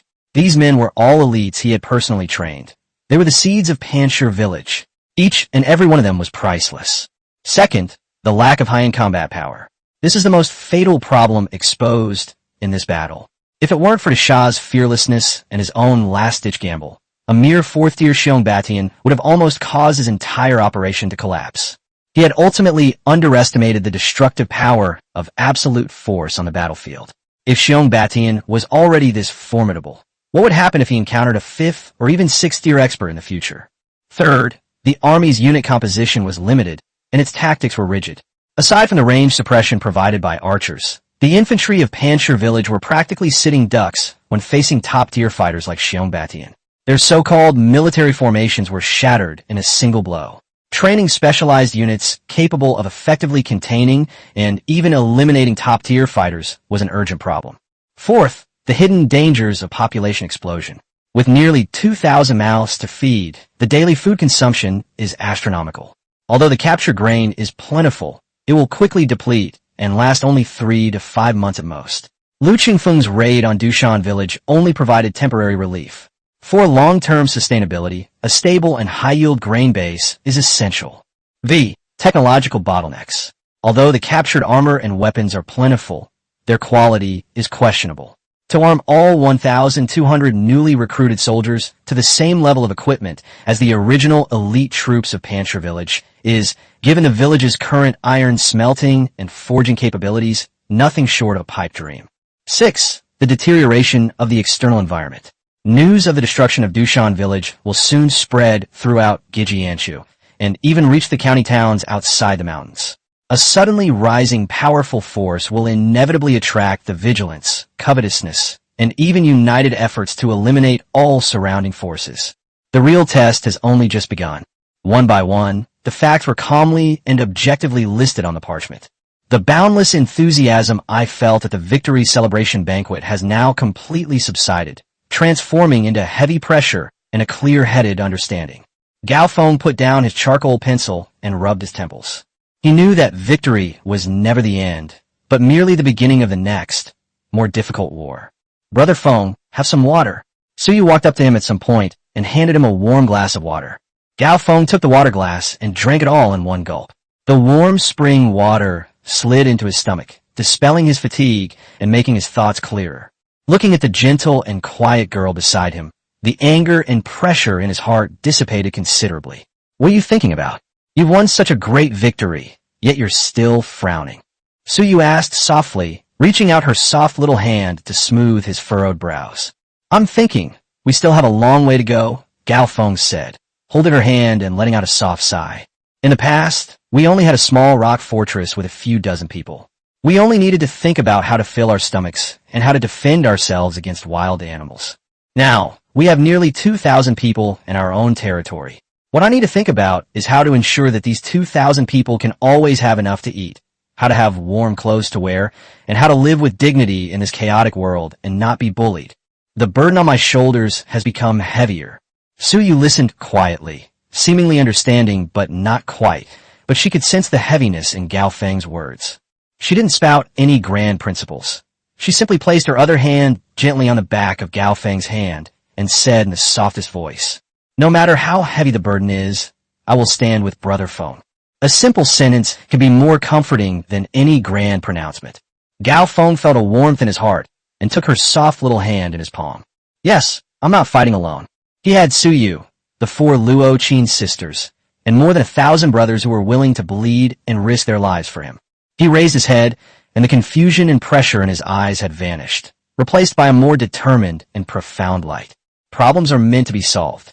He picked up the charcoal pencil again and began writing the corresponding solution after each loss. Heavy casualties? Then increase compensation so that the living have no worries and the dead can rest in peace. Use the system to unite people's hearts. Insufficient high-end combat power? I must break through to the 4th tier as soon as possible. At the same time, we must discover more promising individuals within the military and cultivate our own backbone force using the spiritual spring water and systematic training methods. Is our troop type too limited? The formation of cavalry must be put on the agenda immediately. We also need to form a heavily armored squad specifically for skilled fighters, with the Sha at its core, equipped with the finest armor and heavy blunt weapons. Food problem? Once Lu Qingfeng takes over Dushan Village, we'll immediately organize manpower to expand arable land and promote high-yield crops across the board. Technological bottlenecks? That's of paramount importance. We must find a way to acquire more and better craftsmen, especially those skilled in iron smelting and forging. The external environment is deteriorating, then we must accelerate our development even more. Before the enemy can react, we must elevate our strength to a level that will deter them from making any rash moves. Plans and schemes took shape in his mind and were quickly written down on parchment. His thinking was clearer than ever before. The night passed quietly amidst silent contemplation and planning. As the first hint of dawn appeared in the eastern sky, Gao Feng finally put down his charcoal pencil and exhaled a long breath. He stood up, stretched his somewhat stiff body, and felt his mind clear and his whole body full of inexhaustible energy. Looking at Suyu, who was lying face down on the table and had fallen asleep at some point, Gao Feng's face showed a gentle smile. He took off his coat and gently draped it over her shoulders, then quietly left the cave. The canyon in the early morning was filled with a light mist and the smell of a hangover. Most of the soldiers were still asleep, with only the patrol teams on guard duty moving back and forth. Gao Feng did not alert anyone and went straight to the area where the wounded were being housed. Desha's snoring was as loud as thunder, and his chest heaved powerfully, indicating that he was no longer seriously injured. Dewey was still lying on the stretcher with his eyes closed, but his complexion was much better than yesterday, and his originally bluish-black lips had regained some color. One of the surrendered soldiers who was responsible for guarding him immediately stood up nervously when he saw Gao Feng approaching. The chieftain of the village. How was he last night? Gao Feng asked. Reporting to the chieftain, Chief Du Wei had a high fever several times last night, but it subsided later, and his breathing has remained relatively stable. Gao Feng nodded. This was a normal phenomenon as toxins and injuries repeatedly fought within the body. He squatted down again, took out the water pouch from his pocket, carefully pried open Dewey's mouth, and fed him a few more mouthfuls of diluted spiritual spring water. After doing all this, he did not leave immediately, but sat quietly beside the stretcher, waiting. About the time it takes for an incense stick to burn has passed. Perhaps the spring water was working again, because Dewey's eyelids began to tremble violently. He let out a painful groan, and then slowly opened his eyes. What came into view was the gray morning sky and a young, calm, yet undeniably authoritative face. His pupils suddenly contracted. Peek! His voice was terribly hoarse, like two pieces of sandpaper rubbing together. Memories, like a flood bursting its banks, instantly flooded his mind the devastating battlefield. Nie Kong's betrayal, Xiong Beishan's death. A tremendous surge of grief and despair gripped him once more. I'm not dead, he murmured in disbelief. You're lucky to be alive, Gao Feng said calmly. You should also thank Lu Qingfeng. He was the one who brought you to me and begged me to save you. Dewey's eyes, as Lu Qingfeng, became unusually complicated. He struggled to sit up, but the sharp pain in his ribs made him gasp, and his forehead instantly covered in cold sweat. Don't move. Gao Feng pressed down on his shoulder. Nie Kong's slash was poisoned and damaged your kidneys. Although the poison has been neutralized, your foundation is essentially destroyed. You won't be able to get out of bed for at least 3 months. Even if you recover, your strength will be greatly reduced. These words were like a bucket of ice water poured over Dewey's head. For a martial artist, a significant loss of strength is more painful than being killed. His face instantly lost all color, turning ashen. Why are you telling me all this? Dewey's voice was filled with resentment. You saved me, and now you're telling me I'm a cripple? Gao Feng, you're humiliating me. To humiliate you? Gao Feng laughed, a hint of disdain in his voice. Dewey, you overestimate yourself. What do you have that's worth humiliating? You. Dewey was trembling with anger, but he was powerless to refute it. Gao Feng's smile faded, and he said calmly, I'm just telling you a fact. Your former third-tier peak, incredibly brave third leader, Du Wei, is dead. He died because of Nie Kong's betrayal, and because of Xiong Beishan's stubbornness. The only one alive now is a useless person who needs to lie on a stretcher and even needs help to urinate. Every word was like a knife, piercing deeply into Dewey's heart. His eyes were bloodshot as he stared intently at Gao Feng, his teeth grinding together as if he wanted nothing more than to pounce on him and tear that hateful face to shreds. Gao Feng ignored his anger and said to himself, however, I do have a way that might help you get back on your feet. Not only will you be able to get back on your feet, but you might even be stronger than before. Dewey was stunned for a moment, and the anger in his eyes was replaced by an unbelievable longing. What method? He asked urgently, unaware that his tone had already taken on a pleading quality. Gao Feng looked at him, a mysterious smile curving his lips. Why should I tell you this method? After saying that, he ignored Dewey, stood up, dusted off his robes, and turned to leave. Stop! Gao Feng, you stop right there. Dewey roared hoarsely behind him. He struggled to get up, but the movement aggravated his wounds, causing him to faint from the pain and fall back down helplessly. He could only watch helplessly as Gao Feng's figure walked further and further away, finally disappearing into the morning mist. Hope flickered before his eyes, only to be cruelly extinguished. This torment of falling from the clouds to hell, then seeing a glimmer of heaven from hell, only to be kicked back into the abyss, is more cruel than any torture. Ah! Dewey let out a roar of resentment and despair, slamming his fists hard on the stretcher beneath him, and for the first time, tears of humiliation streamed down his face. Gao Feng listened to the roar behind him, but his face remained expressionless. When dealing with a fierce and unruly general like Dewey, one cannot simply show him kindness. We must first shatter all his pride and dignity, grind them to dust, and plunge him into the deepest despair. Then, give him a rope leading to the light. Only in this way will he wholeheartedly regard that rope as his only faith. Gao Feng left the wounded soldier's camp and headed straight for the center of the canyon. By this time, it was already broad daylight. The soldiers, still hung over, began to assemble, rubbing their groggy heads under the shouts and urging of their superiors. Get your act together, all of you.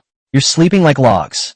The newly appointed first chief of the band, Wang Hu, kicked his soldiers in the backside with great gusto, yelling, "The chieftain has already gotten up to inspect the camp, and you're still lying there like corpses. Hurry up and pack your things. Get ready to go home." The words "go home" instantly energized all the soldiers. Yes, it's time to go home. They returned to their home, Panshir village, which, though simple, was their own. Looking at the somewhat disorganized yet vibrant team before him, Gao Feng gave the order to set off. All troops, listen up. Pack your gear, inventory your supplies, and depart for Panshir village in 15 minutes. Yes, the echoes of nearly 1,000 people merged into a torrent, reverberating through the canyon. The entire camp immediately became busy yet orderly.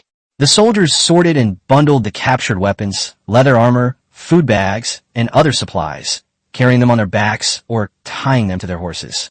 Those more than 100 war horses became the primary means of transportation. They carried not only heavy supplies, but also wounded soldiers who were less seriously injured and could move with difficulty. Seriously wounded soldiers like Dewey were carefully carried on stretchers by specialized soldiers.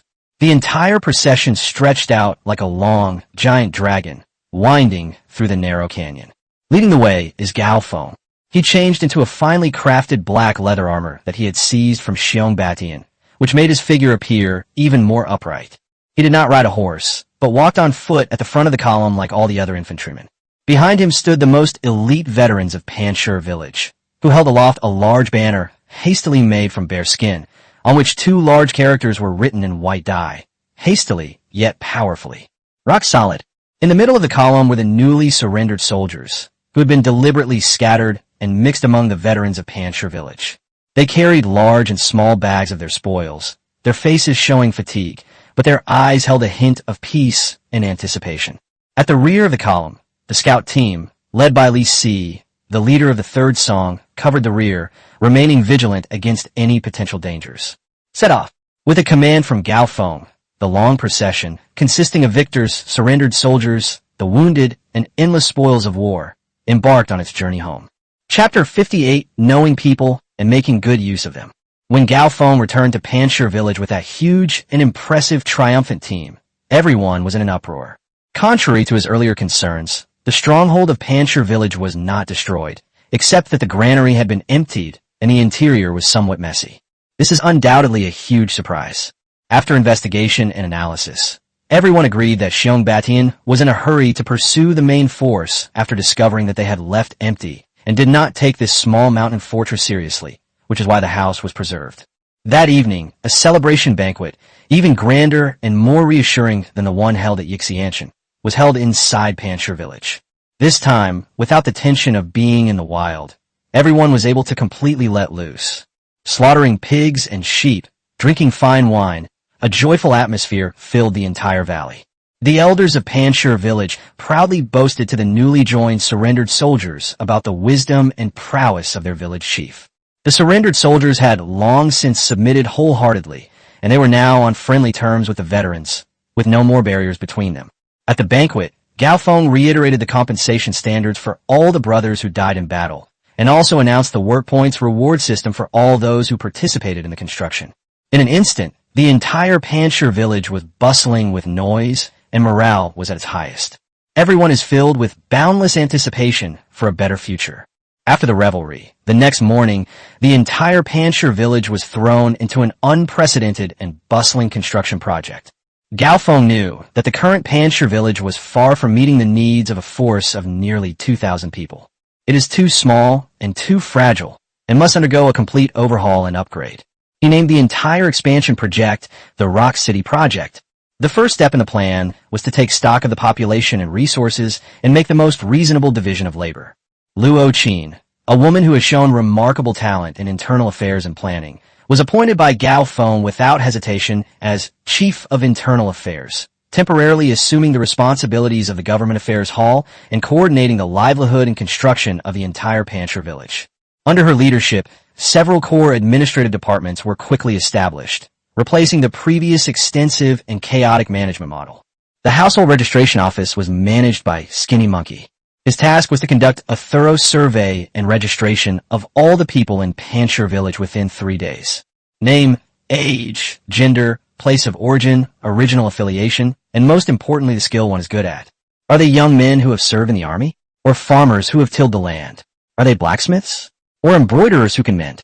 Even those who can sing and tell stories must be recorded and compiled into a roster. Only by understanding people can we make good use of them. The storage room was managed by the experienced and prudent Lao Qiu. The supplies seized from Yixianshan, combined with the original assets of the mountain stronghold, piled up like a mountain. He needed to lead a team to inventory, classify, and store all the weapons, armor, provisions, cloth, gold, and silver. Any movement of supplies must be authorized by a transfer order personally signed by Luo Qin or Gao Feng. Otherwise, anyone who dares to use them without authorization will be punished according to military law. The medical ward, run by Uncle Sun and his grandson Anyo, is responsible for the medical care of everyone in the village. The core of the entire Rock City plan is a newly established department that intrigues everyone, the Ministry of Industry. Gao Feng assumed the position of Minister of Works, overseeing the entire operation. The person who actually carried out the task was Sun Jiu, a mentor whom he had personally discovered and promoted from among the surrendered soldiers. Sun Jiu was an experienced blacksmith. Gao Feng could tell from just a few words that he was dedicated to the craft of forging. Master Sun, I want to build a new type of blast furnace for iron making, and I also need a fuel that can replace charcoal and produce higher temperatures. I have the blueprints and the methods, but I lack someone who can turn the blueprints into reality, someone who can be the leader. Are you willing to be the head of this team? Faced with Gao Feng's personal recruitment, this craftsman, who had spent most of his life at the bottom of society, was so moved that tears streamed down his face. In front of all the craftsmen, Gao Feng solemnly announced the establishment of the 100 Crafts Institute and formulated a 9-level system for craftsmanship, elevating the status of craftsmen to a level comparable to that of military commanders for the first time in history. In my Pancher village, we do not respect ghosts or gods, but only 2 kinds of people. One type is the brave warrior who is willing to shed blood for the mountain stronghold. The other type is the skilled craftsman who can create a home with his own hands. These words ignited a fire in the hearts of Sun Jiu and the other craftsmen. With the spirit of a scholar would die for one who understands him, they poured all their passion and skills into the subsequent construction. The following morning, Gao Feng, along with Luo Qin, the newly appointed chief engineer of the Ministry of Works, Sun Jiu, and several other directors, including Wang Hu and Zhao Taizhu, stood at the highest point of the beacon tower to conduct on-site planning. In his hand, he held a long wooden stick and sketched a grand blueprint for the future Rock City on the muddy ground. This place, Gao Feng drew a huge square area with a wooden stick below the cliff near the beacon tower, will be our inner city and also our military city. The inner city will be built around the beacon tower. All the barracks, armories, workshops, and residences of our core members will be located here. He then drew a larger, circular area outside the inner city. This is the outer city and also the civilian city. All the soldiers' families, ordinary farmers, and the refugees and merchants that will be attracted in the future will live here. And outside the city, this most fertile land will be entirely cultivated into farmland. His plan was clear and ambitious, which stirred the hearts of everyone around him. Chief, your idea is good. As the chief engineer, Sun Jiu still raised the most practical question. However, with our current manpower and the stones and wood in these mountains, it would probably take us 3 to 5 years to build such a large city. 3 to 5 years? Gao Feng laughed. That's too slow. Master Sun, have you forgotten the secret weapon I told you about? Sun Jiu was taken aback, then realized something, and his breathing became rapid. Chief, you mean cement water? That's right. Gao Feng's eyes gleamed with confidence. It's cement. That afternoon, Gao Feng led Sun Jiu and more than a dozen of his most capable craftsmen to a place in the valley rich in limestone. Based on his memories from his previous life, he guided the group to build a simple kiln using the most primitive methods. Limestone, clay, iron powder. When these ordinary materials were fed into the kiln according to the mysterious formula given by Gao Feng, and after being calcined in a raging fire for a day and a night, and then cooled and ground, a gray, fine powder appeared in front of everyone. Gao Feng had someone bring sand, pebbles, and water, mix them together in a certain proportion, and then pour them into a pre-made wooden mold. The next morning, when the wooden frame was removed, a hard, rough concrete block, resembling gray rock, was revealed to everyone. Sun Jiu picked up the hammer and tentatively tapped it. Bang! With a crisp sound, only a faint white spot remained on the concrete block. He increased the force and slammed it down. When the hammer was bounced back half a foot, making his wrist numb, while the concrete block only developed a shallow crack. This thing, although not as hard as bluestone, can be molded into any shape at will. Sun Jiu's eyes widened instantly, becoming as big as copper bells. Moreover, the solidification speed is too fast.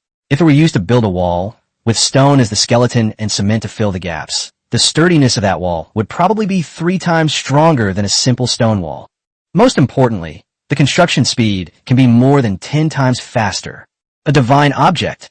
This is simply a divine object. Sun Jiu was so excited that he trembled all over.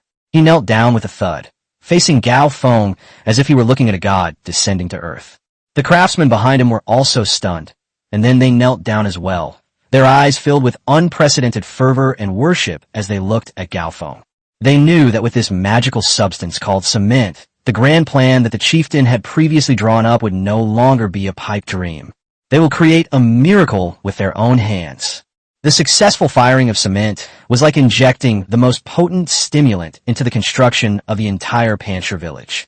A massive infrastructure construction boom has begun. Gao Feng established a 100-person engineering team and introduced the concept of assembly line operation. Quarrying teams, transportation teams, cement production teams, and wall-building teams each performed their duties, and the entire valley was transformed into a huge and orderly construction site. The implementation of the workpoint system greatly stimulated everyone's enthusiasm for work.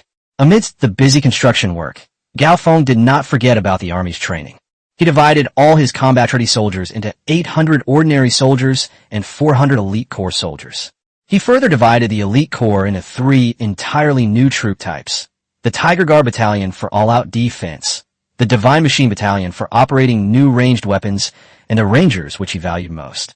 The entire Panshir village has shed its previous laziness and chaos as a bandit force, presenting an amazing and vibrant spirit. Time flew by amidst the busy construction and training. However, Gao Feng felt deeply troubled in the spirit spring space when the night was quiet. Time seemed to stand still within the spirit spring space.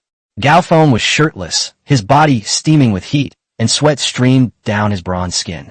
He was practicing the Iron Tiger boxing stance from Tiger Venerable Kung Fu, each move powerful and fierce, exuding a powerful and swift energy.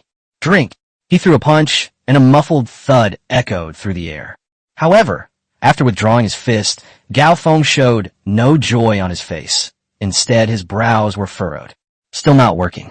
He muttered to himself, his voice carrying an undisguised frustration. More than 10 days have passed since the battle at Yixianshan. On the outside, he was busy with planning and construction and directing the overall situation. But every night, he would seize this precious time, which was 10 times longer than outside, to enter the space and cultivate diligently. All told, he has been cultivating in the space without sleep for nearly half a year.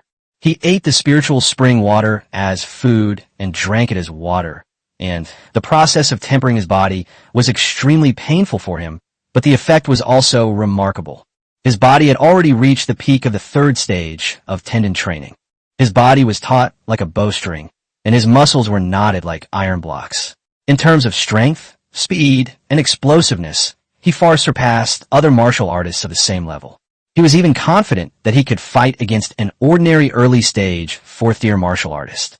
However, the barrier between the 3rd and 4th levels of bone training was like an insurmountable chasm, and no matter how he tried to break through it, it remained unmoved. Where exactly is the difference? Gao Feng sat cross-legged by the spiritual spring, lost in deep thought. He knew that the path of martial arts became increasingly difficult as one progressed. The first stage focuses on strengthening the body, while the second stage focuses on developing the skin. Both require diligent practice and persistent effort. However, a qualitative leap is required to progress from the third stage of tendon training to the fourth stage of bone training. That requires infusing powerful qi and blood into the bones, repeatedly tempering them until the bones are as hard as iron and resonate like bells and drums. This process cannot be accomplished by simply practicing hard. It requires enormous resources, such as rare medicinal herbs containing the essence of heaven and earth, which are refined into elixirs and taken to nourish the bones from the inside out. It requires advanced techniques and the correct methods to effectively guide the flow of qi and blood into the bone marrow. It requires the guidance of a master teacher, whose key tips and insights can often save people from taking detours for years or even decades. Gao Feng had none of these three things.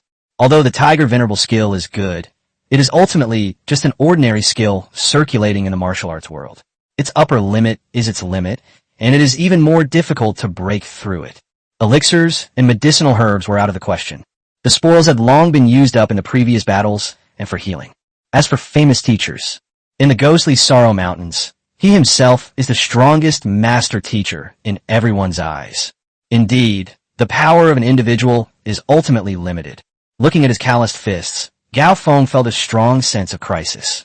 He craved absolute force more than anyone else, because he had experienced it firsthand. The scene of Xiong Baishan's ferocious axe strike easily tearing apart the elite army formation is still vivid in my mind. It was a pure, irrational aesthetic of violence. Faced with such absolute power, any strategy or military formation seems so pale. Gao Feng understands all too well that what he has built up, though seemingly thriving, is actually incredibly fragile. If a 5th level marrow refining master or a 6th level organ refining grandmaster were to come from outside the mountain, they could easily crush all of this to dust. Everything he's doing now, developing his power and building City Isis, simply buying himself time, creating an environment where he can focus on improving his personal martial prowess. For an organization to grow, individual strength is equally important. The two complement each other and are indispensable. But now, I've hit a bottleneck and I have to find a way to break through it. After much thought, the solution to this predicament ultimately rested on his greatest trump card, the Spirit Spring Space. His gaze swept over the black earth within the space. After cultivating with Luo Qin and Luo Qi, the land area has expanded to nearly the size of a basketball court. But since then, no matter how hard he worked with Suyu, Luo Qin, and Luo Qi to cultivate the space, the size of the space and the yield of the spring water have not changed. This further confirmed his initial conjecture. Only the purest primordial yin and yang energy from the first time with each woman could become the fuel for spatial evolution. His gaze involuntarily fell on the remaining two beauties, Luo Shu and Luo Hua. Chapter 59, The Dragon and Phoenix Cry Again. In the following days, Gao Feng, while inspecting the construction site and military camp, began to pay more attention to the Luo Shu and Luo Hua, whether intentionally or unintentionally. Luo Shu, true to his name, is quiet, introverted, and even a little timid. She spent most of her time with her sisters, helping with paperwork and sewing, always keeping her head down and avoiding eye contact.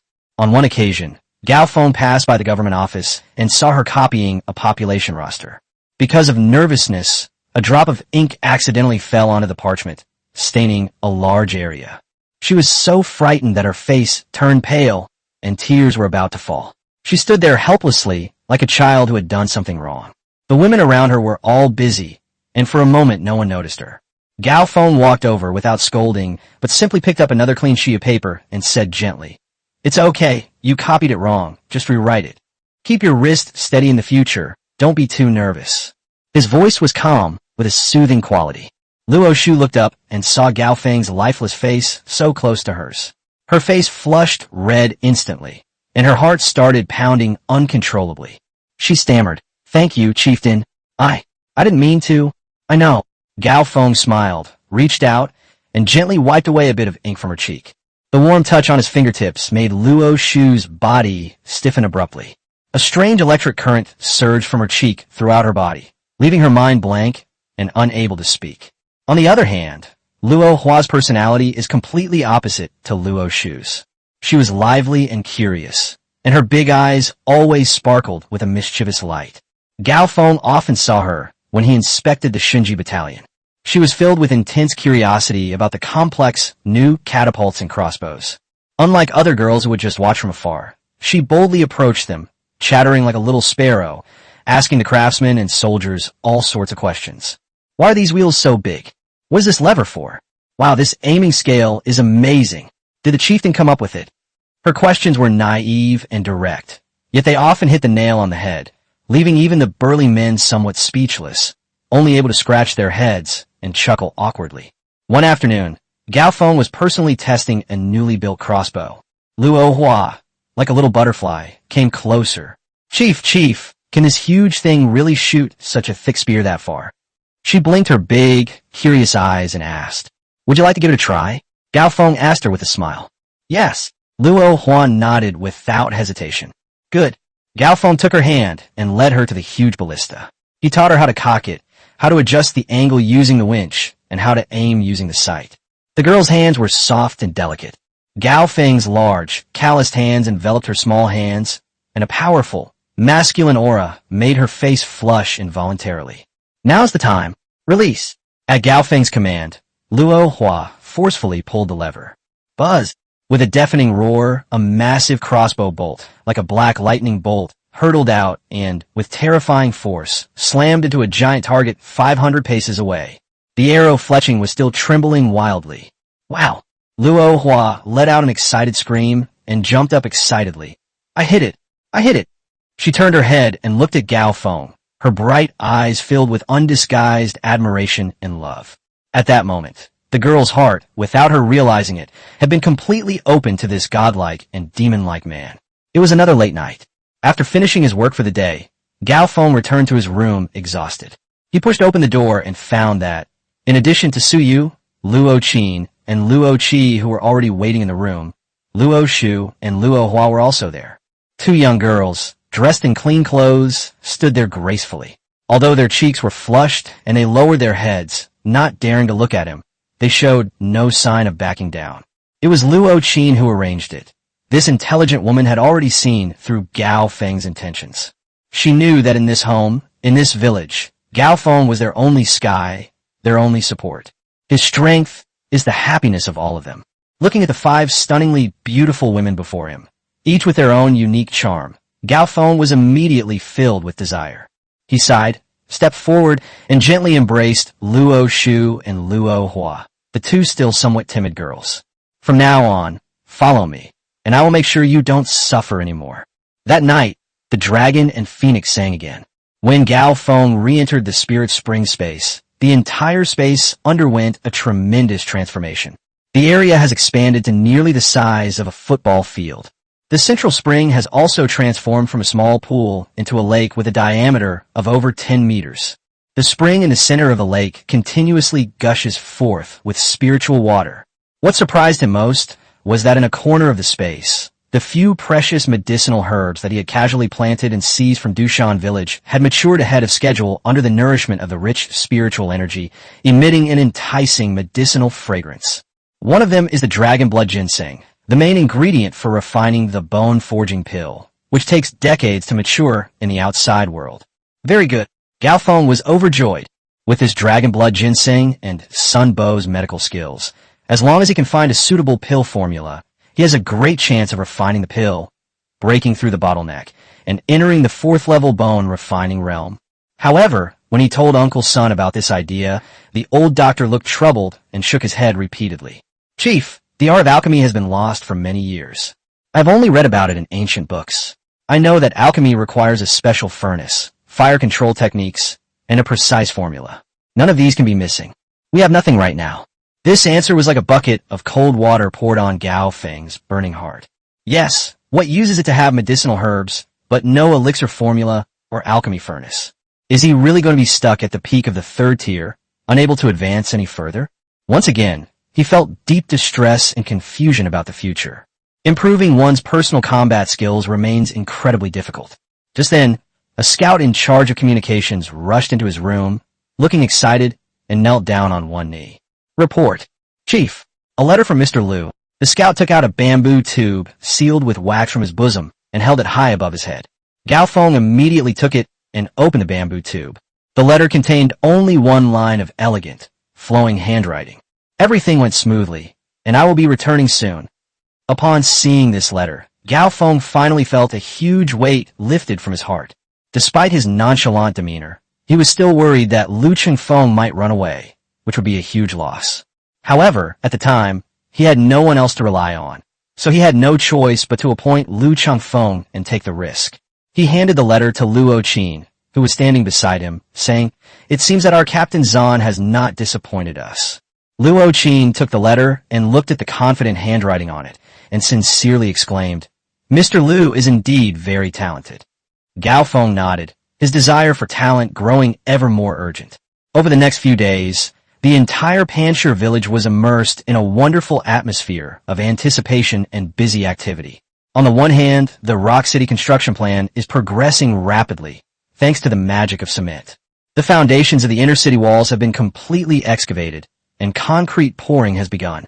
The planned area of the outer city has also been cleared out, and rows of brand new, neatly planned wooden house foundations appear in the valley like a chessboard. On the other hand, everyone is looking forward to Lu Qingfeng's return. They wanted to see for themselves just how astonishing the wealth that Dushan village, the behemoth that had once dominated all the forces of Gijianchu, had accumulated over the years, truly was. Time has quietly slipped into early autumn. The summer heat in the valley gradually dissipated, and a refreshing coolness could be felt in the early morning and evening. The leaves in the mountains and forests began to change from dark green, quietly tinged with a light yellow. The stream water became clearer and cooler, and the air was filled with the fragrance of ripe wild fruits mixed with earth. This is a season of harvest, and Panshir village is about to usher in its biggest harvest in history. After waiting for 5 days, that afternoon, the scouts guarding the entrance to the valley finally sounded 3 bugle calls, signaling the return of friendly forces. Whoa! The loud and long horn sounded throughout the entire valley. The soldiers and farmers who were working hard on the construction site stopped what they were doing and looked excitedly toward the mouth of the valley. Gao Feng also immediately led all the corps members, including Luo Qin, Wang Hu, and Zhao Taizhu, to the highest point of the beacon tower. In the distance, a long procession could be seen slowly winding its way towards Panshir village along the post road. Leading the way was Lu Qingfeng. He changed into a clean scholar's robe and rode a magnificent white horse. Although his face was covered in dust, his expression was full of high spirits. Behind him were more than 200 dejected but still relatively well-organized soldiers from the former Dushan village garrison. They were the surrendered soldiers who were incorporated into Lu Qingfeng's army this time. In the center of the procession was the part that made the people of Panshir village envious and their hearts race. Those were dozens of creaking carts pulled by oxen and horses. The truck was piled high with sacks, bulging with grain and various supplies. Several vehicles were covered with thick tarpaulins, making them appear particularly mysterious. At the very end of the procession followed a large, dark crowd of families, craftsmen, and kidnapped farmers of Dushan village, numbering nearly 1,000. This is hardly a returning army. This is clearly a massive migration. We've struck it rich. We've really struck it rich this time. Wang, who was so excited that his face turned red and his mouth was wide open, big enough to fit an egg. All the high-ranking officials of Panshir village were speechless with awe at the magnificent sight. They knew Dushan village was wealthy, but they never imagined it was this wealthy. When Lu Qingfeng's army marched into the valley of Panshir village in a grand procession, the entire village was in an uproar. "Mr. Lu, you've worked hard." Gao Feng personally came down from the stage to greet him, smiling and patting Lu Chengfeng on the shoulder. "I would gladly die to serve the chieftain." Lu Chengfeng dismounted, bowed deeply, and then took out 2 thick registers from his robes and respectfully handed them over. "Chief, this is the complete population list and supplies inventory of Dushan village. Please take a look."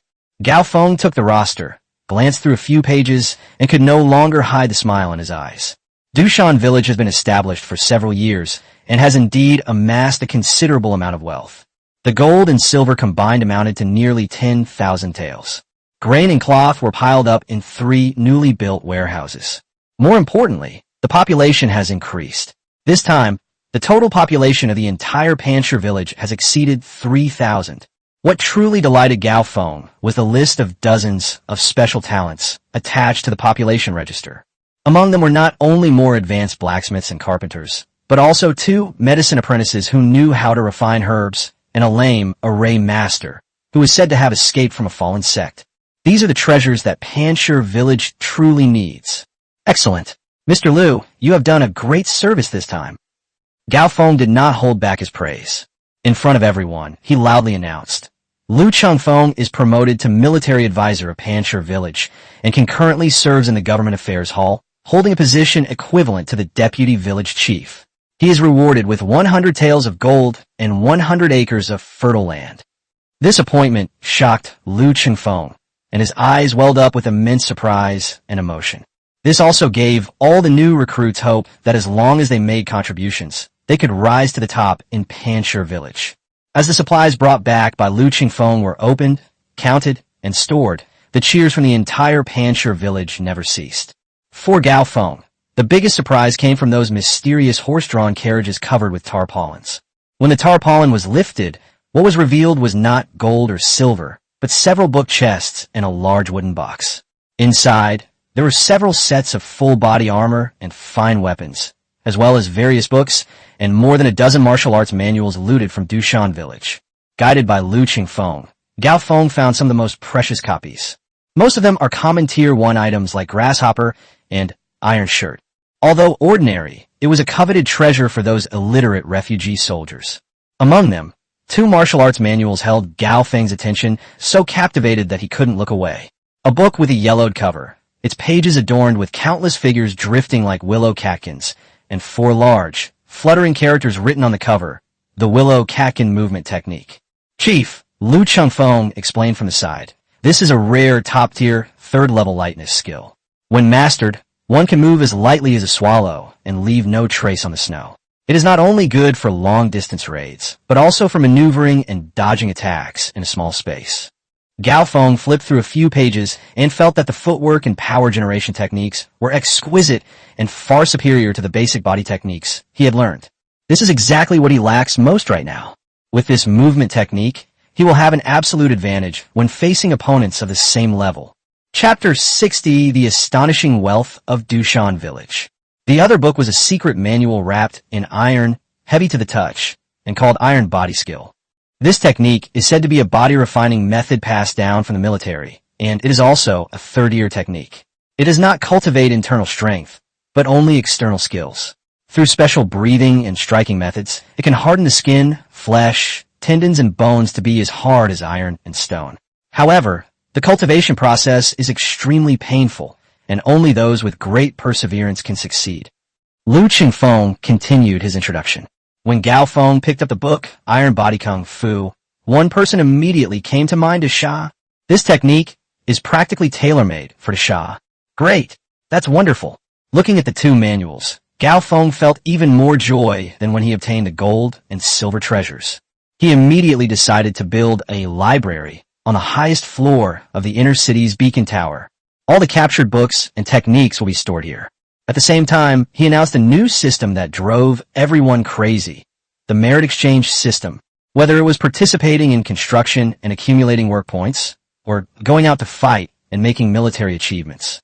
The merits earned could be exchanged for money, land, and women. They can also be used to exchange for martial arts manuals in the library that can transform a person. Of course, martial arts techniques are also divided into levels. First-tier techniques like bull strength can be exchanged for only 100 merit points. Second-tier techniques like iron shirt require 500 merit points and are only available to officers of rank 1 or higher. As for top-tier 3rd-order techniques like Willow Catkin's movement technique and iron body skill, Gao Feng designated them as treasures of the stronghold, and they would never be passed on to outsiders without the help of someone with great merit, and after passing his personal test. The moment this system was introduced, the entire Panshir village went completely mad. In everyone's eyes, a flame called ambition was burning. While busy with construction and digesting the fruits of victory, Gao Feng did not forget the fundamentals of the military training and his thoughts on the future. He stood alone on the beacon tower, looking down at the bustling valley below, lost in thought. The population surged to 3,000, and the military strength reached 1,500. This was both a strength and a huge burden. Grain became the first sword of Damocles hanging over our heads. Although the amount of grain captured was large, the consumption for 3,000 mouths was terrifying, and it was imperative to achieve food self-sufficiency as soon as possible. He immediately ordered that the scale of the existing agricultural reclamation team be expanded again. All the arable land in the valley was planned out in preparation for the first large-scale wheat planting in autumn and winter. With the Spirit Spring space as a super cheat, he is confident that he will have his first harvest next spring and solve the food crisis. Besides food, ideological unity is equally important. A group that is only bound by interests and force will not go far. It must have shared ideals and beliefs. Thus, at the suggestion of Luo Qin and Lu Qingfeng, a special institution was quietly established in Pancher Village Pancher Night School. Every night, when the soldiers and craftsmen who had worked all day rested, Gao Feng would then personally, or have Lu Qingfeng and Luo Qin do it, gather together those promising young people and newly promoted junior officers. At the night school, they didn't teach martial arts. They only taught 3 things. First, literacy education. Gao Feng personally compiled simplified literacy teaching materials, teaching them to recognize and write characters in the most accessible and easy to understand way. He knew that knowledge was the first step to changing one's destiny. Second, discipline education. Lu Qingfeng would personally explain the Panshizai military law formulated by Gao Feng, using vivid examples to show them what absolute obedience and strict discipline mean. Third, and most importantly, is ideological indoctrination. Gao Feng would personally teach them. He wouldn't lecture them on grand principles, but would simply tell them stories. It tells the story of those displaced people outside the mountains who resorted to cannibalism and exchanging children for food. It speaks of the corruption and incompetence of the imperial court and the insatiable greed of powerful families. Let's talk about the goal of Pancher Village Ogden to build a home where everyone has food to eat, clothes to wear, and land to cultivate, free from oppression and hunger. This simple yet deeply moving ideal planted a seed of hope in the hearts of these people from humble backgrounds. This made them realize for the first time that they were fighting not just to have enough to eat, but for a better future worth fighting for. Of course, besides spiritual nourishment, material changes are also the most obvious. In the past, although the food in the mountain village was enough to fill one's stomach, it mostly consisted of coarse grains and vegetable porridge. Now, with the abundance of resources, the food in Pancher Village has also undergone a revolution. Gao Feng ordered a reform of the food standards.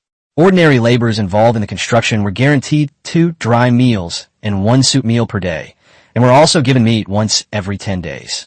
The soldiers who participated in the training received a higher standard of food, with twice the amount of meat they received as ordinary laborers. As for the 3 core elite units, the Tiger Guard Battalion, the Divine Machine Battalion, and the Rangers, they enjoyed the luxurious treatment of having meat at every meal. This tangible difference in treatment greatly stimulated everyone's ambition. Many ordinary soldiers trained desperately, hoping to be selected for elite units, just to get a taste of that meat. The entire village has developed a positive and healthy competitive atmosphere where everyone strives to improve. While keeping an eye on the overall development of the mountain stronghold, Gao Feng did not forget his harem. After a busy day, returning to his largest courtyard and looking at the gentle, quiet, or playful faces of Suyu and the 4 Luo sisters was the most relaxing moment of his day. Suyu remained the most considerate and understanding woman. She would quietly prepare hot water and clean clothes for him, and use her gentle little hands to massage his sore shoulders. Luo Qin would report to him on the progress of the day's affairs, in a clear, concise, and logical manner, and would also offer her own insights. She was his most capable and virtuous assistant.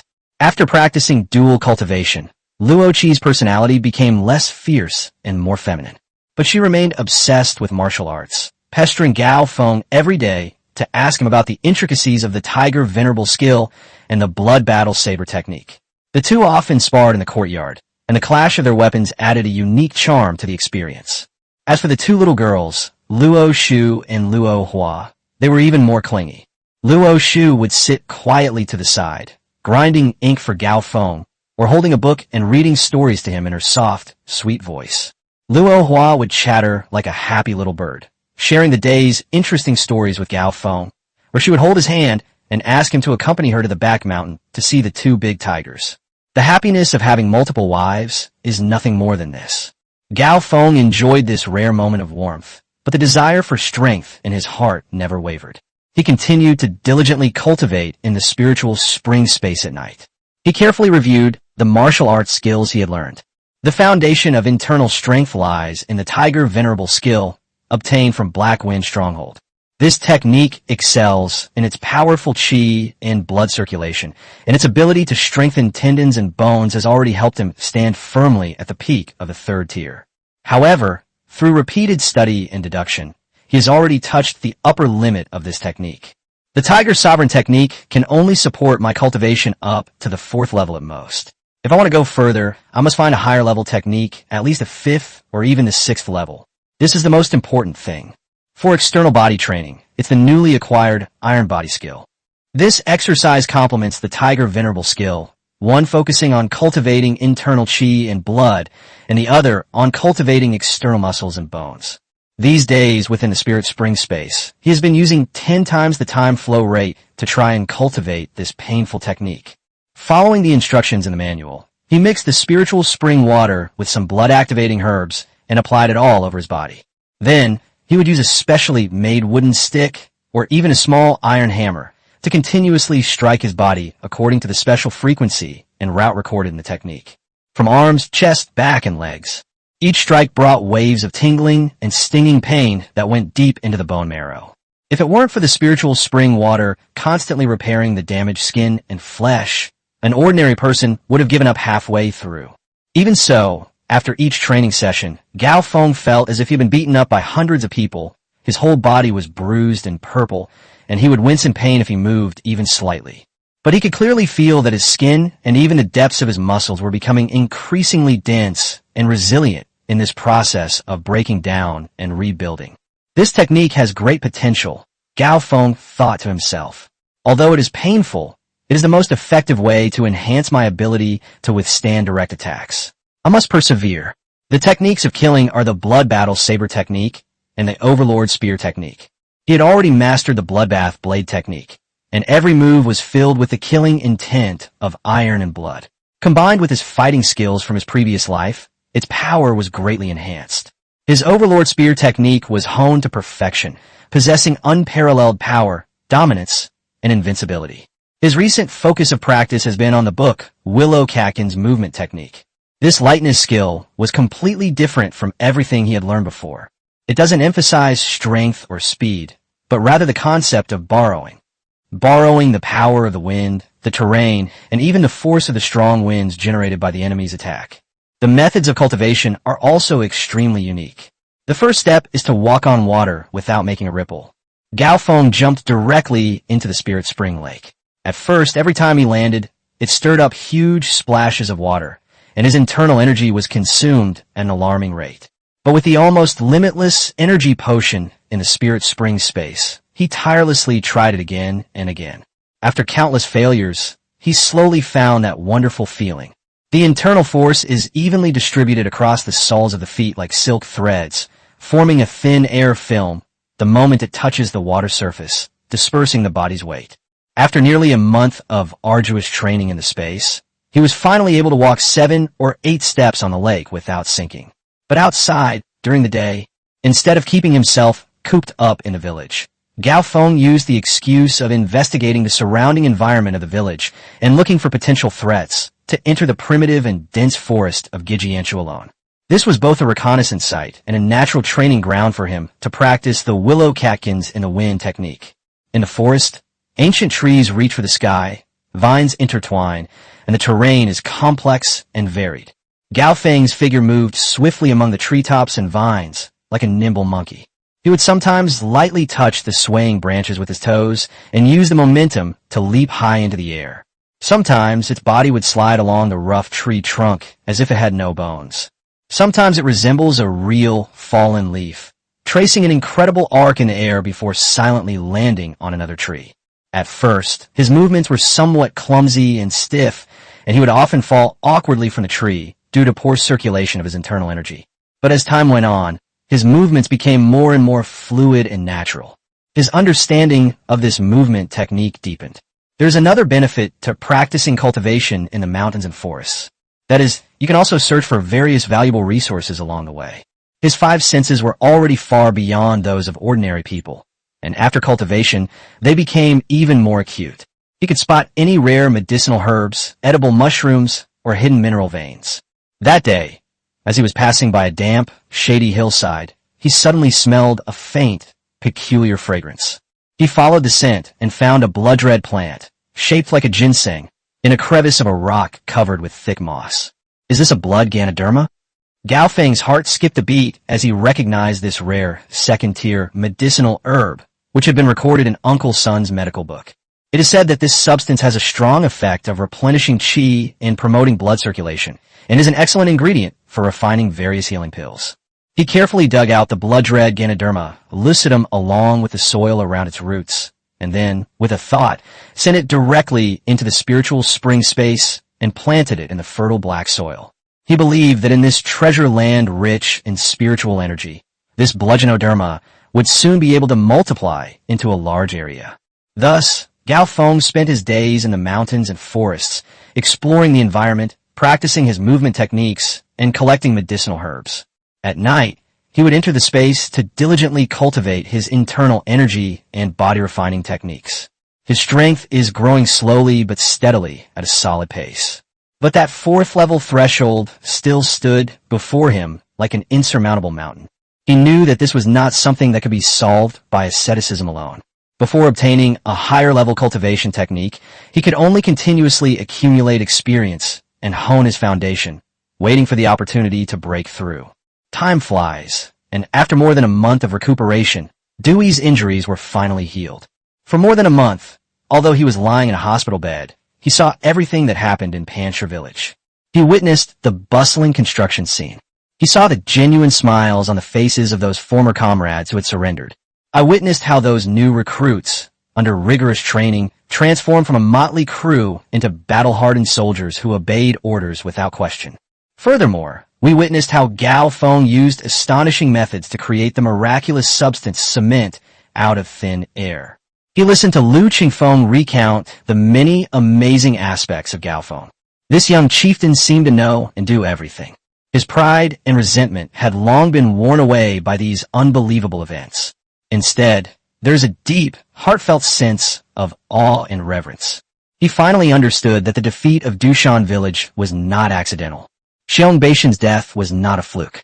What defeated them was not strategy or force, but an existence that completely surpassed their knowledge and understanding.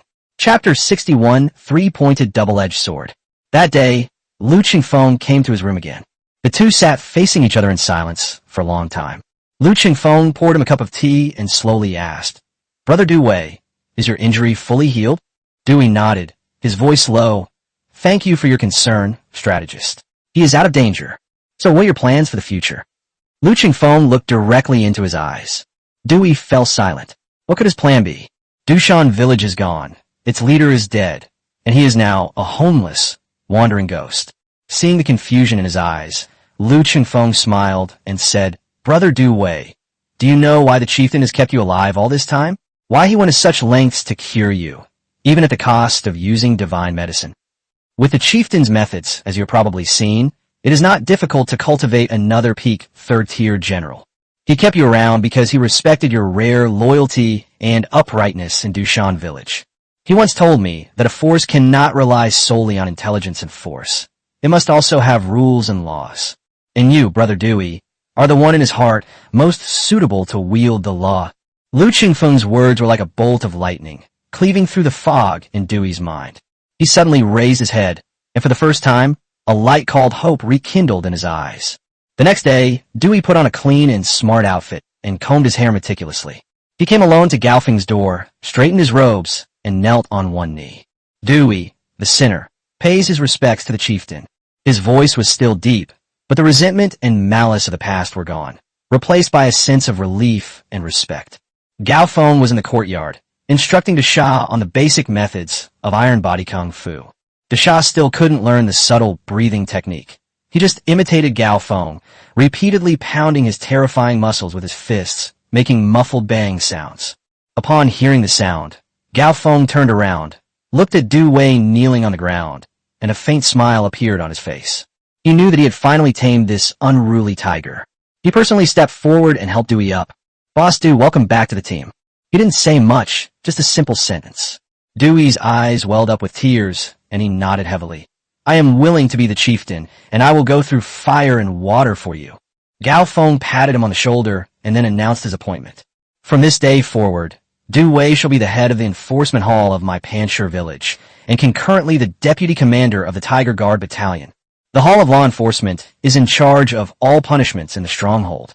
From the strategist to the lowest soldier, anyone who violates military law is subject to your jurisdiction. I'm giving you the right to act first and report later. This appointment completely stunned Dewey. He never expected that Gao Feng's trust in him would be so great. This means that the handle of the entire mountain stronghold has been handed over to him. What merit or deserving is there for the chieftain to place such trust in Dewey? He was so excited that he became incoherent and was about to kneel down again. Gao Feng stopped him, saying, when I hire people, I only look at their abilities, not their past. Your abilities and character make you worthy of this position. Go. Military advisor Liu has already prepared the manpower and roster for the enforcement hall for you. I hope that you can use your impartiality to establish ironclad rules and forge iron discipline for my Panshir village. Looking into Gao Feng's deep and trusting eyes, Dewey said nothing more and clasped his hands in a deep fist salute. Dewey, I obey. He turned and left, his upright figure seemingly regaining the soul of the iron-faced judge. With this, the civil and military structure of Panshir village was finally basically stable. With literary talent like Liu Qingfeng, he devised strategies to bring peace and stability to the people. Du Wei was a military leader who governed the army and enforced the law. Inside, there was Luo Qin, who oversaw all affairs. Gao Feng can finally be freed from his complicated daily affairs and devote more energy to practicing martial arts, seeking an opportunity to break through to the 4th level. The weather is getting colder every day. The wind in the valley swirled up withered yellow leaves, sending them flying through the air with a sense of desolation. Construction at Panshir village did not stop. On the contrary, with ample manpower, it became even more bustling. However, as the creator of all this, Gao Feng felt an indescribable sense of unease.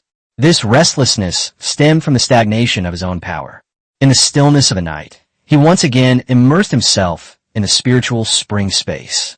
Inside the space, the spiritual energy was like mist, and the spring water shimmered, full of the breath of life. The dragon blood ginseng, on which he had placed high hopes, grew vigorously by the lake, radiating an alluring luster. But Gao Feng's heart could not find peace. He sat cross-legged by the lake, practicing the tiger venerable skill that he had long since mastered. His surging blood and qi, like a rushing river, washed and churned within him, producing a deep, thunderous sound. His tendons and veins were as tough as ox tendons, and his muscles were as knotted as iron blocks. His strength and explosive power had long surpassed the limits of ordinary third-tier peak martial artists. But ultimately, he couldn't take that step. No matter how much the qi and blood are cleansed, it seems as if there is an invisible and intangible barrier between them, and they can never truly penetrate into the bone marrow to complete that transformative change.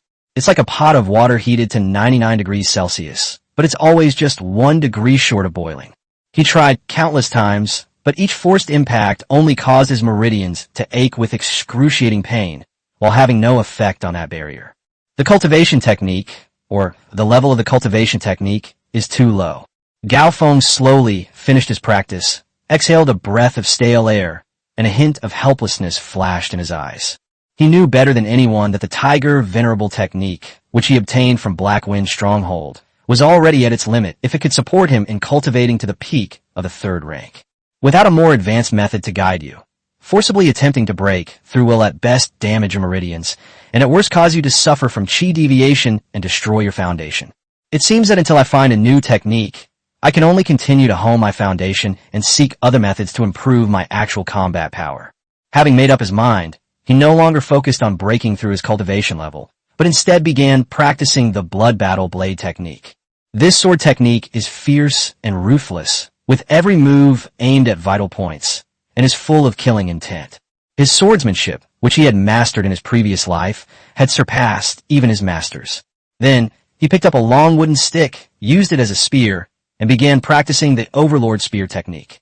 The spear moved like a dragon, sweeping and powerful, each move exuding an overwhelming dominance and might. At first, he practiced the two martial arts separately, trying to extract the essence of each. Knife skills emphasize dexterity, slashing, and variation.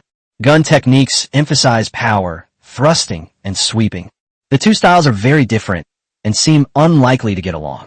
But during that long period of time in the Spirit Spring space, he practiced tirelessly over and over again. After practicing both martial arts thousands of times, a wonderful feeling arose in his heart. With his combat experience from his previous life, his understanding of human power generation and combat rhythm far surpasses that of martial artists of this era. He keenly grasped the deep commonalities between the two martial arts. Whether it's the tricky splitting Mao Hua in blood battle sword technique, or the fearless dragon emerging from the sea in overlord spear technique. The core power generation technique, when traced back to its origin, is a method of generating power from the body's axis, twisting the body's strength into one force, and then releasing it instantly. One pursues a spiral penetrating force within a small range. One seeks a wide-ranging sweeping force. What if we could combine these two? A bold idea flashed through his mind. He picked up the stick again, but this time his movements changed. He no longer adhered to the fixed moves of spearmanship, but instead incorporated the slashing, chopping, cutting, and sweeping techniques of knife fighting into the use of long weapons.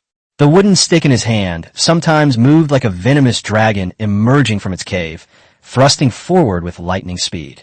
At other times, it rolls like a wheel, bringing with it a domineering, sweeping gust of wind. Even more remarkably, he could also use the subtle wrist movements of swordsmanship to make the trajectory of the wooden stick unpredictable and erratic while wielding long weapons.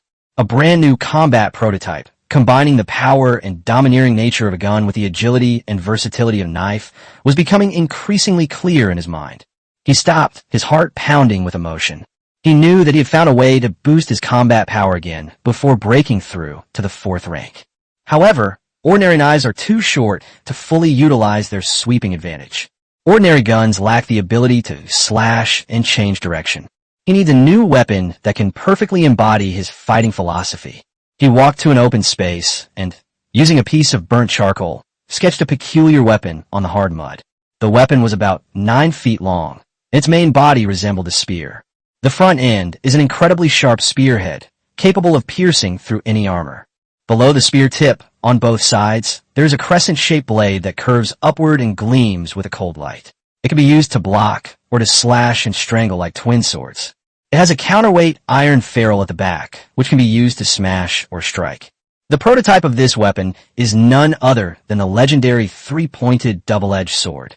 That's it. Gao Feng looked at the sketch on the ground, his eyes filled with fervor. This was the weapon that best suited him. An inch longer, an inch stronger. With it, your fighting style will have no weaknesses. But he also understood that forging such a divine weapon was by no means an easy task. Its requirements for materials are extremely high. Ordinary iron cannot withstand such complex forces that combine slashing and thrusting. It will break after only a few blows. We must use higher quality steel. In this era, steel was a strategic resource even more precious than gold. It seems that technological innovation is now imminent.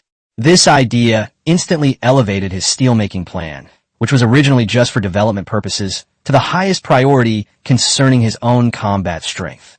A few days later, at Panshir village, inside a brand new and spacious chamber of council constructed from a mixture of massive stones and cement, all the core leaders of Panshir village gathered together. This is the first truly formal military conference held since the establishment of Panshir village. Beside the long, narrow stone table, Gao Feng sat at the head, his expression solemn. On the left were Lu Chengfeng and Luo Qin, one a scholar and the other a strategist, both composed and at ease. On the right are Du Wei and Wang Hu, one new and one old, both generals in the army, their expression solemn. At the lower end of the table sat Lao Qiu, Shouho, Sun Jiao, and others, who represented the top officials of various departments such as logistics, household registration, and construction. The atmosphere was solemn and dignified. The meeting began with a speech by Shouho, the person in charge of the household registration office. Reporting to the chieftain and esteemed officials, since military advisor Lu returned to the village, after several days of inventory by our household registration office, the total population of our Panshir village has reached 3,074. Among them, There were 1,520 soldiers who could fight. The rest were craftsmen, their families, and the elderly, women and children. Skinny Monkey's voice wasn't loud, but every number he mentioned made everyone present feel a chill. More than 3,000 mouths. This is an incredibly large and incredibly heavy number. Immediately afterwards, Lao Qiu, the person in charge of the warehouse, stood up. His expression was even more solemn than that of the Skinny Monkey. Chief, sirs, the grain we seized from Dushan village totals about 30,000 sure. It sounds like a lot, but based on the current daily consumption per person, this amount of grain can only last us for less than 4 months at most.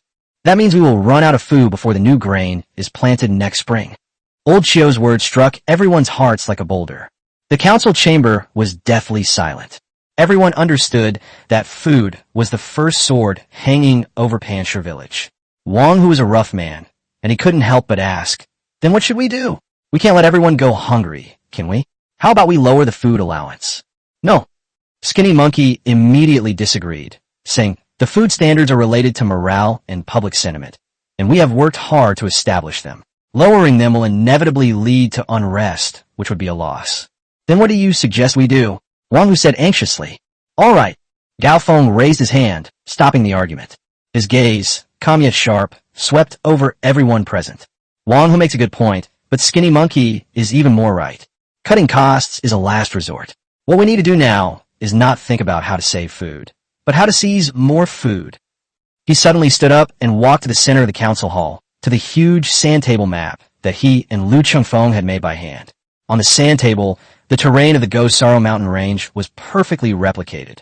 Rivers, mountains, dense forests, and roads are all clearly visible.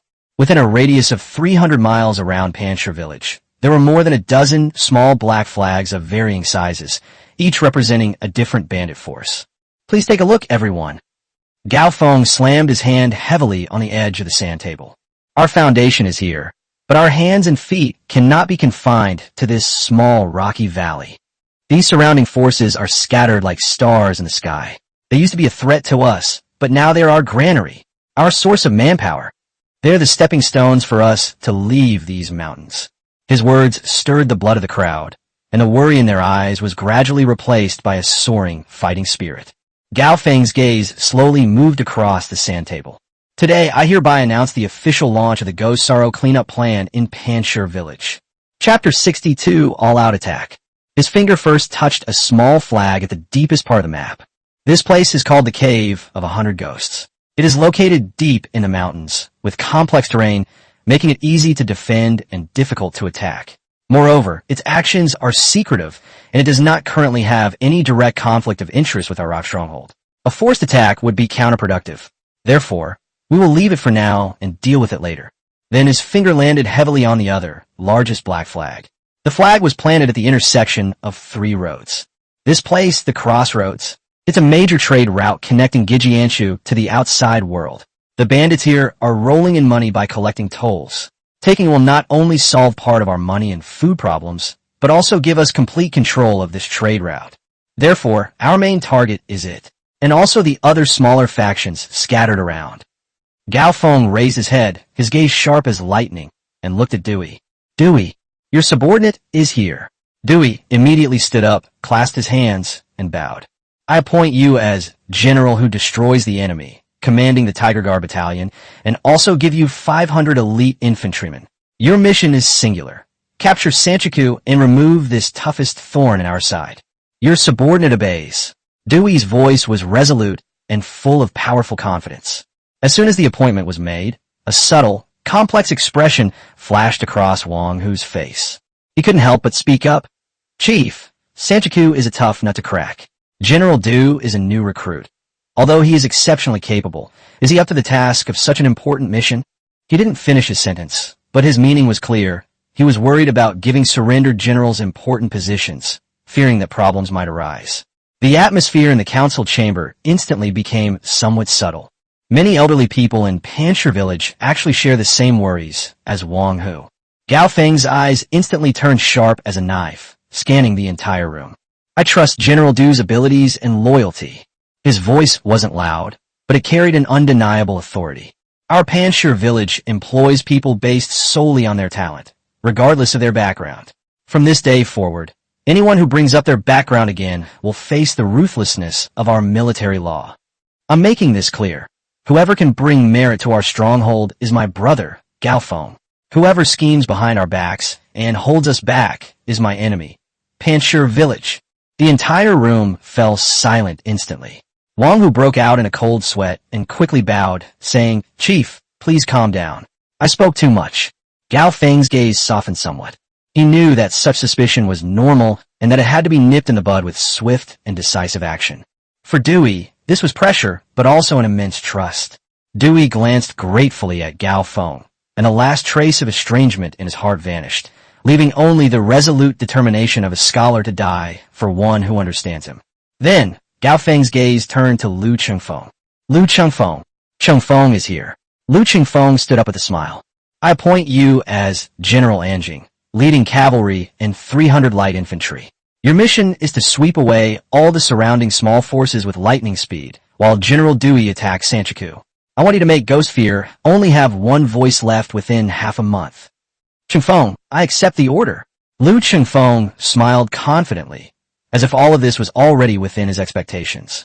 After the military mission was assigned, Gao Feng looked at Lao Qiu and Sun Jiu. "War is all about logistics. With two armies on the front lines, we cannot afford to be complacent about our rear. Old Qiu, your subordinate is here. I order your pacification division to immediately intensify its efforts. Set up soup bowls along all the major trade routes, wherever we can control. Actively absorb the displaced people caused by the war and the coming winter. Take in as many as you can. If there isn't enough food, I'll find a way. But the people must be brought back to me." "Yes, Chief." Old Qiu nodded emphatically. "Sun Jiu, I'm here." Old blacksmith's son, Jiu, stood up excitedly. "I hereby order your Ministry of Works to immediately suspend most of the city's construction. Gather all the best craftsmen, and if there aren't enough, pick from the laborers. You have only one task. Build me a new type of blast furnace capable of producing steel according to the new blueprints I gave you. As for the materials you need, just ask Steward Luo Qin for them. I'm giving you the highest authority. I, the humble one, will certainly not fail the chieftain's trust." Sun Jiu trembled with excitement. Steelmaking. This was a dream he, a blacksmith, would never have dared to dream of in his entire life. Finally, Gao Feng's gaze fell on the faces of the young, newly promoted officers present. His tone became persuasive. "Our Panshir village does not support idlers, much less mediocre people. This expedition is the best opportunity. All soldiers who perform exceptionally well in battle will be rewarded according to their merits after the war. They will be directly promoted to squad leader or platoon leader. Those with great merit may even be promoted to battalion commander. I'm here to order 2 people in advance." His gaze swept across the crowd, finally settling on 2 tall, handsome young men.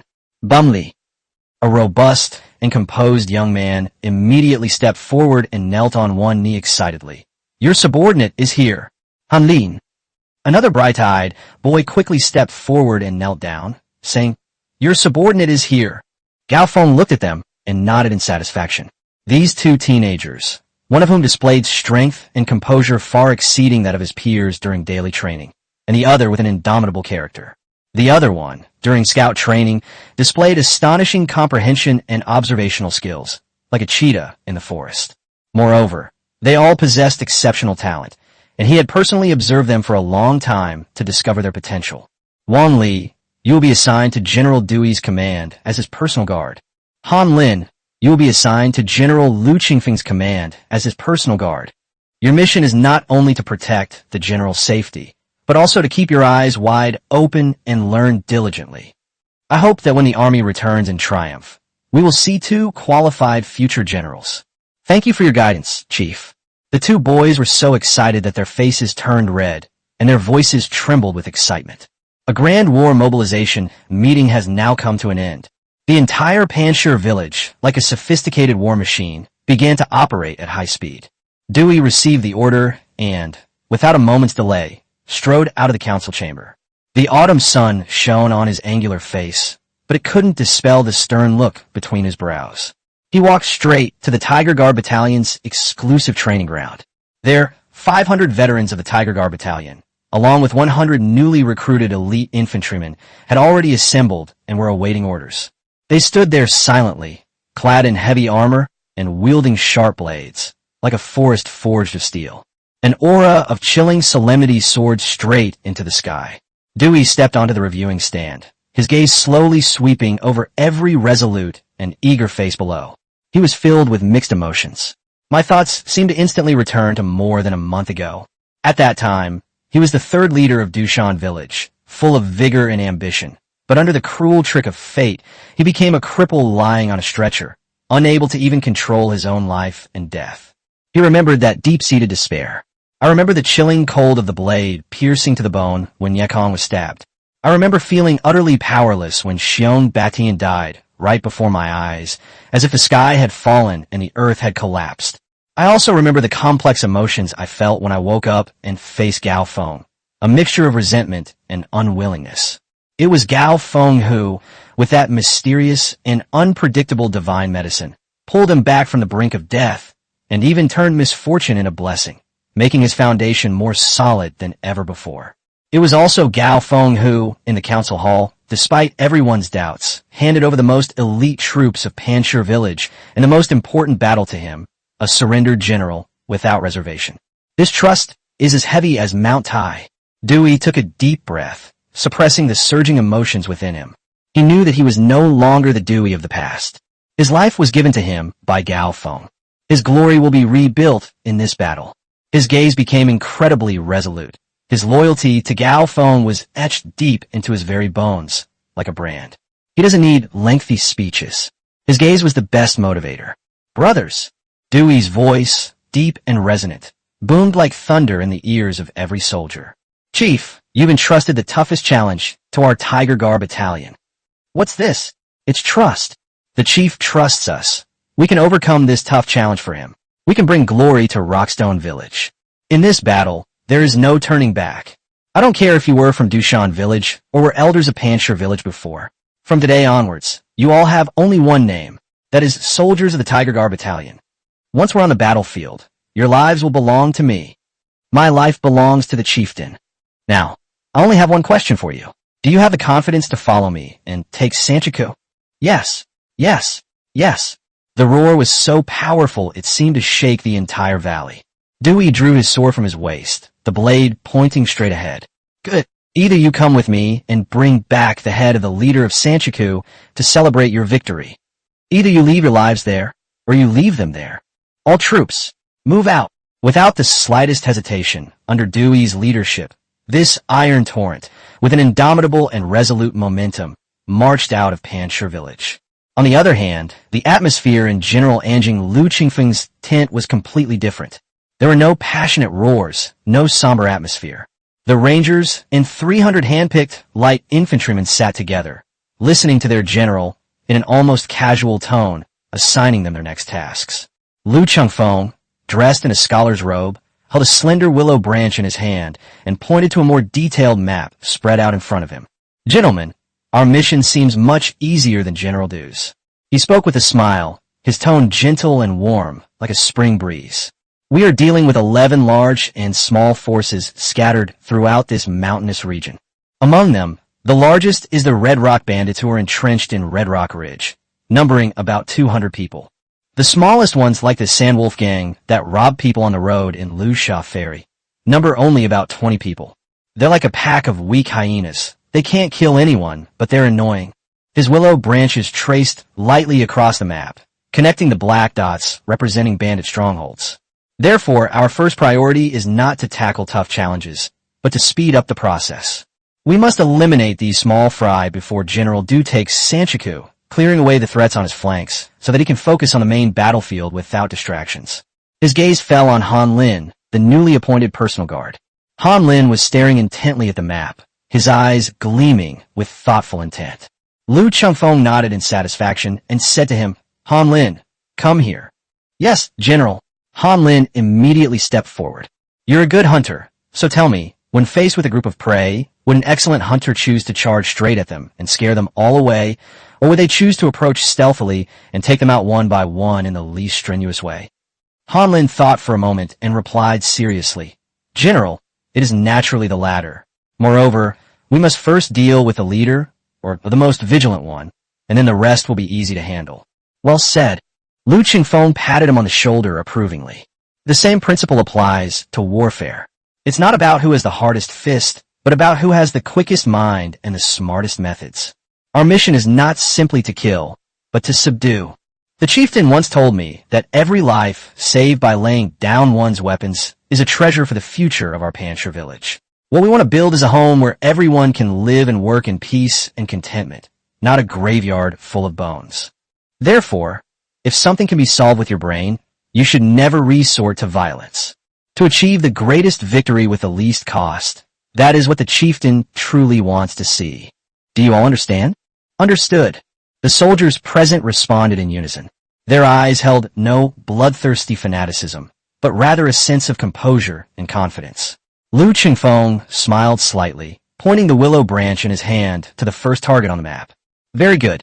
Then let's start our first stop here. All troops set off immediately. The two armies, one on the east route and one on the west route, had very different styles, but both carried the belief that they would win and disappeared into the end of the mountains and forests. The valley entrance of Pancher village quickly returned to its former tranquility. But everyone who stayed behind knew that a war that would determine the fate of Gijianshu had begun. The atmosphere inside the mountain stronghold became somewhat somber as a result. Gao Feng, however, did not lock himself in the council hall to wait for battle reports from the front. He knew better than anyone what war was about. It is logistics, it is strength, it is a powerful foundation that can sustain the war effort. Therefore, he devoted all his energy to the construction in the rear. He personally led Sun Jiao and a group of craftsmen to the edge of the valley to a newly cleared area. This will be the site of the first blast furnace in Pancher village. Chapter 63 The Creditor is truly a god. Chief, isn't the furnace drawn on this blueprint way too tall and too big? Old blacksmith Sun Jiao looked at the blueprint in his hand, which was covered with all sorts of strange symbols and structures, his face full of confusion and difficulty. The blacksmith furnaces we used to use were only about half a person's height. Yours is a full 3 zhang tall, and there are so many holes at the bottom. How can a fire burn brightly?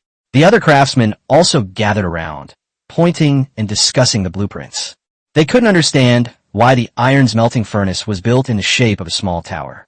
Gao Feng smiled and patiently explained, Uncle Sun, think about it. The higher the furnace is, the longer and more thoroughly the iron ore will burn as it falls to the bottom, right? As for these holes, they're called vents. We're not waiting for the wind to come. We're actively letting the wind in. He pointed to a structure on the drawing that resembled a giant bellows. Use this, a water-powered blower. By utilizing the water power of the nearby stream, we can generate a continuous stream of strong winds that will blow in through the vents. At that time, the temperature inside the furnace will be much higher than any flame you've ever seen before. Sun Jiao and the craftsmen were stunned by his simple and easy-to-understand explanation, as if a door to a new world had been opened for them. So this is how iron can be forged. Sun Jiao murmured to himself, his eyes shining with an unprecedented brilliance. The chieftain is truly a divine being. Having solved the theoretical problems, Gao Feng personally guided them on how to fire the refractory bricks needed for the blast furnace inner wall, how to calculate the foundation's load-bearing capacity, and how to build the blast furnace scaffolding. His vast knowledge, unlike that of a mountain bandit, earned him the utmost respect and admiration from all the craftsmen. During the day, he was on the construction site, sweating profusely, just like an ordinary craftsman. At night, he returns home to enjoy the warmth that is uniquely his. The bedroom was warmly lit. Suyu's belly was already slightly protruding, and her face was radiant with maternal glow. She would gently wipe the dust off Gao Feng's face and bring him steaming hot meat soup. Gao Feng likes to press his ear against her lower abdomen, quietly listening to the faint yet powerful heartbeat and feeling the pulse of new life. Do you think this little guy will look like me, or you when he grows up? He asked with a smile. Suyu stroked his hair, her eyes full of tenderness. It doesn't matter who he looks like, as long as he can be safe and sound. At this time, Luo Qin would bring over a stack of processed official documents and report to him on the day's affairs in the mountain stronghold.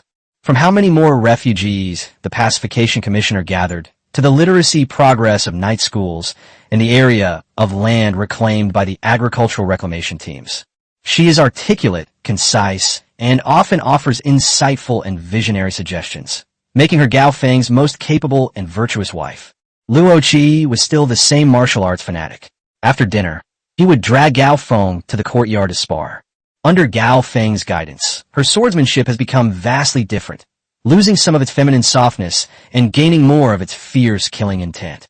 In the courtyard, swords and spears clashed, sparks flew, and the exchange of blows added a unique charm to the scene. And the two little girls, Luo Shu and Luo Hua, are even more clingy. Luo Shu would sit quietly to the side, grinding ink for Gao Feng, or holding a book and reading stories to him in her soft, sweet voice to relieve his fatigue from the day. Luo Hua, like a cheerful little bird, chirped and chattered with Gao Feng, sharing the interesting things that happened during the day, or she would pull his hand and ask him to go to the back mountain to see the two big, shiny tigers that she had raised. Sometimes, looking at Suyu's increasingly protruding belly, Gao Feng would feel a surge of childlike wonder. He would find a good piece of wood and, clumsily, try to carve a wooden horse with a knife. His crooked and distorted appearance often caused several women to cover their mouths and secretly chuckle. That laughter, crisp and melodious, was the warmest melody in this cold and chaotic world. The world outside the mountains is far less warm and welcoming than Panshir village. The Western Route Army. Dewey led 600 elite troops, like a black tide, marching rapidly through the night on the rugged mountain roads. For 2 whole days and 2 nights, they barely stopped except for necessary rest. Finally, on the evening of the 3rd day, they quietly arrived at the outskirts of the crossroads. Before us lies a majestic and perilous pass built between 2 mountains. The pass was built of huge stones, about 5 zhang high, and the only passage was a huge iron gate in the middle that was no more than 3 zhang wide. On the gate tower, arrow slits stood tall and torches blazed, while squads of bandits armed with weapons patrolled back and forth, maintaining a tight security. What a formidable pass, easy to defend and difficult to attack. Wang Hu, who was accompanying the army, couldn't help but gasp when he saw this scene. If we launch a full-scale attack, how many lives will we have to pay for it? Dewey's expression was equally solemn, but he was not deterred by the difficulties he faced. Set up camp. He calmly gave the order. Send out scouts to thoroughly investigate every inch of land within a 10-mile radius. I need to know if there's any other way to get up here besides this road. For the next 2 days, Dewey remained inactive. He did not rush to attack, but patiently waited for the intelligence brought back by the scouts. The newly appointed personal guard, Wang Li, looked at Dewey's steady and unwavering back and felt a deep sense of admiration. He had assumed that a fierce general like General Dewey would directly order a full-scale attack. Unexpectedly, he was so patient and cautious.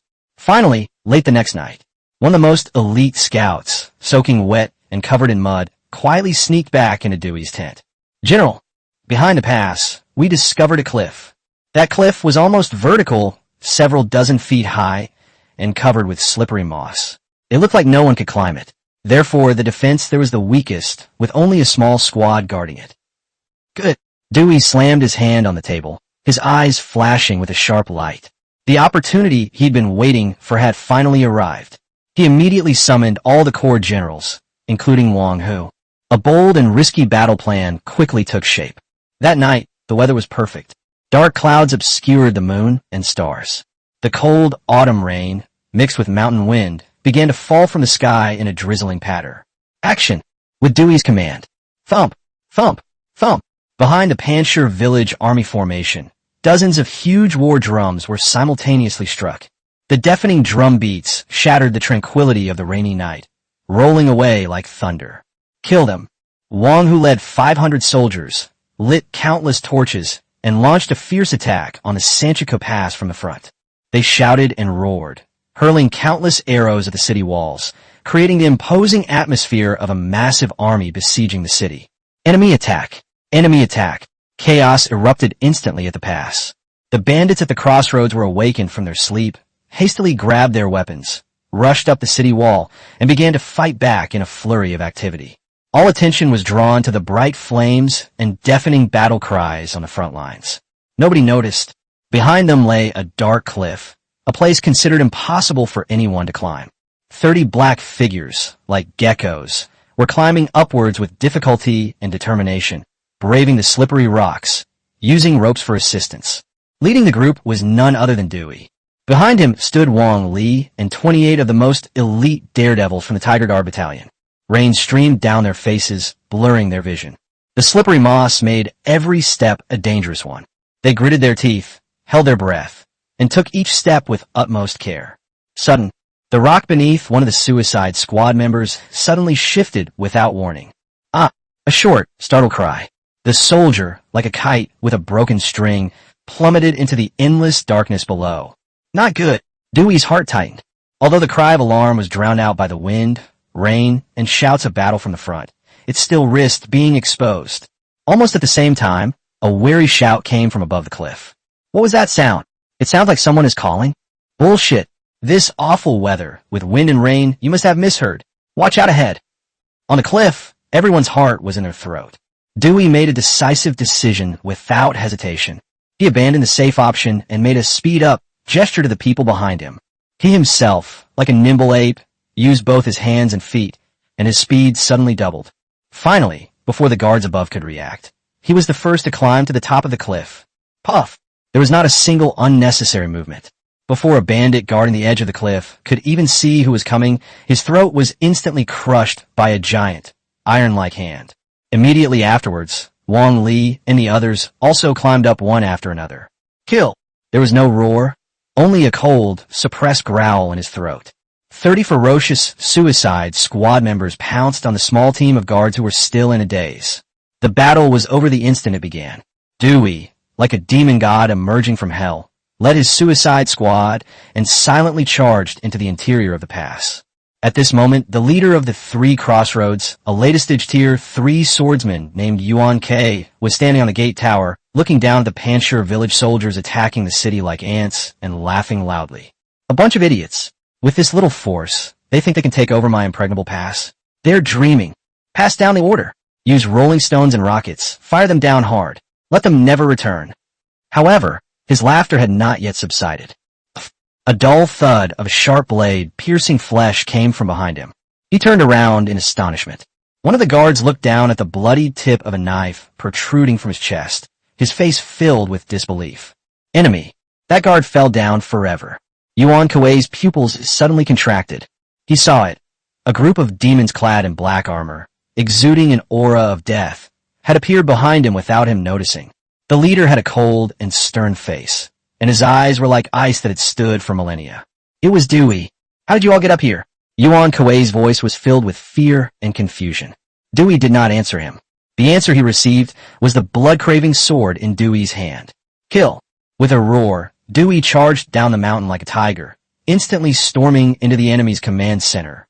Suicide squad members followed closely behind. The battle erupted in an instant. Yuan Kuei was indeed a master of the late stage of the 3rd tier, and his reaction was extremely fast. He roared, drew the ghost-headed broadsword from his back, and faced Dewey. Clang! The sword and fist clashed with a loud bang.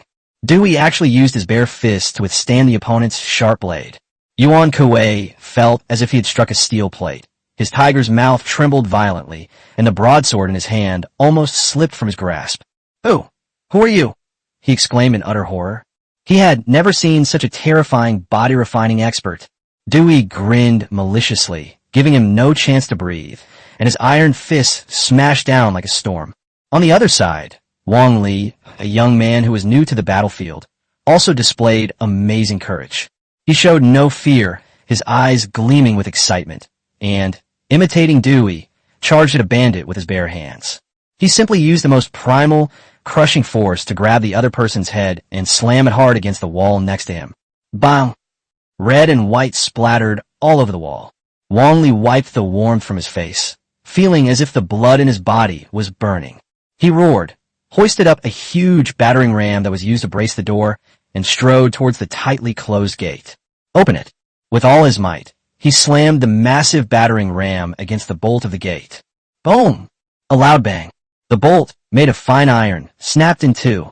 The heavy iron gate slowly opened inwards.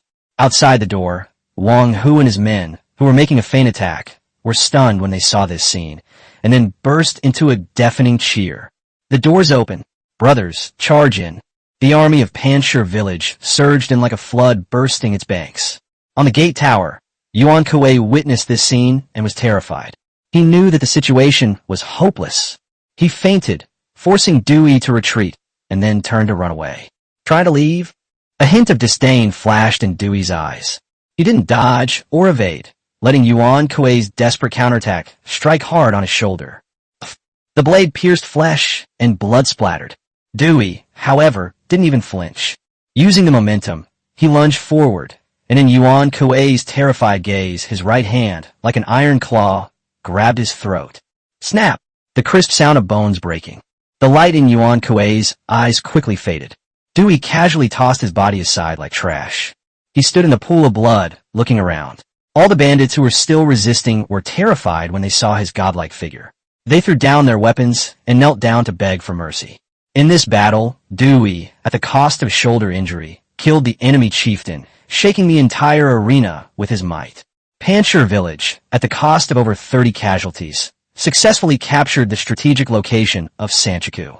When the spoils of war were tallied, in addition to a large amount of gold, silver, food, and supplies, the biggest gain was the dozen or so thick secret ledgers found in Yuan Kuei's secret room, which recorded the bribes that various merchant caravans had given him. This will be the sharpest knife in Lu Qingfeng's next move. Chapter 64. Fighting without bloodshed. This was completely different from the fierce and bloody battle on Dewey's side. The Eastern Army, led by Lu Qingfeng, was more like a relaxed and leisurely armed parade on their journey. Their first target was a group of more than 200 ruthless bandits entrenched in Qian Ridge. Qian Ridge is a strategically important location with only one exit. A direct assault would inevitably result in heavy losses. Lu Qingfeng's army was at the city gates, but he did not launch an attack at all. He simply ordered the rangers to use their superior mobility to surround the entire Red Rock Ridge, cutting off all their escape routes. They only besieged, not attacked. The bandits of Qian Ridge were on edge for 2 days, but found that the other side made no move. For a moment, they were all puzzled. On the third day, Lu Qingfeng sent men to arrest several bandits who had secretly come down the mountain to gather information. He neither killed nor hit. Instead, they took them back to the camp and treated them to good food and drink. Let them see for themselves the fine weapons and armor of the Panchir village soldiers, forged from tempered steel.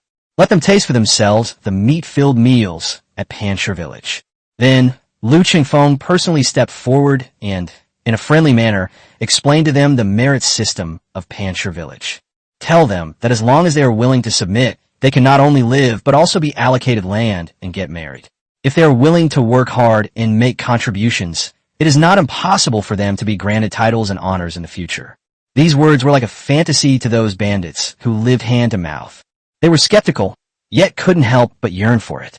3 days later, Lu Qingfeng released the bandits, who had been raised to a ruddy complexion.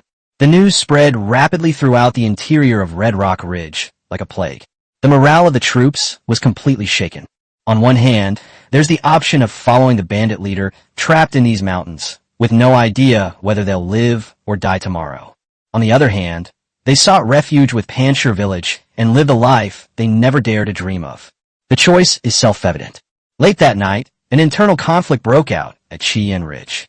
The second in command, along with a group of trusted confidants, took advantage of the leader's deep sleep and ended his life with a single blow. Then, carrying a bloodied head, he opened the gates of the stronghold, knelt before Lu Qingfeng, and expressed his willingness to surrender. Without shedding a drop of blood, take Red Rock Ridge. After dealing with Qian Ridge, Lu Qingfeng's next target was the Iron Scorpion Hall, known for its ruthlessness and viciousness. Iron Scorpion Hall is entrenched in a damp valley, surrounded by poisonous insects and traps, making it extremely difficult to deal with. Lu Qingfeng still did not choose to launch a direct attack. He sent his personal guard, Han Lin, the son of a hunter who grew up in the mountains, to determine the wind direction. After receiving accurate intelligence, he ordered his soldiers to set fire to dozens of huge haystacks upwind. That haystack contained more than just ordinary hay. It also contains a large amount of dried chili peppers, as well as pungent wolf droppings collected from the wolf pack's habitat. Thick, yellowish-green smoke, propelled by the wind, poured into the valley where the Iron Scorpion Hall was located, like a venomous dragon. For a time, screams echoed throughout the valley. Those thugs who considered themselves drug experts were choked by this purely physical, chemical weapon, their eyes and noses running, coughing incessantly, and they instantly lost all fighting ability. Then, the cavalry of Panchir village beat drums and shouted from all sides, making a show of force. The bandits of the Iron Scorpion Hall completely collapsed psychologically, surrendering without a fight. Crying and screaming, they ran out of the valley and knelt down to surrender. During this operation, Han Lin, relying on his hunter's precise experience, found the best location to place the smoke, making a great contribution to the army and earning Lu Qingfeng's public praise. Over the next 10 days or so, Lu Qingfeng used this kind of strategy, which can be described as a dimensional reduction attack, and came up with an endless stream of tricks. Whether it's winning hearts and minds, leveraging existing power, or sowing discord. Wherever their troops pointed, they were invincible. Flowing Sand Ferry, Shattered Bone Camp, 13 soul-severing eagles. One after another, the once infamous forces in Go Sorrow were swept away by him with ease, as if they were made of paper. Throughout the entire process, the number of casualties in Panshir village did not even exceed single digits. 2 weeks later, Lu Qingfeng led his army, which suffered almost no losses and had grown stronger by incorporating surrendered soldiers, to the crossroads. At this time, the flag of Panshir village had already been planted at the crossroads. Dewey and his Tiger Guard battalion are resting here. When Lu Qingfeng saw Du Wei, the iron-faced general still had thick bandages wrapped around his shoulders, and he had more than a dozen wounds of various sizes on his body. He exuded a bloody and murderous aura that had not yet dissipated. The Tiger Guard soldiers behind him were mostly wounded, but their battle-hardened, elite spirit was even more formidable. Looking at their own side, they were well-equipped and almost unscathed. Lu Qingfeng smiled, stepped forward, and handed over a pot of fine wine. General Du, you've worked hard. After this battle, Ghost Sorrow will be gone, and no one will dare to be an enemy of my rock village. Dewey took the flask and took a big gulp. The spicy liquor went down his throat, and a smile appeared on his usually stern face. He looked at Lu Qingfeng and the almost intact troops behind him, a complex emotion flashing in his eyes, but more than that, heartfelt admiration. One is literary, one is martial, one is wise, and one is brave.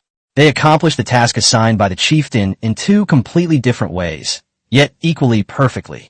The two exchanged a smile, everything understood without a word. From then on, apart from the mysterious and unpredictable 100 Ghost Cave, all forces in the entire Ghost Sorrow mountain range have been wiped out. The dominant position of Panshir village is already unshakable. When Du Wei and Lu Qingfeng led their victorious army, escorting a large number of surrendered soldiers and supplies back to Panshir village in a grand procession, the entire valley was in an uproar. The deafening cheers, like tangible sound waves, swept through every corner of the valley. Everyone, whether they were elderly people from Panshir village or newly arrived refugees, had a face beaming with heartfelt, fervent joy. They knew that from this day forward, this chaotic land, known as the place where even ghosts dread, would finally have its only master. And they're the people of this master. Gao Feng personally led all the remaining personnel to welcome the triumphant army at the valley entrance. He looked at Dewey and Lu Qingfeng, and at the endless line behind them, and felt a surge of pride in his heart. He announced to the public that the army would rest for 3 days and be rewarded. For the past 3 days, the entire Panshir village has been immersed in a sea of joy. Mountains of meat were brought out, and fine wines were served in a continuous stream. The soldiers ate meat heartily, drank wine from large bowls, and sang loudly, celebrating their hard-won victory. However, Gao Feng, the creator of all this, did not indulge in the joy of victory. His vision extends further. War is merely a means to an end. Development is the only constant. After the rewards were given, a larger-scale post-war integration and reconstruction began in an orderly manner. Lu Qingfeng's General Anjing mansion became the busiest place. He began to rigorously screen, select, and reorganize all the surrendered soldiers. Those heinous bandit leaders who aroused great public indignation were handed over to Dewey's court of law enforcement without mercy, publicly tried and executed in public to appease the people. Those who were strong and had no bad records were dispersed and incorporated into various units to serve as auxiliary soldiers. The majority of the remaining people were converted into laborers and thrown into the bustling construction. Dewey's Hall of Enforcement was also officially established. He selected 100 of the most disciplined and steady veterans from the Tiger Guard battalion to form the first military police team in Panshir village. They wore specially made black uniforms, carried swords at their waists, and had bronze plaques engraved with the word law enforcement on their arms, patrolling the mountain stronghold day and night. Anyone who dares to violate military law or cause trouble, regardless of whether they're a new recruit or a veteran, or regardless of their rank, will be taken down and severely punished without mercy. Under Dewey's impartial and incorruptible rule, the security of Panjshir village reached an unprecedented level. The minor conflicts that used to arise from the differences between new and old soldiers and between different factions have completely disappeared. The entire mountain village presented a thriving and disciplined scene. The changes in the mountain stronghold were not only reflected in its system and military equipment, but also etched into the lives of every ordinary person. Wang Laosi was one of them. He was an ordinary old farmer, thin and dark-skinned, his back slightly hunched from years of hard work, his face etched with the marks of time. 6 months ago, he was a tenant farmer at the foot of Dushan village, whose livelihood had been so severely exploited that he could barely survive. At that time, his daily life was one of numbness. Numbly working from sunrise to sunset. Numbly handing over a large portion of the meager harvest they dug from the land to the mountain kings. He watched numbly as his wife and children grew thinner and thinner each day because they couldn't get enough to eat. He saw no hope and felt no future. For him, living was nothing but torture. Until one day, the army of Panjshir village, like divine soldiers descending from the sky, annihilated Dushan village. He and the other tenants were brought to this valley. At first, he was very scared. He thought he had simply fallen from one wolf's den into another tiger's lair. But what happened next completely overturned his understanding. He was allocated land. 5 whole acres, fertile soil, truly belonging to Wang Laosi himself. When he received the land deed bearing his name from the skinny clerk in the household registration office, his rough hands trembled so badly he could barely hold it. He had lived for over 50 years and never dared to dream that one day he would own his own land. He cried. She cried like a child. From that day on, he seemed to come back to life. Every day before dawn, he would carry a hoe and go to his own field. He tirelessly turned the soil, weeded, and watered the land, tending to those 5 acres with even more care than he would his own father. The seed he planted was a spiritual seed, personally distributed by Lord Luoqin and said to have been blessed by the mountain god, who was also their chieftain Gao Feng. That wheat variety was indeed extraordinary. It's only late autumn now, but the wheat seedlings in the fields have already grown half a foot tall. Each one was thicker and greener than any wheat seedling he had ever seen before. That lush green expanse, like jade, rippled in the autumn wind, forming layers of waves. Wang Laosi squatted on the edge of the field, looking at the gratifying growth, his dark face full of wrinkles with a smile. He knew that, barring any unforeseen circumstances, next spring would definitely be a year of tremendous harvest. At noon, the village will ring a bell to signal lunch. He would put down his work and go to the construction site not far away to collect his lunch. It was a porridge made from cornmeal and wild vegetables. Although it's made with whole grains, it's cooked until very thick and filling. What he found most unbelievable was that there was minced meat mixed in the porridge. Although there wasn't much, the rich aroma of the meat made him want to swallow his tongue every time. This was a luxury that people wouldn't even dare to dream of during the Lunar New Year in the past. After eating his fill, he would return to the fields and continue working, his whole body brimming with inexhaustible energy. In the evening, his 12-year-old son, Little Stone, would run back excitedly from the Rock Night School on the other side of the mountain village. Little Stone used to be a quiet, somewhat insecure child. But ever since he went to night school, he has completely changed. She became more talkative and cheerful, and her eyes sparkled with a light she had never seen before called confidence. Dad, look, I've learned 10 more words. Little Stone would proudly pull out a small wooden board from his pocket, on which a few words were written crookedly in charcoal. He would read it to Wang Laosi, one word at a time, haltingly. Even with high mountains and flowing water, people will have food to eat. Wang Laosi doesn't recognize a single word, but he understood the last sentence. Everyone has food to eat. This was taught to the children personally by the village chief at the night school. This is also the simplest, yet greatest, truth in this mountain village. Looking at his son's hopeful face, Wang Laosi's eyes would always well up with tears. He knew that his son's future fate would be different from his own. He will no longer be illiterate, and he will no longer spend his whole life as a peasant toiling in the fields. He will be successful. Sometimes, he would see a squad of military police in black uniforms patrolling along the ridges of the fields. That was General Dewey's newly formed force. They were all in impeccable military bearing, with serious expressions and unwavering gazes. Upon seeing them, Wang Laosi no longer felt fear and dread as he had when he saw the bandits of Dushan village before. Instead, he felt a sense of peace and security. He knew that with these people around, no one would dare to bully them, these honest and law-abiding ordinary people. His gaze would cross the fields and look into the deepest part of the valley. There, a huge building, as big as a small mountain, is rising from the ground. That was a blast furnace for iron smelting, personally supervised by the chieftain. It belches out thick smoke day and night. The smoke wasn't as pungent as the smoke from cooking fires used to be. It seemed to carry a scorching power, like the beating heart of the entire mountain stronghold.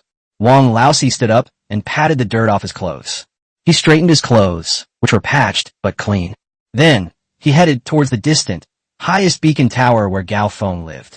He bowed deeply and devoutly, pressing his forehead firmly against the land that had given him new life and hope. He didn't say anything, but 2 warm tears silently slid down his deeply lined cheeks and dripped into the soil beneath his feet. Chapter 65 Winter is coming. Standing atop the highest point of the beacon tower, Gao Feng had a panoramic view of the valley below. He saw the fields of wheat growing vigorously. I saw those laborers sweating profusely on the construction site, yet full of energy. I saw those soldiers training hard on the drill ground, their battle cries shaking the heavens. I also saw the old farmer kneeling and bowing to me from afar on the edge of the field. A sense of satisfaction and responsibility welled up within him. This is the home he wanted to build. This is the meaning behind his struggle. He knew that everything he had done was worthwhile. "Chief!" A shout, trembling with excitement, interrupted his thoughts. Then, the old blacksmith's son Gio scrambled up the steps. His face, blackened by the smoke, was filled with ecstasy and disbelief. "We did it! Chieftain! We did it! Steel! Real molten steel! We've made it!" He was so excited that he was incoherent, still holding a dark, warm piece of metal in his hands. Gao Feng's heart skipped a beat, and he immediately went over. He took the metal. It was extremely heavy. Although its surface is rough and full of pores and impurities, its hardness and density are far superior to ordinary wrought iron. "Good, good, good." Gao Feng said good 3 times in a row, his eyes shining with an unprecedented brilliance. This is more than just a piece of steel. This signifies that the weaponry and equipment of Pancher village is about to undergo a qualitative leap. This means that the 3-pointed, double-edged sword he has been dreaming of has finally become a possibility. "Pass on my orders." Gao Feng's voice was full of power. "From today onwards, the Ministry of Works will operate at full capacity. I want you to optimize the processes and increase production in the shortest possible time. Send the first batch of qualified steel to the weapons workshop. I want to equip my most elite warriors of Pancher village with the sharpest weapons in the world and dress them in the strongest armor." That same day, Gao Feng personally went to the weapons workshop. He solemnly handed the drawing of the 3-pointed double-edged sword, which he had drawn countless times, to Sun Jiao. "Uncle Sun, this weapon is of utmost importance to me. I demand that it be made with the finest steel and the best craftsmanship, and that you personally oversee its forging." Sun Jiao looked at the imposing and murderous divine weapon on the blueprint, and his hands trembled with excitement. "Rest assured, Chief, I will risk my life to forge this divine weapon for you." Time flies. The first campaign by Gijianshu has come to a complete end. The development of counterfeit products has also gotten on the right track. As the chill of late autumn deepened, winter finally arrived. The biting wind howled, swirling up a flurry of snowflakes. Within just a few days, the Ghost Sorrow Mountain range was covered with a thick layer of snow, transforming it into a silver-clad, snow-covered world. The war was completely over. Most of the construction work was also temporarily suspended due to the freezing weather. The entire Pancher village has entered a rare period of hibernation. People reinforced their houses, stocked up on firewood, and sat around the warm fireplace, enjoying this hard-won peace and tranquility. Gao Feng also knew that the time had come for him to leave. This peaceful winter was the perfect opportunity for him to venture out into the world beyond the mountains and seek new opportunities. His bottleneck at the peak of the 3rd tier was like a thorn stuck in his throat, something he couldn't get rid of without removing it. The future of Pancher village cannot forever rest on his shoulders alone. But what he needs even more is absolute personal force capable of suppressing all villains. He had to go there himself to find higher-level cultivation techniques and alchemy skills. That night, Gao Feng called Luo Qin and Suyu into his room. Inside the room, a warm charcoal fire kept out the chill of late autumn. Suyu's belly was already quite noticeable. She was wearing a loose cotton robe with a happy and satisfied smile on her face, and was sewing a small tiger head hat for her unborn child. Luo Qin stood to the side, helping her arrange the silk threads. Under the lamplight, her profile was serene and beautiful. Upon seeing Gao Feng enter, both women looked up, their eyes questioning. Gao Feng sat down next to the two women, gently pulling Suyu into his arms, while holding Luo Qin's slightly cool hand with his other hand. He didn't speak immediately, but quietly enjoyed this moment of warmth. After a long silence, he spoke in a calm tone. Moon, Qiner, the stronghold has just been established, and everything is in need of rebuilding. Although the external threats have been eliminated, our foundation is still very weak. Next, there will be a period of stable development, which is also the best time for me to improve myself. He looked into their eyes and said earnestly, I've been cultivating lately and have a vague feeling that I've touched upon the opportunity for a breakthrough. So, I've decided to start a long period of seclusion tomorrow to break through this bottleneck. This seclusion is crucial for me and for the entire stronghold. During this time, I will not see anyone, and you will need to take good care of all the affairs of the stronghold. Upon hearing the word seclusion, both Suyu and Luo Qin showed a hint of worry on their faces. For martial artists, going into seclusion to break through bottlenecks is an extremely dangerous thing. The slightest carelessness can lead to chi deviation and demonic possession.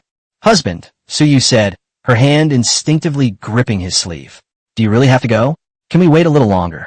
Gao Feng shook his head, gently stroking her warm, pregnant belly, and softly promised, in chaotic times, strength is the foundation of everything. The stronger I am, the safer you and the child will be. Don't worry, I know what I'm doing. By the time I get out of here, our child should already be born, and I'll definitely come back. His gaze then turned to Luo Qin, his eyes now filled with a newfound seriousness. Qiner, during my seclusion, you will be in charge of all the daily affairs of the stronghold. I have already drawn up a detailed winter development plan, which includes farmland irrigation repairs, new recruit training regulations, and follow-up steps for blast furnace steelmaking. I will give it to you first thing tomorrow morning. You just need to follow the plan. If there are any major issues, you can discuss them with military advisor Lu, but the final decision rests with you. These words made the intelligent Luo Qin's heart skip a beat. She immediately understood Gao Feng's deeper meaning. This was to clarify her position in the family. Although Lu Qingfeng was a military advisor, he was ultimately an outsider. The family was the foundation. Understand, my husband, please go into seclusion without worry. Qiner will take care of everything. Luo Qin nodded sensibly, deeply hiding her reluctance. After calming them down, Gao Feng did not keep them in the dark as he had done before. He knew that the real backup plan had to be entrusted to the person he trusted most. He took out two exquisite little jade bottles from his bosom that he had never shown to anyone before. The jade bottle was warm and translucent, and inside it was pure spiritual spring liquid that was undiluted and looked like melted jade. Simply by taking it out, a rich aura of life instantly filled the entire room. This is... Luo Qin and Suyu both sensed that magical aura, and their spirits were lifted. This is my biggest secret, and our last trump card. Gao Feng placed the jade bottles into their hands respectively. Remember my words, this is a life-saving wonder. No matter how severe the injury, even if you only have one breath left, just take a drop and you'll be saved. He taught them how to use it seriously, word by word. Unless absolutely necessary, in a life or death situation, this must never be shown to others, let alone used. This is the foundation upon which our family lives and thrives, understand? Seeing Gao Feng's unprecedentedly serious expression, both women nodded heavily and carefully hid the small jade bottle close to their bodies as if it were their own life. Only after doing all this did Gao Feng feel truly at peace. He did not summon Lu Qingfeng and Du Wei. His trust was based on how they acted, not on a few verbal promises. He had already planned out the tasks for these two throughout the winter. The next day, a winter development outline of Panshur village, written by Gao Feng himself, which was several thousand words long, was delivered to Lu Qingfeng and Du Wei's desks. The outline provides detailed and clear instructions for every task in the next 3 months. Lu Qingfeng's task was to integrate the household registration and land ownership of the newly occupied areas, establish an effective grassroots management system, and utilize the trade route at Sanchiku to conduct limited material transactions with the outside world. Dewey's task was to oversee the winter training of the new recruits and to mold all of them into qualified soldiers according to the more rigorous and scientific training manual provided by Gao Feng. At the same time, they are also responsible for the security work of the blast furnace steelmaking plant. This outline, clear and insightful, not only impressed Lu Chengfeng and Du Wei with the chieftain's foresight, but also completely extinguished any other thoughts they might have had. They have too many things to do and simply don't have time for anything else. And the counterfeit industry, under Gao Feng's remote control, will continue to develop rapidly along the track he set. This is the true art of imperial strategy. There's no need for suspicion. Just keep everything firmly under your control according to your plan. Just as Gao Feng had made all the arrangements, packed his bags, and was about to leave, good news cheered him up.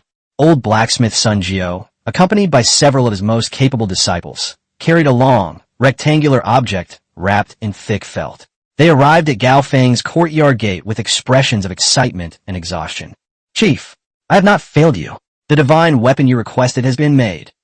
Sun Jiao's voice was a little hoarse from days of fatigue and excitement, but he couldn't hide the pride that came from his heart. Gao Feng was overjoyed and immediately went out to greet him personally. When the layers of felt covering were removed, a magnificent and imposing divine weapon lay quietly on the wooden frame, appearing before everyone. Everyone present, including the well-informed Luo Qin, couldn't help but gasp. The weapon was about 9 feet long and made entirely of newly refined steel, forged through countless hammerings and repeated folding and forging. The weapon has a deep, dark blue color, and its surface is covered with fine and mysterious forging patterns that flow like water. Under the sunlight, it exudes a captivating cold light. At the very front is a 3-edged spearhead, incomparably sharp, seemingly capable of easily piercing the world's strongest armor. Below the spearhead, 2 crescent-shaped blades curved upwards, formed in one piece, with extremely thin edges that could cut a hair in two. This makes the weapon possess both the thrusting advantage of a spear and the slashing power of a knife, perfectly combining ferocity and agility. The weapon's end is a heavy iron ferrule with anti-slip grooves, which not only ensures balance, but also serves as a blunt weapon to deliver a fatal blow at close range. Excellent! What a divine weapon! Gao Feng stepped forward, reached out, and grasped the cold body of the soldier. It feels incredibly heavy when you hold it, at least 70 or 80 pounds. For an ordinary martial artist, just picking it up would be difficult, let alone wielding it. But for Gao Feng, this weight was just right, allowing him to unleash his full power. With a flick of his wrist, he lifted the 3-pointed, double-edged sword from the wooden frame. Buzz! A clear and long hum echoed in the air, like the roar of a dragon. That's a sound that can only be produced by the finest materials and the most perfect forging. Gao Feng stroked the cold blade with great affection, savoring the perfect touch that was exactly as he had envisioned. He walked to the open space in the courtyard, took a deep breath, and began to slowly practice. At first, his movements were a bit awkward, but this weapon seemed to have been made for him. In just a moment, he found his rhythm. The 3-pointed, double-edged sword in his hand seemed to come alive, becoming an extension of his arm. He sometimes moved with sweeping, powerful strokes, his blades swirling like a wheel, creating a howling wind and swirling up fallen leaves, displaying the unparalleled domineering power of the Overlord spear technique. At times, he would turn his body and his swordsmanship would become agile and unpredictable. The 2 crescent-shaped blades would draw tricky arcs, which was the essence of the blood battle swordsmanship. Thrust, chop, cut, flick, hang, sweep. He switched between countless attack methods with effortless grace, without the slightest hesitation. At that moment, he felt that he and his soldiers had become one. With the blessing of this divine weapon, his combat power increased by at least 30% out of thin air. Ha! Great! That's fantastic! Gao Feng sheathed his sword, stood up, and burst into laughter, his joy overflowing. He turned around and looked at Sun Jiao, whose eyes were sunken and who had lost a lot of weight from forging the knife, as well as the other craftsmen behind him who also looked tired. He then solemnly clasped his hands in a salute. "Uncle Sun, fellow masters, thank you for your hard work. Serving the chieftain is no trouble at all. No trouble at all." Sun Jiao and the others were flattered and quickly returned the greeting. "Those who have rendered meritorious service will be rewarded," Gao Feng declared loudly. "Guards, Bring 100 taels of gold and 1,000 taels of silver as a reward to all the craftsmen in the Ministry of Works who participated in forging this sword. Uncle Sun, you have made the greatest contribution. You will also be rewarded with a precious medicinal herb and 10 acres of fertile land. Such a generous reward made Sun Jiao and all the craftsmen tremble with excitement, and they all knelt down on the ground. Thank you for your kindness, Chief. Gao Feng helped Sun Jiao up, patted him on the shoulder, and his eyes were full of approval. He knew that with these dedicated craftsmen, the future of Panshir village would be even stronger. 3 days later, on a snowy night, the entire Panshir village had fallen into a deep sleep amidst the wind and snow. Gao Feng enjoyed a warm and sumptuous dinner with 5 women: Suyu, Luo Qin, Luo Qi, Luo Shu, and Luo Hua. After dinner, he announced that he would begin his formal seclusion that night. He did not return to the secret chamber prepared specifically for him deep within the beacon tower, but remained in his own bedroom. When it was late at night, and everyone was asleep, Gao Feng changed into an inconspicuous black outfit and carried a pre-prepared bag containing dry food, water, and a large amount of gold. He carefully wrapped the newly acquired 3-pointed double-edged knife in thick oilcloth and carried it on his back. He pushed open the door, and a cold wind mixed with snowflakes rushed in. He turned back and took one last look at the mountain village that was filled with his worries and hard work. He glanced at the cozy bedroom that belonged to him and several women. A hint of reluctance flashed in his eyes, but it was quickly replaced by determination. A brief separation is for a longer period of protection. He unleashed the willow catkins in the wind technique, making his entire body seem weightless. His figure, like a wisp of elusive smoke, silently disappeared into the vast snowstorm. There wasn't even a clear footprint left on the snow. He hurried toward the unknown, vast world beyond the mountains. His first target was Qinghai County, which was closest to Gijianshu. He was going there to gather information, purchase supplies, and, more importantly, to find an opportunity that would allow him to transform himself. When Gao Feng entered Qinghai County, a 3-day heavy snowfall had just stopped. The entire county was shrouded in a somber, silvery white hue. Thick snow had accumulated on the eaves and along the streets. When the cold wind blew, snowflakes fell in a flurry, making people shiver and shrink their necks. There weren't many pedestrians on the street, and those who were there seemed to be in a hurry, their faces showing a lingering tension and wariness. Even the air seemed to be filled with a faint smell of rust and blood. On Gao Feng's back, the 3-pointed, double-edged knife, wrapped in thick oilcloth, looked exceptionally heavy and conspicuous. His expression was calm, his steps steady, each step crunching on the thick snow, a stark contrast to the oppressive atmosphere of the county town. His goal for this trip was very clear. He was searching for a more advanced cultivation technique that could help him break through to the 4th rank. He first found a guest house that looked fairly clean and asked for a superior room. Seeing his imposing stature and imposing presence, the waiter dared not be negligent in the slightest and provided extremely attentive service. After settling in, Gao Feng did not rush to take any action for the next 2 days. He was just like an ordinary, newly arrived martial artist from out of town. During the day, he would go to the largest restaurant in the county town, Tingfingu, order a pot of the cheapest liquor and a plate of fennel beans, and sit in the most inconspicuous corner for the entire afternoon. Restaurants are a melting pot of all sorts of people, making them the best place to gather information. He soon realized that his previous judgment was too optimistic. The world's monopoly on knowledge, especially advanced martial arts, is far more severe than he imagined. He had heard this more than once from the boasts and complaints of those Jianghuku, people who travel the world of martial arts and chivalry. The truly valuable things, such as cultivation techniques that allow one to reach the 4th level of bone refining realm or higher, are all firmly held in the hands of those powerful and influential forces. The armory of the great Qian dynasty, the core traditions of various sects, a family secret manual passed down for hundreds of years. Ordinary people don't even have the right to look at these things, let alone obtain them. Money appears pale and powerless in transactions at this level. Gao Feng had also been to the black market in the county town. It was an underground market hidden in a dark corner, controlled by local gangs.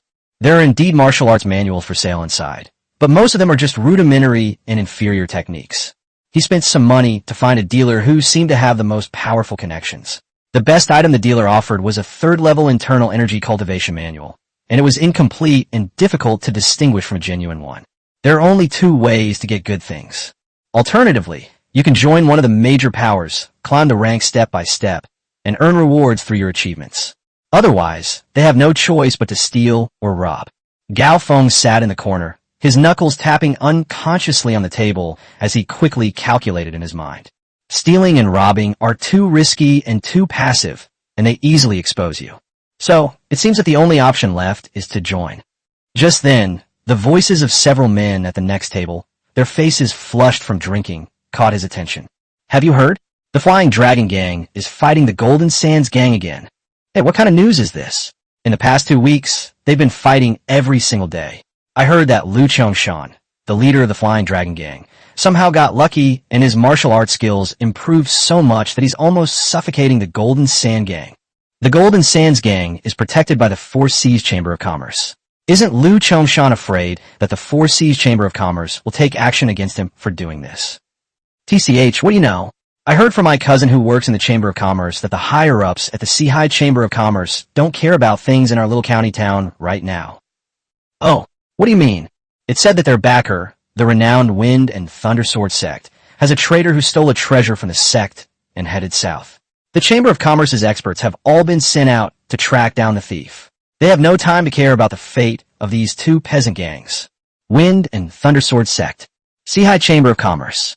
These two names made Gao Feng's eyes narrow slightly. A thought gradually became clear in his mind. Forcing your way in is the worst possible strategy. Leveraging existing resources is the best strategy. If I can find a way to join the Four Seas Chamber of Commerce and make some contributions, perhaps I will have the opportunity to come into contact with the advanced martial arts of the Wind and Thundersword sect. This seems to be the safest and most feasible path at present. Just as he was deep in thought, a series of hurried footsteps and chaotic shouts suddenly came from outside the restaurant. Damn it! You scum from the Golden Sands Gang. Stop right there. Don't let them get away. Catch one, and you'll get 10 taels of silver. Immediately afterwards, a loud bang rang out. The heavy wooden door of Tingfeng Tower was kicked open from the outside.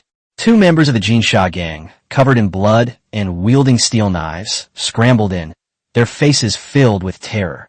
Behind them, 7 or 8 men dressed in black, with a ferocious dragon embroidered on their chests, grinned and blocked the door. The leader was a bald man with a face full of scars. He licked his lips and his eyes, like those of a wild beast, scanned the silent diners in the restaurant. The Flying Dragon Gang is on a mission. All you bystanders, if you don't want to die, get the hell out of my way. Chapter 66, The Dragon-Slaying Seablade. His voice was arrogant and domineering. The diners in the restaurant dared not speak out in anger, and all huddled in the corners, afraid of getting into trouble. The 2 Jinsha gang members had nowhere left to retreat. They leaned against the wall, panting heavily in despair. The bald man ignored them. Instead, his gaze was drawn to a figure in the corner who hadn't even lifted an eyelid the entire time. It's the Peak. And beside him, there was a long, heavy-looking weapon wrapped in thick oilcloth. Hey, you big guy. The bald man pointed the tip of his knife at Gao Feng, speaking in a flippant tone. What kind of treasure is that? Let me see it. The gang members behind him also burst into laughter. They were used to bullying others in Qinghe County and didn't take this guy, who looked like a country bumpkin, seriously at all. Gao Feng slowly raised his head. His eyes were very calm. It was as calm as a bottomless, icy abyss. Roll. He uttered a single word softly from his mouth. The sound wasn't loud, but it reached everyone's ears clearly. The bald man's smile froze on his face. He thought he had misheard. Kid, what the hell did you say? His followers behind him also started shouting. You ignorant fool! How dare you speak to our boss like that? Kill him. The bald man, also known as Brother Dragon, had a cruel glint in his eyes. What he enjoys most is breaking down these arrogant and stubborn people bit by bit. Looks like you're planning to walk out sideways today. He grinned maliciously, picked up his knife, and strode towards Gao Feng. The atmosphere in the restaurant instantly froze to freezing point. Everyone held their breath, as if they could already see the horrific scene of this outsider's blood splattering on the spot. However, just as the dragon-head brother was about to raise his knife, Gao Feng moved. No one saw his movements clearly. Everyone felt a blur before their eyes. Immediately following was a series of bone-crackling sounds, like popping beans, that made your teeth ache. Snap! Snap! Snap! The sneer on the faces of the gang leader and his 7 henchmen had not yet faded. The next second, they collapsed to the ground like soft mud with their bones removed, letting out miserable screams like pigs being slaughtered.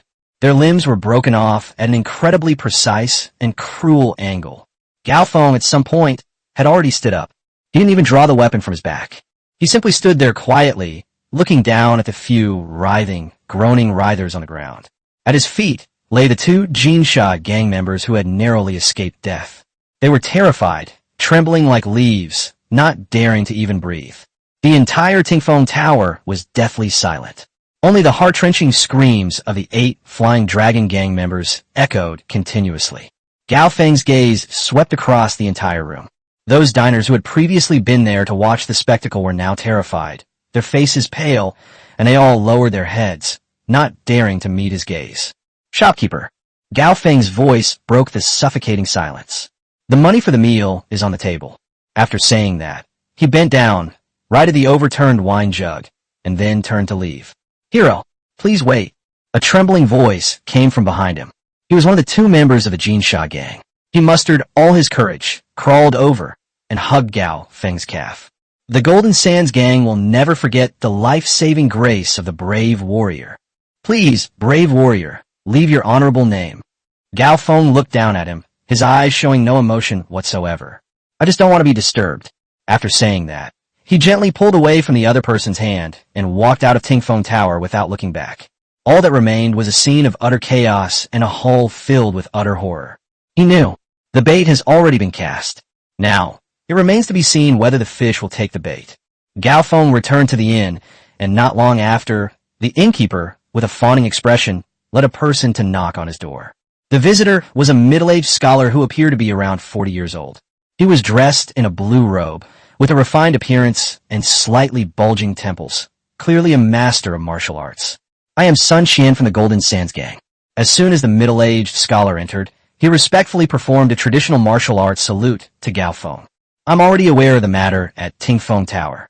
I have come here specifically to thank Brother Gao for helping Brother Zhong out of this predicament. He adopted a very humble posture.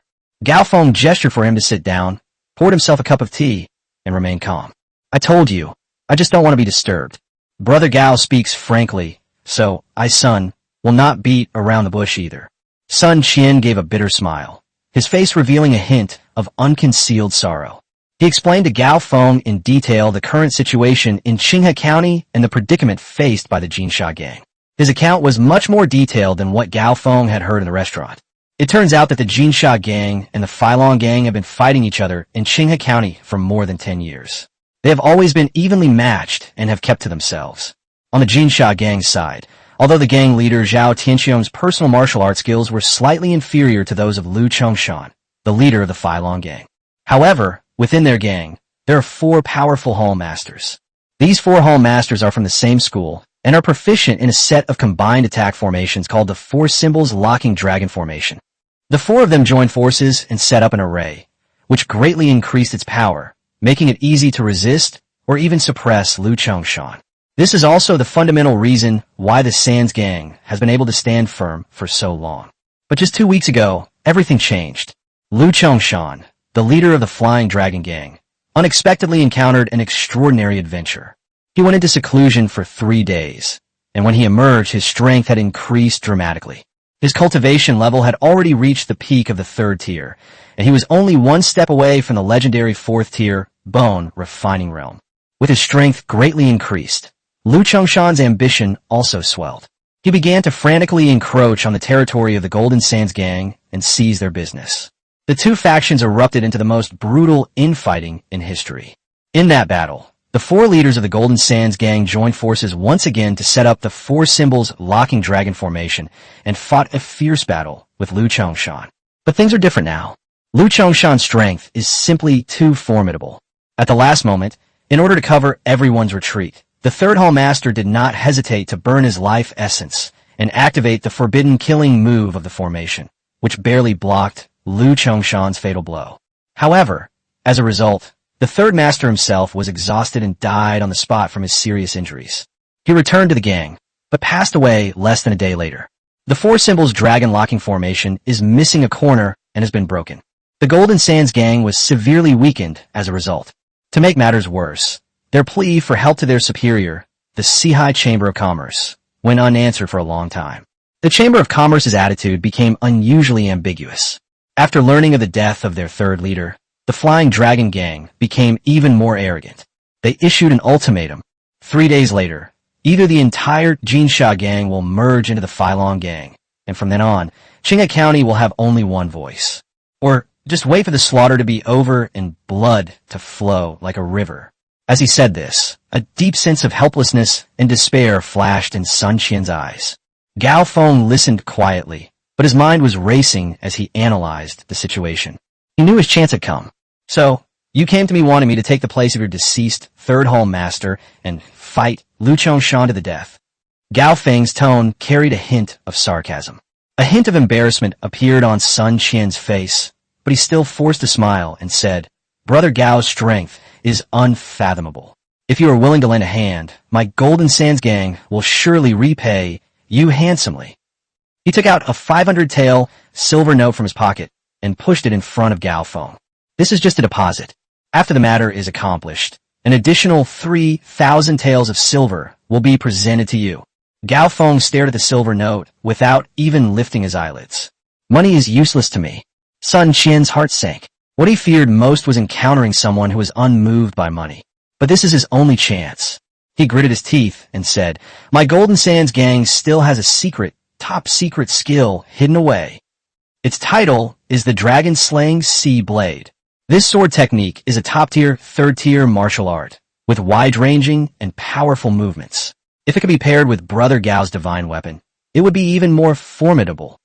If Brother Gao agrees, I am willing to persuade the gang leader to hand over this sword technique with both hands after the matter is accomplished.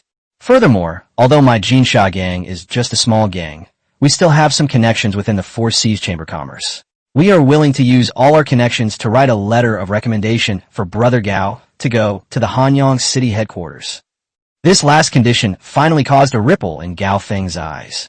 A letter of recommendation, and a swordsmanship technique perfectly suited to his weapon. This is exactly what he needs most right now. But he didn't agree immediately. Instead, a look of difficulty appeared on his face. He clutched his chest and coughed lightly twice, a fleeting, unnatural flush crossing his face. Second Master's son, your offer is very tempting. Unfortunately, I suffered some internal injuries from a previous feud, and I have not yet fully recovered. Since Lu Chongshan is a peak third-tier expert, I'm afraid I'm powerless to help him in my current state.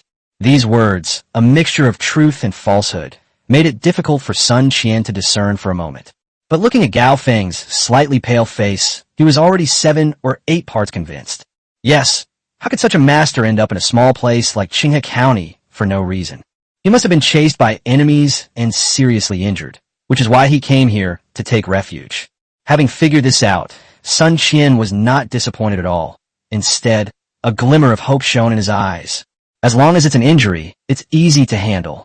Brother Gao, your injuries are serious. Brother Gao, what kind of medicine do you need to heal your injuries? My Jinsha gang has some influence in Qinghe County. Even a priceless tiger heart and bear gallbladder pill can be obtained for you. Oh, Gao Feng raised an eyebrow. Is that really true? A gentleman's word is as good as his bond. Sun Qian said resolutely. All right, Gao Feng nodded. Since Second Master's son is so sincere, then I, Gao, will stay at your esteemed gang for a few days and trouble you. He didn't rule out any possibility of definitive conclusions. But this attitude has already made Sun Qian overjoyed. He knew that it was a success. Over the next 2 days, Gao Feng, under the personal guidance of Sun Qian, stayed at the headquarters of the Jinsha gang in the south of the city. This is a large mansion with a vast area, 3 courtyards and 3 exits, with blue bricks and gray tiles, which is quite impressive. However, at this moment, the mansion was shrouded in an inescapable atmosphere of oppression and sorrow. The gang members I saw along the way all looked solemn, many of them with white mourning cloths wrapped around their arms. They came and went in a hurry, their brows full of worry and unease. A faint smell of blood and herbs lingered in the air, mingling with the chill of late autumn and adding to the desolation. The gang leader, Zhao Tianxiong, personally greeted them in front of the council hall. This once powerful gang leader in Qinghe County also showed undisguised fatigue on his face. He showed great respect for Gao Feng's arrival. personally treating him as an honored guest and arranging for him to stay in the quietest and most elegant private courtyard of the headquarters. Inside the courtyard, a small bridge spans a flowing stream, and bamboo shadows sway gently, creating a stark contrast to the tense atmosphere outside. Brother Gao, the gang has suffered a great upheaval, and everyone is in a state of panic. If there is anything that has not been done well in our hospitality, please forgive us. Zhao Tianxiong clasped his hands tightly, his tone pleading. The lives and fortunes of hundreds of brothers in the Jinsha gang are all in your hands, brothers. Gao Feng simply nodded calmly. He was already used to those eyes that place their hopes on the strong. He is not a savior. He is here for a transaction. Sun Qian kept his promise and mobilized almost all of the Jinsha gang's connections and resources in the city. Finally, on the evening of the second day, he rushed over and respectfully handed Gao Feng a delicate brocade box that exuded a strong smell of blood and medicine. Mr. Gao, we have accomplished our mission. This tiger heart and bear gallbladder pill was obtained at great cost, and it will surely be of great help to your injuries. Sun Qian's face showed a hint of heartache, but even more so, anticipation.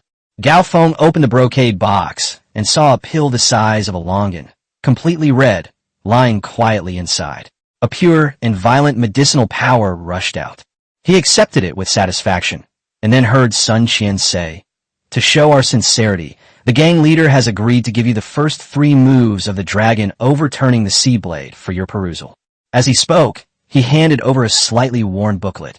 Gao Feng took the manual and was about to speak when the courtyard door was violently pushed open with a bang. A young man, about 20 years old, tall, and with a resolute face, barged in with bloodshot eyes. He was dressed in a faded, close-fitting outfit, with white cloth wrapped around his arms, and his face showed a grief and stubbornness beyond his years. He ignored Sun Qian and instead fixed his scrutinizing and hostile gaze on Gao Feng. "Second in command. Chief, are you really going to hand over my master's position to an unknown outsider?" The young man's voice was hoarse, filled with suppressed anger. Sun Qian's expression changed, and he quickly reprimanded. "Chen Mo, don't be rude to Mr. Gao. Get out of here." The newcomer was none other than Chen Mo, the personal disciple of the late 3 constant masters. He is also recognized by the Sands gang as the most talented and strongest rising star among the younger generation.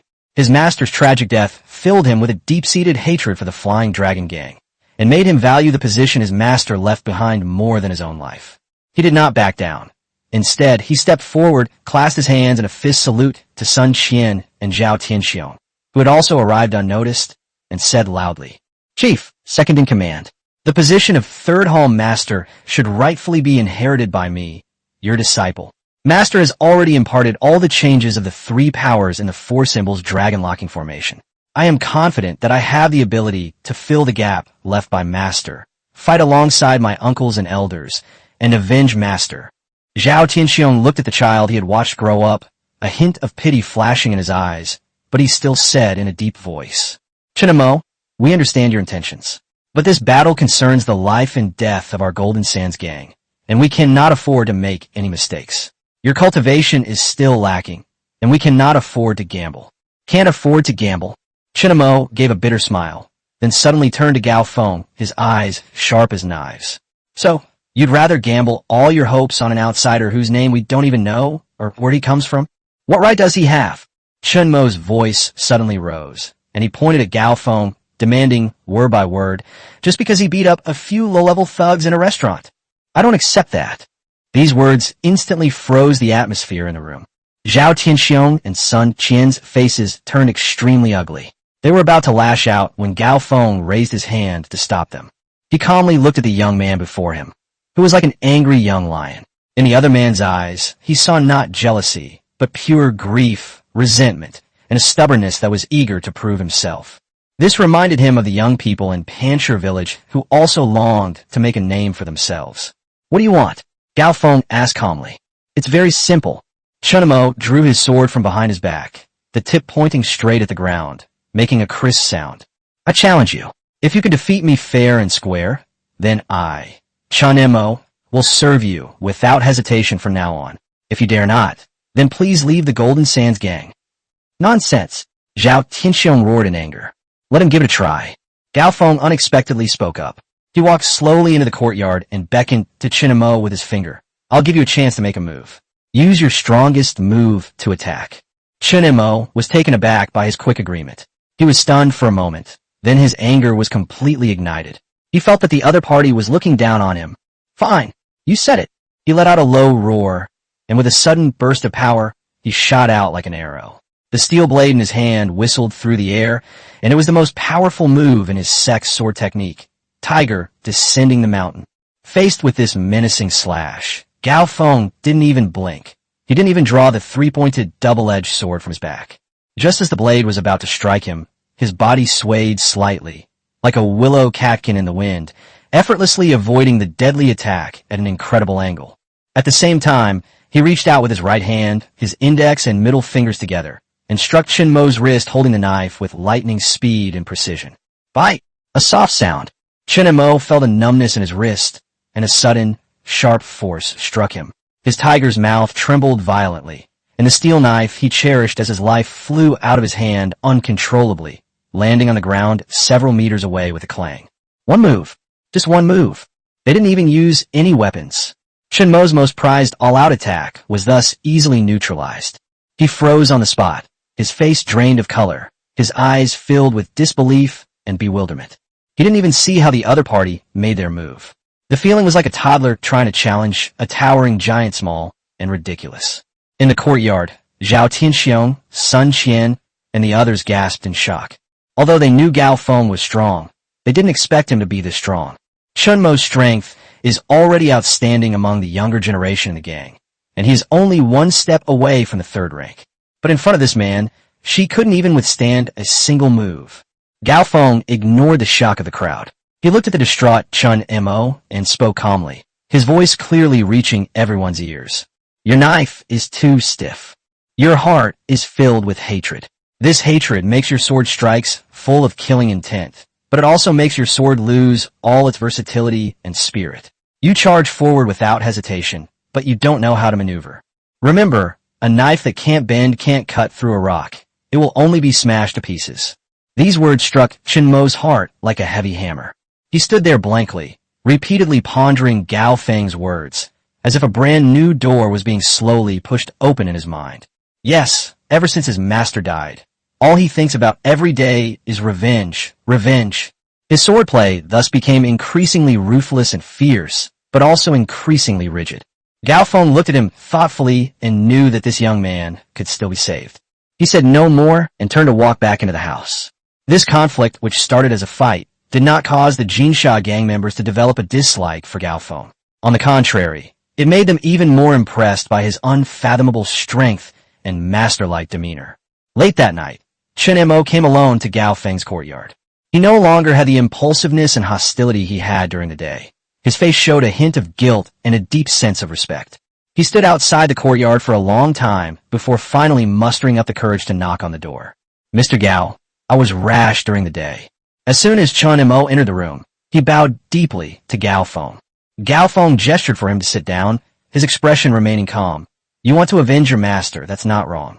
But Chen Mo said, a look of pain on his face, I'm too weak. Knowing your weakness is the beginning of becoming stronger. Gao Feng looked at him and said slowly, practice your swordsmanship again so I can see. Chen Mo's spirits lifted, and he immediately went into the courtyard to demonstrate his swordsmanship, move by move, without reservation. This time, Gao Feng observed very carefully. Your foundation is solid, but your power generation is flawed in 3 ways. The transitions between your moves are clumsy in 5 places. Also, your breathing is completely disconnected from your swordplay. Gao Feng bluntly analyzed and pointed out all the flaws in his swordsmanship. Every word was like a sharp needle, precisely piercing Chen Mo's most painful spot, yet giving him a sense of sudden enlightenment.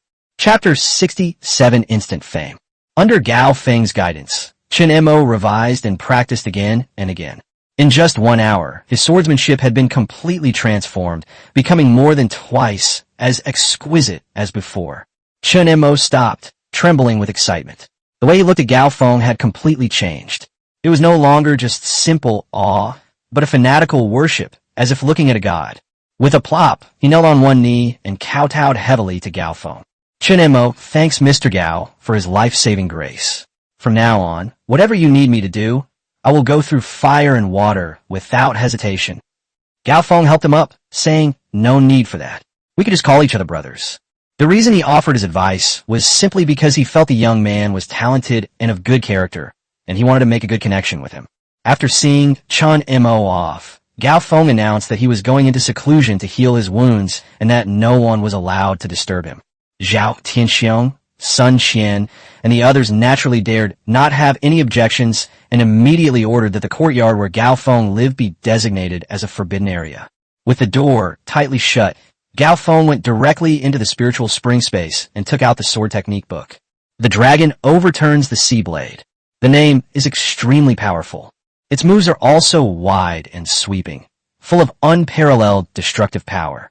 Chopping, slashing, sweeping, smashing each move seemed to unleash the power of a raging river, sweeping everything away. This sword technique was practically tailor-made for his three-pointed, double-edged sword. With Gao Feng's current martial arts knowledge and his combat experience as a special forces soldier in his previous life, learning a mere third-tier sword technique is naturally a piece of cake. He only practiced the first three moves a few dozen times in the space, and he had already completely mastered the essence of them. Furthermore, he was able to apply what he learned to other situations, comparing and integrating it with his original blood battle saber technique and overlord spear technique to achieve a comprehensive understanding. Nothing was said that night. The next morning, when the first rays of sunlight shone into the courtyard, Gao Feng's door creaked open. Zhao Tianxiong, Sun Qian, Chun Mo, and others, who had been anxiously waiting outside the courtyard, immediately perked up and went to greet them. Gao Feng had a ruddy complexion, clear eyes, and walked with a powerful stride, his aura as steady as a mountain. Whereas even a trace of the weak appearance she had the other day, as if she had suffered internal injuries. Mr. Gao, Sun Qian was both surprised and delighted. Your injury. Gao Feng smiled slightly. Thanks to the medicine from your guild, I am now out of danger. Upon hearing this, everyone was deeply shocked. Although the tiger heart and bear gallbladder pill is a holy medicine for healing injuries, it is absolutely impossible for it to completely heal a person's internal injuries in just one night. This can only mean one thing. The man before them possessed a physique and regenerative abilities that were terrifyingly powerful, beyond their comprehension. Zhao Tianxiong was filled with surprise, joy, and lingering fear. He knew that he had truly invited a great master this time. Mr. Gao's skills are unparalleled. I, Zhao, am truly impressed.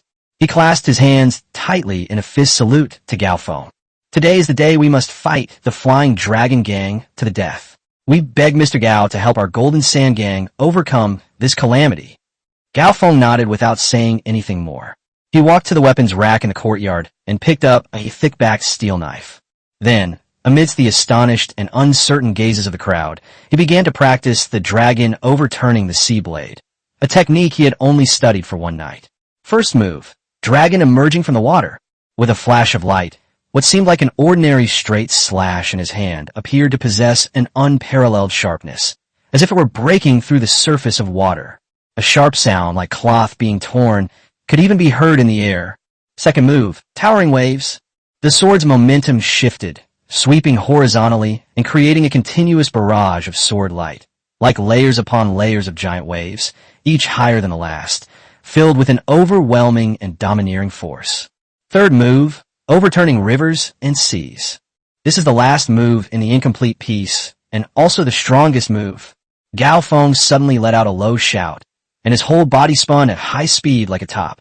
The steel blade in his hand transformed into a silver death tornado. The howling wind of the blade swept through the entire courtyard. The surrounding fallen leaves and dust were all swept into the air, creating a terrifying spectacle. When he sheathed his sword and stood there, the stone lock in the courtyard, made of hard granite and used to test strength, has silently cracked in two. The cut is as smooth as a mirror. The entire courtyard was completely silent. Zhao Tianxiong, Sun Qian, and the other two hall masters of the Jinsha gang were all dumbfounded. They had been practicing this sword technique for decades. But they asked themselves honestly, and they knew they absolutely couldn't unleash such terrifying power. Especially the last move, overturning rivers and seas, in Gao Feng's hands, it was simply magical. What a genius! He's a martial arts prodigy, one in a century. Zhao Tianxiong trembled with excitement. The look in his eyes when he looked at Gao Feng was no longer one of cooperation, but one of heartfelt awe. He immediately handed the remaining dragon overturning the sea blade, manual, and the equally complete, for symbols locking dragon formation, diagram, to Gao Feng. Outside Qinghai County, on the banks of the Changhe River, the biting wind whipped up icy ripples on the river's surface. More than 200 members of the Jinsha gang and the Filong gang were locked in a standoff, armed with weapons. The chilling atmosphere made the surrounding air seem to freeze. On the Flying Dragon Gang's side, gang leader Lu Chongshan took the lead. He was dressed in black, tall, and imposing, with a sinister face, and exuded a powerful aura that made people's hearts tremble. Behind him stood the elite of the Flying Dragon Gang, each one arrogant and with bloodthirsty excitement in their eyes. On the other hand, the atmosphere was rather somber for the Sands Gang. Gang leader Zhao Tianxiong stood side by side with Gao Feng and others. Lu Chongshan's gaze bypassed Zhao Tianxiong and landed directly on Gao Feng's unfamiliar face. He looked Gao Feng up and down, his eyes filled with disdain. Zhao Tianxiong, is this the reinforcement you found? A kid who hasn't even grown a beard yet. He chuckled and, in front of everyone, actually extended a recruitment invitation to Gao Feng. Kid, I think you're quite capable. There's no future in following that bunch of trash from the Golden Sands Gang. Why don't you come over now and become a member of my Flying Dragon Gang? I guarantee you wealth and luxury, with endless women and money to enjoy. His words were incredibly tempting, but Gao Feng didn't even bother to glance at him. He had seen this kind of despicable trick of sowing discord many times in his previous life. Just then, splash. Suddenly, a sound of water came from the river. A magnificent 3-story ship, decorated with exquisite ornamentation, came upstream and stopped in the middle of the river not far away. A young man dressed in brocade robes, with a handsome face and an extremely arrogant expression, leaped off the bow of the ship. He lightly touched the water's surface with his toes, and like a startled swan, he gracefully landed between the two groups of people. What superb lightfoot skills! A chill ran through everyone. I am Yin Beigui, an inner disciple of the Wind and Thundersword sect. The young man looked around, his voice not loud, but carrying an undeniable air of authority. He took out a scroll from his bosom and unrolled it. The portrait depicts a young man with an ordinary face but lively eyes. I have been ordered by my sect to investigate a traitor who stole the sect's most precious treasure, the Thousand-Faced Thief. Have any of you seen this person in Qinghai County recently, or any other strange strangers with suspicious behavior? Upon seeing this young man, Zhao Tianxiong and Sun Qian were overjoyed. They thought this was reinforcements sent by the Sihai Chamber of Commerce. Young Master Yan, you've come at the perfect time. Sun Qian was the first to rush forward, pointing at Lu Chongshan opposite him and crying out, Young Master, please be wise. The Flying Dragon Gang is full of wolves, and they don't abide by the rules of the martial world. Recently, many unfamiliar faces have appeared in their gang, hiding their true identities. Perhaps the Thousand-Faced Thief is hiding among them. You're talking nonsense. Lu Chongshan immediately retorted angrily. The two groups started arguing in front of Yin Beigui. An impatient look gradually appeared on Yin Beigui's face. He sneered, and a powerful aura suddenly emanated from him, instantly making everyone breathless. Shut up, all of you. His eyes were cold as he swept over Zhao Tianxiong and Lu Chongshan. Don't try to use me as a tool. Do you think I can't see through your little schemes? I'm only in charge of arresting people. What do I care about your two gangs' lives or deaths? I'm making this clear. Anyone who discovers this person's whereabouts must immediately report to the Four Seas Chamber of Commerce, and a hefty reward will be given. Anyone who dares to withhold information or harbor a criminal will be exterminated by my Wind and Thundersword sect. After saying that, he snorted coldly, leaving behind this threatening warning, then turned around and lightly touched the ground with his toes, returning to the large ship once again. From beginning to end, he never once looked directly at Gao Feng. It seemed that in the eyes of these disciples from prestigious sects, the martial artists from these local gangs were nothing more than ants that could be crushed at will. The large ship slowly departed. The riverbank was once again deathly silent. There was no hope of getting help. A resolute look flashed across Zhao Tianxiong's face. Brothers, let's fight them to the death. He roared and was the first to draw his sword and charge forward. Kill. The members of the Golden Sands Gang, their eyes also red, followed closely behind. A great battle erupted instantly. A cruel grin appeared on Lu Chongshan's face. From the very beginning, he had only one goal. That is the peak. He knew the Sands Gang's plan, of course. He wanted to crush their last hope in front of everyone. His figure, like a black lightning bolt, rushed straight towards the peak. "You brat die." Zhao Tianxiong and the others were shocked to see this, and were about to step forward to set up the four symbols locking dragon formation to resist together. But it was too late. Everyone's heart was in their throat. However, Gao Feng showed no fear in the face of this devastating blow. He didn't even move his feet an inch. Clang! A crisp, metallic scraping sound. The weapon wrapped in oilcloth behind him finally revealed its ferocious nature. The blade is dark blue, a crescent-shaped blade, an incomparably sharp spearhead. It was that domineering, double-edged, three-pointed sword. Good timing. Gao Feng let out a long roar, advancing instead of retreating, his divine weapon transforming into a black dragon that swept away Lu Chongshan's attack. Boom! Two powerful forces collided with a deafening roar. The gust of air it created sent several gang members staggering about. With a single strike, the two sides were evenly matched.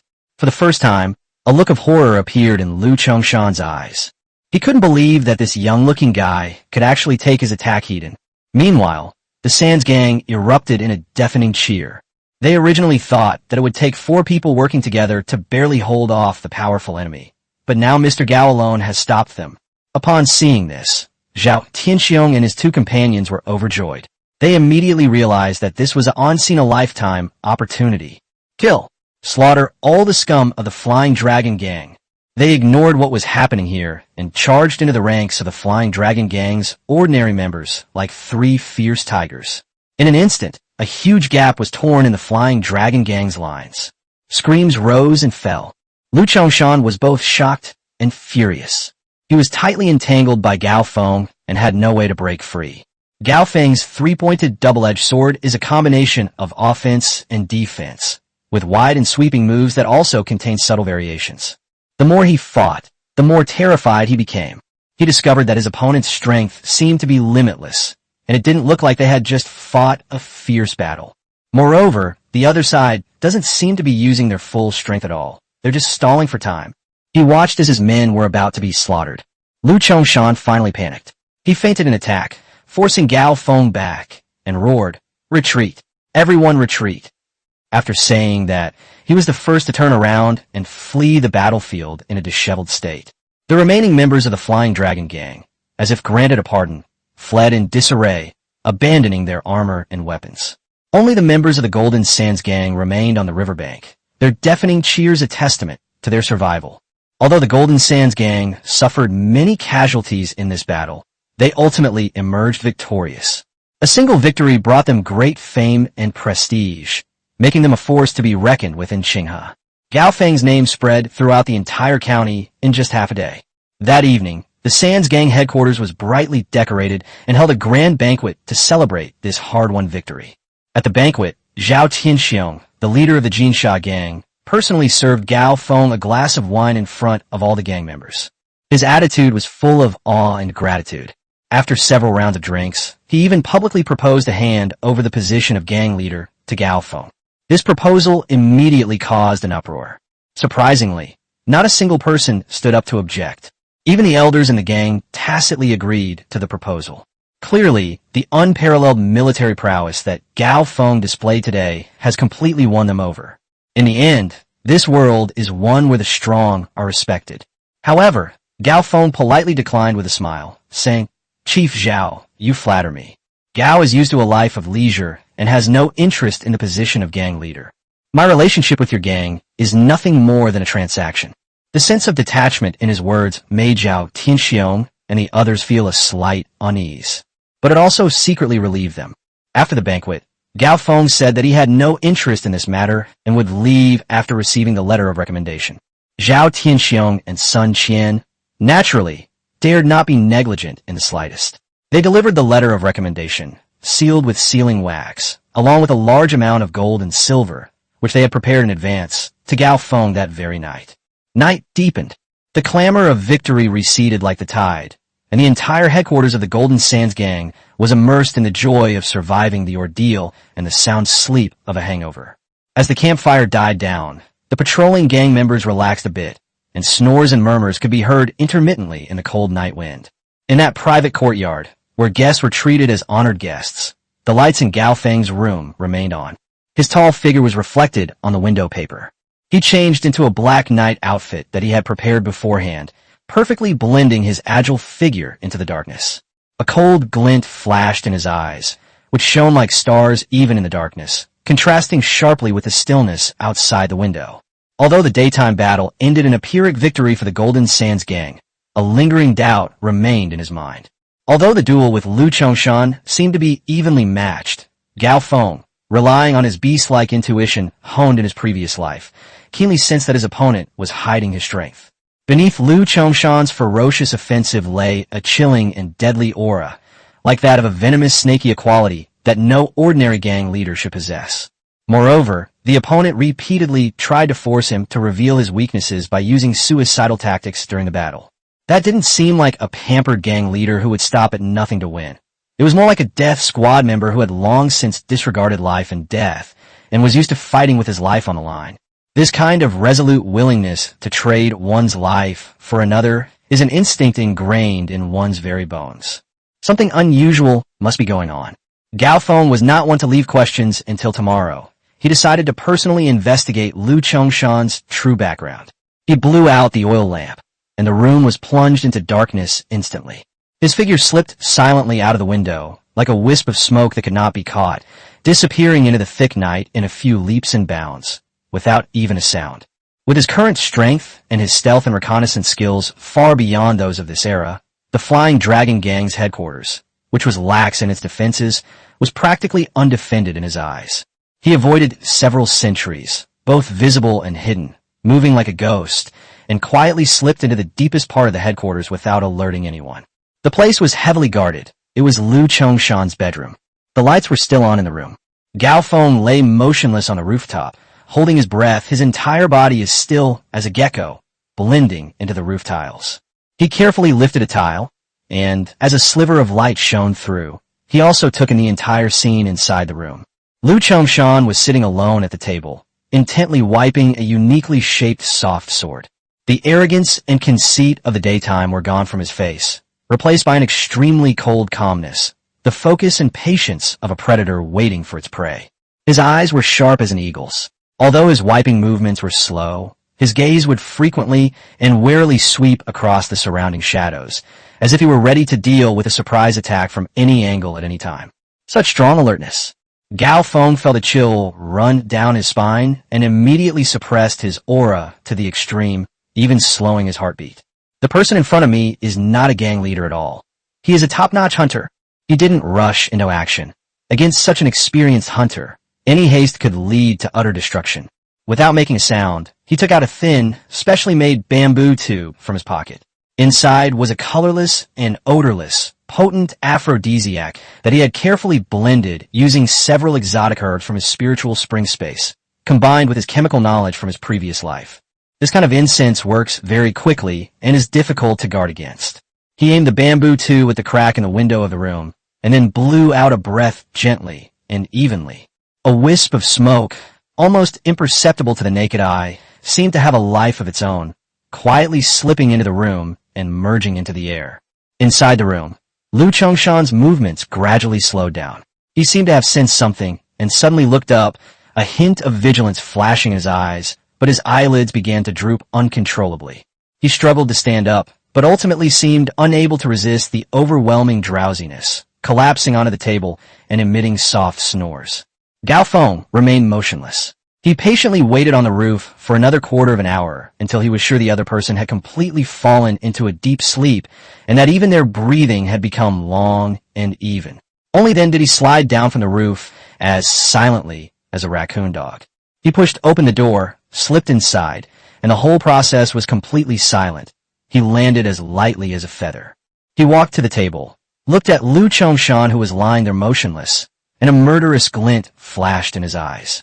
No matter what secrets the other party has, the dead are the safest. He stretched out his hand, his 5 fingers forming a claw, his muscles instantly tensing, ready to crush the other person's neck with one blow. However, just as his hand was about to touch the other person's neck, and his fingertips could even feel the temperature of the skin, an unexpected change occurred. Lu Chongshan, who should have been fast asleep, suddenly opened his tightly closed eyes. There was no trace of sleepiness or confusion in his eyes, only a chilling, tangible killing intent. The soft sword at his waist was already poised to strike, and now, like a venomous snake that had been lying in wait, it moved from bottom to top at a cunning angle, silently and with lightning speed, aiming for Gao Feng's heart. Val, so fast. How ruthless. What a vicious sword strike. Gao Feng's pupils contracted sharply. He never dreamed that the other party had been pretending all along. Her incense had only put him into a false sleep. This person's resistance to drugs and willpower are simply astonishing. Their lives hung by a thread. Gao Feng displayed superhuman reaction speed and combat instincts. He didn't have time to back away. He instantly exerted force in his waist and abdomen, and his whole body was forced to fall backward in a posture that defied the common sense of physics, like an iron bridge. Sizzle. A sickening sound of flesh being slashed open. The soft sword's edge narrowly grazed his chest, but still left a deep, horrific wound on his shoulder that exposed bone. His night clothes were instantly stained red with blood. The intense pain did not frighten him. Instead, it aroused the ferocity in his bones. He understood. The other party had been waiting for him from the very beginning. This was a trap tailor-made for him. Who are you? Despite the excruciating pain, Gao Feng rolled away to create distance between himself and his opponent, his hand already gripping the hilt of a short sword on his back. He asked in a deep voice, "The one who sends you on your way." Lu Chongshan slowly stood up, his voice becoming hoarse and sharp, completely different from his voice during the day. Chapter 68 Shadow Assassination Technique. He held a soft sword, the tip pointing diagonally at the ground, and approached step by step. His movements seemed to be slowed down by the intoxicating incense, but each step was full of rhythm, blocking all possible escape routes for Gao Feng. Although the sneak attack failed to kill him instantly, his face was full of the confidence of a cat playing with a mouse, because he could tell that Gao Feng was injured, and the injury was not minor. Although he himself was also affected by the drug, his limbs were weak and his fighting ability was reduced, but in his opinion, dealing with a seriously injured person was still more than enough. However, he miscalculated one thing. He was not facing an ordinary warrior who would be dominated by pain and fear. He was a special forces king who had truly crawled out of mountains of corpses and seas of blood. Injury will only unleash Gao Feng's most primal and terrifying ferocity. You want to kill me? Gao Feng grinned maliciously, completely abandoning any reservations or probing. He suddenly drew the short knife from his back, and a violent and fierce aura erupted from his body, like a volcano. Faced with the relentless advance of the enemy, Gao Feng did not retreat, but instead advanced, roaring as a short sword, accompanied by a whistling sound that tore through the air, slashed straight down like a tiger, descending a mountain. He actually wanted to fight fire with fire, to meet force with force. A hint of surprise flashed in Lu Chongshan's eyes. As a killer who constantly walks the line between life and death, he has seen reckless brutes, but he has rarely seen anyone who dares to fight back so fiercely under such a disadvantage. But he was, after all, an experienced assassin. Faced with this fierce and unparalleled attack, he did not take it heeded. With a flick of his wrist, the soft sword, like a snake spitting its tongue, drew a strange arc and pointed precisely at Gao Feng's wrist holding the knife. To relieve the siege of Wei by attacking Zhao, one must attack what the enemy must defend. However, Gao Feng's combat wisdom is beyond the reach of ordinary people. He seemed to have anticipated this move from his opponent. His slashing momentum remained undiminished, but his left hand shot out with lightning speed, grabbing directly at the soft yet deadly blade, to withstand divine weapons with flesh and blood. A look of horror and confusion flashed in Lu Chongshan's eyes. He had never seen such a crazy, reckless fighting style. His first instinct was to change tactics and retreat. As an assassin, he hated nothing more than a heathen fight. But it was too late. Gao Feng's ruthlessness exceeded his expectations. With a swoosh, Gao Feng's left hand was slashed open by the blade, leaving a deep wound that exposed the bone. However, he managed to clamp the blade with his muscles, causing the soft sword's attack to falter. That brief pause was enough for him. His short sword, carrying the force of a thunderbolt, had already struck Lu Chongshan's left shoulder hard. Snap! The crisp sound of bones breaking could be clearly heard. Lu Chongshan let out a muffled groan, and his entire left arm went limp and hung down. In a single move, both sides were severely injured. Madman! Lu Chongshan was both shocked and furious, and despite the excruciating pain, he flew backward. He finally realized that he was not facing prey, but a ferocious beast that had become even more violent after being injured.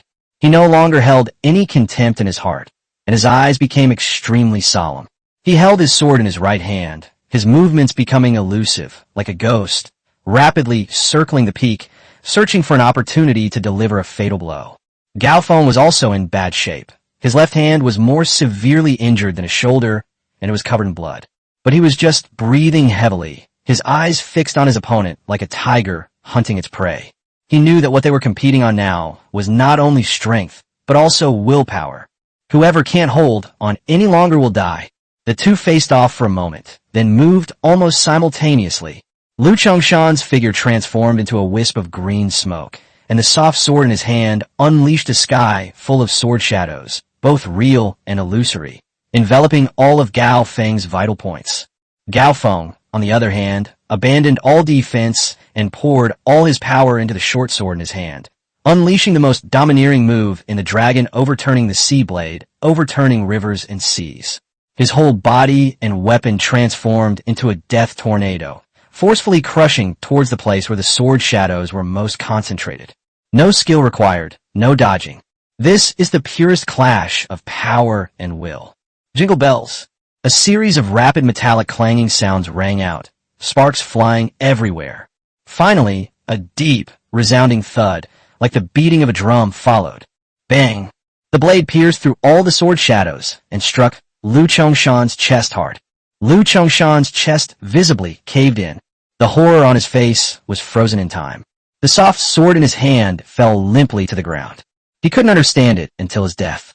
Why is it that this prey, whom I thought I had completely outmaneuvered, is even more ruthless, more insane, and more fearless than I, the assassin? As Gao Feng watched the slowly collapsing corpse, he couldn't help but kneel down on one knee, panting heavily. His wounds burned with pain. That desperate strike had almost exhausted all his strength. But he dared not linger. Enduring the excruciating pain, he immediately stepped forward and began searching the body. Soon, he found a barely perceptible seam on the other person's face.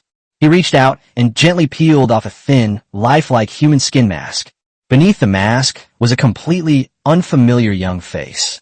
Although his face was handsome, his eyes were as sinister and vicious as a venomous snake. It bears some resemblance to the thousand-faced thief with lively eyes in Yin Begui's portrait, but upon closer inspection, they are completely different. Gao Feng's heart sank. He immediately realized that things were more complicated than he had imagined. He searched the room and found a hidden compartment under the bed. Opened the hidden compartment, and there were several items lying quietly inside. A neatly folded blue outfit, a cold token made of an unknown metal, with two ancient seal characters engraved on it, Ghost 13, and an old-fashioned secret manual with a yellowed cover. On the cover of the manual, 5 large, menacing characters were written in a flamboyant style. Shadow Assassination Technique. Gao Feng opened the manual, glanced at it briefly, and was immediately shaken to his core. This manual is extremely complete, containing detailed records of a complete lineage that includes movement techniques, footwork, breath concealment methods, and an incredibly bizarre short blade assassination technique. According to the description in the manual, this is actually a top-level assassination technique that can be cultivated all the way to the peak of the 4th rank. If one masters it to a high level, one can even threaten a 5th-level expert with unexpected methods. Green Row Pavilion. A legendary name instantly popped into Gao Feng's mind. This is the most mysterious and feared assassin organization in the martial arts world. This so-called leader of the Flying Dragon Gang, Lu Chongshan, is actually an assassin from the Green Robe Tower.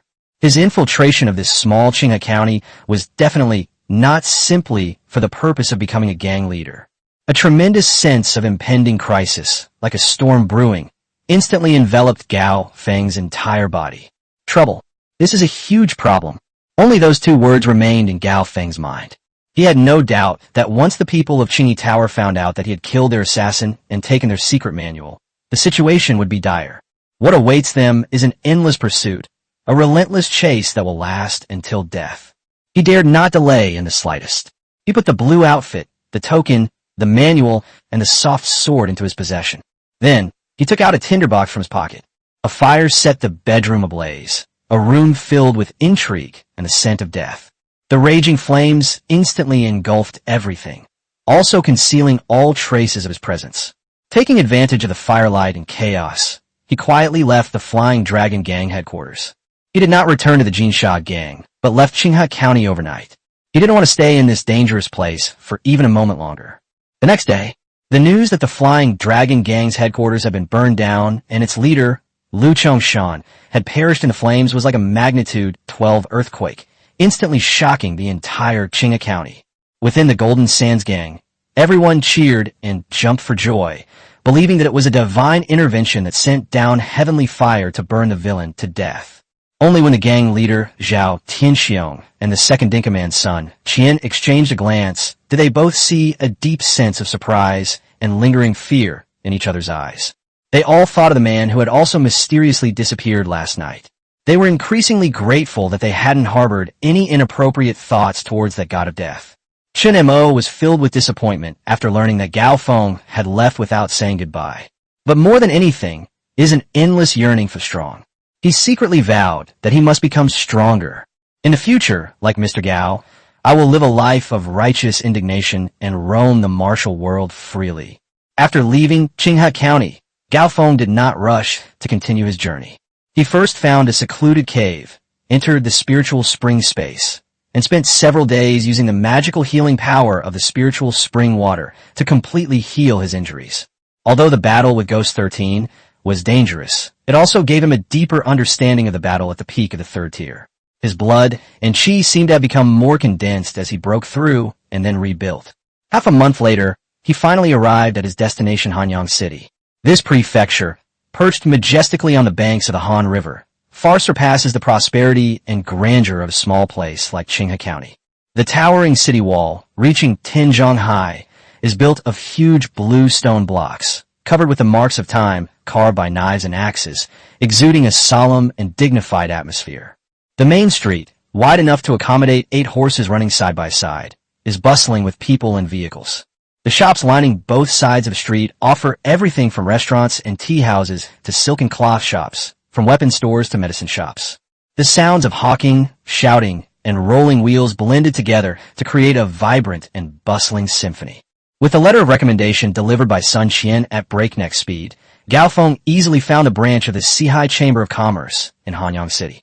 It was a grand, imposing 5-courtyard mansion with 2 majestic stone lions guarding the entrance. Above the vermilion gate hangs a plaque with the words "Branch to the 4 Seas," written in gold by a famous calligrapher, showcasing its formidable strength and status. However, after Gao Feng handed over the letter of recommendation and explained his purpose, the man who greeted him, dressed in fine silk and satin and looking like a butler, revealed undisguised contempt and impatience on his face. The Golden Sands Gang? A small gang in Qinghe County. The manager curled his lip and casually tossed the letter of recommendation onto the table. Our Sihai Chamber of Commerce is not a place where just anyone can come in. Look at you, tall and strong. Here's what we'll do. We're short of a woodcutter in the backyard. If you're willing, you can stay. I'll pay you 2 taels of silver a month. His words were full of condescending airs. Gao Feng's eyes instantly turned cold. He finally understood that the Jinsha Gang's influence was utterly worthless here. It seems that in the end, gaining respect still depends on one's own strength. Just then, a clear and melodious voice, like a nightingale singing in a valley, with a touch of languid charm, came from behind the screen. Manager Lee, you mustn't be rude. Since this gentleman has come with a letter of recommendation, he's a guest of my Sihai Chamber of Commerce. As soon as the words were spoken, a beautiful woman with a graceful figure and captivating charm slowly emerged from behind the screen. She looked to be no more than 25 or 26 years old, wearing a well-tailored purple brocade robe that perfectly accentuated her curvaceous and voluptuous figure. Her delicate oval face was adorned with light makeup. Her peach blossom eyes, with their captivating charm, seemed to possess a mesmerizing allure. Indeed, the true power holder of this Hanyang City branch is branch leader Su Mainyang. She was a widow, a young woman who, with her exceptional skills and wisdom, firmly controls this important branch of the Sihai Chamber of Commerce. Her gaze fell on Gao Feng, and she looked him up and down. When she saw Gao Feng's towering figure, as upright as a mountain, and his deep, unwavering eyes that remained calm and serene as he faced her, a subtle glint of something unusual flashed in her eyes. "What is your name, sir?" she asked with a smile, her voice sweet and seductive. "Peak. Brave warrior. You've come from afar. You must be tired." Su Mainyang covered her mouth and chuckled. "Manager Li is blind to talent. Please don't take it to heart. Our Sihai Chamber of Commerce has always only looked at strength when recruiting talent."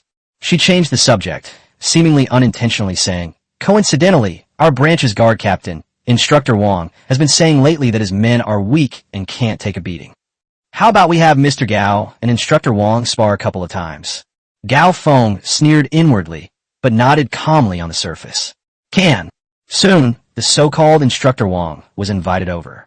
He was a burly man with a strong, muscular build and a face full of scars. His cultivation level was clearly that of a master at the late stage of the third rank. He looked at Gao Feng with a look of provocation and disdain in his eyes. "Kid, I heard you want to join our 4C's Chamber of Commerce. Take 3 punches from me first, then we'll talk." Before he finished speaking, he suddenly roared and delivered a powerful punch straight to Gao Feng's face. The surrounding Chamber of Commerce guards burst into gloating laughter. They were all waiting to see this arrogant outsider get punched to the ground by Coach Wang. However, Gao Feng didn't even blink when faced with this fierce punch. He simply raised his hand. Then, they arrived first despite starting later. Before anyone could react, a slap landed on Coach Wang's face. Smack! A slap that was incredibly crisp. Coach Wang's burly, ox-like body spun around 3 times in place, like a kite with a broken string. Then, with a thud, he fell to the ground. Half of his face swelled up visibly, and blood mixed with a few broken teeth was flowing from the corner of his mouth. He was slapped so hard he passed out. The entire venue was deathly silent. A look of disbelief and horror froze on everyone's faces. Even Su Mainyang, with her charming peach blossom eyes, showed a deep sense of shock. She knew Gao Feng was no ordinary person, but she never expected him to be this strong. One move, just one move. She instantly killed her most capable latest stage tier 3 expert. Just who is this man? Now, am I qualified to join? Gao Feng withdrew his hand as if he had merely swatted a fly, and asked in a calm tone. Su Mainyang was the first to react, and her face instantly filled with an even brighter and more sincere smile. "Yes, of course. With Gao Zhuangshi's strength, he's more than qualified to be our guest advisor, let alone join us." Her attitude suddenly took a complete 180-degree turn. Gao Feng readily agreed, and he was hired as a guest advisor to the Chamber of Commerce, living in a quiet courtyard in the backyard of the branch headquarters. He didn't rush to take on any task, but instead used the excuse of going out to purchase supplies and familiarize himself with Hanyang City to begin his real purpose. Hanyang City truly lives up to its reputation as a strategically important prefecture. Its abundance of resources far exceeds expectations. Gao Feng first went to the largest herbal medicine shop in the city by Chaotang. It not only has common healing herbs, but also many rare auxiliary herbs used to refine elixirs. Without making a sound, he spent a lot of money to purchase a large number of medicinal herb seeds, as well as a small alchemy furnace and jade pestle and other tools, in batches, intending to bring them back to Panshur village for Uncle Sun to try, and also to prepare himself for learning alchemy in the future. Afterwards, he visited all the major bookstores and general stores in the city and bought a map of the world that was 100 times more detailed than the one he had in Qinga County, as well as a large number of miscellaneous records and rumors about local customs, martial arts forces, and other things. This information will give him a deeper and more comprehensive understanding of the world. During this time, Su Mainyang took great care of him, often sending people to deliver some precious tonics, or inviting him to have a few drinks under the guise of discussing business, her words always carrying a hint of flirtation. Gao Feng was well aware that this woman was playing the long game, but he didn't expose her. He simply remained humble, yet assertive, maintaining a delicate balance through feigned compliance.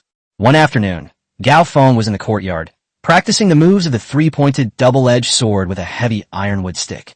He did not use his internal energy.